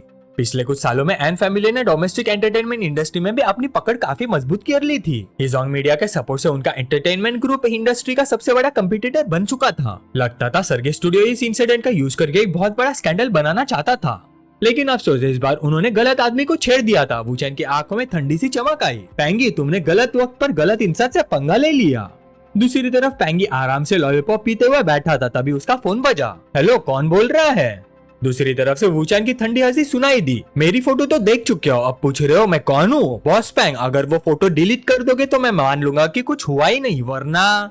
धमकी सुनते ही पैंगी भी तीखे लहजे में बोला, मुझे धमकी दे रहे हो? मिस एन ने काफी स्मार्ट मूव किया है, लेकिन तुम होते कौन हो? वूचैन शांत आवाज में बोला, मुझे बस इतना चाहिए कि मेरी फोटो मीडिया में कभी ना आए। पैंगी ने दांत भींचते हुए पूछा, साले आखिर हो कौन तुम? वूचैन ने सीधा जवाब दिया, मेरा नाम वूचैन है, जो कहना था वो कह दिया, अब फैसला तुम्हारे हाथ में। इतना कहकर उसने फोन काट दिया। फोन कट होते पैंगी के दिल में अजीब से बेचैनी पैदा हो गई। वो धीरे से सोचने लगा, वूचैन, ये नाम मैंने पहले कभी नहीं सुना, लेकिन जिस कॉन्फिडेंस से बात कर रहा था लगता है कोई आम आदमी नहीं है। मैंगलन ने वूचैन और पैंगी की पूरी कॉन्वर्सेशन सुनी। उसका एक्सप्रेशन और सीरियस हो गया। एंटरटेनमेंट इंडस्ट्री में पेपरजी को धमकाना एक बहुत बड़ा टाबू माना जाता था। फिर उसने खुद को समझाया, छोड़ो मिस्टर वू वैसे भी एंटरटेनमेंट इंडस्ट्री का हिस्सा ही नहीं। वो धीरे से बोले, मिस्टर वू, आप अब क्या करने वाले हो? वूचैन ने बिल्कुल शांत रहकर जवाब दिया, सब ठीक है, इतनी जल्दी करने की कोई जरूरत नहीं। मैंगलन ने देखा कि वूचैन बिल्कुल शांत था। उसने सोचा, आज के जमाने में एंटरटेनमेंट न्यूज को वायरल होने में सिर्फ कुछ मिनट्स लगते हैं और ये बिल्कुल भी जल्दी नहीं कर रहा। वो बोली, मिस्टर वू, शायद आप एंटरटेनमेंट इंडस्ट्री को नहीं समझते। ऐसा करिए, मैं किसी को सरगे स्टूडियो से कांटेक्ट करने के लिए बोलती हूँ। लेकिन उसकी बात पूरी होने से पहले ही वूचैन ने उसे रोक दिया, तुम वो फोटो वापस ला सकती हो। ये सुनते मैंगलन चुप हो गई। वूचैन ने पूरे कॉन्फिडेंस के साथ कहा, मिस एन, तुम खुद भी श्योर नहीं हो, लेकिन मैं श्योर हूँ, इसलिए ये सब मुझे हैंडल करने दो। तभी बाहर से ली रूबिंग की आवाज आई, मिस एन, मेरा वूचैन अंदर है क्या? ली रूबिंग की आवाज सुनते मैंगलन का दिल जोर से धड़क उठा। उसने शर्माते हुए सोचा, मिस ली रूबिंग, इतने इंपॉर्टेंट टाइम पर ये यहाँ क्या कर रही है? वूचैन तुरंत दरवाजा खोलने भागा और बड़ी सी स्माइल के साथ अपनी लायनेस का वेलकम किया। जैसे ली रूबिंग ने अपने हस्बैंड का चेहरा देखा, वो हल्का सा ताना मारते हुए बोली, ओहो हो, सब लोग यही हैं। जैसे ली रूबिंग और मैंगलन एक दूसरे के सामने आए, दोनों की नजरें टकरा गई, मानो बिना कुछ कहे ही जंग शुरू हो गई हो। मैंगलन थोड़ी नर्वस थी, आखिर सामने मेन वाइफ खड़ी थी, लेकिन उसकी आंखों में ना डर था ना ही कमजोरी। ली रूबिंग इसे देखकर बिल्कुल काम रही है, पहली बार नहीं था। उसने हल्की सी जीप क्लिक करते हुए कहा, मेरे प्यारे मिस्टर वो, कल रात यहाँ अच्छी नींद आई? ये सुनते ही मैंगलन शर्म से पानी पानी हो गई। उसे समझ ही नहीं आ रहा था कि अपना चेहरा कहाँ छुपा है, पर वूचैन ने बिल्कुल कैजुअली जवाब दिया, हाँ काफी ठीक थी। ली रूबिंग ने फिर पूछा, और बेड कंफर्टेबल था? वूचैन ने सिर हिलाकर कहा, हाँ, घर वाले बेड से ज्यादा फर्क नहीं था। ली रूबिंग ने उसकी तरफ तीखी नजरों से देखा, तो मतलब वूचैन ने वाकई यहाँ रात गुजारी? अब ली रूबिंग मजाक के मूड में नहीं थे। उसने सीधा सवाल पूछ दिया, मिस एन, तुम दोनों कल रात साथ सोए थे? मैंगलन का चेहरा एकदम लाल हो गया। वो हकलाते हुए बोली, मैं कल नशे में थी, मुझे कुछ याद नहीं।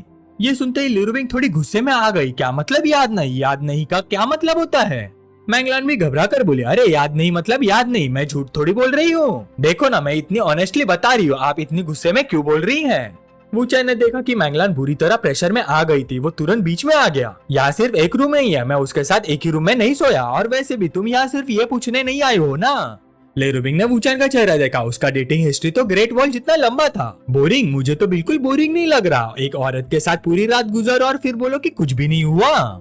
एन मैंगलन ये सब देखकर बिल्कुल कंफ्यूज थे। उसने सोचा, है वूचैन दूसरे रूम में सोया था? उसकी लव लाइफ चाहे कितनी भी कॉम्प्लिकेटेड हो, लेकिन वो इस तरह की बात पर झूठ बोलने वाला इंसान नहीं लगता। शायद सच में दोनों के बीच कुछ नहीं हुआ।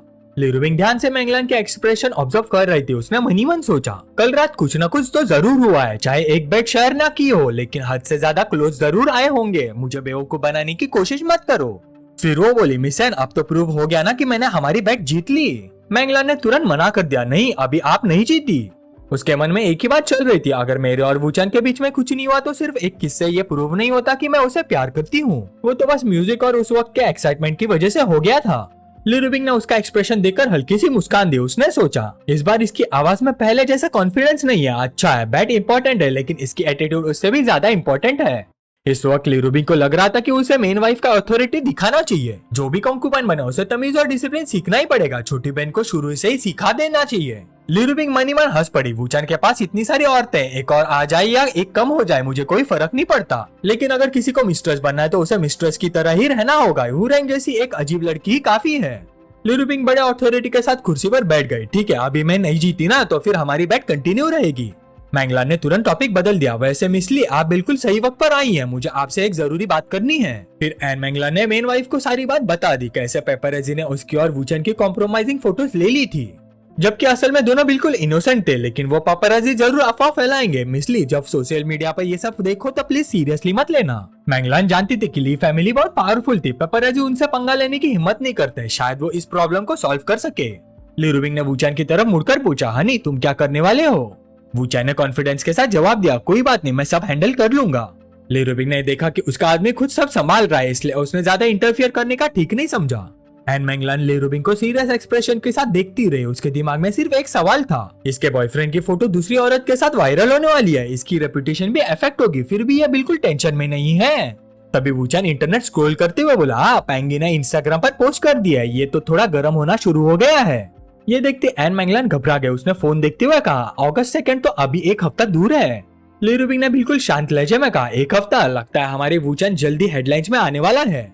वूचान आराम से बैठा उन दोनों के एक्सप्रेशन देख रहा था। वो मुस्कुरा कर बोला, छोटी सी बात है, टाइम आने पर पैंगी खुद मुझे फोन करेगा। मिस एन, पेपरजी की बिल्कुल टेंशन मत लो। अगर एल्बम डिसाइड हो चुका है तो चलो रिकॉर्डिंग करना शुरू करते हैं। मैंगलान ने सिर हिला दिया, ठीक है, लेकिन डोंगाई में रिकॉर्डिंग करनी है तो हमें मिस सॉन्ग के घर जाना होगा। उन्होंने पहले कहा था कि उनके घर का रिकॉर्डिंग सेटअप डोंगाई में सबसे बेस्ट है। वूचान ने मुस्कुराते हुए कहा, ठीक है, तो चलो क्लासमेट सॉन्ग के घर। ये देखकर ली रूबिंग उठकर आई। उसने प्यार से वूचान के गाल पर एक किस की और बोली, हनी तुम दोनों अपना काम करो, मैं जिनफू जाकर सुशिनियन से मिल लेती हूँ। दूसरी तरफ पैंगी को कुछ अजीब सा फील हुआ। उसने वूचान के बारे में और इन्फॉर्मेशन निकालने के लिए फोन उठाया। उसने लाओ ज़ैंग को फोन लगाया, तुमने पहले कहा था ना कि डोंगाई में ऐसी कोई चीज नहीं जो तुम्हें पता ना हो, तो बताओ ये वूचान आखिर है कौन, इसका बैकग्राउंड क्या है? लाओ ज़ैंग ने सीधा जवाब दिया, बॉस पैंग, अगर तुम्हारा वूचान के साथ कोई मिसअंडरस्टैंडिंग है तो जितनी जल्दी हो सके क्लियर कर लो, वरना उसे टकराने की गलती मत करना। ये सुनते ही पैंगी थोड़ा सीरियस हो गया। उसने मन ही मन सोचा, ये ज़ैंग तो सिर्फ ली राउटाई को ही रिस्पेक्ट देता था, अब ये वूचान को भी वैसे ही ट्रीट कर रहा है। इस आदमी को और इन्वेस्टिगेट करना पड़ेगा। फिर उसने हंसकर कहा, तुम क्या बात कर रहे हो, मेरा और वूचान का बस छोटा सा मिसअंडरस्टैंडिंग है, मैं सिर्फ कंफर्म कर रहा हूँ कि कहीं किसी बड़े आदमी को ऑफेंड तो नहीं कर रहा। लाओ ज़ैंग ने इशारे में कहा, अगर सिर्फ मिसअंडरस्टैंडिंग है तो जाकर माफी मांग लो। आज के डोंगाई में ली राउटाई को भी एक कदम पीछे हटना पड़ता है और उसका ब्रदर इन लॉ वूचान सबसे मुश्किल इंसान है। ये सुनते ही पैंगी का चेहरा बदल गया। वूचान वो ली राउटाई का ब्रदर इन लॉ है और ली रूबिंग की उसकी गर्लफ्रेंड है। लाओ ज़ैंग ने कहा, बिल्कुल। फोन कट होते ही पैंगी थोड़ी हंसा। अगर वो ली रूबिंग का बॉयफ्रेंड हो तो फिर डरने की क्या बात है? मेरे पास प्रूफ है कि वूचान दूसरी औरत के साथ रात गुजार कर आया है, अब देखते हैं वो क्या करता है, डरना तो उसे चाहिए। शाम के करीब 6 बजे वूचान मिस सॉन्ग के घर रिकॉर्डिंग कर रहा था, तभी ली रूबिंग का फोन आया, हनी काम खत्म हुआ, बाद में डिनर के लिए आ जाना। वूचान ने पूछा, तुम लोग कहाँ हो? ली रूबिंग बोली, लाओपिंग रेस्टोरेंट। तभी मैंगलान बोली, वूचान तुम जाकर डिनर कर लो, हमारी टेंशन मत लो, मैं और मिस सॉन्ग थोड़ी देर और रिकॉर्डिंग करेंगे। ये सुनते ही वूचान तुरंत वहाँ से निकल गया। कुछ देर बाद शावड़े बाहर वेट कर रही थी। वूचान ने पूछा, अंदर क्यों नहीं आ रही? शावड़े बोली, दीदी ने बोला कि मैं यहीं आपका वेट करूं। दूसरी तरफ पैंगी वूचान और शावड़े की फोटो देख रहा था। उसने कहा, ये ली रूबिंग है, इसकी औरत तो रूमर से बिल्कुल अलग लग रही है, इसमें डरने वाली क्या बात है? फिर अचानक उसके दिमाग में एक ख्याल आया, 1 मिनट, अगर वूचान एन मैंगलान के साथ अफेयर कर सकता है तो दूसरी औरतों के साथ भी कर सकता है, शायद ये औरत ली रूबिंग नहीं है, फाइल्स चेक करता हूँ। कुछ देर बाद उसकी आंखें चमक उठी, बिंगो, ये वाकई ली रूबिंग ही है, जैसे मैंने सोचा था, मैं कितना स्मार्ट हूँ। उसने तुरंत अपने आदमियों को ऑर्डर दिया, फोटोज लेते रहो, अगर प्राइवेट रूम में भी चले जाए तब भी किसी न किसी तरीके से फोटोज चाहिए। जैसे वूचान और शावड़े डाइनिंग हॉल में घुसे, अंदर काफी लाइवली एटमॉस्फेयर था। उसकी सारी डार्लिंग दोपहर से ही उसका वेट कर रही थी। टियान टियान सबसे पहले चिल्लाई, अभी आ गए। सुशी ने नखरे से बोली, सिस ली रूबिंग, मुझे बहुत भूख लगी है, जल्दी से खाना ऑर्डर करो। ली रूबिंग हंसी, ठीक है लिटिल सिस्टर। कितना प्यारा फैमिली सीन था, सब एक साथ डिनर के लिए जमा हुए। तभी अचानक ली रूबिंग के पास रिपोर्ट आई, मैडम घर के आसपास 2 पेपरजी पकड़े गए हैं। ली रूबिंग थोड़ी परेशान हो गई। तब वूचान मुस्कुरा कर बोला, सिर्फ 2 ही नहीं, लाओपिंग के साइड पर भी कुछ लोग छुपे हुए हैं। वूचान का इशारा समझते ही ली रूबिंग ने तुरंत ऑर्डर दिया, इस क्लब के आसपास जितने भी हाउंड छुपे हुए हैं सबको पकड़कर मेरे सामने बांध दो। थोड़ी देर में ली रूबिंग के आदमियों ने छुपे हुए सारे पेपरजी पकड़ लिए। वूचान उन्हें देखकर हल्का सा मुस्कुराया, मैं बेट लगाता हूँ उनका बॉस अब मुझे फोन करने ही वाला है।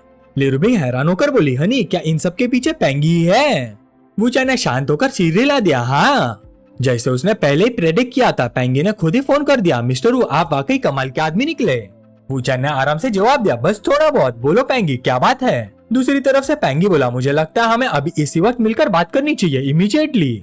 ये सुनते ही वूचान मन ही मन हंसा, अभी भी इतना एटीट्यूड, मैं अपनी गर्ल्स के साथ डिनर कर रहा हूँ और ये मुझे अभी मिलने बुला रहा है। इसलिए वूचान ने सीधा मना कर दिया, मेरे पास अभी टाइम नहीं है, मैं डिनर कर रहा हूँ, कल बात करेंगे। फोन कट होती पैंगी का गुस्सा 7वें आसमान पर पहुंच गया, साला मेरे ऊपर फोन काट दिया, कितना एरोगेंट है, बस एक औरत के सारे जीने वाला आदमी इतना अकड़ रहा है। ठीक है, कल ही से ही मैं भी देखूंगा तेरा ये एटीट्यूड कितनी देर तक टिकता है। लीरुबिंग बोली, हनी कल मैं भी तुम्हारे साथ चलूंगी। वूचैन मुस्कुराए, लीरुबिंग बाकी लोगों की तरह मत सोचो, मुझे उसे डील करने की जरूरत ही नहीं, बल्कि मुझे उसकी जरूरत है। पेंगी की इंटेलिजेंस, कलेक्ट करने की एबिलिटी, उसका पेशेंस, उसका कॉशन और उसकी हिम्मत, ये सब क्वालिटीज मेरे काम की है। ये सुनकर लीरुबिंग हैरान रह गया। उसे तब समझ आ गया, वूचैन तो उन पापाराजी को रिक्रूट करना चाहता था। वूचैन ने मुस्कुराते हुए सबकी तरफ देखा। अब देखते हैं यहाँ बैठी हुई ब्यूटीज की पावर। सुशिनिन एक्साइटमेंट से बोली, हनी मुझे क्या करना है? टियान टियान भी तुरंत बोली, मैं भी हेल्प करूंगी। लीरुबिंग ने हाथ बांधते हुए कहा, आप सस्पेंस मत बनाओ, सीधा बताओ। वूचैन हंस पड़ा, टियान टियान, सुशिनिन, शाउडे इधर आओ और मुझे एक किस दो। ये सुनते तीनों लड़कियां खुशी से चमक उठी। ऐसा मौका रोज थोड़ी मिलता था, इसलिए तीनों ने बिना देरी किया उसके पास आकर प्यार से उसके गाल पर किस कर दिया। लीरुबिंग ने देखा कि उसका नाम ही नहीं लिया गया। वो थोड़ी जेलस होकर बोली, अहम और मेरा क्या? वूचैन हंसकर बोला, ऑफ कोर्स तुम भी, तुम्हारा रोल तो सबसे इम्पोर्टेंट है, तुम्हें इन तीनों के मुझे किस करते हुए फोटोज लेनी होंगी। ये सुनकर लीरुबिंग एकदम चुप हो गई। तीनों छोटी सिस्टर्स खुशी खुशी अपना काम कर चुकी थी। बड़ी बहन होने के नाते लीरुबिंग बस चुपचाप सब देखती रही। उसने हार मानते हुए पूछा, अब बताओगे भी आखिर प्लान क्या है? वूचैन उसके कान के पास जाकर हल्की सी मुस्कान के साथ बोला, अगर अभी बता दिया तो सबको पता चल जाएगा। लीरुबिंग ने उसके कंधे पर हल्का सा थप्पड़ मारा, तुम ना बिल्कुल बदमाश हो। फिर सीन शिफ्ट हुआ चिन्युआन टी हाउस। पेंगी और वूचैन सामने बैठकर चाय पी रहे थे। पेंगी ने पहले बात शुरू की, मिस्टर वो मेरे आदमियों को छोड़ दीजिए। वूचैन ने आराम से चाय का घूंट लिया, जरूर, लेकिन पहले तुम भी थोड़ी सिंसियरिटी दिखाओ। पेंगी ने सिचुएशन की सीरियसनेस समझे बिना फिर धमकी दी, मिस्टर वो आप नहीं चाहेंगे कि मिस लीरुबिंग वो फोटोज देखे? वूचैन ने बिना एक्सप्रेशन बदले चाय पीते हुए पूछा, मेरे और एन मैंगलान की फोटोज? पेंगी ने सख्त लहजे में कहा, ऐसी चीजों को इतनी आसानी से डिनाई नहीं किया जा सकता।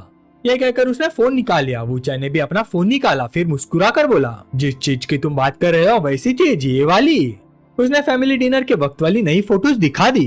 फोटोज देखते ही पेंगी हैरान रह गया। उसने सोचा, मैं सही था, ये आदमी वाकई लीरुबिंग के पीछे दूसरी लड़कियों के साथ घूमता है, लेकिन ये बिल्कुल भी डरा हुआ क्यों नहीं है? वूचैन ने उसके पैर को हल्की सी ठोकर मारी, बताओ तुम्हारा फोटो ज्यादा डेंजरस है ये वाली जो मैंने अभी लीरुबिंग को भेजने वाला है? पेंगी अंदर ही अंदर सोचने लगा, क्या ये पागल है? वूचैन हल्का सा मुस्कुराया, अच्छे से देख लिया, इतना कहकर उसने सेंड बटन दबा दिया। फोटो सीधा लीरुबिंग को चली गई। पेंगी को अभी तक सामने बैठे आदमी की असली ताकत का अंदाजा ही नहीं था। वो हंसी उड़ाते हुए बोला, मिस्टर वो ड्रामा करने की जरूरत नहीं, आप ये फोटो मिस ली को भेज ही नहीं सकते, आप झूठ बोल रहे हैं।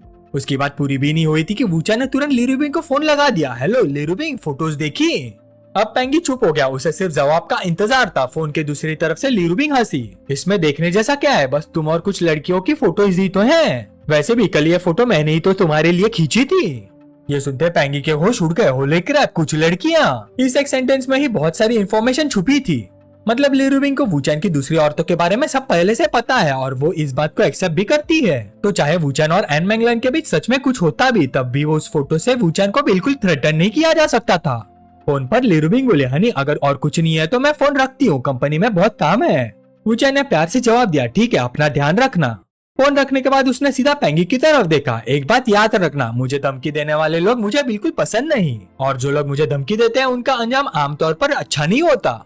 ये सुनते ही पेंगी के माथे पर पसीना आ गया। उसने मन ही मन सोचा, बड़े एरिस्टोक्रेटिक फैमिलीज आम लोग जैसे बिल्कुल नहीं होते। मैं सोच रहा था लीरुबिंग को यूज करके वूचैन को कंट्रोल कर लूंगा, लेकिन लगता है इस बार मेरी कैलकुलेशन ही गलत निकली। अब पेंगी को समझ आ गया था, अगर मैंने वूचैन को ऑफेंड किया तो मतलब टैंग फैमिली को ऑफेंड किया। एक तरफ हांगकांग की एन फैमिली पहले ही नाराज है, और अब अगर टैंग फैमिली भी दुश्मन बन गई तो जिस दिन मैं दुनिया से गायब हो जाऊंगा वो दिन ज्यादा दूर नहीं होगा। ये सोचकर पेंगी तुरंत खड़ा हो गया। अब उसका एटीट्यूड पूरी तरह बदल चुका था। चेहरे पर बड़ी सी स्माइल लेकर उसने चाय डालते हुए कहा, मिस्टर वो लगता है हमारे बीच में कोई मिसअंडरस्टैंडिंग हो गई थी, आइए चाय लीजिए। मैं आपको जो मेंटल और साइकोलॉजिकल डैमेज हुआ है उनका कॉम्पेंसेशन देने के लिए तैयार हूँ। वूचैन ने शांत आवाज में पूछा, और मिस एन का उसका कॉम्पेंसेशन कैसे करोगे, पैसों से? ये सुनते पेंगी के चेहरे पर मुस्कान आ गई। उसने मनी मन सोचा, अच्छा तो बात पैसों की है, ये तो आसान है। वो तुरंत बोला, मिस्टर वो आप अमाउंट बता दीजिए। वूचैन कुछ पल सोचता रहा, बॉस पेंग तुम्हारी पर्सनल एनुअल इनकम 100 करोड़ से भी ज्यादा है ना? ये सुनते पेंगी फिर से शॉक हो गया, होली क्रैप, इसने मेरी इनकम तक इन्वेस्टिगेट कर ली, अब ये मुझसे कितने पैसे निकलवाना चाहता है? वो थोड़ा घबरा कर बोला, मिस्टर वो मेरे पास इतना लिक्विड कैश नहीं है। ये सुनते ही वूचैन जोर से हंस पड़ा, बॉस पेंग तुम्हें सच में लगता है कि मैं तुमसे पैसे निकलवाना चाहता हूँ? पेंगी का चेहरा एकदम से सफेद पड़ गया। उसने मनी मन सोचा, साला ना इसे पैसे चाहिए ना ये पैसों की बात कर रहा है, कहीं इसे मेरी जान तो नहीं चाहिए। वो चैनल हल्की सी शायदानी मुस्कान के साथ बोला, इतना ओवरथिंक मत करो, मेरी लाइफ की इंश्योरेंस हर महीने 5 लाख की है। मैं रिसेंटली एंटरटेनमेंट इंडस्ट्री में एंटर करने का प्लान बना रहा हूँ, मुझे लगता है हम दोनों लॉन्ग टर्म पार्टनरशिप बना सकते हैं, दोनों का फायदा होगा, क्या ख्याल है? पैंगी सामने बैठे आदमी को और भी मिस्टीरियस महसूस करने लगा। उसने सोचा, ना मेरे पैसे चाहिए ना मेरी जान, सिर्फ पार्टनरशिप। उसके दिल से जैसे बहुत बड़ा बोझ उतर गया। उसे ये सब इतना अच्छा लग रहा था कि यकीन ही नहीं हो रहा था। वो बार बार सीढ़ी लाकर बोला, ठीक है मिस्टर वू, हैप्पी कॉपरेशन। वूचा ने सीधे मुद्दे पर आते हुए कहा, मैं जल्दी एक कंपनी स्टार्ट करने वाला हूँ, उससे पहले मुझे तुमसे 2 काम करवाने हैं। पैंगी तुरंत बोला, सिर्फ 2? मिस्टर वू 2 क्या 200 काम भी बोलेंगे तो कर दूंगा। वूचा ने उंगली उठाकर उसे रोका, ज्यादा हवा में मत उड़ो, सिर्फ 2 काम। पहला, मिस एन से पर्सनली माफी मांगो उसकी प्राइवेसी इन्वाइट करने के लिए, और कॉम्पेंसेशन कितना देना है वो तुम खुद डिसाइड करना। दूसरा, मैं तुम्हें जू शेनलॉन्ग के बारे में इंफॉर्मेशन दूंगा, कैसे उसने वोंग शिया को धोखा दिया। ये न्यूज तुम्हें जितनी जल्दी हो सके फैला देनी है, और याद रखना, या तो बिल्कुल मत करना, लेकिन अगर करो तो इंटरनेट पर धमाका होना चाहिए। जू शेनलॉन्ग का नाम सुनते पैंगी का एक्सप्रेशन बदल गया। उसने सोचा, ये तो हिजोंग मीडिया का सबसे बड़ा ट्रम्प कार्ड है, टॉप सुपरस्टार और कंपनी का छोटा शेयर होल्डर भी। मैं सालों से हिजोंग मीडिया के साथ पार्टनरशिप करना चाहता था, लेकिन कभी चांस नहीं मिला, और आज मिस्टर वू मुझे सीधा उनके अगेंस्ट खड़ा कर रहे हैं। लेकिन उसने ध्यान से हिसाब लगाया, अगर हिजोंग मीडिया का सपोर्ट चला भी गया तो क्या हुआ? वूचन के साथ रहना मतलब टैंग फैमिली के साथ रहना जैसा ही है, शायद ये और भी बड़ा सपोर्ट है। पैंगी के चेहरे पर अभी भी शौक था। फिर उसने मजबूत आवाज में कहा, मिस्टर वू, मैं ये न्यूज जरूर फैलाऊंगा। वूचन हल्का सा मुस्कुराया, अच्छा लगता है तुम इतने बेवकूफ भी नहीं हो, तुम्हें पता है किस साइड खड़ा होना ज्यादा फायदेमंद है। सब सुनने के बाद पैंगी ने पूछा, मिस्टर वू, आप और एन मैंगलन वाली जो ट्रेंडिंग फोटोज है उनका क्या करना है? वूचन उसकी तरफ देखकर चुप रहा। पैंगी तुरंत बोला, मिस्टर वू, आप बिल्कुल टेंशन मत लीजिए, ये मैटर मैं हैंडल कर लूंगा। मैं गारंटी देता हूँ हमारी पहली पार्टनरशिप से आप पूरी तरह सेटिस्फाइड होंगे, और मिस एन से पर्सनली मिलकर माफी भी मांगूंगा। वूचन शांति से खड़ा हो गया। जाने से पहले उसने कहा, ठीक है मैं चलता हूँ, बॉस फैंग का और वक्त बर्बाद नहीं करूंगा, फिर मिलते हैं। लगभग 1.5 घंटे बाद एन मैंगलन एग्रीमेंट के मुताबिक वेव स्टूडियो पहुंच गई। जैसी वो अंदर आई, पैंगी खुद मुस्कुराते हुए उसका वेलकम करने आ गया। मिस एन, आपसे मिलकर बहुत सम्मान महसूस कर रहा हूँ, बहुत सम्मान। उसने हाथ मिलाने के लिए अपना हाथ आगे बढ़ाया, लेकिन मैंगलन ने उसकी तरफ देखा तक नहीं। वो सीधी बोली, बॉस फैंग, सब लोग बिजी होते हैं, सीधी बात कीजिए। मैंगलन का सख्त एटीट्यूड देखकर पैंगी समझ गया कि पिछले इंसिडेंट का गुस्सा अभी तक ठंडा नहीं हुआ। अचानक सबको हैरान करते हुए पैंगी सीधा घुटनों पर बैठ गया। उसने दोनों हाथ जोड़कर दिल से माफी मांगी। मिस एन, मुझे सच में माफ कर दीजिए, मेरे लोगों ने आपको बहुत परेशान किया, वो सिर्फ रोजी रोटी कमाने की कोशिश कर रहे थे, प्लीज उन्हें माफ कर दीजिए। मैं प्रॉमिस करता हूँ आज के बाद ऐसा कभी नहीं होगा, कभी भी नहीं। मैंगलन उसे बेइज्जती भरी नजरों से देखती हुई मनी मन सोचने लगी, ये क्या कर रहा है, बार बार बोल रहा है कि दोबारा ऐसा नहीं होगा, कहीं ये ज्यादा पैसे मांगने के लिए कोई नया ड्रामा तो नहीं कर रहा। मैंगलन ने सीधा कहा, ठीक है बॉस फैंग, माफी छोड़िए, सीधा इशू सॉल्व करते हैं। ये सुनते पैंगी ने चैन की सांस ली। उसने मनी मन सोचा, अच्छा हुआ अब मुझे जल्दी से शेनलॉन वाला काम भी देखना है, इस मैटर को फटाफट खत्म करना होगा, वरना मिस्टर वू मुझे जिंदा नहीं छोड़ेंगे। ये सोचकर पैंगी ने 3 उंगलियां दिखाई तो 30 मिलियन। मैंगलन ने समझा कि पैंगी उसे पैसे मांग रहा है। उसने मनी मन सोचा, बस 30 मिलियन? मुझे लग रहा था कि इतना ड्रामा करने के बाद बहुत ज्यादा पैसे मांगेगा। वो शांत होकर बोली, ठीक है 30 मिलियन, ना 1 रुपया ज्यादा ना 1 रुपया कम। पैंगी ने समझा कि मैंगलन उसका कॉपरेशन एक्सेप्ट कर रही है। वो खुश होकर मुस्कुराया। मिस एन वाकई बहुत स्ट्रेट फॉरवर्ड है, इतनी जल्दी एग्रीमेंट हो गया, मुझे बहुत खुशी हुई। ही। लेकिन अगले पल उसकी आंखें फैल गई, चेहरा सफेद पड़ गया। मिस एन, आप ये क्या कर रही हैं? मैंगलन ने आराम से जवाब दिया, तुमने ही तो 30 मिलियन बोला था, मैं तुम्हारे नाम का चेक लिख रही हूँ। ये सुनते ही पैंगी घबरा गया, नहीं मिस एन, आप गलत समझ रही है, मेरा मतलब था मैं आपके अकाउंट में 30 मिलियन ट्रांसफर करूंगा, बस मुझे अपना अकाउंट नंबर दे दीजिए। मैंगलन पूरी तरह कंफ्यूज हो गए, क्या मेरा अकाउंट नंबर? तुम मुझे 30 मिलियन क्यों ट्रांसफर करोगे? ये सब क्या चल रहा है, साफ साफ बताओ। पैंगी के माथे पर पसीना आ गया। वो जल्दी से बोला, मैं आपसे माफी मांगना चाहता हूँ, और जो मेंटल स्ट्रेस मेरी वजह से हुआ उसका कॉम्पेंसेशन के तौर पर 30 मिलियन देना चाहता हूँ। मिस्टर वू और मेरा पहले एग्रीमेंट हो चुका है। ये सुनते ही मैंगलन का एक्सप्रेशन सीरियस हो गया। उसके दिमाग में एक के बाद एक सवाल उठने लगे। वूचन ने पैंगी से कब बात की, कैसा एग्रीमेंट? मुझे तो कुछ पता ही नहीं। जो आदमी मुझे ब्लैकमेल कर रहा था वो अब मुझे पैसे दे रहा है। मैंगलन ने तुरंत पूछा, तुमने सिर्फ वूचन से बात की थी या लिरुबी या किसी और से भी? पैंगी ने सिर हिला दिया, सिर्फ वूचन से। अगर डिटेल्स चाहिए तो आप उन्हीं से पूछ लीजिए, मुझे अभी बहुत जरूरी काम है, मुझे जल्दी से शंघाई वापस जाना है, प्लीज अकाउंट नंबर दे दीजिए। मैंगलन अभी भी शॉक में थे। उसने सोचा, तो ये सब वूचन ने अकेले हैंडल किया, लिरुबी ने इसमें कुछ भी इंटरफियर नहीं किया। मुझे जरूर उससे मिलकर पूछना होगा आखिर उसने क्या किया है। मैंगलन ने शांत होकर कहा, ठीक है मैं तुम्हारी अपोलॉजी एक्सेप्ट करती हूँ, लेकिन पैसों की कोई जरूरत नहीं, बस फ्यूचर में मेरी प्राइवेट लाइफ डिस्टर्ब मत करना। ये सुनते ही पैंगी के दिल से बड़ा बोझ उतर गया। उसने मन ही मन सोचा, क्या किस्मत है, 30 मिलियन भी बच गया और मिसान ने माफी एक्सेप्ट कर ली, मतलब वूचैन से किया हुआ प्रॉमिस भी पूरा हो गया। वो तुरंत खड़ा हुआ और हंसते हुए बोला, गुड बाय मिसान, मुझे और भी काम है, मैं चलता हूँ। पैंगी के जाते मैंगलान ने तुरंत वूचैन को फोन लगाया, मिस्टर वू, मैं अभी पैंगी से मिलकर आ रही हूँ। वूचैन ने सीधा पूछा, सब ठीक रहा? मैंगलान थोड़ी शर्मा गई, हाँ सब कुछ बहुत स्मूथली हो गया। मिस्टर वू, क्या आप मेरे साथ डिनर कर सकते हैं, मुझे आपसे कुछ बात करनी है। वूचैन ने बिना सोचे जवाब दिया, ठीक है, कोई प्रॉब्लम नहीं। उसी दोपहर वूचैन और मैंगलान एक साथ खाना खाने मिले। मैंगलान ने आज की पूरी मीटिंग बता दी। सब कुछ बहुत अजीब था। उसने मुझसे माफी मांगी, मुझे कॉम्पनसेशन भी देना चाहता था। मिस्टर वू, मुझे सच में जानना है, आपने पैंगी के साथ ऐसा क्या किया? वूचैन ने बिल्कुल मासूम चेहरा बनाकर कहा, कुछ भी तो नहीं, बस उससे 2-3 मुश्किल रिक्वेस्ट की थी। मैंगलान ने सिर हिला दिया, मुझे यकीन नहीं है वो आपकी बात इतनी क्यों मानता है। वूचैन ने आंख मारते हुए कहा, ये कहानी थोड़ी लंबी है, या फिर किसी और टॉपिक पर बात करें।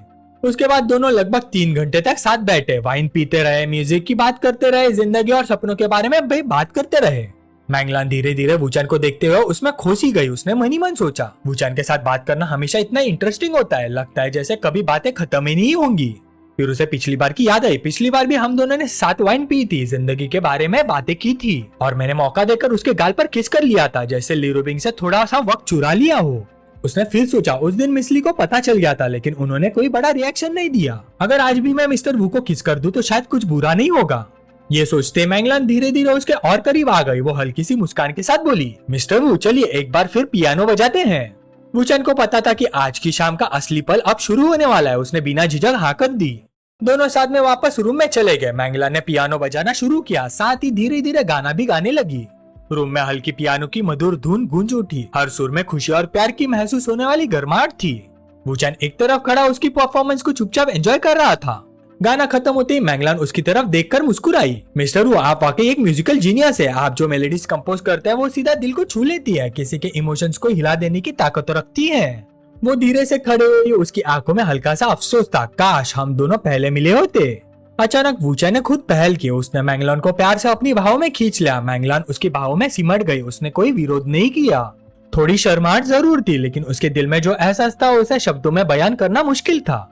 दोनों कुछ देर तक बिना कुछ बोले एक दूसरे को देखते रहे। उनकी नजरें एक दूसरे से मिली, फिर दोनों एक दूसरे के करीब आ गए और एक गहरे प्यार भरी किस में अपनी सारी फीलिंग्स बयां कर दी। वूचैन ने धीरे से कहा, शायद हम दोनों एक दूसरे को बहुत पहले से ही जानते थे, लेकिन शुरुआत करने के लिए कभी देर नहीं होती, आज भी नहीं। मैंगलान ने मुस्कुराते हुए धीरे से जवाब दिया, हाँ अभी भी देर नहीं हुई। उस रात दोनों ने अपने दिल की बातें एक दूसरे के साथ बांटी और साथ वक्त गुजारा। लगता है हमारा वूचैन अब मेन कोर्स के लिए रेडी है। अगली सुबह पर्दे की दरारों से आती सूरज की गर्म किरणें पूरे कमरे में फैल गई। उन्हीं किरणों ने मैंगलान की नींद खोल दी। वो धीरे से उठकर बैठ गई। पिछली रात की बातें याद करने की कोशिश करते उसका चेहरा शर्माहट से लाल हो गया। नींद से जागने पर उसने खुद को वूचैन के साथ बिना कपड़ों के पाया। थोड़ी शर्म महसूस करते हुए और शराब पीने के दौरान क्या हुआ था ये याद करने लगी। याद करने की कोशिश करते हुए उसे एहसास हुआ कि वो नशे में थी और उसने पूरी रात वूचैन के साथ बिताई थी। ऐसा लगता है कि वो सचमुच में वूचैन के साथ रिश्ते में बन गई है। क्या मैं अभी भी पूरी तरह जागी नहीं हूँ? वो धीरे से बाथरूम की तरफ चली गई। रास्ते पर उसका दिमाग में सिर्फ एक ही बात चल रही थी, कल रात मैंने तो सिर्फ उसे एक बार और किस करने का सोचा था, लेकिन शराब पीने के बाद मैं खुद पर कंट्रोल ही नहीं कर पाई। एन मैंगलान, ओ एन मैंगलान, तुम सच में किसी और के बॉयफ्रेंड से प्यार कर बैठी?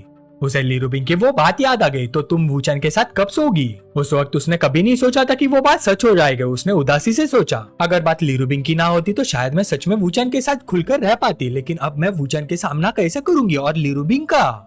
तभी बाथरूम का दरवाजा खुला। वूचैन अंदर आया और मुस्कुराते हुए बोला, अरे मैंगलान, तुम इतनी जल्दी उठ गई? मैंगलान उसकी तरफ थोड़ी देर तक बस देखती रही, फिर धीरे से उसका नाम लिया। वूचैन ने उसका चेहरा देखा और पूछा, क्या हुआ? मैंगलान ने हल्का से झिझकते हुए कहा, प्लीज हमारे बारे में ली रूबिंग को मत बताना। वूचैन ने उसे तसल्ली देते हुए मुस्कुराया, मैंगलान सब कुछ ठीक हो जाएगा, ली रूबिंग तुमसे कुछ नहीं पूछेगी। मैंगलान हैरान रह गई, वो क्यों नहीं पूछेगी? वूचैन ने हंसकर कहा, ये उसकी पर्सनैलिटी है, वो इतनी लेजी है कि सवाल नहीं पूछेगी, लेकिन वो खुद तुमसे मिलने जरूर आएगी। ये सुनते ही मैंगलान की आंखें खुल गई, मुझसे मिलने?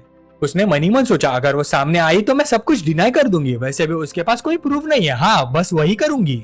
मैंगलान के चेहरे पर थोड़ी राहत देखकर वो मुस्कुराया और बोला, लगता है अब मैंगलान को बिल्कुल भी डर नहीं लग रहा। अपनी हिम्मत दिखाने के लिए मैंगलान ने उसे जोश के साथ किस किया, हाँ बिल्कुल नहीं डर रही। और इस तरह सुबह सुबह दोनों ने पिछली रात वाला सिलसिला फिर से शुरू कर दिया। शायद पिछली बार मन नहीं भरा था। हारे में आने की इतनी जिद देखकर लगता है कि मेन वाइफू ली रूबिंग को सिर दर्द होने वाला है। लगभग 1.5 घंटे बाद दोनों तैयार हो चुके थे। मैंगलान धीरे से बोली, मैं आज दोपहर शंघाई वापस जाने वाली हूँ, तुम आ रहे हो? वूचैन ने पूछा, इतनी जल्दी? एक दिन और रुक जाओ ना। मैंगलान ने प्यार से मुस्कुरा कर कहा, तुम्हें भी एल्बम जल्दी कंप्लीट करना है और रिकॉर्डिंग के बाद भी तुम्हारे पास बहुत सारे काम होंगे। वूचैन ने जवाब दिया, कोई बात नहीं, मैं कुछ दिनों में खुद तुमसे मिलने आ जाऊंगा। सीन बदलता है 3 दिन बाद ली रूबिंग के ऑफिस में। वूचैन पहले से ही वहाँ मौजूद था। तभी फोन पर एन मैंगलान का फोन आया। वूचैन ने फोन उठाया। हेलो मिस एन, क्या दोनों रिकॉर्डिंग्स का सोर्स ऑडियो लीक हो गया? फोन की दूसरी तरफ मैंगलान की परेशान आवाज आई, आई एम सॉरी, मेरी ही लापरवाही थी। वूचैन ने शांत होकर पूछा, लीक कहाँ हुआ? ली रूबिंग ने उनकी बात सुनते ही इंटरनेट खोला। हॉट सर्चेस के फ्रंट पेज पर वही गाने की इंफॉर्मेशन ट्रेंड कर रही थी। मैंगलान बोली, अचानक इंटरनेट पर फैल गया, हर जगह अपलोड हो रहा है। मैं जितना डिलीट करवाती हूँ उतनी जगह दोबारा अपलोड हो जाता है, बहुत मुश्किल हो रहा है। वूचैन ने आराम से पूछा, इतनी नेचुरली लीक कैसे हुआ? तुमने रिकॉर्डिंग किस किस को भेजी थी? मैंगलान ने जवाब दिया, मैंने कई वर्जन्स रिकॉर्ड किए थे, मुझे समझ नहीं आ रहा था कि कौन सा बेस्ट है, इसलिए मैंने music tutor, musicians, managers, training singers और कंपनी के कई लोगों को भेज दिया था। वूचैन मुस्कुराया, मतलब लीक तुम्हारी कंपनी के ही किसी इंसान ने किया है? मिसन, घबराने की जरूरत नहीं, मैं अभी शंघाई आ रहा हूँ। ली रूबिंग ने वूचैन के चेहरे पर मुस्कान देखकर हैरानी से पूछा, इस सिचुएशन में भी तुम हंस रहे हो? वूचैन ने मुस्कुराते हुए जवाब दिया, मैं इसलिए हंस रहा हूँ क्योंकि बात और इंटरेस्टिंग होती जा रही है। मैं वैसे भी एल्बम रिकॉर्डिंग के बहाने शंघाई जाने का रीजन ढूंढ रहा था और अब रीजन खुद चलकर मेरे सामने आ गया है। ली रूबिंग ने थोड़ी जलन के साथ पूछा, ये सब एन मैंगलान की वजह से है ना? तुम उससे मिलने के बहाने ढूंढ रहे हो, है ना? वूचैन ने हल्का सा मुस्कुराते हुए कहा, तो मिस ली की नजर में मर्द और औरत के बीच सिर्फ वही सब होता है? मिस ली, अब आप मुझे भी ऐसे ही देखने लगी हैं?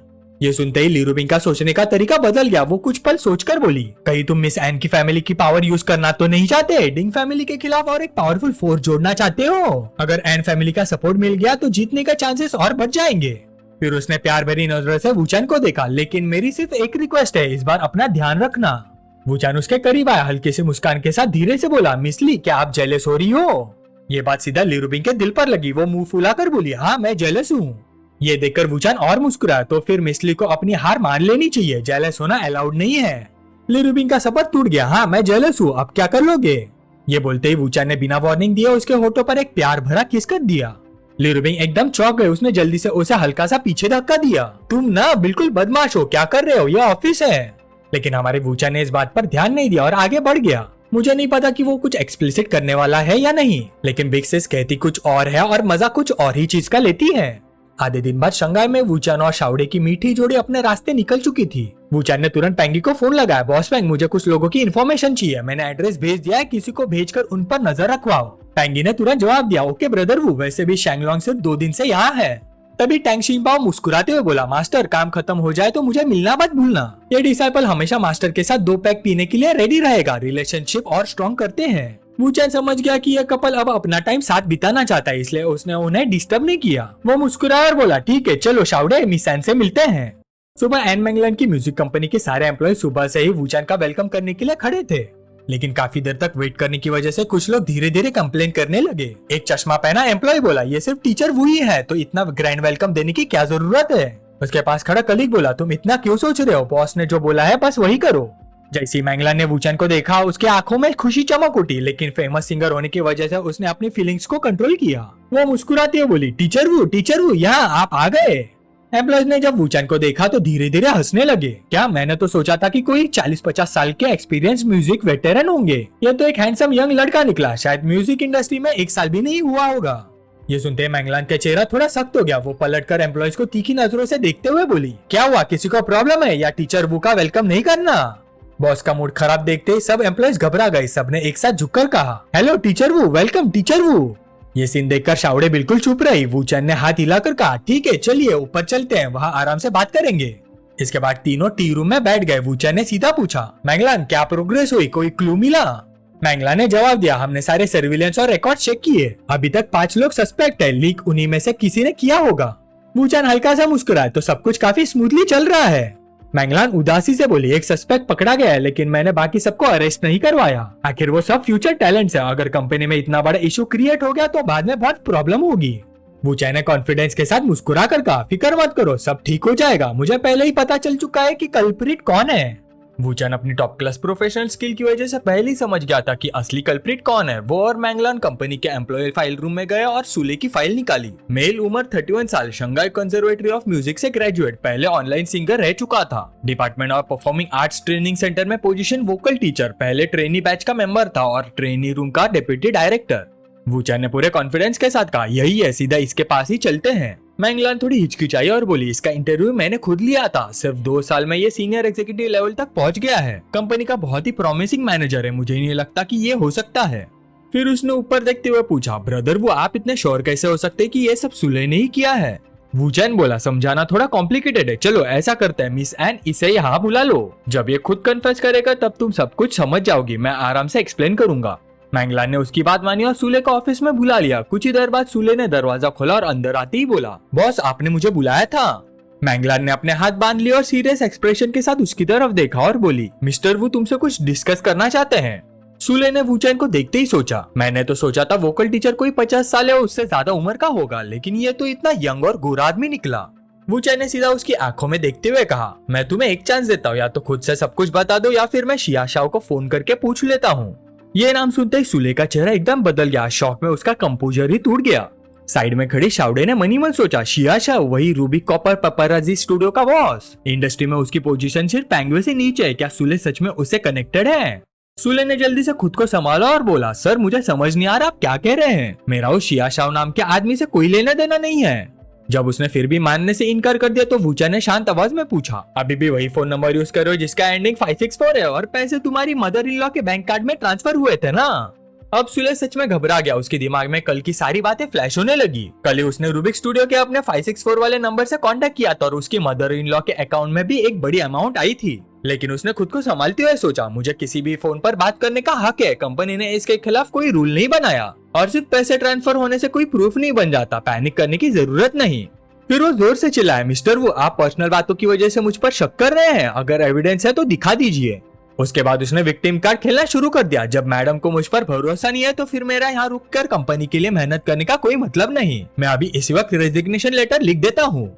वूचन ने उसकी ओवर एक्टिंग देखकर मनी मन सोचा, कितनी बड़ी बर्बादी है। ये म्यूजिशियन बनना हुआ है, इससे तो एक्टर होना चाहिए। वूचन ने ठंडी आवाज में कहा, तुम्हें सच में लगता है कि आज तुम कंपनी से बाहर निकल पाओगे? अब जब उसने देखा कि सामने वाला आदमी आसानी से पिघलने वाला नहीं है तो सूले और ज्यादा घबरा गया। उसने मैंगलान की तरफ देखकर कहा, मैडम क्या आप मुझे जबरदस्ती रोक रही हैं? अगर बॉस को मुझ पर शक है तो पुलिस बुला लीजिए, इन्वेस्टिगेशन करवा लीजिए, लेकिन मेरी परमिशन के बिना मेरी फ्रीडम रिस्ट्रिक्ट नहीं कर सकते। उसके एक्सप्रेशन देखकर मैंगलान का उस पर बचा हुआ भरोसा भी खत्म हो गया। उसने सीधा पूछा, सच बताओ क्या ये सब तुमने ही किया है?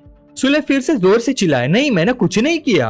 वूचन ने देखा कि यह आदमी अभी भी सिर्फ बकवासी कर रहा है। उसने शांत होकर कहा, कोई बात नहीं, चाहे जितना जोर से चिल्ला लो, मैं अब तुम्हारे वर्क स्टेशन पर जाकर तुम्हारा कंप्यूटर चेक करूंगा। यह सुनते ही सूले के चेहरे पर मुस्कान आ गई। उसने मनी मन सोचा, क्या बेवकूफ आदमी है, जो एविडेंस तुम ढूंढ रहे हो वो तो कब का डिलीट हो चुका है। आखिर कौन इतनी बड़ी बेवकूफी करता है कि सब कुछ संभाल कर रखे? इतना सोचते ही वूचन सीधा उसके वर्क स्टेशन पर पहुंच गया। सूले बड़े कॉन्फिडेंस के साथ बोला, मिस्टर वो मेरे सारे इलेक्ट्रॉनिक डिवाइसेस यही है, company computer, personal computer, tablet और मेरा मोबाइल फोन। आराम से चेक कीजिए, ध्यान से चेक कीजिए। वूचन ने कंप्यूटर देखते ही शांत आवाज में कहा, लगता है सब कुछ अच्छी तरह से वाइप आउट कर दिया गया है, इसलिए तुम इतने कॉन्फिडेंट हो।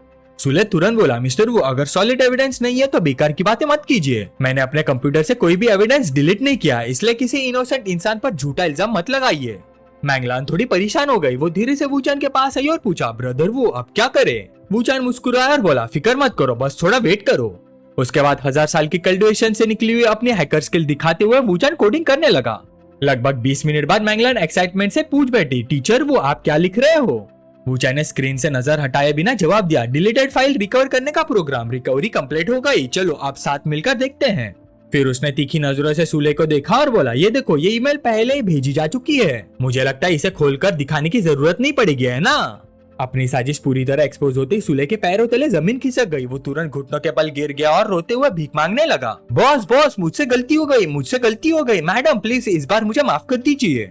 मैंगलान ने उसकी तरफ गुस्से से देखा। उसका इतना मन कर रहा था कि 2-4 मुक्के मारकर अपना गुस्सा निकाल दे, लेकिन अपने फ्यूचर के इतने टैलेंटेड होने वाले हस्बैंड के सामने इतना वॉयलेंट दिखना भी ठीक नहीं था। इसलिए उसने सीधा पुलिस को कॉल कर दिया और पुलिस ने सूले के हाथों में चमकदार सिल्वर ब्रेसलेट यानी हैंडकफ्स पहना दिए। मैंगलान ने थोड़ी चिंता के साथ पूछा, मिस्टर वो अब जब ऑडियो सोर्स लीक ही हो गया है, नए एल्बम का क्या होगा? कोई आइडिया है उससे बचाने का? वूचैन मुस्कुरा कर बोला, सोल्यूशन बहुत सिंपल है, एल्बम को जितनी जल्दी हो सके रिलीज कर दो।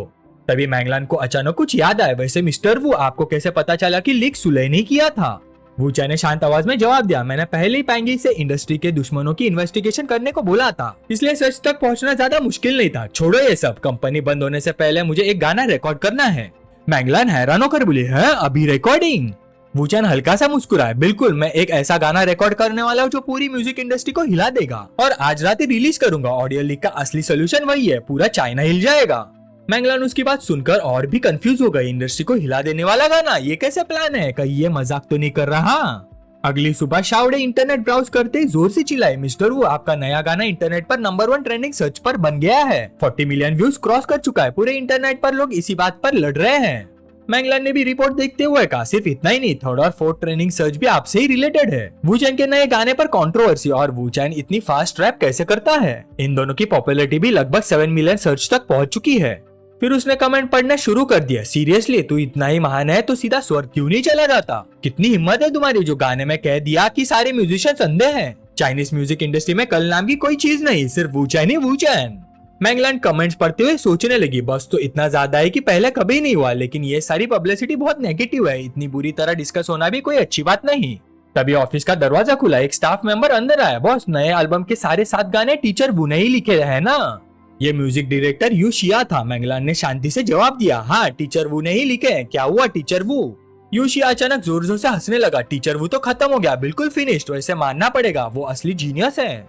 मैंगलान कंफ्यूज होकर बोली, टीचर यू आप कहना क्या चाहते हैं? यूशिया मुस्कुराते हुए बोला, बॉस अभी तक आपको समझ नहीं आया, पूरा इंटरनेट टीचर वू को गाली दे रहा है, सब उसके टैलेंट पर सवाल उठा रहे हैं, लेकिन आपके नए एल्बम के सारे गाने भी उसी ने लिखे हैं। ये सुनते ही मैंगलान को सब समझ आ गया, वूचैन ने अकेले ही पूरे इंटरनेट में ओपिनियन का तूफान खड़ा कर दिया था। उसका असली मकसद सिर्फ अटेंशन लेना या फेमस होना नहीं था, ये तो पूरे इंटरनेट के लिए बिछा हुआ जाल था। सब लोग उसके टैलेंट पर शक करेंगे और नेचुरली उसे प्रूव करने के लिए उसके नए काम का इंतजार करेंगे, और बहुत जल्दी उसका लिखा हुआ नया एल्बम रिलीज होने वाला था। ये एक ही मूवमेंट में इंटरनेट की सारी कंट्रोवर्सी को खत्म कर देना जैसा था। जब लोग एल्बम सुनेंगे और उसकी क्वालिटी देख लेंगे तो सारी नेगेटिव बातें अपने आप खत्म हो जाएंगी और ऑडियो लीक वाली बात भी कोई याद नहीं रखेगा। मैंगलान के चेहरे पर मीठी सी मुस्कान आ गई, कल ही मैंने उसे कहा था कि कुछ बड़ा हंगामा मचाओ, अब चाहे मुझे जो भी करना पड़े मैं उसका एहसान जरूर चुकाऊंगी। यूशिया ने फोन की तरफ इशारा करते हुए कहा, देखा बिल्कुल वैसे ही हुआ जैसे मैंने सोचा था, अब पूरे इंटरनेट का ध्यान टीचर वू के नए गाने पर है, हमारे लीक्ड सॉन्ग्स की तरफ लोगों का ध्यान बहुत कम हो गया है। वूचैन हल्का सा मुस्कुराया, फिलहाल मैं बस इतना ही कर सकता था। मैंगलान पिछले 2 दिनों में तुमने बहुत मेहनत की है, नए एल्बम की रिकॉर्डिंग जल्दी से कंप्लीट कर लो और जितनी जल्दी हो सके रिलीज कर देना।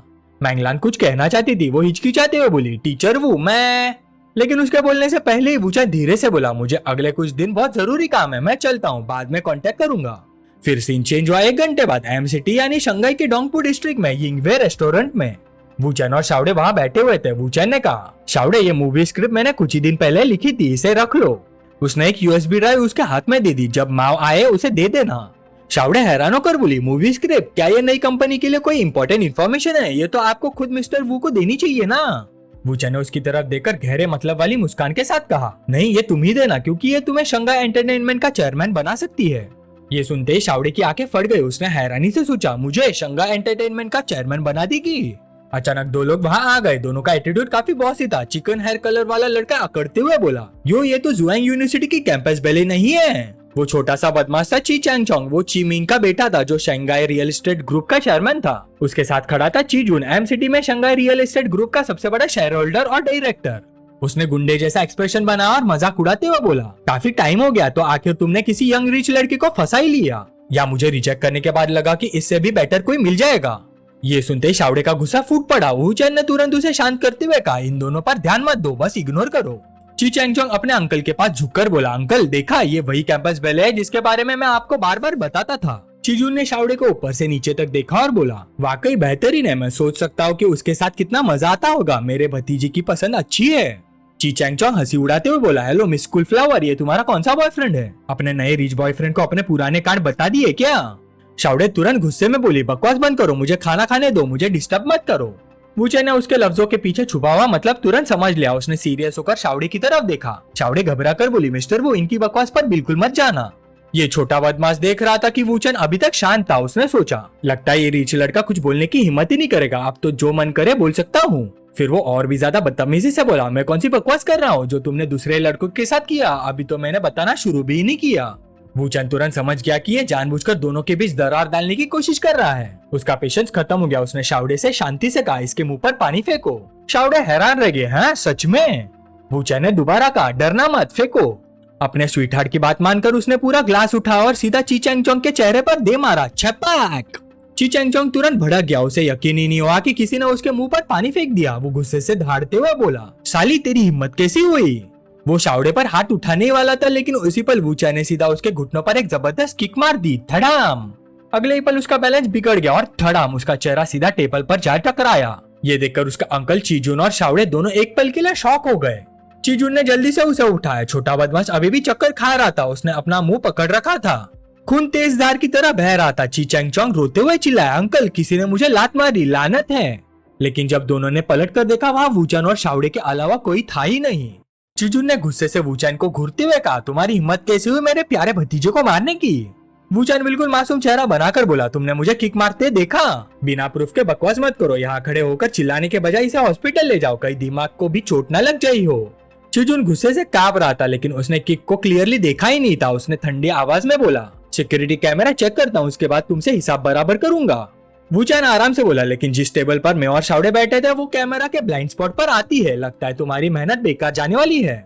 ये सुनते ही चीजुन को और भी गुस्सा आ गया। उसने सोचा, ये घुमा फिरा कर मान ही रहा है कि इसी ने किया। वो दांत पीसकर बोला, मेरे सामने हीरो बन रहा है। वूचन धीरे से बोला, हीरो बाद में, पहले अपने भतीजे को देख लो। लगता है वो अपने पुरखों से मिलने ही वाला है। तब जाकर चीजुन की नजर उसके भतीजे पर पड़ी। खून बहुत ज्यादा बहने की वजह से उसका चेहरा बिल्कुल सफेद पड़ चुका था। वो घबरा कर चिल्लाया, ची चैंगचोंग। उसने तुरंत उसे उठाया और हॉस्पिटल की तरफ भागा। जाते जाते वूचन ने आवाज लगाई, अंकल जरा जल्दी कीजिए, कहीं देर ना हो जाए। चीजुन ने गुस्से से मुड़कर देखा, तुम बहुत बड़े हीरो बन रहे हो, मैं तुम्हारा चेहरा कभी नहीं भूलूंगा। यह कहकर वो अपने भतीजे को लेकर हॉस्पिटल निकल गया। साइड में खड़ी शावड़े ने चिंता से पूछा, मिस्टर वू सब ठीक रहेगा ना? वूचन मुस्कुराया, कुछ नहीं होगा, बस दो सड़े हुए सेब थे, उनसे डरने की जरूरत नहीं। लेकिन शावड़े की आंखों में अभी भी चिंता थी। वो धीरे से बोली, मिस्टर वू उस ची चैंगचोंग के बहुत पावरफुल कनेक्शन है। उसके घर वाले बिलियंस के मालिक हैं। कॉलेज में भी वही कानून चलाता है, कोई उसके खिलाफ बोलने की हिम्मत नहीं करता। वूचन ने बिल्कुल शांत होकर जवाब दिया, तो क्या हुआ? ये एक शब्द सुनते ही शावड़े की आंखें भर आई। वो रोते हुए बोली, मेरी वजह से तुम फिर से मुसीबत में पड़ गए। अपनी इतनी फिक्र करते देख वूचन ने उसे जोर से अपनी भाव में भर लिया। वो प्यार से बोला, ये तुम्हारी गलती नहीं है मेरी जान। आज के बाद मैं किसी को भी तुम्हें इस तरह बुली करने नहीं दूंगा। अगली बार अगर कोई ऐसा करे, सीधा उसके सिर पर वाइन की बोतल तोड़ देना, बाकी सब मैं संभाल लूंगा। मेरी औरत होकर तुम्हें किसी से डरने की जरूरत नहीं। उसकी यह बात सुनते ही शावड़े के आंसू रुक गए। वो खुशी से मुस्कुराए और धीरे से बोली, ओके मेरी जान। लगभग 3 घंटे बाद मावरुआंग के साथ खाना खाने और काफी देर तक बात करने के बाद दोनों घर लौट आए। नहाने के लिए तैयार होते वक्त शावड़े प्यार से बोली, मिस्टर वो पिछले 2 दिन तुमने बहुत मेहनत की है, तुम जरूर थक गए होंगे, मुझे तुम्हारी मसाज करने दो। वूचन ने उसका हाथ पकड़ लिया और उसे अपनी तरफ खींचते हुए मुस्कुराते हुए बोला, जितना मैं थका हूँ उतना ही तुम भी थक गई हो, मसाज की जरूरत नहीं, इधर आओ। फिर क्या, छपाक छपाक छपाक पानी की बूंदे हर तरफ उड़ने लगी। वूचन ने शावड़े को प्यार से अपनी भाव में उठा लिया। फिर उसे अपनी गोद में बिठाकर बोला, आओ आज साथ में नहाते हैं, पिछले 2 दिन की सारी थकान धो देते हैं, सारा स्ट्रेस और एग्जॉशन भी खत्म कर देते हैं। तभी उसके फोन पर एक मैसेज आया, लिटिल वू एम सिटी आ गया और मुझसे मिले भी नहीं। अगर कल फ्री हो तो साथ में लंच करते हैं, इस बार मेरी तरफ से ट्रीट, थोड़ी ड्रिंक्स भी हो जाए, और वैसे भी मुझे तुमसे एक जरूरी बात करनी है। अगली सुबह वूचन ने बड़े जेंटलमैन की तरह शावड़े के लिए कार का दरवाजा खोला। फिर बोला, शावड़े मैं तुम्हें पहले चंगा एंटरटेनमेंट छोड़ देता हूँ, वहाँ माओ तुम्हारी हेल्प करेगा, मुझे एक जरूरी काम से जाना है, शाम को मैं खुद तुम्हें लेने आ जाऊंगा। जब वो दोनों प्यार भरे अंदाज में बात कर रहे थे, तभी एक स्ट्रीट ठग हाथ में वेपन लेकर अकड़ता हुआ उनकी तरफ आया। उसके साथ कुछ और गुंडे भी थे। गंजा गुंडा अपनी छुरी घुमाते हुए बोला, चल हमारे साथ, किसी को तुझसे बात करनी है, लगता है या तो कर चुकाना पड़ेगा या अपनी जान। ये देखकर शावड़े थोड़ी घबरा गई। वूचन उसके सामने आकर शांति से बोला, मुझे नहीं पता किसने तुम जैसे निकम्मे लोगों को भेजा है, लेकिन आज मैं बहुत बिजी हूँ, तुम लोगों के साथ खेलने का टाइम नहीं है। ये सुनते एक गुंडा गुस्से में सीधा मुक्का मारने दौड़ पड़ा। वूचन ने उसकी तरफ सिर्फ एक बार नफरत भरी नजर से देखा और बोला, तुम जैसों को मैं आंखें बंद करके भी हरा सकता हूँ। और अगली पल धड़ाम उसका काउंटर पंच सीधा गुंडे के मुंह पर लगा। वो उल्टा मुंह के बल जमीन पर गिर पड़ा। बाकी गुंडों ने देखा कि सामने वाला आसान शिकार नहीं है। वूचन ने धीरे से कहा, शावड़े पीछे हट जाओ।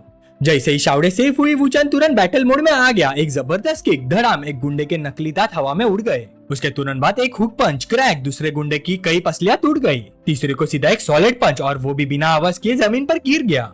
ये सब देखकर लीडर गुस्से में चिल्लाया, साला ये हीरो दिखने वाला लड़का फाइट भी कर लेता है। अगले ही पल उसने छुरी निकाली और शावड़े को पकड़कर हॉस्टेज बना लिया। वो हंसकर बोला, अब फिर से हिला तो इस लड़की का चेहरा काट दूंगा। पर वूचान बिल्कुल शांत खड़ा रहा। उसने धीरे से अपनी पॉकेट में हाथ डाला और अगली पल उसने अपना आईफोन 15 निकाला। फिर क्या, सीधा पूरी ताकत से उस गुंडे के चेहरे पर दे मारा और धड़ाम, फोन सीधा उसके मुंह पर लगा। खून तुरंत फूट निकला। शावड़े को समझ ही नहीं आया कि अभी क्या हुआ। वो बस वही खड़ी रह गई। लेकिन वूचान तुरंत उसके पास दौड़ा। उसने उसे प्यार से गले लगा लिया। फिर उसका प्यारा सा चेहरा ध्यान से देखते हुए बोला, शुक्र है तुम्हें कहीं चोट नहीं लगी। उसके बाद वूचान ने गुंडे का मोबाइल उठाया। वो देखना चाहता था कि इस सब के पीछे डिंगलोंग था या नहीं। उसने कॉन्टेक्ट लिस्ट चेक की और तुरंत सच सामने आ गया। ये सब चीजुन ने करवाया था। शावड़े ने धीरे से कहा, सॉरी मेरी वजह से मिस्टर वू को फिर से प्रॉब्लम हो गई। वूचान हल्का सा मुस्कुराया, मैंने पहले भी कहा था ये तुम्हारी गलती नहीं है। वूचान की आंखें धीरे धीरे ठंडी और गहरी हो गई। उसने मनी मन सोचा, बार बार मेरी शावड़े को निशाना बनाया जा रहा है। लगता है अब ची ब्रदर्स को छोड़ना ठीक नहीं होगा। बस गाइस, ची ब्रदर्स के लिए 2 पल की शांति। अलविदा ची ब्रदर्स। फिर सीन चेंज हुआ। वूचान ओल्ड टैंग के इनविटेशन पर डिनर के लिए वहाँ पहुंच गया। ओल्ड टैंग हंसकर बोला, अरे लिटिल वो तू शंघाई आया है, ये मिल तो मुझे ही खिलाना था, तू बिल देने के लिए मुझसे क्यों लड़ रहा है।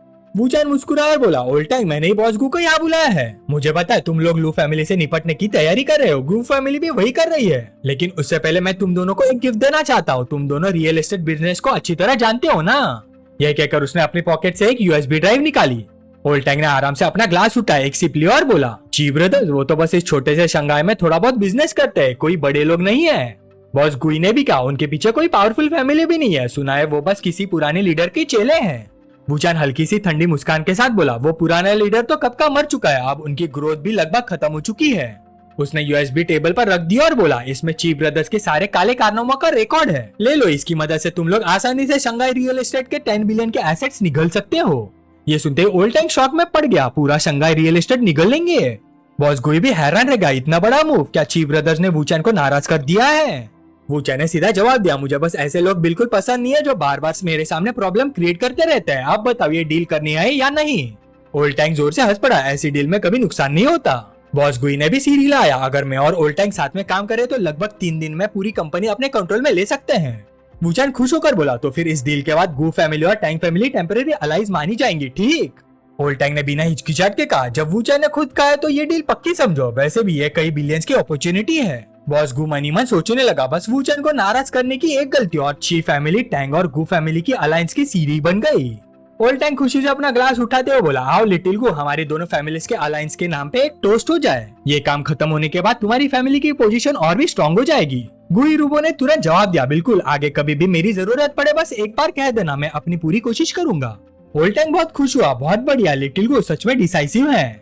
वूचान तब बोला, एक बात याद रखना, गू फैमिली को लुई फैमिली के खिलाफ एक्शन लेने में डायरेक्टली पार्टिसिपेट नहीं करना चाहिए। और बाद में अगर ये अफवाह फैलती है कि टैंग और गू फैमिलीज ने मिलकर ची फैमिली को टेक ओवर किया और टैंग फैमिली ली फैमिली के साथ मिलकर लुई फैमिली को टारगेट कर रही है, तो डिंग फैमिली को इस पर ज्यादा शक नहीं होगा। गुई रूबो की आंखें चमक उठी, तो इसके पीछे इतना गहरा प्लान था। ओल्ड टैंग जोर से हंस पड़ा, वूचान से यही उम्मीद थी, तुम हर चीज कितनी दूर तक सोचते हो। फिर तीनों ने आराम से खाना खाया, ड्रिंक्स किए, बातें की और पता ही नहीं चला कि 3 घंटे बीत गए। उसके बाद वूचान अपनी छोटी सी वाइफ के पास घर लौट गया। दोनों बेड पर एक दूसरे के पास आराम से लेटे हुए थे। वूचान ने प्यार से कहा, शावड़े अब तुम्हें ची फैमिली की चिंता करने की जरूरत नहीं है। शावड़े मुस्कुरा कर बोली, मुझे अपनी इतनी फिक्र नहीं है, बस मुझे ये पसंद नहीं कि वो लोग तुम्हें बार बार परेशान करे। वूचान उसे प्यार से गले लगाए हुए था, तभी उसके फोन पर एम्प्रेस का कॉल आ गया। ली रूबिंग थोड़ी नखरे वाली अंदाज में बोली, अभी तुम भी कमाल हो, 2 दिन से एक फोन तक नहीं किया, बिल्कुल चुपचाप रहकर इतने बड़े बड़े काम कर दिए। वूचान उस वक्त शावड़े के बालों को प्यार से सहला रहा था। वो हैरान होकर बोला, है क्या कह रही हो तुम। उधर ली रूबिंग न्यूज देख रही थी, हेडलाइंस चल रही थी, एन मैंगलान का नया सिंगल रिलीज, क्वीन की धमाकेदार वापसी। एन मैंगलान ने सिर्फ एक ही दिन में 600 मिलियन प्लेज हासिल किए, शॉकिंग। ली रूबिंग मुंह फुलाकर बोली, अब एक्टिंग मत करो, तुम्हें सब पहले से पता था। वूचान अपना पूरा दिल एन मैंगलान के एल्बम में लगा दिया, क्या तुम सच में उसके शुगर डैडी बनना चाहते हो। वूचान ने मनी मन सोचा, उसका एल्बम रिलीज हो गया, आज इतना बिजी था कि देखने का टाइम भी नहीं मिला। ली रूबिंग प्यार से बोली, काम खत्म होते ही जल्दी से घर आ जाना, यहाँ तुम्हारे लिए एक बहुत बड़ी सरप्राइज है। वूचान और भी कंफ्यूज हो गया, सोच रहा हूँ ये बड़ी सरप्राइज क्या हो सकती है, या फिर बस मुझे मिस कर रही है। अगली सुबह वूचान को एन मैंगलान का फोन आया। फोन उठाती एन मैंगलान घबराई हुई आवाज में बोली, वूचान बहुत बड़ी प्रॉब्लम हो गई, क्या आपने ट्रेंडिंग टॉपिक्स देखे। नंबर 1 ट्रेंड था वूचान, वो स्कमबैग जिसने एन मैंगलान का दिल चुरा लिया। एन मैंगलान किसी की मिस्ट्रेस बनने को भी तैयार। वूचान फोन पर बात कर रहा था, इसी बीच शाओडे उसे न्यूज दिखा रही थी। वूचान शांत होकर बोला, इसमें सिर्फ एक बात सच है, मैं अपनी गर्लफ्रेंड को तुम्हारी मैंगहुआ एंटरटेनमेंट ले गया था, बाकी सब पूरा फिक्शन है। जिसने भी ये स्टोरी लिखी है उसकी इमेजिनेशन काफी अच्छी है। मैंगलान सिर पकड़कर बोली, वूचान आप अभी भी मजाक कर रहे हैं? वूचान हल्का सा मुस्कुराया, लगता है किसी को तुम्हारा एल्बम इतना सक्सेसफुल होना पसंद नहीं आया, इसलिए तुम्हारी इमेज खराब करने की कोशिश कर रहा है। वैसे भी इनके पास कोई प्रूफ नहीं है, इसलिए कोई बड़ी क्राइसिस नहीं आएगा। मैंगलान ने घबरा कर कहा, हमारी कंपनी के बाहर पूरा एरिया रिपोर्टर से भरा हुआ है। वूचान क्या मुझे स्टेटमेंट रिलीज करके सब कुछ क्लियर कर देना चाहिए? लेकिन उसके मन में एक और डर था, मुझे झूठी अफवाहों से डर नहीं लगता, लेकिन अगर लोग मेरी और वूचान की सच्चाई तक पहुंच गए तो मुझे ली रूबिंग से माफी मांगनी पड़ेगी। वूचान ने उसे शांत करते हुए कहा, मुझे पता है तुम किस बात की टेंशन ले रही हो, पैनिक मत करो, ना तुम ना तुम्हारी कंपनी कोई स्टेटमेंट रिलीज करेंगे। अभी सबसे जरूरी काम यह है, आर्टिस्टिक असिस्टेंट सूले को तुरंत डिटेन करो और पीआर डिपार्टमेंट के लूची चैंग को भी। वही दोनों चुपके से तुम्हारी इन्फॉर्मेशन बेच रहे थे और ऑनलाइन पोस्ट भी उन्होंने ही लिखा है। ये सुनते ही मैंगलान एकदम से शॉक हो गए। हाँ? वूचान ने पूछा, मुझ पर भरोसा नहीं है? मैंगलान जल्दी से बोली, नहीं नहीं ऐसी बात नहीं है, ठीक है मैं आपकी बात मानूंगी, सब हैंडल करती हूँ। वैसे कुछ दिन तक हम ना मिले तो बेहतर रहेगा, स्कैंडल शांत हो जाएगा उसके बाद बात करेंगे, बाय। कॉल खत्म होते ही वूचान ने शाओडे के बाल प्यार से उलझा दिया और बोला, टेंशन मत लो, इतनी सी बात के लिए स्ट्रेस लेने की जरूरत नहीं, तुम बस शंघाई में आराम से पढ़ाई करो, माओरुसोंग तुम्हें गाइड करेगा, मैं अब डोंगाई वापस जा रहा हूँ। सीन चेंज हुआ, 3 घंटे बाद वूचान डोंगाई वापस पहुंच गया। जैसे ही वो घर के अंदर घुसा एक प्यारी सी आवाज आई, हबी। सुचिनियान बच्चों की तरह भागकर उसके गले से चिपक गए। वूचान मुस्कुराकर बोला, अरे सुचिनियान भी यहाँ है। सुचिनियान प्यार से बोली, कितने दिन हो गए तुम्हें देखे, मैंने तुम्हें इतना मिस किया कि बस मुझे अपने हबीज की हग्स और किसेस चाहिए। वूचान हंस पड़ा, उसने उसे प्यार से गोद में उठा लिया।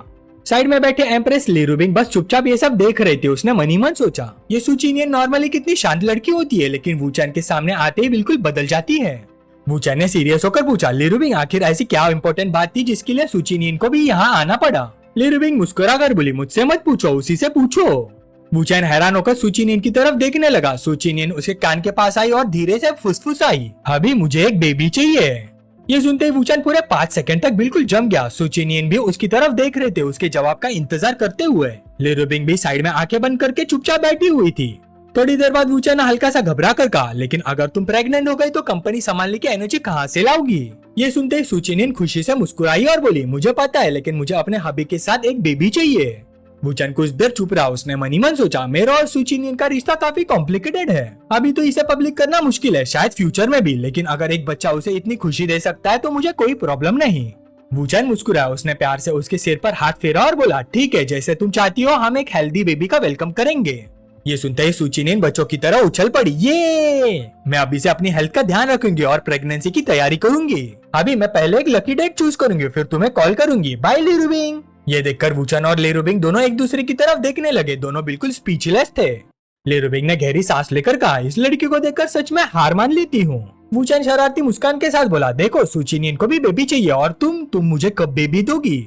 ली रूबिंग हल्का सा शर्मा कर बोली, मुझे भी चाहिए, लेकिन उससे पहले मैं तुम्हारे पेरेंट्स से मिलना चाहती हूँ, अगर तुम आज फ्री हो तो चलो अभी चलते हैं। वूचान उसकी तरफ देखकर मुस्कुराया, उसने तुरंत समझ लिया कि ली रूबिंग के मन में क्या चल रहा है। उसने सोचा, लगता है सुचिनियन की बात सुनकर ली रूबिंग को थोड़ी इनसिक्योरिटी हो गई है, अब वो अपनी पोजीशन और पक्की करना चाहती है।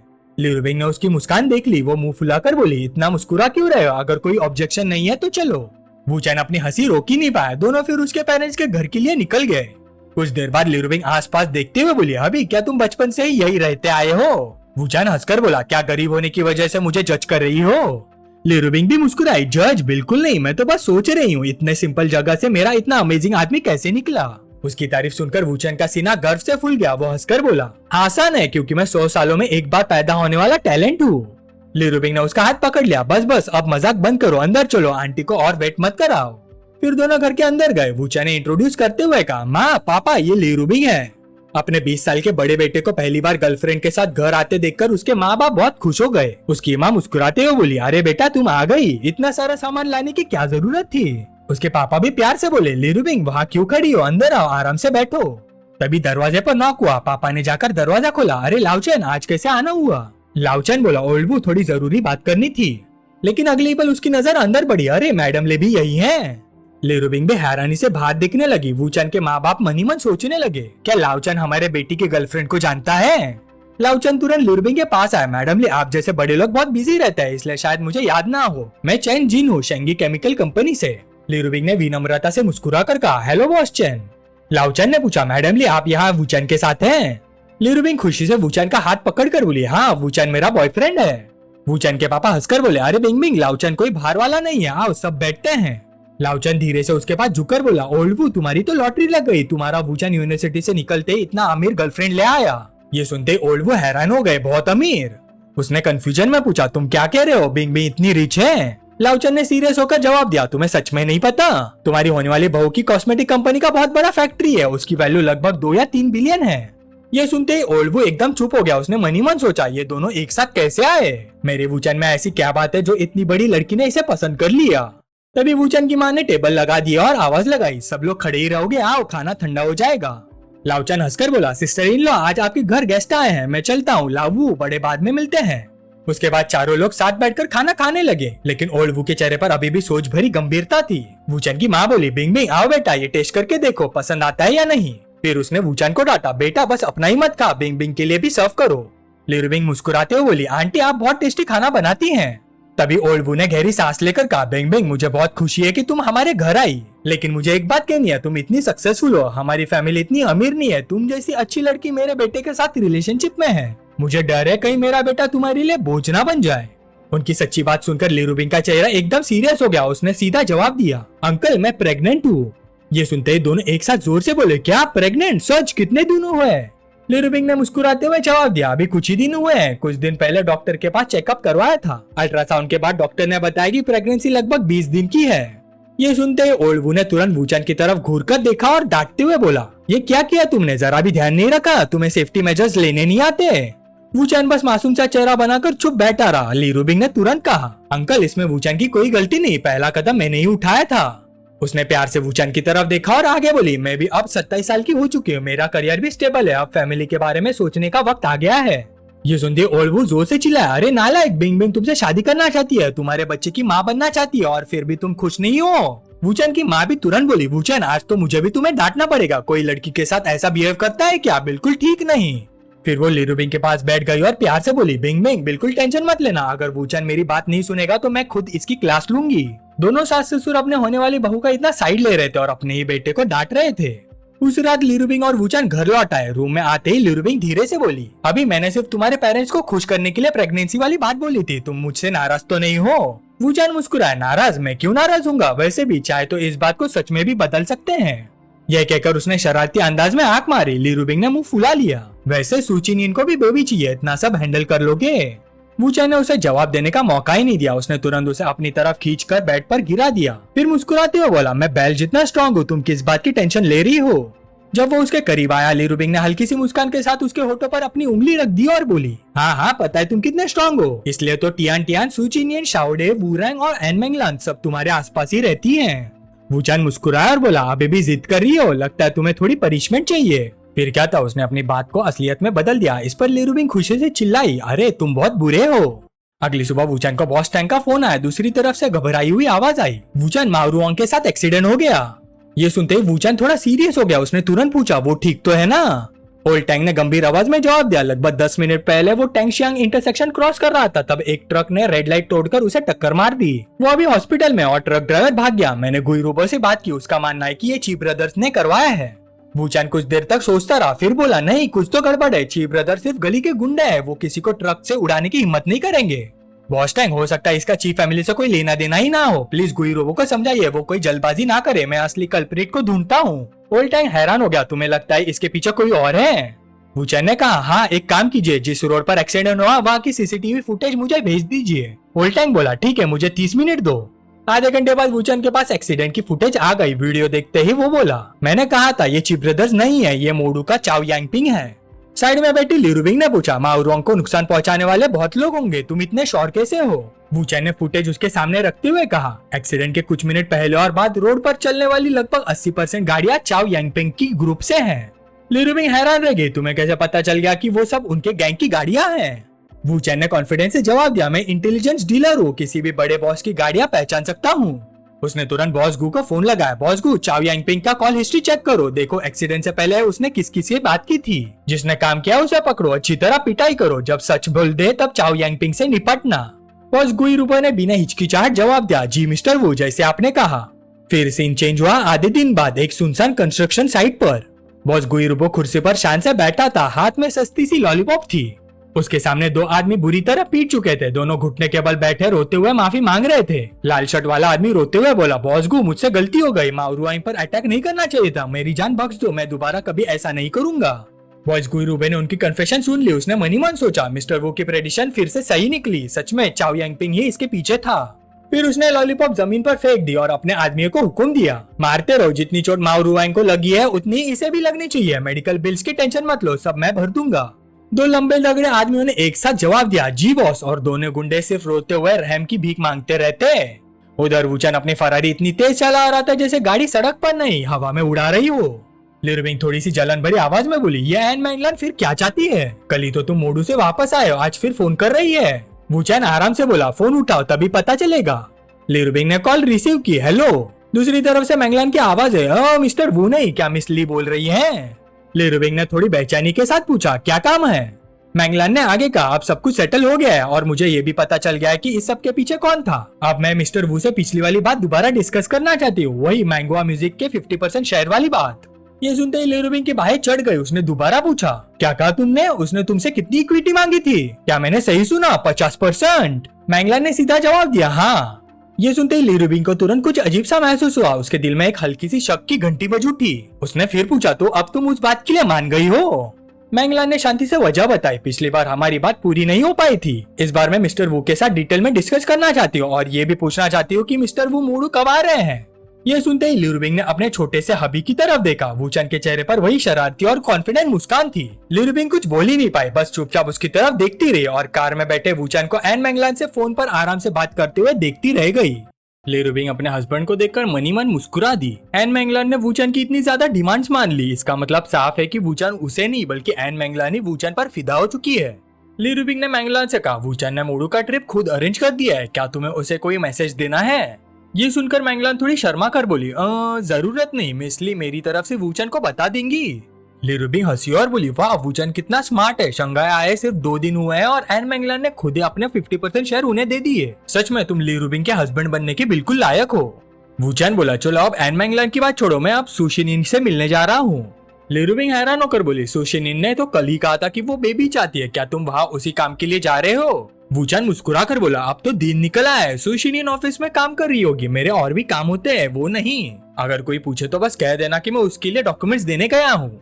ये सुनकर लिरुबिंग ने मुंह फुला लिया और नखरे से बोली, लगता है मेरे बॉयफ्रेंड के कुछ और ही प्लान्स है, ठीक है जाओ अपना काम करो। लगभग 40 मिनट बाद वुचन सुशिनिन के कंपनी के एंट्रेंस पर पहुंच गया। वो सीधा अंदर चला गया जहाँ एक स्टाफ मेंबर पहले से उसका इंतजार कर रहा था। चलते हुए वो सोच रहा था, अगर सुशिनिन सच में बेबी करेगी तो प्रेगनेंसी को ज्यादा दिन छुपा नहीं पाएगी, चाहे उसके फादर की तबीयत कितनी भी खराब हो, उन्हें जल्दी या देर से पता ही चल जाएगा। सुशिनिन की पर्सनैलिटी को देखते हुए वो मर जाना पसंद करेगी, लेकिन बेबी के फादर का नाम कभी नहीं बताएगी, जिससे उसके फादर बहुत गुस्से में आ जाएंगे। फिर हर तरह के अफवाहें फैलेंगे, उनकी फैमिली ग्रुप की स्टॉक प्राइस गिर जाएगी और कंपटीटर्स मौका देखकर शेयर खरीदना शुरू कर देंगे। अगर मैं सुशिनिन और बेबी वाली सिचुएशन को कंट्रोल नहीं कर पाया तो फ्यूचर में बहुत बड़ी प्रॉब्लम खड़ी हो जाएगी। मैं आज यहाँ इसी सिचुएशन को पहले ही रोकने आया हूँ। ऑफिस पहुंचकर वुचन ने सेक्रेटरी से पूछा, क्या मिस सू अंदर है? सेक्रेटरी ने पूछा, एक्सक्यूज मी सर, क्या आज डायरेक्टर सू के साथ आपकी अपॉइंटमेंट है? थोड़ी देर बाद अपने प्यारे को देखते हुए सुशिनिन खुशी से बोली, मिस्टर वू। लेकिन सेक्रेटरी को पास देकर उसने तुरंत खुद को संभाल लिया ताकि किसी को कुछ शक ना हो। सुशिनिन ने हल्का सा खास कर कहा, शाओजैंग तुम फाइनेंस डिपार्टमेंट जाकर पहले अकाउंट चेक कर लो। शाओजैंग तुरंत समझ गई कि एक इशारा है। वो बोली, ठीक है डायरेक्टर सू, मैं अभी अकाउंट चेक करने जाती हूँ। ये कहकर वो बाहर निकल गई और दरवाजा बंद कर दिया। जैसे ही रूम में सिर्फ दोनों बचे, सुशिनिन सीधा भागकर वुचन की भाव में आ गई और खुशी से बोली, हनी तुम मुझसे मिलने आओ, इससे मैं बहुत खुश हूँ। कल ही हमने बेबी करने का डिसाइड किया था और तुम आज ही आ गए, मैं इतनी एक्साइटेड हूँ। वुचन ने उसे जोर से गले लगाया और धीरे से कहा, कंपनी में थोड़ा कंट्रोल रखो। तभी अचानक किसी ने दरवाजा खोला और अंदर आ गया। सफेद होते बालों वाला एक बुजुर्ग आदमी अंदर आया और बोला, सुशिनिन सुबह की मीटिंग के डॉक्यूमेंट्स अभी तक रेडी नहीं हुए, अभी भी कंप्लीट नहीं हुए। ये आदमी डोंगाई के सबसे अमीर लोगों में से एक था। ये थे सुशिनिन के फादर सू रूवेन। अपने फादर को देखते ही सुशिनिन घबरा गई और जल्दी से वुचन से थोड़ी दूर हट गई। बुजुर्ग ने दोनों को ध्यान से देखा और मनी मन सोचा, यहाँ कुछ तो गड़बड़ है और ये जो यंग आदमी इसके पास खड़ा है इसमें भी कुछ अलग बात है। सुशिनिन ने थोड़ा हिचकिचाहट के साथ इंट्रोड्यूस कराया, डैड ये वुचन है। फिर उसने वुचन से कहा, ये मेरे डैड हैं। नाम सुनते ही सुरूवैन को याद आ गया कि यह वही वुचन है जो उस दिन गोल्फ कोर्स से सुशिनिन को लेकर गया था। उन्हें डोंगाई के टाइकुन्स वाली ड्रिंकिंग पार्टी भी याद आ गई। उस पार्टी में ल्यू गुयान ने कहा था वूचैन मेरा ब्रदर है, जो भी वूचैन को ऑफेंड करेगा वो मुझे ऑफेंड करेगा। तब पास बेटी वूरैंग ने हंसकर कहा था वूचैन इतना जबरदस्त है कि उससे कौन पंगा लेना चाहेगा। बस अफसोस ये है कि वो मुझसे 20 साल छोटा है, वरना मैं तो अपनी खुद की शादी ही उससे कर देती। एक और बुजुर्ग आदमी बोला कुछ ही दिन पहले टोंग फैमिली और ली फैमिली एक दूसरे के खून के प्यासे हो गए थे। कहा जाता है कि मिस्टर वू ने बीच में आकर उनका झगड़ा खत्म कराया। ये सब याद आते ही सुरुवन समझ गया कि वूचैन बिल्कुल आम इंसान नहीं है। उन्होंने बड़े अदब से हाथ मिलाया और बोले मिस्टर वो आजकल आपके बारे में बहुत सुन रहा हूँ। आज मिलकर लग रहा है कि वाकई आप बहुत प्रॉमिसिंग यंग मैन हैं। वैसे आपका और सुशिनिन का भी कोई अपॉइंटमेंट था क्या? वूचैन ने बिना घबराए जवाब दिया ली रुबिंग आज काफी बिजी थी, इसलिए उन्होंने मुझे डायरेक्टर सू के लिए डॉक्यूमेंट डिलीवर करने के भेजा है। सुरुवन को अब भी थोड़ा शक था। उन्होंने सुशिनिन की तरफ देखकर पूछा अच्छा अगर ऐसा है तो सुशिनिन अपने फादर को वो डॉक्यूमेंट्स दिखाओ। ये सुनते ही सुशिनिन बुरी तरह घबरा गई। वो हकलाते हुए बोली डैड एक मिनट मैं उन्हें ढूंढती हूँ। अपनी बेटी को इतना घबराया हुआ देखकर बुजुर्ग ने मनी मन सोचा अभी तो डॉक्यूमेंट्स डिलीवर हुए बताए जा रहे थे और अभी उन्हें ढूंढना पड़ रहा है। मेरी बेटी इतनी अजीब तरह क्यों बिहेव कर रही है, ये बात बिल्कुल समझ नहीं आ रही है। लगता है दोनों को छुपा रहे हैं, देखता हूँ आखिर क्या चल रहा है। फिर बुजुर्ग आदमी बोला ठीक है डॉक्यूमेंट्स ढूंढने की जरूरत नहीं है, सुशिनिन मिलते हैं या नहीं उसे कोई फर्क नहीं पड़ता, तुम बस ताइवान फैशन कंपनी के साथ वाली पार्टनरशिप संभालो। फिर उन्होंने वूचैन की तरफ देखकर कहा मिस्टर वू डॉक्यूमेंट्स डिलीवर करने के बाद अगर आप फ्री हो तो मेरे ऑफिस में आकर एक कप चाय पियेंगे। सुशिनिन घबरा कर बोली डैड वूचैन और मिसली दोनों ही बहुत बिजी रहते हैं। वूचैन ने उसकी तरफ देखकर हल्का सा मुस्कुराते हुए कहा कोई बात नहीं सुशिनिन। फिर वो बड़े कॉन्फिडेंस से बोला ठीक है चेयरमैन सू आपका इन्विटेशन ठुकराना ठीक नहीं होगा। थोड़ी देर बाद दोनों सुरुवन के ऑफिस में बैठे थे। बुजुर्ग ने सीधे मुद्दे पर आते हुए कहा मिस्टर वो आप यहाँ डॉक्यूमेंट्स डिलीवर करने नहीं आए थे है ना? वूचैन समझ गया कि बुजुर्ग सब कुछ समझ चुके हैं, फिर भी उसने अपना कॉन्फिडेंस नहीं खोया। वो मुस्कुराया और बोला चेयरमैन सू वाकई अपनी रेपुटेशन के लायक है, आपसे कोई बात छुपाना मुश्किल है। बुजुर्ग ने घूरते हुए कहा तुम मेरी बेटी से मिलने डॉक्यूमेंट्स का बहाना बना कर आए। सुशिनिन ने आज तक मुझसे कभी झूठ नहीं बोला और अब तुम उसे भी झूठ बुलवा रहे हो, आखिर क्यों मिस्टर वू? क्या तुम मुझे इसका रीजन बताओगे? वूचैन मुस्कुराकर बोला सुशिनिन मेरी एक सीक्रेट बात छुपा रही है, हमारे बीच में एक डील हुई है, मैंने उसकी हेल्प की थी इसलिए वो मेरा सीक्रेट रिवील नहीं करेगी। ये सुनकर बुजुर्ग तुरंत बोले सीक्रेट? कैसा सीक्रेट? वूचैन ने शांत आवाज में जवाब दिया ये बताया नहीं जा सकता, इस बार ली रुबिंग ने मुझे यहाँ मिस सू की कुछ प्रॉब्लम सॉल्व करने के लिए भेजा है। ये सुनकर बुजुर्ग हल्की सी हंसी के साथ बोले हमारी कंपनी की प्रॉब्लम्स? मैं इस कंपनी का चेयरमैन हूँ और मुझे ही कुछ पता नहीं, लेकिन ली रुबिंग को सब पता है और तो वो मेरी प्रॉब्लम सॉल्व करना भी चाहती है। लगता है ली फैमिली ने अपने हाथ काफी अंदर तक बढ़ा दिए हैं। वूचैन ने सीधा जवाब दिया second largest share holder Xian Yuan हुआ। बुजुर्ग शांत लहजे में बोले शियान युआन हुआ कंपनी के लिए काफी लॉयल है। हाँ उसका स्वभाव थोड़ा कठोर है, लेकिन जितने भी टैलेंटेड लोग होते हैं उनमें कुछ ना कुछ कमी जरूर होती है। मुझे नहीं लगता उसने कभी ऐसा कुछ किया है जिसके लिए उसे हटा दिया जाए, और ना ही मुझे लगता है कि वो कंपनी को कभी नुकसान पहुंचाएगा। वूचैन ने तुरंत जवाब दिया ये सच है कि उसने अभी तक कुछ नहीं किया, लेकिन प्रॉब्लम ये नहीं कि वो क्या करना चाहता है, प्रॉब्लम सिर्फ इतनी है कि जब तक शियान युआन हुआ जिनफू कॉर्पोरेशन में रहेगा तब तक वो खुद एक प्रॉब्लम बना रहेगा। उसकी इतनी पक्की बात सुनकर सुरुवन हैरान रह गए। उन्होंने पूछा क्या मतलब? वूचैन की आंखें ठंडी पड़ गई। वो बोला पिछली बार बोर्ड मीटिंग में जिस तरह मिस सू को डायरेक्टर का सपोर्ट मिला उस हिसाब से चेयरमैन सू शायद इस साल उन्हें कंपनी की कमांड देने वाले हैं। बुजुर्ग ने पूछा तुम्हारा मतलब है सुशिनिन चेयरमैन बनेगी तो शियान युआन हुआ खुश नहीं होगा? वूचैन ने ठंडी आवाज में कहा सिर्फ खुश नहीं होगा, वो जरूर मिस सू के फ्यूचर के लिए बहुत बड़ा खतरा बनेगा। मैनेजमेंट चेंज के वक्त फैक्शन के बीच में पावर स्ट्रगल से बचना है तो शियान युआन हुआ को जितनी जल्दी हो सके हटा देना चाहिए। सुरुवन ने गहरी नजर से उसकी तरफ देखते हुए पूछा तो फिर बताओ मिसली इस प्रॉब्लम को कैसे सॉल्व करना चाहती है? वूचैन ने बिना किसी हिचकिचाहट के जवाब दिया या तो उसे जेल भेज दो या सीधा उसे खत्म कर दो।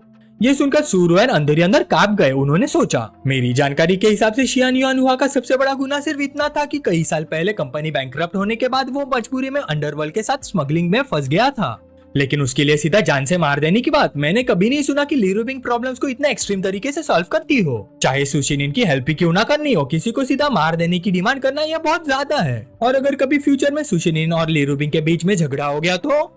ये सोचते ही सुरुवन की पीठ पर ठंडा पसीना आ गया। ऐसा फ्यूचर सोचना भी डरा देने वाला था। वूचैन ने शांत आवाज में कहा ये शियान युआन हुआ बहुत बुरे काम कर चुका है चेयरमैन सू, जल्दी से मिस सू के लिए इस टाइम बम को हटा दीजिए। सुरुवन बोले अच्छा बहुत बुरे काम किए हैं उसने?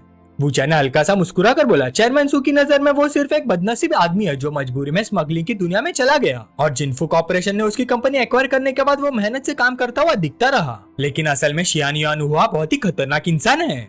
उसकी बेटी ने कम उम्र में प्यार कर लिया था। उसके बॉयफ्रेंड को अंडरवर्ल्ड के लोगों से इतना पिटवाया गया कि उसे स्कूल छोड़ना पड़ गया। एक बार किसी ने गलती से उसकी कार को हल्का सा टच कर दिया था। उसने उसको इतना पिटवाया कि वो कोमा जैसी हालत में हॉस्पिटल पहुंच गया। उसकी मिस्ट्रेस चाहती थी कि उसे ऑफिशियल वाइफ का दर्जा मिले। उसने उनके रिलेशनशिप को पब्लिक करने की डिमांड की। उसने तुरंत उस औरत को मरवा दिया और उसकी लाश शहर के बाहर इंडस्ट्रियल पार्क में दबवा दी। फिर वूचैन ने धीरे से कहा, ऐसी और भी बहुत सारी गंदी हरकतें हैं जो पूरी बताई भी नहीं जा सकती। चेयरमैन सु, क्या आप वाकई ऐसे इंसान को मिस सु के पास रहने देना चाहेंगे? ये सब सुनने के बाद बुजुर्ग भी अंदर से हिल गया। स्मगलिंग वाली बात के अलावा उन्हें कभी यकीन ही नहीं हुआ था कि शियान युआन हुआ, जो 10 साल से भी ज्यादा वक्त से उनके लिए काम कर रहा है, इतना खतरनाक इंसान हो सकता है। उन्होंने सोचा कहीं वूचैन ये सब कहानी तो नहीं बना रहा। बुजुर्ग ने पूछा, मिस्टर वू, जो कुछ तुम कह रहे हो क्या वो सब सच है? वूचैन ने बिना झिझक जवाब दिया, सच्चाई की जांच करना बहुत आसान है, मेरे पास झूठ बोलने की कोई वजह नहीं है। सुरुएन ने भाई चढ़ाते हुए कहा, अगर वो वाकई ऐसा इंसान है तो उसे सुशिनिन के पास बिल्कुल नहीं रहना चाहिए। तो उसकी मिस्ट्रेस की लाश की एग्जैक्ट लोकेशन क्या है? वूचैन ने एक फोटो निकालकर उन्हें दे दी। लोकेशन है नॉर्थ सबर्बन इंडस्ट्रियल पार्क, नए फैक्ट्री एरिया के वेयरहाउस नंबर 5 के पीछे। Tenor machinery factory second parking space के पास, दूसरे और तीसरे पार्किंग स्पेस के बीच में जो पेड़ है उसके बाएं तरफ 2 मीटर नीचे। ये बोलते वक्त वूचैन को अपनी 1000 साल की रीइंकार्नेशन वाली जिंदगी याद आ गई। एक बार उसने सोचा था कि सुशिनिन को खुश करने का तरीका बदला जाए, तब वो खुद वहाँ जाकर उस जगह की खुदाई कर चुका था, इसलिए उसे वो जगह आज भी बिल्कुल साफ याद थी। सुरुए ने पूछा, मिस्टर वो, इन सब के अलावा और भी कुछ है? वूचैन मुस्कुराकर बोला, बॉस, आप वाकई बॉस है, या तो कोई काम करते ही नहीं है, अगर करते हैं तो उसे पूरा करते हैं। मुझे आपका स्टाइल बहुत पसंद है, चलिए बात आगे बढ़ाते हैं। इसके बाद दोनों ने लगभग 1 घंटे तक बैठकर आराम से बातें करते रहे। सारी बात खत्म होने के बाद वूचैन खड़ा हुआ और बोला, बॉस, अगर सब कुछ क्लियर हो गया है तो मैं चलता हूँ। सुरुएन खुशी से बोले, ठीक है, ये सब मिस ली की वजह से पॉसिबल हुआ है, मेरी तरफ से उनका शुक्रिया जरूर करना। वूचैन के जाते ही सुरुएन ने तुरंत ली रूबिंग को फोन लगाया। कॉल कनेक्ट होते ही ली रूबिंग बोली, हेलो अंकल सू।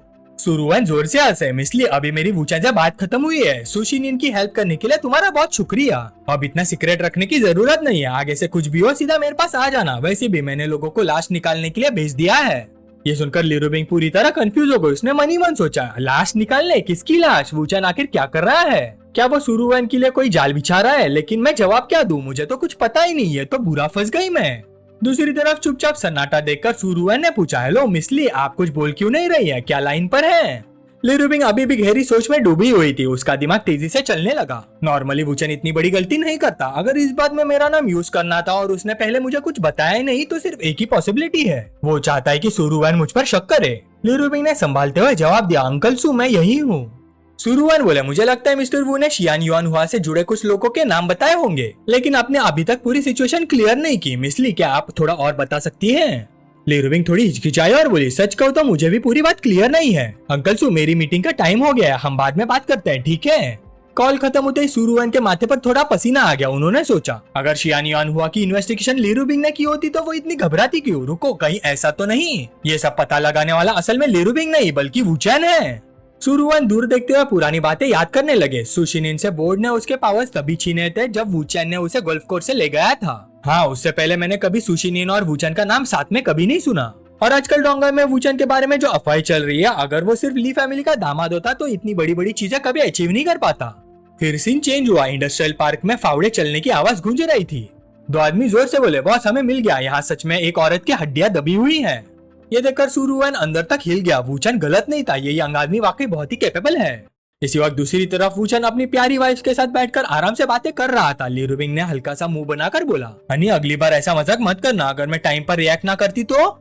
सुशिनिन ने उसका हाथ पकड़कर कहा, बिल्कुल अभी, जब डैड ने हमें देख लिया था तब मेरा दिल मुंह से बाहर आ गया था। ली रूबिंग हंसी और बोली, कभी कभी मुझे लगता है तुम्हारे पास कोई सुपर पावर तो नहीं है। वूचैन ने देखा कि वो सब उसकी तरफ ध्यान से देख रही है। उसने मन ही मन सोचा, अगर इन्हें मेरी असली एबिलिटी का सीक्रेट पता चल गया तो बहुत बड़ी प्रॉब्लम हो जाएगी। तभी पीछे खड़े टियान ने शरारत से वूचैन के गले को छेड़ते हुए प्यार से डांटा, तुम बहुत बुरे हो, बिल्कुल बिगड़े हुए। वूचैन हंस पड़ा और मजाक में बोला, टियान, इसका क्या मतलब हुआ? क्या तुम भी मेरे लिए एक प्यारा सा बेबी चाहती हो? ये सुनकर टियान शर्मा गई। वो बोली, मैं अभी भी अपनी बेस्ट एज में हूँ, मैंने अभी तक उस बारे में सोचा भी नहीं। वूचैन ने मुस्कुराकर उसके माथे पर हल्का सा उंगली से ठोक दिया। अच्छा, ये तुमने खुद कहा है, तो आज रात मैं ली रूबिंग और सुशिनिन के साथ सोऊंगा और तुम सोफा पर सोना। उसके मजाक से छिड़कर टियान ने अपना माथा पकड़ लिया और मुंह फुलाकर बोली, तुम्हें बस मुझे ही तंग करना आता है। वूचैन हंस पड़ा, मैं बस मजाक कर रहा था। वैसे टियान, मुझे तुमसे बालकनी में थोड़ी जरूरी बात करनी है। टियान ने हैरानी से पूछा, कैसी बात? वूचैन का चेहरा थोड़ा सीरियस हो गया। टियान, मेरी एक रिक्वेस्ट है, मेरी परमिशन के बिना हमारी पहली मुलाकात के बारे में किसी को मत बताना। टियान टियान हैरान होकर बोली, लेकिन हम तो बार में मिले थे, तुमने ही मुझसे बात करनी शुरू की थी और मेरे लिए दूसरे लोगों से भी लड़ गए थे, वहाँ तो बहुत सारे लोगों ने विटनेस किए थे। वूचान उसे देखकर हल्का सा मुस्कुरा और मनी मन सोचा, लगता है इसने मेरी असली बात समझी ही नहीं। उस वक्त मुझे रीइंकार्नेशन का राज पता चल चुका था। अपनी 1000 साल की रीइंकार्नेशन की कहानी मैंने सिर्फ टियान टियान को बताई थी। ये एक ऐसा सीक्रेट है जो किसी और को नहीं पता चलना चाहिए। वूचान ने प्यार से उसके सिर पर हाथ फेरा और बोला, बस इतना याद रखना, किसी को मत बताना, ठीक है? टियान टियान को अचानक कुछ याद आया। वो शर्मा गई और धीरे से बोली, ठीक है, लेकिन मेरी एक कंडीशन होगी। वूचान ने मुस्कुरा कर पूछा, अच्छा क्या चाहिए तुम्हें? टियान टियान ने प्यार से कहा, मुझे सिर्फ इतना चाहिए कि तुम हमेशा मुझसे प्यार करोगे, मुझे हमेशा पैम्पर करोगे, चाहे कितनी भी मुश्किलें आ जाए ब्रदर, वो हमेशा मेरी हेल्प करेंगे और मेरी प्रोटेक्शन भी। ये सुनकर वूचान मुस्कुरा और उसके सिर पर प्यार से थपकी दी, बस इतनी सी बात, जब तक तुम हमारा सीक्रेट किसी को नहीं बताओगी मैं यह प्रॉमिस जरूर निभाऊंगा। ये सुनकर टियान टियान बहुत खुश हो गई। उसने प्यार से वूचान का हाथ पकड़ कर कहा, तुमने खुद प्रॉमिस किया, आप तोड़ना मत। वूचान शरारती अंदाज में बोला, लेकिन आज रात तुम्हें पैम्पर नहीं कर पाऊंगा। सुशिनिन बेबी चाहती है, इसलिए तुम जैसी बड़ी बेबी का उसके साथ सोना ठीक नहीं होगा। टियान टियान ने मुंह फुला लिया है, चैंपियन, मुझे पता था मैं अकेले ही सो जाऊंगी, सबसे छोटी को तो कोई प्यार ही नहीं करता। फिर सीन चेंज हुआ प्राइवेट रूम में। वूचान नहाकर फ्रेश हो चुका था। वो सुशिनिन से पहले की गई बात याद दिलाते हुए बोला, मैं रेडी हूँ सुशिनिन, आप शुरू करें। सुशिनिन ने उसकी तरफ शरारती मुस्कान के साथ देखा और बोली, इतनी भी क्या जल्दी है? उसने धीरे से अपनी जैकेट उतारनी शुरू की और मुस्कुराती हुए बोली, आजकल मैं अपनी मास्टर की अच्छी सर्विस नहीं कर पा रही, ये मेरी बहुत बड़ी गलती है। सुशिनिन ने एक क्यूट व्हाइट बनी वेट्रेस का कॉस्ट्यूम पहना हुआ था। वो एक साथ बहुत प्यारी भी लग रही थी और काफी अट्रैक्टिव भी। उसने एक छड़ी हाथ में उठाई और शरारती अंदाज में बोली, मास्टर इस पापी पर बिल्कुल रहम मत कीजिए, अच्छी तरह पनिशमेंट दीजिए। वूचान उसकी तरफ देखकर कुछ पल के लिए चुप हो गया। उसने मनी मन सोचा, मैंने अभी टियान टियान से कहा था कि हमें बेबी के बारे में सोचना चाहिए, लगता है मैं अपनी बात भूल रहा हूँ। सुशिनी ने उसे यूं खोया हुआ देखकर पूछा, मास्टर आप क्यों रुक गए, मुझे पनिशमेंट क्यों नहीं दे रहे? वूचान मुस्कुराया, ठीक है फिर मैं बिल्कुल नहीं रुकूंगा। फिर वूचान ने सुशिनिन पर लगातार हमले शुरू कर दिए। सुशिनिन के हाव भाव से पता चल रहा था कि वूचान कितने जोरदार तरीके से हमला कर रहा था। वो कांप रही थी और हाफते हुए करा रही थी। इसके दूसरी तरफ लिरुबिंग अपने बेडरूम में काम में पूरी तरह बिजी थी। तभी उसे कुछ अजीब सी आवाजें सुनाई दी, लेकिन उसे समझ ही नहीं आया कि वो आवाजें कहाँ से आ रही थी। उधर टियान टियान ने शर्माकर मुंह फेर लिया और मनी मन बोली, वूचान तुम भी ना कितने बदमाश हो। इसी वक्त सुरुवन एक्सकवेशन का काम खत्म करके घर लौट आए। उसकी वाइफ ने पूछा, आप इतने देर से क्यों आए, आपकी तबीयत भी ठीक नहीं रहती, आप इतना काम मत कीजिए, सुशिनिन या मैं संभाल लेंगे। सुरुवन थके हुए अंदाज में बोले, मुझे पता है लेकिन कोई बात नहीं, तुम फिक्र मत करो। वैसे सुशिनिन कहाँ है, उसे बुलाओ, मुझे उसे कुछ जरूरी बात करनी है। मिसिस सु बोली, सुशिनिन तो मिसली और वूचान के घर गई है, आज रात वो वापस नहीं आएगी, उसने फैमिली ग्रुप में मैसेज भी भेज दिया था, आपने देखा नहीं? ये सुनकर सुरुवन थोड़ा हैरान हुआ। आज दोपहर में बहुत बिजी था इसलिए मैसेज नहीं देख पाया। लेकिन तुमने क्या कहा, वो कहाँ गई है? वूचान के घर पर। मिसिस सु मुस्कुरा कर बोली, आप भी ना, मिसली भी वही है, वो मिसली से मिलने गई है। मैंने सुना है वूचान आजकल बिजनेस ट्रिप पर रहता है, शायद घर पर भी नहीं हो। लेकिन सुरुवन के चेहरे पर शक और गहरा हो गया। उसने मनी मन सोचा, हर बात का कनेक्शन वूचान से ही क्यों निकलता है? मुझे लगता है कुछ ना कुछ जरूर गड़बड़ है। एक हफ्ते बाद लू गुयान की शादी है, पूरा ईस्ट चाइना बिजनेस कम्युनिटी वही होगी, तब मैं उसके फादर से वूचान के बारे में अच्छी तरह पूछूंगा। फिर सीन चेंज हुआ एक हफ्ते बाद लू गुयान की शादी में। आज के दिन दूल्हा और दुल्हन के बाद अगर कोई सबसे ज्यादा अटेंशन खींच रहा था तो वो थे वूचान और लिरुबिंग।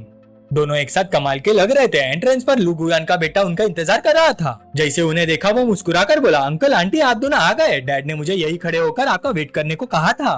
ये सुनकर लिरुबिंग एक पल के लिए हैरान रह गए, हैं हमारे इतने बड़े भतीजे भी हैं? वूचान जोर से हंस पड़ा, क्या हुआ, अभी तक नई टाइटल की आदत नहीं पड़ी? जब तक हम खुद मिलकर डिसाइड नहीं कर सकते कि एक दूसरे को क्या बुलाना है तब तक तुम्हारे डैड की बात मानने की जरूरत नहीं। भतीजा थोड़ा शर्मा गया और बोला, जी ठीक है ब्रदर वो सिस्टरली, प्लीज अंदर आइए, हॉल में चलिए। हॉल में काफी भीड़ थी। वूचान ने लिरुबिंग की कमर में हाथ डालते हुए कहा, हनी चलो किसी शांत जगह चलते हैं, यहाँ बहुत भीड़ है। तभी पीछे से एक पहचानी हुई आवाज आई, मिस्टर वू। ये वूरंग थी। पब्लिक जगह होने की वजह से उसने उसे नाम से नहीं बुलाया। उसके हाथ में 2 वाइन के ग्लास थे। वो मुस्कुराकर बोली, काफी दिन हो गए। लिरुबिंग ने अपनी राइवल को देखते ही थोड़ा असहज होकर कहा, वूरंग आज यहाँ बहुत लोग हैं, अगर तू मेरे हस्बैंड के लिए कोई प्रॉब्लम नहीं खड़ी करना चाहती तो कोई हंगामा मत करना। वूरंग ने धीरे से लिरुबिंग की तरफ देखकर कहा, मिसली क्या कह रही है, मैं अपने ही आदमी के लिए प्रॉब्लम क्यों क्रिएट करूंगी? जैसे ही दोनों मिले माहौल में हल्का सा तनाव भर गया। वूचान मनी मन हंस पड़ा। दोनों मिलते ही हवा में गन पाउडर की स्मेल आ जाती है। लिरुबिंग ने तुरंत जवाब दिया, तुम्हें अपनी पोजीशन का पता होना चाहिए, ज्यादा ऊपर चढ़ने की कोशिश मत करो। लिरुबिंग को इतना टेंस देखकर वूरंग बिल्कुल शांत आवाज में बोली, अरे इतना गुस्सा क्यों, ऐसे अपने आदमी की हेल्प कैसे करोगी? अभी थोड़ी देर पहले सुरुवन मुझसे मिलने आए थे, उनके हर बात में बस वूचान को लेकर ही सवाल थे। लिरुबिंग थोड़ा कंसर्न होकर बोली, तुम्हें नहीं लगता कुछ गड़बड़ है? वूरेंग ने आराम से वाइन का सिप लिया और बोली, मैं क्या कहती हूँ उससे कोई फर्क नहीं पड़ता, असली बात यह है सुरुवन अब क्या करने वाला है। वूचैन ने धीरे से ली रुबिंग के कान में कहा, जाकर सु शिनिन को ढूंढो। ली रुबिंग हैरान होकर बोली, इतनी बड़ी बात है क्या? वूचैन ने सिर्फ इतना कहा, जाओ यहाँ की टेंशन मत लो। ली रुबिंग का मन तो नहीं था कि वूरेंग और वूचैन को अकेला छोड़े, लेकिन उसने आखिर में सिर हिला दिया, ठीक है। ली रुबिंग के जाते ही वूचैन और वूरेंग ने अपने ग्लासेस टकराए। वूरेंग हल्की सी उदासी के साथ बोली, मेरा छोटा हस्बैंड सबके सामने मिसली के साथ इतना क्लोज था, मुझे तो बहुत बुरा लग रहा है। वूचैन उसका मतलब समझ गया। उसने हल्का सा मुस्कुराकर ग्लास टकराया और बोला, तो सिस्टर वूरेंग किसी शांत जगह चलना चाहती है? फिर वूचैन जगह ढूंढने चला गया। वूरेंग ने उसे जाते हुए देखा और प्यार से मन ही मन कहा, HMPH तुम भी ना शरारती लड़के। थोड़ी देर बाद दोनों को एक प्राइवेट जगह मिल गई। वूरेंग ने कहा, लगता है तुम जगह ढूंढने में काफी माहिर हो। बिना और कुछ कहे दोनों एक दूसरे के करीब आ गए और वूचैन पर एक जोशीला किस किया गया।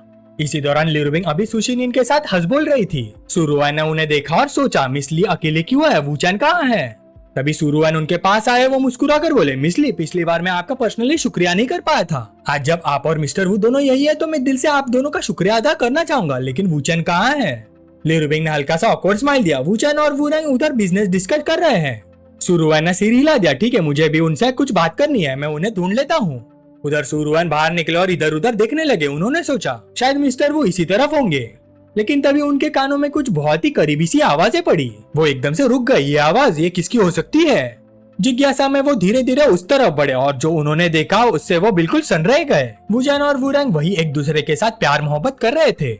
सुरुवन के माथे पर पसीना आ गया। उन्होंने मन ही मन सोचा, वूरेंग ने उस दिन कहा था अगर मैं 20 साल छोटी होती तो वूचैन के से शादी कर लेती। मैं तो उसे मजाक समझता था, लेकिन ये सब सच था। लेकिन ली रुबिंग का क्या? नहीं, असली बात उनका रिलेशनशिप नहीं है। असली सवाल यह है, क्या हर पावरफुल औरत वूचैन की तरफ खींच जाती है? इसी बीच वूरेंग को महसूस हुआ कि कोई उन्हें देख रहा है। वो तुरंत रुक गई और बोली, कौन है वहाँ? सुरुवन घबराकर तुरंत दीवार के पीछे छुप गए। वूचैन के होठों पर हल्की सी मुस्कान आ गई। उसने मन ही मन सोचा, ली रुबिंग तुमने कमाल का काम किया, अब सब कुछ लगभग कंप्लीट हो चुका है। सुरुवन पसीने से भीग चुके थे। उन्होंने सोचा, वूरेंग जैसी शक्तिशाली औरत भी अपने से 20 साल छोटे आदमी से प्यार करती है और वो आदमी किसी और का बॉयफ्रेंड भी है। उसके दिमाग में तुरंत वूरेंग और ली रुबिंग के आमने सामने आने का सीन घूम गया। दोनों की पर्सनैलिटीज वैसी ही लगती है। अगर कभी यह बात बाहर आ गई तो पूरी फाइनेंशियल दुनिया हिल जाएगी। डोंगर ली फैमिली और वो फैमिली के बीच जंग का मैदान बन जाएगा। अचानक सुरुवन के दिमाग में एक ख्याल आया, एक मिनट, कहीं ऐसा तो नहीं वूचैन इतना हिम्मती है कि सु शिनिन भी उसका सीक्रेट छुपा रही है? क्या दोनों के बीच भी कुछ है? थोड़ी देर बाद वो वापस हॉल में आए। उन्होंने देखा कि सु शिनिन, टियान टियान और ली रुबिंग खुशी खुशी बातें कर रही थी। टियान टियान मुस्कुरा कर बोली, नमस्ते अंकल। ली रुबिंग ने पूछा, अंकल सु, क्या आपको वूचैन मिल गया? सुरुवन ने थोड़ी ऑकवर्ड हंसी के साथ कहा, मैं काफी ढूंढ कर आया लेकिन वो कहीं नजर नहीं आया। ली रुबिंग ने अपना फोन निकाला और बोली, तो मैं उन्हें कॉल कर लेती हूँ। तभी अचानक हॉल में हल्ला मच गया। जल्दी से इंस्टाग्राम का नया हॉट सर्च देखो। एमसीडी की ची रियल एस्टेट के दोनों चेयरमैन अरेस्ट हो गए। उन पर मर्डर के लिए लोग हायर करने का आरोप लगा है। ये देखकर ली रुबिंग ने भी तुरंत न्यूज खोली। उसका चेहरा सीरियस हो गया। सु शिनिन ने चिंता से पूछा, क्या हुआ सिस? ली रुबिंग बोली, ची ब्रदर ने शाउडे को परेशान करके हमारे वूचैन को ऑफेंड कर दिया था। मुझे बस ये डर है कि उसने बहुत ज्यादा लोगों को दुश्मन ना बना लिया हो। सु शिनिन ने फकर से मुस्कुरा कर कहा, अरे टेंशन मत लो, वो हमारे हस्बैंड है, उन्हें कुछ नहीं होगा। तभी वूचैन चलकर उनके पास आ गया और मुस्कुराते हुए बोला, अरे यहाँ किसकी बात की गॉसिप चल रही है? वूचैन ने देखा कि सुरुवन भी वही खड़े हैं। वो बोला, अरे बॉस भी यही हैं। सुरुवन ने वूचैन की तरफ देखकर कहा, मिस्टर वू, उस दिन जो बात तुमने मुझे इन्वेस्टिगेशन करने कही थी उसका रिजल्ट मिल गया। चलो थोड़ी देर प्राइवेट में बात करते हैं। फिर दोनों एक कोने में चले गए। सु शिनिन ने हैरानी से कहा, पता नहीं दोनों क्या बात कर रहे हैं, लगता है बाद में ब्रदर वू से ही पूछना पड़ेगा। कुछ मिनट बाद वूचैन वापस आया। उसने ली रुबिंग को भावों में लेते हुए कहा, चलो मेरी जान, ब्रदर लू की वेडिंग सेरेमनी शुरू होने वाली है। ली रुबिंग ने उत्सुकता से पूछा, अंकल सु से क्या बात हुई? वूचैन मुस्कुराया, मैंने उनसे कुछ खास नहीं कहा, मैं वेडिंग खत्म होने से पहले ही निकल जाऊंगा, उसके बाद शायद वो तुम्हें मिलने आएंगे। ली रुबिंग ने थोड़े गुस्से में कहा, तुम मुझे पूरा दिन इधर उधर घुमाते रहे और सबसे मुश्किल काम मेरे सर पर डाल दिया। सिर्फ सु शिनिन की वजह से मुझे मानना पड़ा। ये सब तुम्हारी प्लानिंग थी ना, तुम इतने बुरे क्यों हो? अपनी वाइफ को नाराज देखकर वूचैन प्यार से उसके करीब आ गया और बोला, क्योंकि मेरी ली रुबिंग सबसे अमेजिंग है। ये सुनकर ली रुबिंग का गुस्सा तुरंत पिघल गया। वो शर्मा कर बोली, तुम भी ना बहुत बुरे हो। उसी दोपहर बिल्कुल वूचैन की प्रेडिक्शन के मुताबिक ली रुबिंग बस अकेली बैठी थी। तभी सुरुवन उसके पास आ गई। वो बोले, मिस ली, आप यहाँ अकेली हैं? ली रुबिंग ने आराम से अपनी ड्रिंक का सिप लिया और बोली, वूचैन को कुछ काम था इसलिए वो पहले ही चला गया। सुरुवन में बैठ गए। मिस ली, मुझे वूचैन से जुड़ी एक बात करनी है। ली रुबिंग ने उत्सुकता से पूछा, कैसी बात? सुरुवन ने गंभीर होकर कहा, मैंने सुना कि आप वूरेंग को अपना आइडल मानती थी और उनकी बहुत रिस्पेक्ट करती थी। अब आप दोनों के बीच कैसा रिश्ता है? उनकी बात पूरी भी नहीं हुई थी कि ल्यूरुबिंग ठंडी आवाज में बोली, हाँ पहले वो मेरी आइडल थी, लेकिन अब मैं उन्हें सिर्फ एक औरत के रूप में देखती हूँ। ये सुनकर सुरुवन के बदन में ठंडी सी लहर दौड़ गई, वो कुछ बोल ही नहीं पाए। ल्यूरुबिंग ने सीधा पूछा, लगता है बॉस को मेरे वूचन और उस औरत के रिलेशनशिप के बारे में पता चल गया है। सुरुवन जल्दी से बोले, तुम्हारा मतलब तुम्हें पहले से ही पता था? ल्यूरुबिंग ने शांत लहजे में जवाब दिया, मेरे वूचन की एक बुरी आदत है, वो आसानी से लड़कियों को अपनी तरफ खींच लेता है। सुरुवन हैरान रह गए, इतनी सारी वुमेन, तो फिर उसमें और डिंगलोंग में क्या फर्क है? तुम ऐसे आदमी को एक्सेप्ट कैसे कर सकती हो? मैं बुढ़ा हो गया हूँ, ये सब मेरी समझ से बाहर है। ल्यूरुबिंग हल्की सी मुस्कुराई, क्योंकि वो अलग है, आप नहीं समझेंगे अंकल। कैसे समझाओ? वूचन लोगों की सोच से कहीं ज्यादा कमाल का इंसान है, वो एक एक्स्ट्राऑर्डिनरी आदमी है। ये सुनकर सुरुवन एक पल के लिए चुप हो गए। लोगों की सोच से भी ज्यादा कमाल, कहीं वो कोई आसमानी हस्ती तो नहीं? ल्यूरुबिंग तुरंत हंस पड़ी, नहीं नहीं, आप खुद देख लीजिए, आप सब लोग चीरी रियल एस्टेट की बात कर रहे हैं, उसके पीछे भी वूचन ही है। सुरुवन हैरान होकर बोले, उसका भी कनेक्शन वूचन से है? ल्यूरुबिंग ने सिर हिला दिया। वूचन ने टोंग फैमिली और गुई फैमिली के एल्डर से कहा था कि 3 दिन के अंदर ये मैटर खत्म हो जाना चाहिए, क्योंकि ची ब्रदर्स ने उसकी एक और औरत चावड़े को ऑफेंड किया था। सुरुवन अविश्वास से बोले, मोडू की टैंग और गुई फैमिली भी उसकी हेल्प करने को तैयार हो गई। एक औरत के लिए उसने 3 दिन में मल्टी बिलियन कंपनी बर्बाद कर दी। ल्यूरुबिंग ने शांत आवाज में कहा, वूचन अपनी हर औरत से बहुत प्यार करता है, चाहे उसने उनसे कोई प्रॉमिस किया हो या नहीं। बाहर वाले कभी इमेजिन भी नहीं कर सकते कि वो उनके लिए कितना कुछ कर सकता है।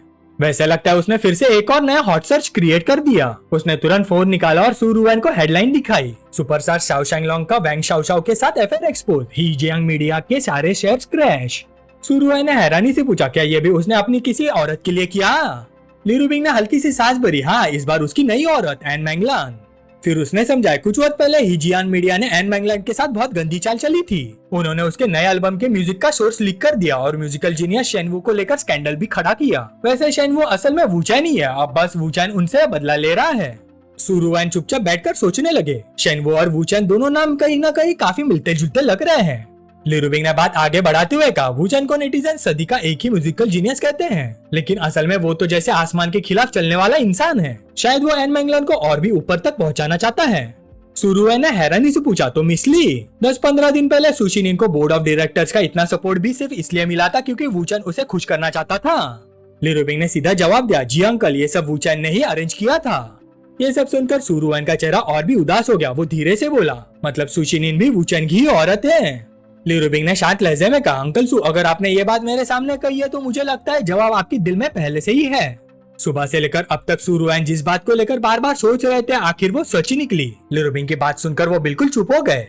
कुछ देर बाद उन्होंने धीरे से पूछा, ये सब कितने वक्त से चल रहा है? ल्यूरुबिंग बोली, अभी कुछ ही दिन हुए हैं। जिस दिन वूचन सुशिनिन को गोल्फ कोर्स से ले गया था, शायद वही उनकी पहली मुलाकात थी। सुरुवन ने जोर से अपनी मुट्ठी बांध ली। सिर्फ पहली मुलाकात में उसने मेरी वाइफ से टकरार भी कर ली और अगले ही दिन सुशिनिन बोर्ड की पावर भी हासिल कर गई।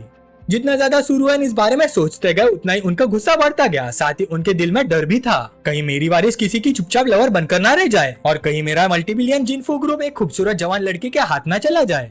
ल्यूरुबिंग ने उनकी तरफ देखकर पूछा, अंकल, कहीं आप सुशिनिन के लिए ब्लाइंड डेट अरेंज करके उसे वूचन से दूर करना तो नहीं चाहते? वो हल्की सी मुस्कुराई और बोली, मुझे लगता है आप ऐसा मत कीजिए, क्योंकि लोग मर जाएंगे।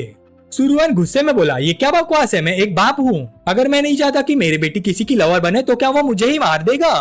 ल्यूरुबिंग ने आराम से सिर हिला दिया, नहीं नहीं, आप गलत समझ रहे हैं, मैं आपकी बात नहीं कर रही। मैं उन लड़कों की बात कर रही हूँ जो सुशिनिन से ब्लाइंड डेट करने की हिम्मत करेंगे। जो भी उसे मिलने की कोशिश करेगा वो जिंदा नहीं बचेगा। सुरुवन ने शक भरी नजरों से उसकी तरफ देखा, अच्छा, लेकिन डिंगलोंग तो अभी भी जिंदा है, या फिर सुशिनिन ल्यूरुबिंग से भी ज्यादा इम्पोर्टेंट है वूचन के लिए? ल्यूरुबिंग की आंखों में एक पल के लिए अफसोस सा दिखाई दिया। वो धीरे से बोली, डिंगलोंग 1 साल के अंदर जिंदा नहीं बचेगा। कुछ दिन पहले जब वो डोंगा आया था तब उसका एक हाथ लगभग चल ही गया था। ये सुनकर सुरुवन की रीढ़ की हड्डी तक ठंडी हो गई। उन्हें तुरंत डिंगलोंग वाला इंसिडेंट याद आ गया। उस वक्त पूरे देश में उसकी ही चर्चा थी। उन्होंने सोचा, मैं तो समझा था ली फैमिली बस अफसोस उड़ा रही है, लेकिन ये सब तो सच था। डिंगलोंग जो देश के सबसे बड़े फैमिलीज के यंग जनरेशन का जीनियस माना जाता था, वो भी वूचन का मुकाबला नहीं कर सका। सुरुवन गंभीर होकर बोला, अगर डिंगलोंग मर गया तो देश की कई बड़ी फैमिलीज का बैलेंस ही टूट जाएगा। ली फैमिली शायद और भी पावरफुल हो जाए या फिर खुद बर्बाद हो जाए। क्या तुम लोग वाकई वूचन को इतनी बड़ी तबाही मचाने दोगे?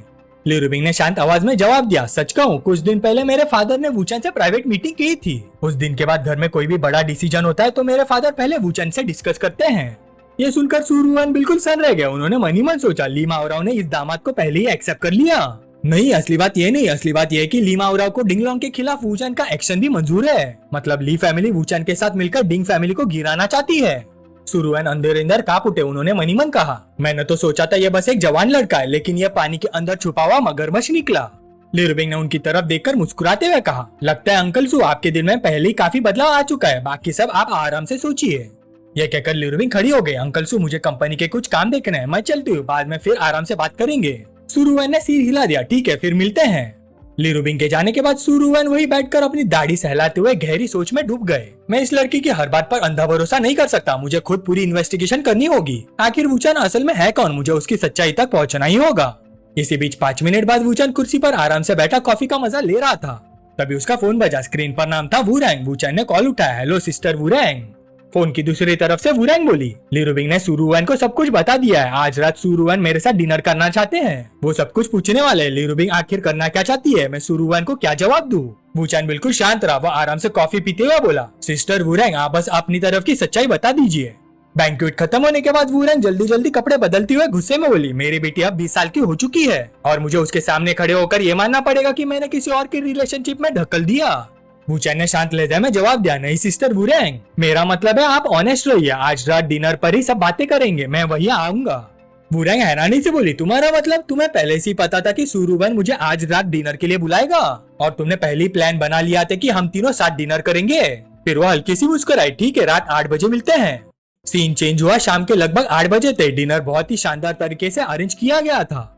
सुरुएन ने बात शुरू की, वुरैंग हम एक दूसरे को जानते हुए कितने साल हो गए? वुरैंग मुस्कुरा कर बोली, ब्रदर सू 30 साल। जब मैं तुमसे पहली बार मिली थी तब तुम सिर्फ 9 साल के थे।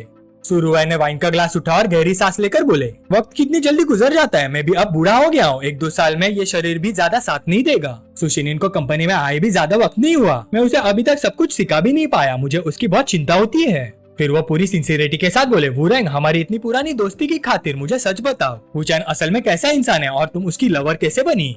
सुरुएन की घुमा फिरा कर बात करने की आदत देखकर वुरैंग समझ गई कि असली मुद्दा क्या है। वो बिल्कुल आराम से बोली, ओ क्योंकि वो बहुत हैंडसम है। सुरुएन ने तुरंत सिर हिला दिया, ये बात कोई नहीं मानेगा। सब जानते हैं कि वुरैंग के स्टैंडर्ड्स कितने हाई हैं। एशिया के सबसे बड़े टाइकून्स, मिडिल ईस्ट के ऑयल शेख्स, ना जाने कितने लोगों ने तुम्हें प्रपोज किया, लेकिन तुमने सबको मना कर दिया और अब कह रही हो कि सिर्फ हैंडसम होने की वजह से तुम वुचान की लवर बन गई। वुरैंग ने उसकी आंखों में देखते हुए धीरे से कहा, ब्रदर सू एक दोस्त होने के नाते मैं तुम्हें सिर्फ एक एडवाइस देना चाहती हूँ, कभी भी गुस्से में कोई डिसीजन मत लेना। जिस बात को बैठकर सॉल्व किया जा सकता है उसे कभी झगड़े तक मत ले जाना। इतने सालों की दोस्ती की वजह से वुरैंग को पहले ही अंदाजा था कि सुरुएन किस तरह रिएक्ट करेगा। सुरुएन ने सीधा पूछा, तुम कहना चाहती हो कि मैं वुचान को नाराज ना करूं? वुरैंग का चेहरा सीरियस हो गया, ब्रदर सू मैं चाहती हूँ कि हमारी दोस्ती हमेशा बनी रहे, लेकिन अगर सिचुएशन कंट्रोल से बाहर चली गई तो मैं गारंटी नहीं दे सकती कि मैं तुम्हारी साइड लूंगी। इसी वक्त वुचान अंदर आ गया। सुरुएन ने उसे देखते ही कहा, मिस्टर वु आप भी आ गए, अच्छा आज रात सब कुछ साफ साफ कर लेते हैं। वुचान अंदर आया और मुस्कुरा कर बोला, प्रेसिडेंट सू फिर से मुलाकात हो गई। सुरुएन ने तीखी नजरों से उसकी तरफ देखा, मिस्टर वु तुमने वाकई मेरी आंखें खोल दी। वुचान आराम से बैठ गया, फिर हल्का सा मुस्कुरा कर बोला, चेयरमैन सू आप मेरी सुशिनिन के फादर है, इसलिए एक बात पहले कह देता हूँ, कुछ सच ऐसे होते हैं जिन्हें जानने के बाद वापस नहीं लौटा जा सकता। क्या आप वाकई सब कुछ जानना चाहते हैं? ये बात सुनकर सुरुएन थोड़ा गुस्से में आ गए। उन्होंने अपना वाइन ग्लास और कसकर पकड़ लिया। आखिर वो चाइना के सबसे बड़े बिजनेस टाइकून्स में से एक थे। एक 20 साल का लड़का उन्हें धमका रहा था। उन्होंने मनी मन सोचा, ये लड़का मुझे डराने की कोशिश कर रहा है, बिल्कुल भी मेरी इज्जत नहीं कर रहा। सुरुएन ने अपनी शर्ट की बाजू ऊपर की, उनके हाथ पर एक लंबा पुराना निशान था। वो बोले, मैंने सुना है मिस्टर वो बहुत सारे सीक्रेट जानते हैं, मुझे एक बात काफी जानने की इच्छा है, क्या तुम बता सकते हो मेरे हाथ पर ये निशान कैसे आया? वुचान ने बड़े ध्यान से उस निशान को देखा, जैसे कोई एक्सपर्ट किसी पुरानी चीज की जांच कर रहा हो। फिर वो बोला, चेयरमैन सू ये निशान बहुत पुराना है। सुरुएन ने मनी मन सोचा, ये तो कोई भी देखकर बता सकता है, इसका असली रीजन सिर्फ 3 ही लोग जानते हैं, मैं, मेरी वाइफ और मेरा स्वॉन ब्रदर। वुरैंग भी अंदर अंदर टेंस हो गई। उसने सोचा, ब्रदर सू वुचान की असली एबिलिटी टेस्ट कर रहे हैं, अब वुचान जो भी बोलेगा उसी से ब्रदर सू अपना फाइनल डिसीजन लेंगे। वुचान ने शांत आवाज में कहना शुरू किया, 30 साल पहले 8 अक्टूबर 1990 की दोपहर, उस वक्त चेयरमैन सू लगभग 20 साल के थे। आप चैंगडोंग के साथ नॉर्दर्न म्यांमार गए थे। ये सुनकर सुरुएन का रंग उड़ गया, डेट भी सही, जगह भी सही। वुचान ने बिना रुके आगे कहा, वहाँ माइन में आपको इंपीरियल ग्रीन जेडाइट मिला था, उसके बाद एक बायर के साथ झगड़ा हो गया, आप और चैंगडोंग वहाँ से बचकर निकल आए, लेकिन उसी रात वो लोग फिर से आपके पीछे आ गए। उनका इरादा सिर्फ जेडाइट छीनना नहीं बल्कि आपको मार देना भी था। उस वक्त चेयरमैन सू अगर आपने उस चाकू को अपने हाथ से ना रोका होता तो आज आप जिंदा नहीं होते। उसके बाद आपने सेल्फ डिफेंस में गोली चलाई और मजबूरी में उन सबको मारकर म्यांमार से निकलना पड़ा। सुरुवन सच में इम्प्रेस हो गया। वो धीरे से बोला, हाँ बिल्कुल सही, मैंने लोगों को मारा था। आज भी 30 साल पुरानी वो बात मुझे ऐसे याद है जैसे कल ही की बात हो। फिर उन्होंने पूछा, मिस्टर वू मेरे बारे में और क्या जानते हो? वूचान हल्का सा मुस्कुराया, बहुत कुछ, जैसे आप और मेजुआन के बीच जो हुआ। क्या मैं उसकी भी बात करूं? ये सुनकर सुरुवन तुरंत चुप हो गया। उन्होंने मनी मन सोचा, अगर मैं इसे पूछूं कि मेरे शरीर पर कितने बाल है तो शायद इसका जवाब भी इसके पास होगा। अगर आपको वीडियो पसंद आई तो लाइक और शेयर जरूर करना और सब्सक्राइब करो पिकमी को, ताकि आपको मिलती रहे डेली मानवा की कहानियां हिंदी में। अगला पार्ट और भी इंटरेस्टिंग होगा, तो मिलते हैं नेक्स्ट वीडियो में।